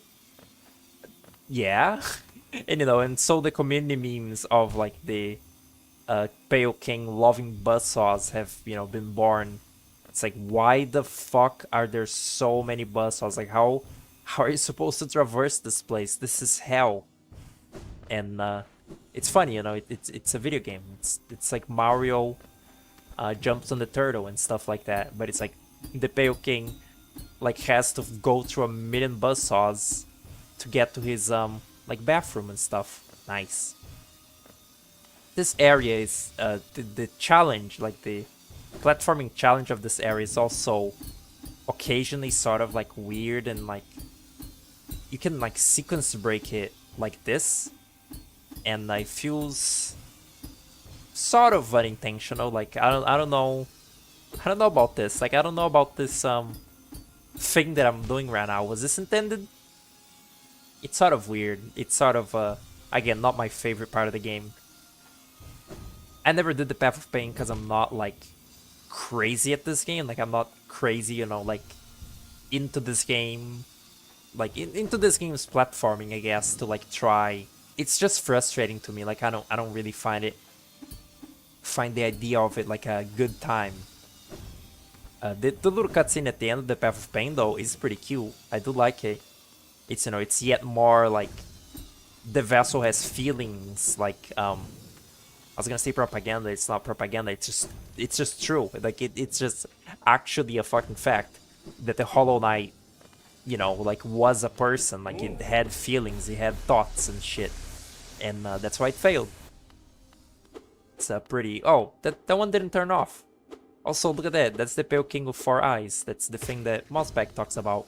I could have sold those guys. Yeah, this area is like it's pretty silly. It's pretty like, you know, just like, yep, here's a big obstacle course. Have fun. But it is like, it does have like a cool sort of feel to it, and it does kind of like, you know, people have all sorts of little like theories about why this place is like, you know, full of buzzsaws and is like weird like this. It's like, oh, all the regret from like the Pale King's like actions have manifested as these, you know, sharp blades like spinning all around. I gotta do all that again because I didn't pull the lever or whatever. Wow, okay. I did that last time that I played this game as well. That's not cool, actually. Let me just cut to that real quick, okay? Okay, that was significantly less like long the second time around. That's I wanna call that bad design, I think. Like that lever is so missable. I wouldn't, if like this was the first time this is like ever happened, because you know, I'm like, I am like, again, let's playing, like half fucking paying attention to the game, but this has happened twice now, and I'm pretty sure the other time I was playing this game, I was like, I think I was playing it on a VC or just alone, and I remember very distinctively missing this lever, like at the very end of this challenge. You know, the lever you're supposed to like pull, I just didn't do it. I just didn't like see it. I just went right past it because everything in this area is great. Like every other tile set in this area is just great. I'm eating shit to this. So yeah, that's pretty lame. That's not fun.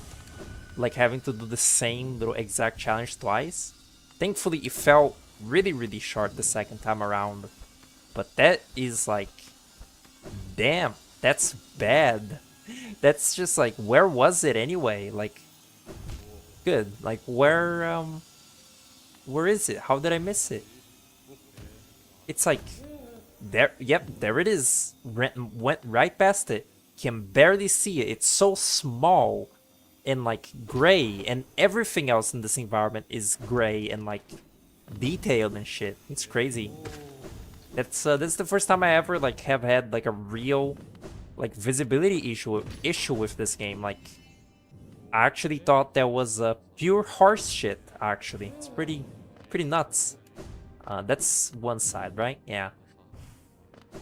I think I could do both sides actually and get the the King Soul like finished, and the next time I do what's it called, the the Hollow Knight and the Radiance. Yeah, the Abyss, the birth, good, the birthplace, the Abyss, the birthplace and the fight. Or wait, no, cause then that would be a really short one. I should do the rest of White Palace, and then the birthplace, and then the like Radiance. Cause like that fight is actually not gonna take super long, especially with how I'm like cutting the stuff up. So yeah, next time I'm pretty sure is the finale of this game, which is pretty nuts. I'm actually pretty glad. It's been like what, like a week? No, not a week. It's been like at least 2 weeks. I think I started doing these on the 23rd of like what comes before August already? Again, let me look at my little calendar. Little, I say. It's July, right? July. It was 23rd of July, so it's 9 right now. It's like a week or so. I'm not gonna do math right now because I'm not in school, but anyway, yeah, hype. Next time it'll be Jover. So see you then, I guess. Goodbye. Alright, dawn of the final day. This is it. This is the final recording for Hollow Knight. These guys are very annoying. They're constantly talking in the background, and it was like scaring me when I was testing the audio. But yeah, this is it. I just gotta do the end of the White Palace, and then it's all good. I think this part is like a little bit harder than the other one. Oh my god, it's actually been very hard to like get the drive to like record this final episode, because right on the verge of right on the verge of like all of the like previous episodes being edited and this final one being all that remains, I got briefly very discouraged by my own like progress, like voice training, because I kind of like felt like I hadn't achieved shit. Like I very briefly like hit like a higher note. I don't know what the hell it was really. It was just like a brief moment where I was like, well, damn, that was like better than everything else, and I can't replicate it. Have I been doing this wrong for 2 weeks? And I just felt awful. And so yesterday I spent like all day sort of like down in the dumps. But today I was just like, fuck it, I'll do it like I can, which is kind of the best like thing you can do in a situation like this, is just press on whatever way you like can. And also like thankfully like yesterday something like good like came from being down in the dumps, which was that I finally like designed a more humanoid like little Sona. Like I've been meaning to do it for a while. The little Sona that I have for like my channels and just like in general, my internet like avatar, I felt like very disconnected from it for like some time. Oh god. I felt disconnected from it for some time, for various reasons, and I've been meaning to like just make a new one and like see how I feel about it. And I finally did it, and I think it looked like pretty cool. So I'll probably like I'll think about how I'll like replace the other one. I'll think about how to replace the other one. If like I'll probably still use it like around. It was the same way my little avatar once was like a little skull that I drew, and that was my avatar for like a while. And then I made the little hairy looking thing, and I still use the skull like occasionally as just like a little. I use it as a logo, and it's just like I occasionally draw it. Probably like will be the same for Mr. Velvetro, the little like character that I've had for a while. Still, like, I tell this anecdote like every single like time that I get the chance to, but originally I intended to call that character Mr. Girl, because it was like before I was sort of like, it was, you know, when I was like quote unquote questioning my gender, which is all to say, you know, like denying being trans. And I wanted to like make this little sort of androgynous character. Wow. I wanted to make this sort of androgynous character for like to be able to keep using it even after transitioning, because I kind of like had a hunch. I kind of knew that eventually I would like, well, I hope that eventually I would, you know, have the courage to like just go for it. And I intended on like calling it Mr. Girl originally and sort of make it, you know, sort of ambiguously feminine. Wow. But I didn't do it. I called it Mr. Volvatro. It was an act of cowardice. Um, and you know, that's the character that I've been using for a while, for like I think at least like 2 years on my main channel. That was the reason for its creation, was you know, like a Sona that like looked more like me, because like the skull was very, you know, like it's just like a little cartoon skull. It's very like unpersonable, I would say. And the, you know, like Velvetro was meant to be the more like actually me kind of one. And even, you know, and eventually even that one, I've sort of like, I just kind of see it as like a little bobblehead toy now. Like it's just a little, I don't know, just a little doodle to like draw. And it's kind of like important to me to like have like a drawn representation of myself, because drawing is like, oh god, drawing is like an important part of being me, I guess. So yeah, that's what I was like up to yesterday. It was, you know, it was good, like channeling uh misery into like a better, more productive means.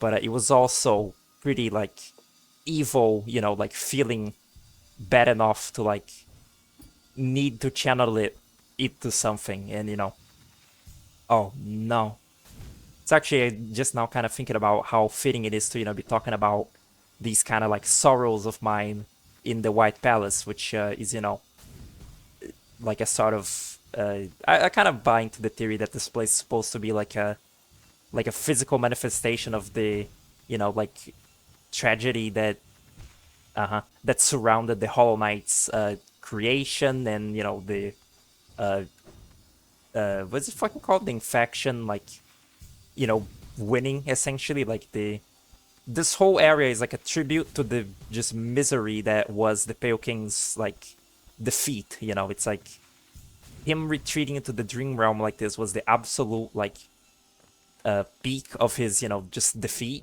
Oh no. Like the I should have string nailed. Oh no, it's fine. I thought this was a King's mode. Good. Um the White Palace is like a representation of the absolute defeat that the Pale King went through by not being able to contain the Radiance and, you know, save Hallownest.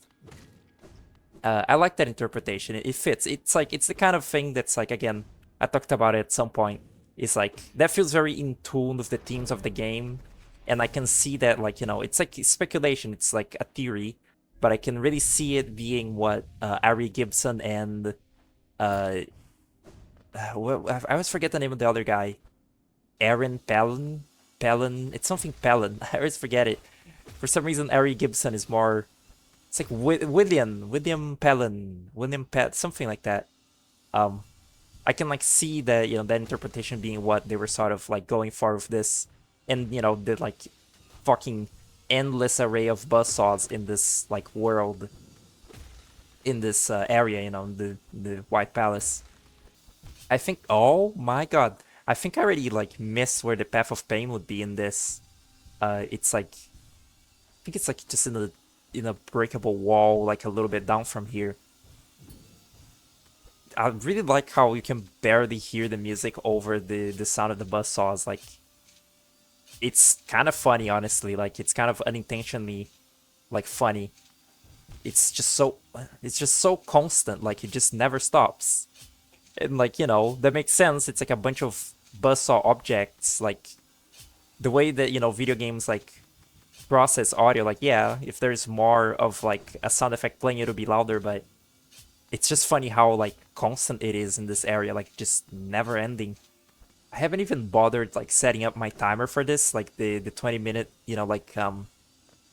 like episode timer, because no matter what happens here, I am beating this game, like no matter how long it takes.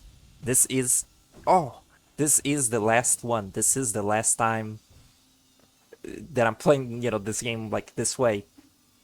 And it'll probably be a pretty long while until I replay this game, like in general, really. Like I feel like I did a replay of it very recently, and I'm not like sick of it too much, but I am like, I have felt a level of fatigue from its wow, from its probabilities. Fuck that up a little bit, but from its bullshit. I'm a little bit sick of its bullshit. Like the bad aspects of this game. I'm not like super, oh no, I'm no longer like super patient for the things about this game that I don't really like, because I've been playing it for a while. See, and this is why you use Hive Blood. This is why you beat the Hive Knight. It's so you don't have to do this like this. I hate like Crash Bandicoot. I really do. I really hate like waiting for timed platforms like this. Oh, that's a little opening. That right there is a little opening. Okay, I can do that. I really don't particularly like this kind of thing. Okay. Okay. So they want me to... Oh, I don't like this.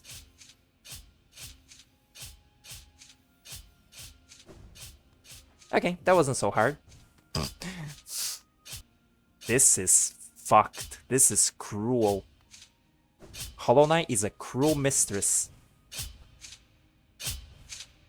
Oh, okay. Oh, my heart. Oh, my blood pressure. Oh, I didn't like the blood being all like, like in my heart and everything, and like moving and stuff. No, I like it. I like it still. I like it cold. Ooh. I've been sort of slightly disillusioned with, not disillusioned, but just like, I don't know. I don't know if it's like a particularly good idea. I kind of like wanted to, originally I was gonna make this whole like, oh good, Hollow Knight Let's Play to, practice voice training. I was gonna make this whole thing just like a thing on my second channel instead of a third channel.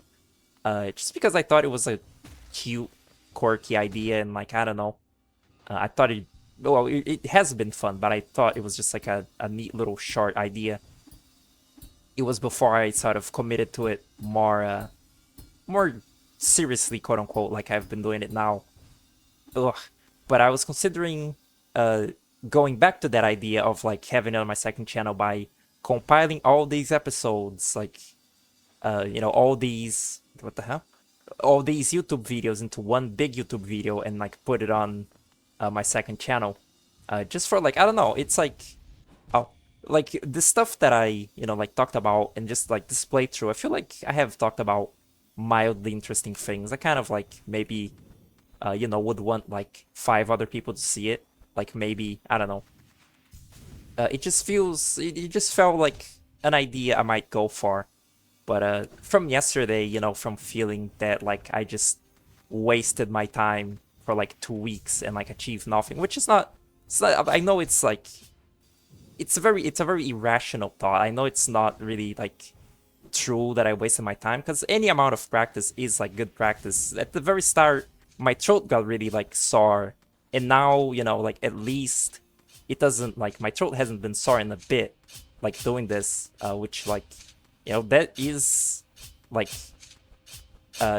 undeniable like practice. That is undeniable proof that something like changed. But like, like feeling like that yesterday, I was kind of like, yeah, maybe I won't compile it all into one video after all. I'll just make it like, I'll just keep this like buried like forever.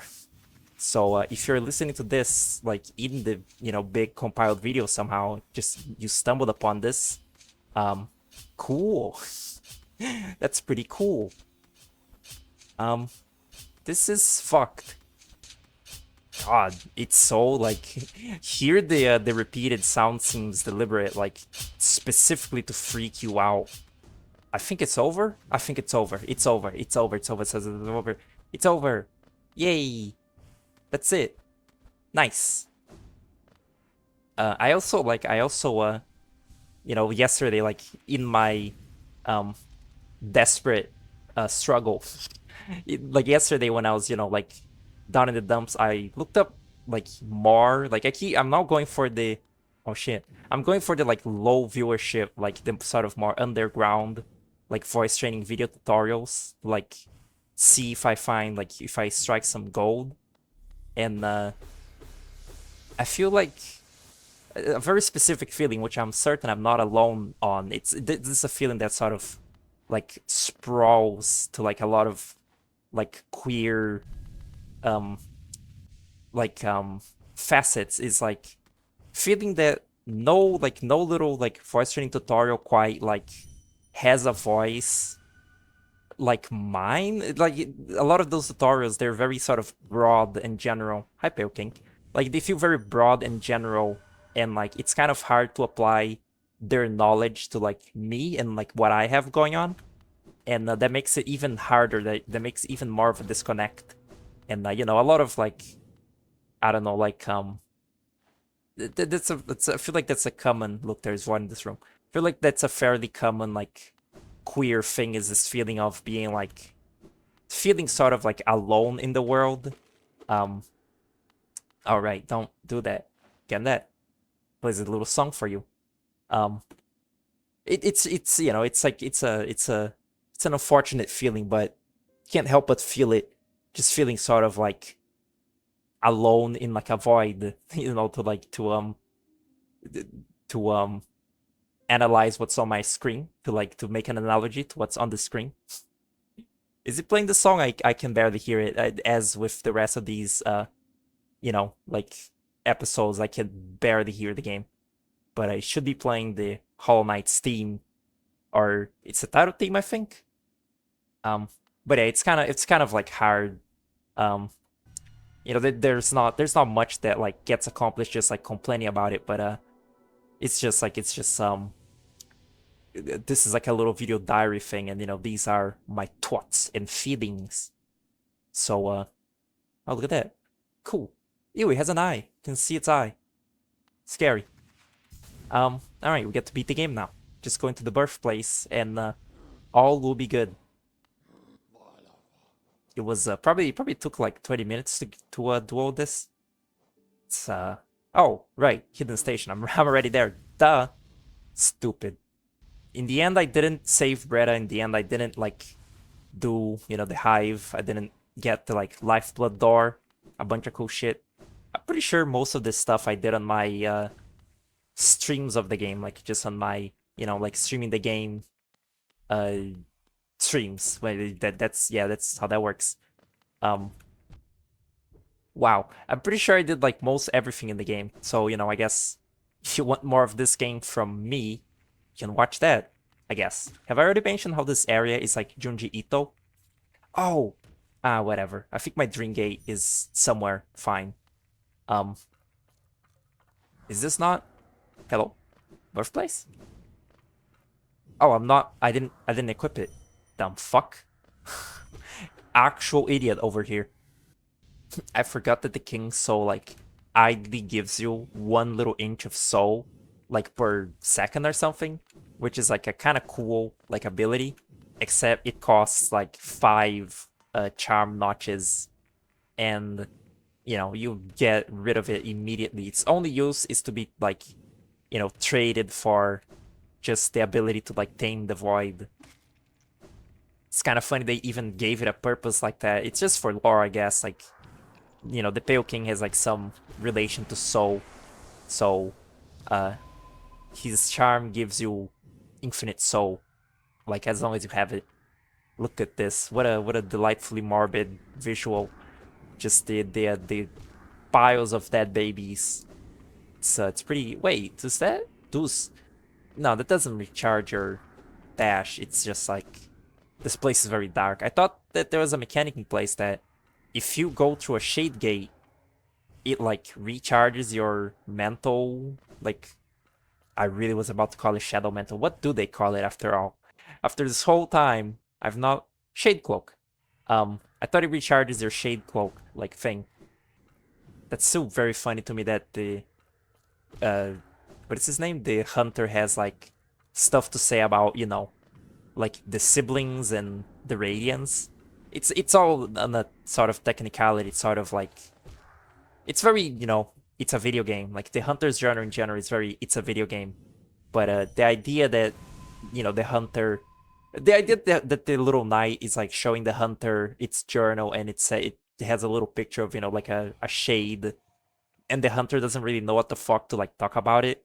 So I think he just talks about like the shadows like plaguing Hollow Nest like are growing thicker or some shit, something like that. It's just very funny. Like same with in Silk Song when Hornet is, you know, when Hornet has like grandmother silk and like lace on her hunter's journal, and you know it's like the idea she's showing it to Nu, and Nu is like, what the fuck is that? Like, you know, like in the same journal as like a Rhino Grund is like the fucking monarch atop atop Farloom that's like controlling everyone, and you know this like silk ghoul and like a bunch of void creatures, a creature that's not even, it's like from Hollow Nest, you know, like the wings mode or wing mode. uh it's a funny, you know, like it's a funny scenario that like sort of comes from the video gaming nature of, you know, the world. It's also a very cool moment in the game, you know, the ascent makes you realize why this area is laid out the way that it is. Although it's funny that, you know, you already have your upgrades here in this memory. I'm pretty sure they made it so this area is, you know, like manageable without it. It's probably a lot harder. I'm certain there's like many videos of that, like beating the ascent without upgrades so that it's, you know, like lore accurate, like what the little knight did. It's also very funny the, you know, the implication, the like the reveal that the Hollow Knight is exactly as old as the knight, except, you know, it just grew up because it was like treated better or something. It's a very funny idea that, you know, like the whole game you might think like, yeah, like, you know, you're a little like juvenile bug, and then you see the Hollow Knight who's like big, and you're like, oh, that's the fully grown up version of my little bug. And then you see that that's not really quite the case. It's somewhat like weird.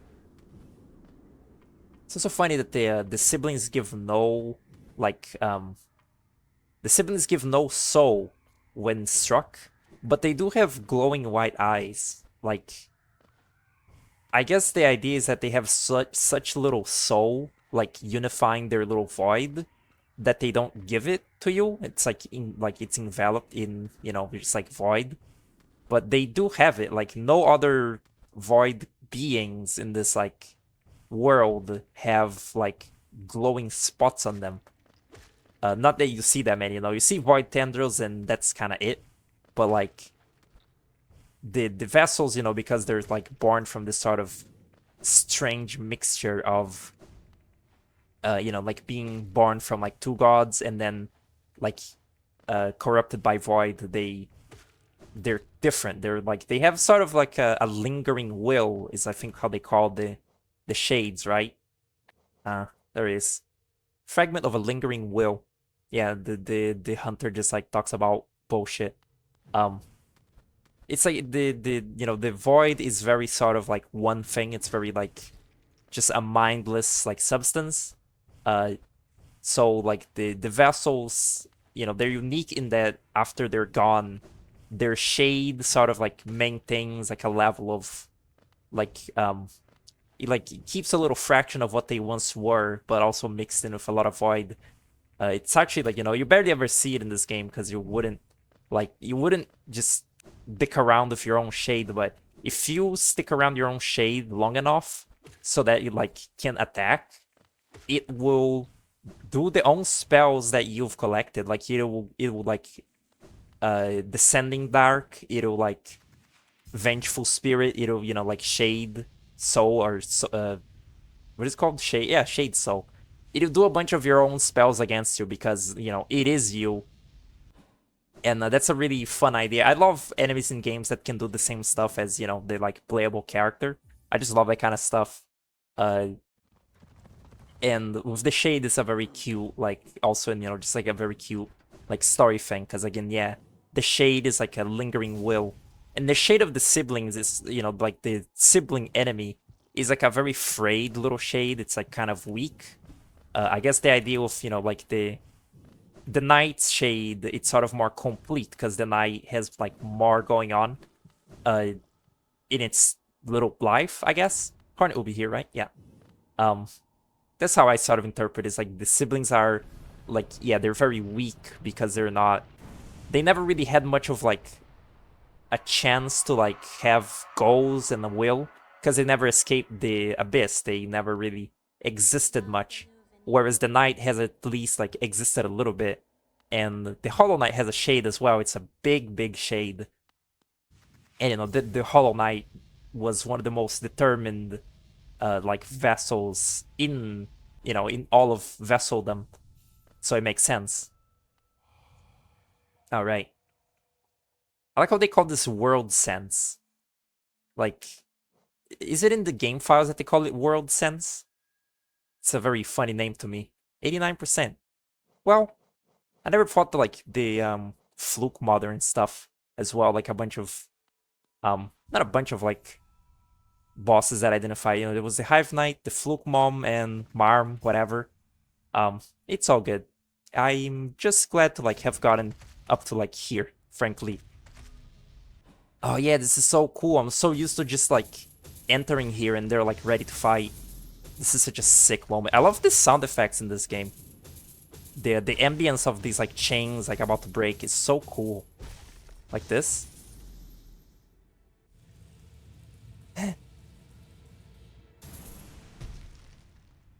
Poor thing.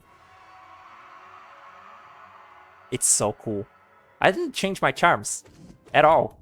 Oops. Oh well. We'll see what we can do. This boss is like, you know, it's like significantly easier than the Radiance because it's supposed to be, oh wow, it's supposed to be like a gateway boss, but I still find it kind of challenging. I find it sort of fast. It's kind of fast, like it kind of moves quickly, and I have a hard time doing this fight without like getting hurt a whole lot. But oh good, but I'll do my best here. Ouch. It was so crazy realizing that the Hollow Knight only has one arm. Like that's a really like messed up detail that, you know, it's so deteriorated that it doesn't have like one of its arms anymore. Like I thought that it was just like its little cloak is hiding. Oh, its little cloak is like hiding one of its arms, and you know, it's like mostly just using the other one to wield the nail, but no, it's actually so like destroyed at this point that doesn't have the other arm. Actually, it's not like entirely clear why. I guess like it could be just that like the infection like took the other arm, but you know, like the Hollow Knight has been chained up for like fucking ages. Like it wouldn't have lost its arm in like a fight or anything. It's kind of like it's very like I guess it's like a very particularly gruesome like look into the infection. It's like, you know, they say the infection like distorts a bug the more they like resist it. You know, like a bunch of the husks in the infected crossroads are like really deformed and, you know, like bloated and like gross and zombie-like, because, you know, the infection has gotten really strong here. But the implication being that, you know, the more you're infected, and, you know, the more you get infected is by like sort of denying it, or, you know, like sort of rejecting it. The Hollow Knight, who is, you know, like its entire life purpose is to contain and stop the infection. It is the creature in this kingdom that is denying the infection the most. It's like literally right inside of it, like the entire time, constantly plaguing it. and and yet it's like resisting it. So like yeah, it would get so bad that it would like begin to like lose limbs, and like lose an arm and shit. And it's so like fucked up in that part of the fight how like the infection literally will start flinging the Hollow Knight around the arena like a fucking like ball, just in like a desperate attempt to like crush the knight and like stop it. It tells a very cool story of desperation by the Radiance's part and by the Hollow Knight's part. It's all very cool. And then this.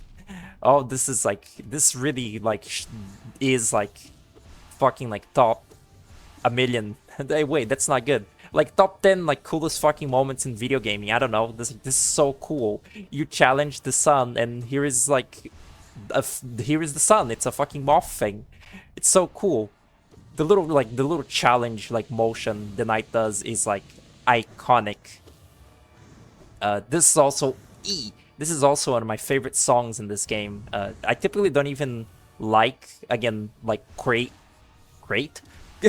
I don't like crates. I don't like crazy like choir orchestra, but the Radiance's theme is just so fucking cool and like enhances this moment so much that I can't help but like it. It's awesome. It's great. Unfortunately, you do have to refight the Hollow Knight every time you fail the Radiance. That is a little bit annoying, a tiny little blemish on this really cool like final boss set piece. I guess like I can't really think of like a way to fix it that's like super satisfying, but it is irritating to me. Like I'm not a big fan of that, but it's okay. It's a really cool moment. And again, the Hollow Knight, like is a much easier fight. And all of a sudden, the part where it starts stabbing itself, that's solely for like story reasons. Like the Hollow Knight is trying to actively help you at this point. Like it does not want to live anymore. It's miserable. This really cool like story moment all of a sudden has a gameplay purpose to it as well, which is to make this fight go by quicker so you can retry the Radiance. Like, when you're doing the normal end in this game, it's like, oh shit, the Hollow Knight is stabbing itself, that's so fucked. And when you're trying to, like, beat the Radiance, you're like, hell yeah, dude, get faster with it. Hurry it up, we gotta, like, do this shit. It's very clever, I don't know, it's very cool. Oops. It's very cool that, like, it serves this, like, two-purpose, like, way. It's such a visceral animation too. Like this is, like, in a weird way, it's like my favorite animation in the game is the Hollow Knight like stabbing itself. It looks really good. In fact, all of its attacks look really cool. Like that Pillars of Smoke attack is really cool too. I like how it's a mixture of like void and infection. Like the Pure Vessel uses a bunch of void attacks, I think it uses like one. But, it's like pure void in that fight. In this fight, it's like void mixed with infection because, to reflect the Hollow Knight's like fucked up state. But that stabbing animation is so visceral. The sound effect that it goes with too is like, it's just a very visceral action. It really like makes you sort of like, feel for it, like feel bad for the knight, Hollow Knight. Ouch. It's really cool. Just I cannot like praise this whole final section enough, which is this is kind of like why Lost Lace and Silksong like kind of just does not just kind of does not like hit right. It's like competing with something crazy. Like both the Grandmother Silk reveal and Lost Lace do not like go as hard as like this, like this two boss deal that is the Hollow Knight and the Radiance. I got the I got the, even with the level 3 nail, this fight feels, oh my god. This fight feels like it's, hey, hello? Oh, look at that. I never knew that. It's like a special phase where she just throws knives down because she's afraid of the void. That's funny, I never noticed that. Like, she's desperately trying to like strike down the void with her little swords. I would try to Dream Nail her, the Radiance, but probably can't. But she has really like cool Dream Nail dialogue. She speaks in all caps, which feels right because she's a very crazy regal like monarch thing that's kind of, you know, insane at this point. Uh, I love her dialogue that's like, my ancient enemy, you will not stop me or something, and like, dawn shall break.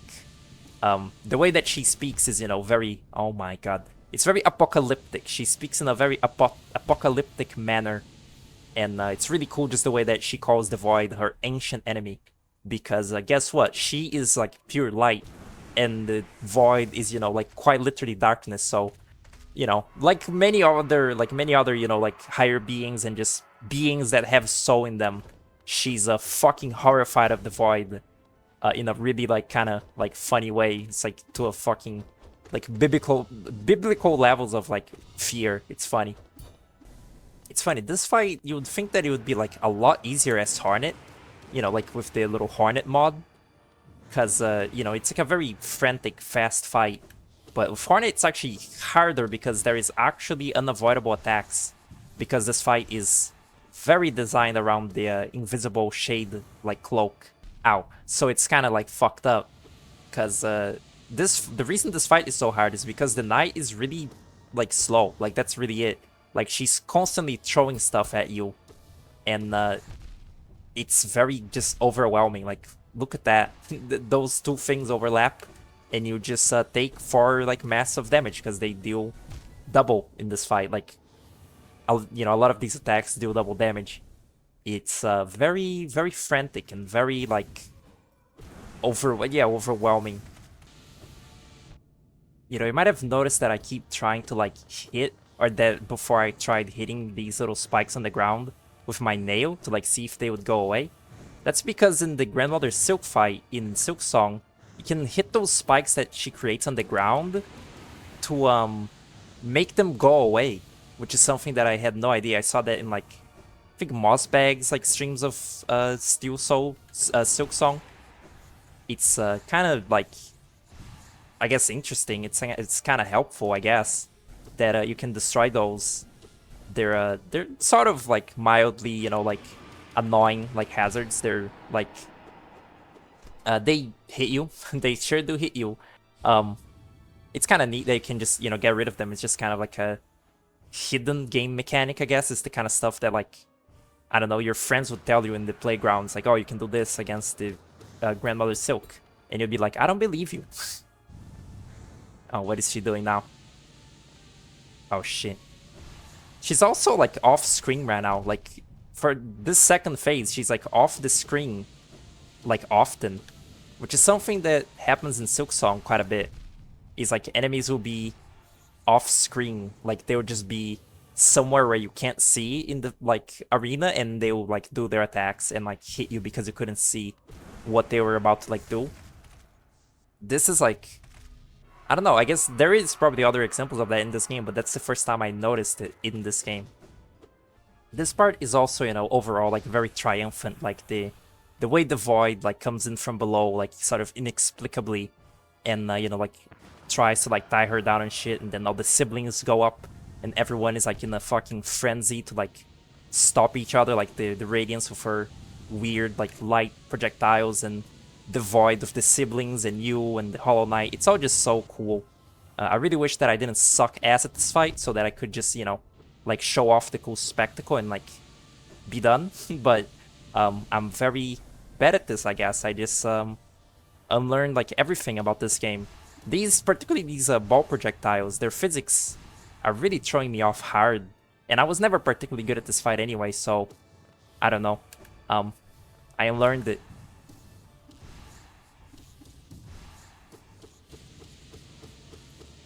Wow, she just let me do that. She gone? She okay, good. I won.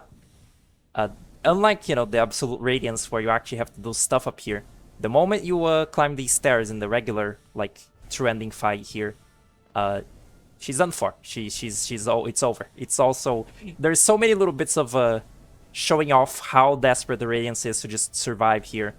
This being, you know, the last one, she just like is using her last bit of energy to laser you to death from like a high place.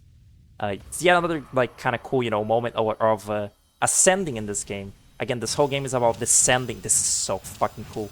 this whole game is about descending down Hollow Nest, and this Radiance fight is about ascending up her little astral plane, because she's trying to run away from you. You know, the Abyss is at the lowest point of this world. The Radiance's statue is at the upmost, like top of this world, and it just makes sense that to escape the Abyss, you try to go up no matter like what cost, and it doesn't work, and she's dead. So cool. I wonder who animated this stuff. Like, is this a whole little studio that animated this? Was this like Ari Gibson, like himself? He did all this? He did all that right there. Probably a few people did this stuff. I think it was a pretty small team, the first Hollow Knight. I think Silksong is also not like super huge of a team. It's like probably a little bit more and more budget than, this one. Doesn't she flop like a fish? She does. Doesn't she do the exact same thing in Silksong as well? Or like she hits Lace with this fucking stare at the end of Silksong, and it's so funny. Like it's so sort of like unnatural the way she just stares at Lace like that. And that's Hollow Knight. What a crazy little game. That looks so cool. I'm just talking about the design of the shades, really, the siblings. Very heartfelt little ending. The Void can finally rest. Or can they, like at the end of Silksong, they gotta like all band together for one last job, save their sister. Pretty cool game. Of course I like it.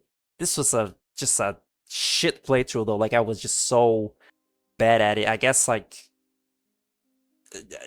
I don't really know exactly what like it could be. Muscle memory for Silksong. Let's Play. There we go. William Pellin. I was right. Pellin. Yeah, Pellin. Did I see Pellin? Peller. Let's Play. Muscle memory for Silksong. Like just making this game feel more clunky than it used to be. It was just a very, very like unskilled like playthrough, but it was all fun. And this is not over. Like this is not the end of this little project of mine. I'll keep doing it for as long as I want to, I guess. I think I'll play Night into Dreams like immediately next. I don't know. I want to replay that game, and this is like an opportunity to do it. And it's a cool game. And then like, I don't know. I feel like I did a very particularly like arduous game as like the first one here. I just was like, I want to replay Hollow Knight, and it's like an easy game to like play and talk over. How wrong I was. I was a fool. But yeah, to anyone that watched this, I guess thanks for watching.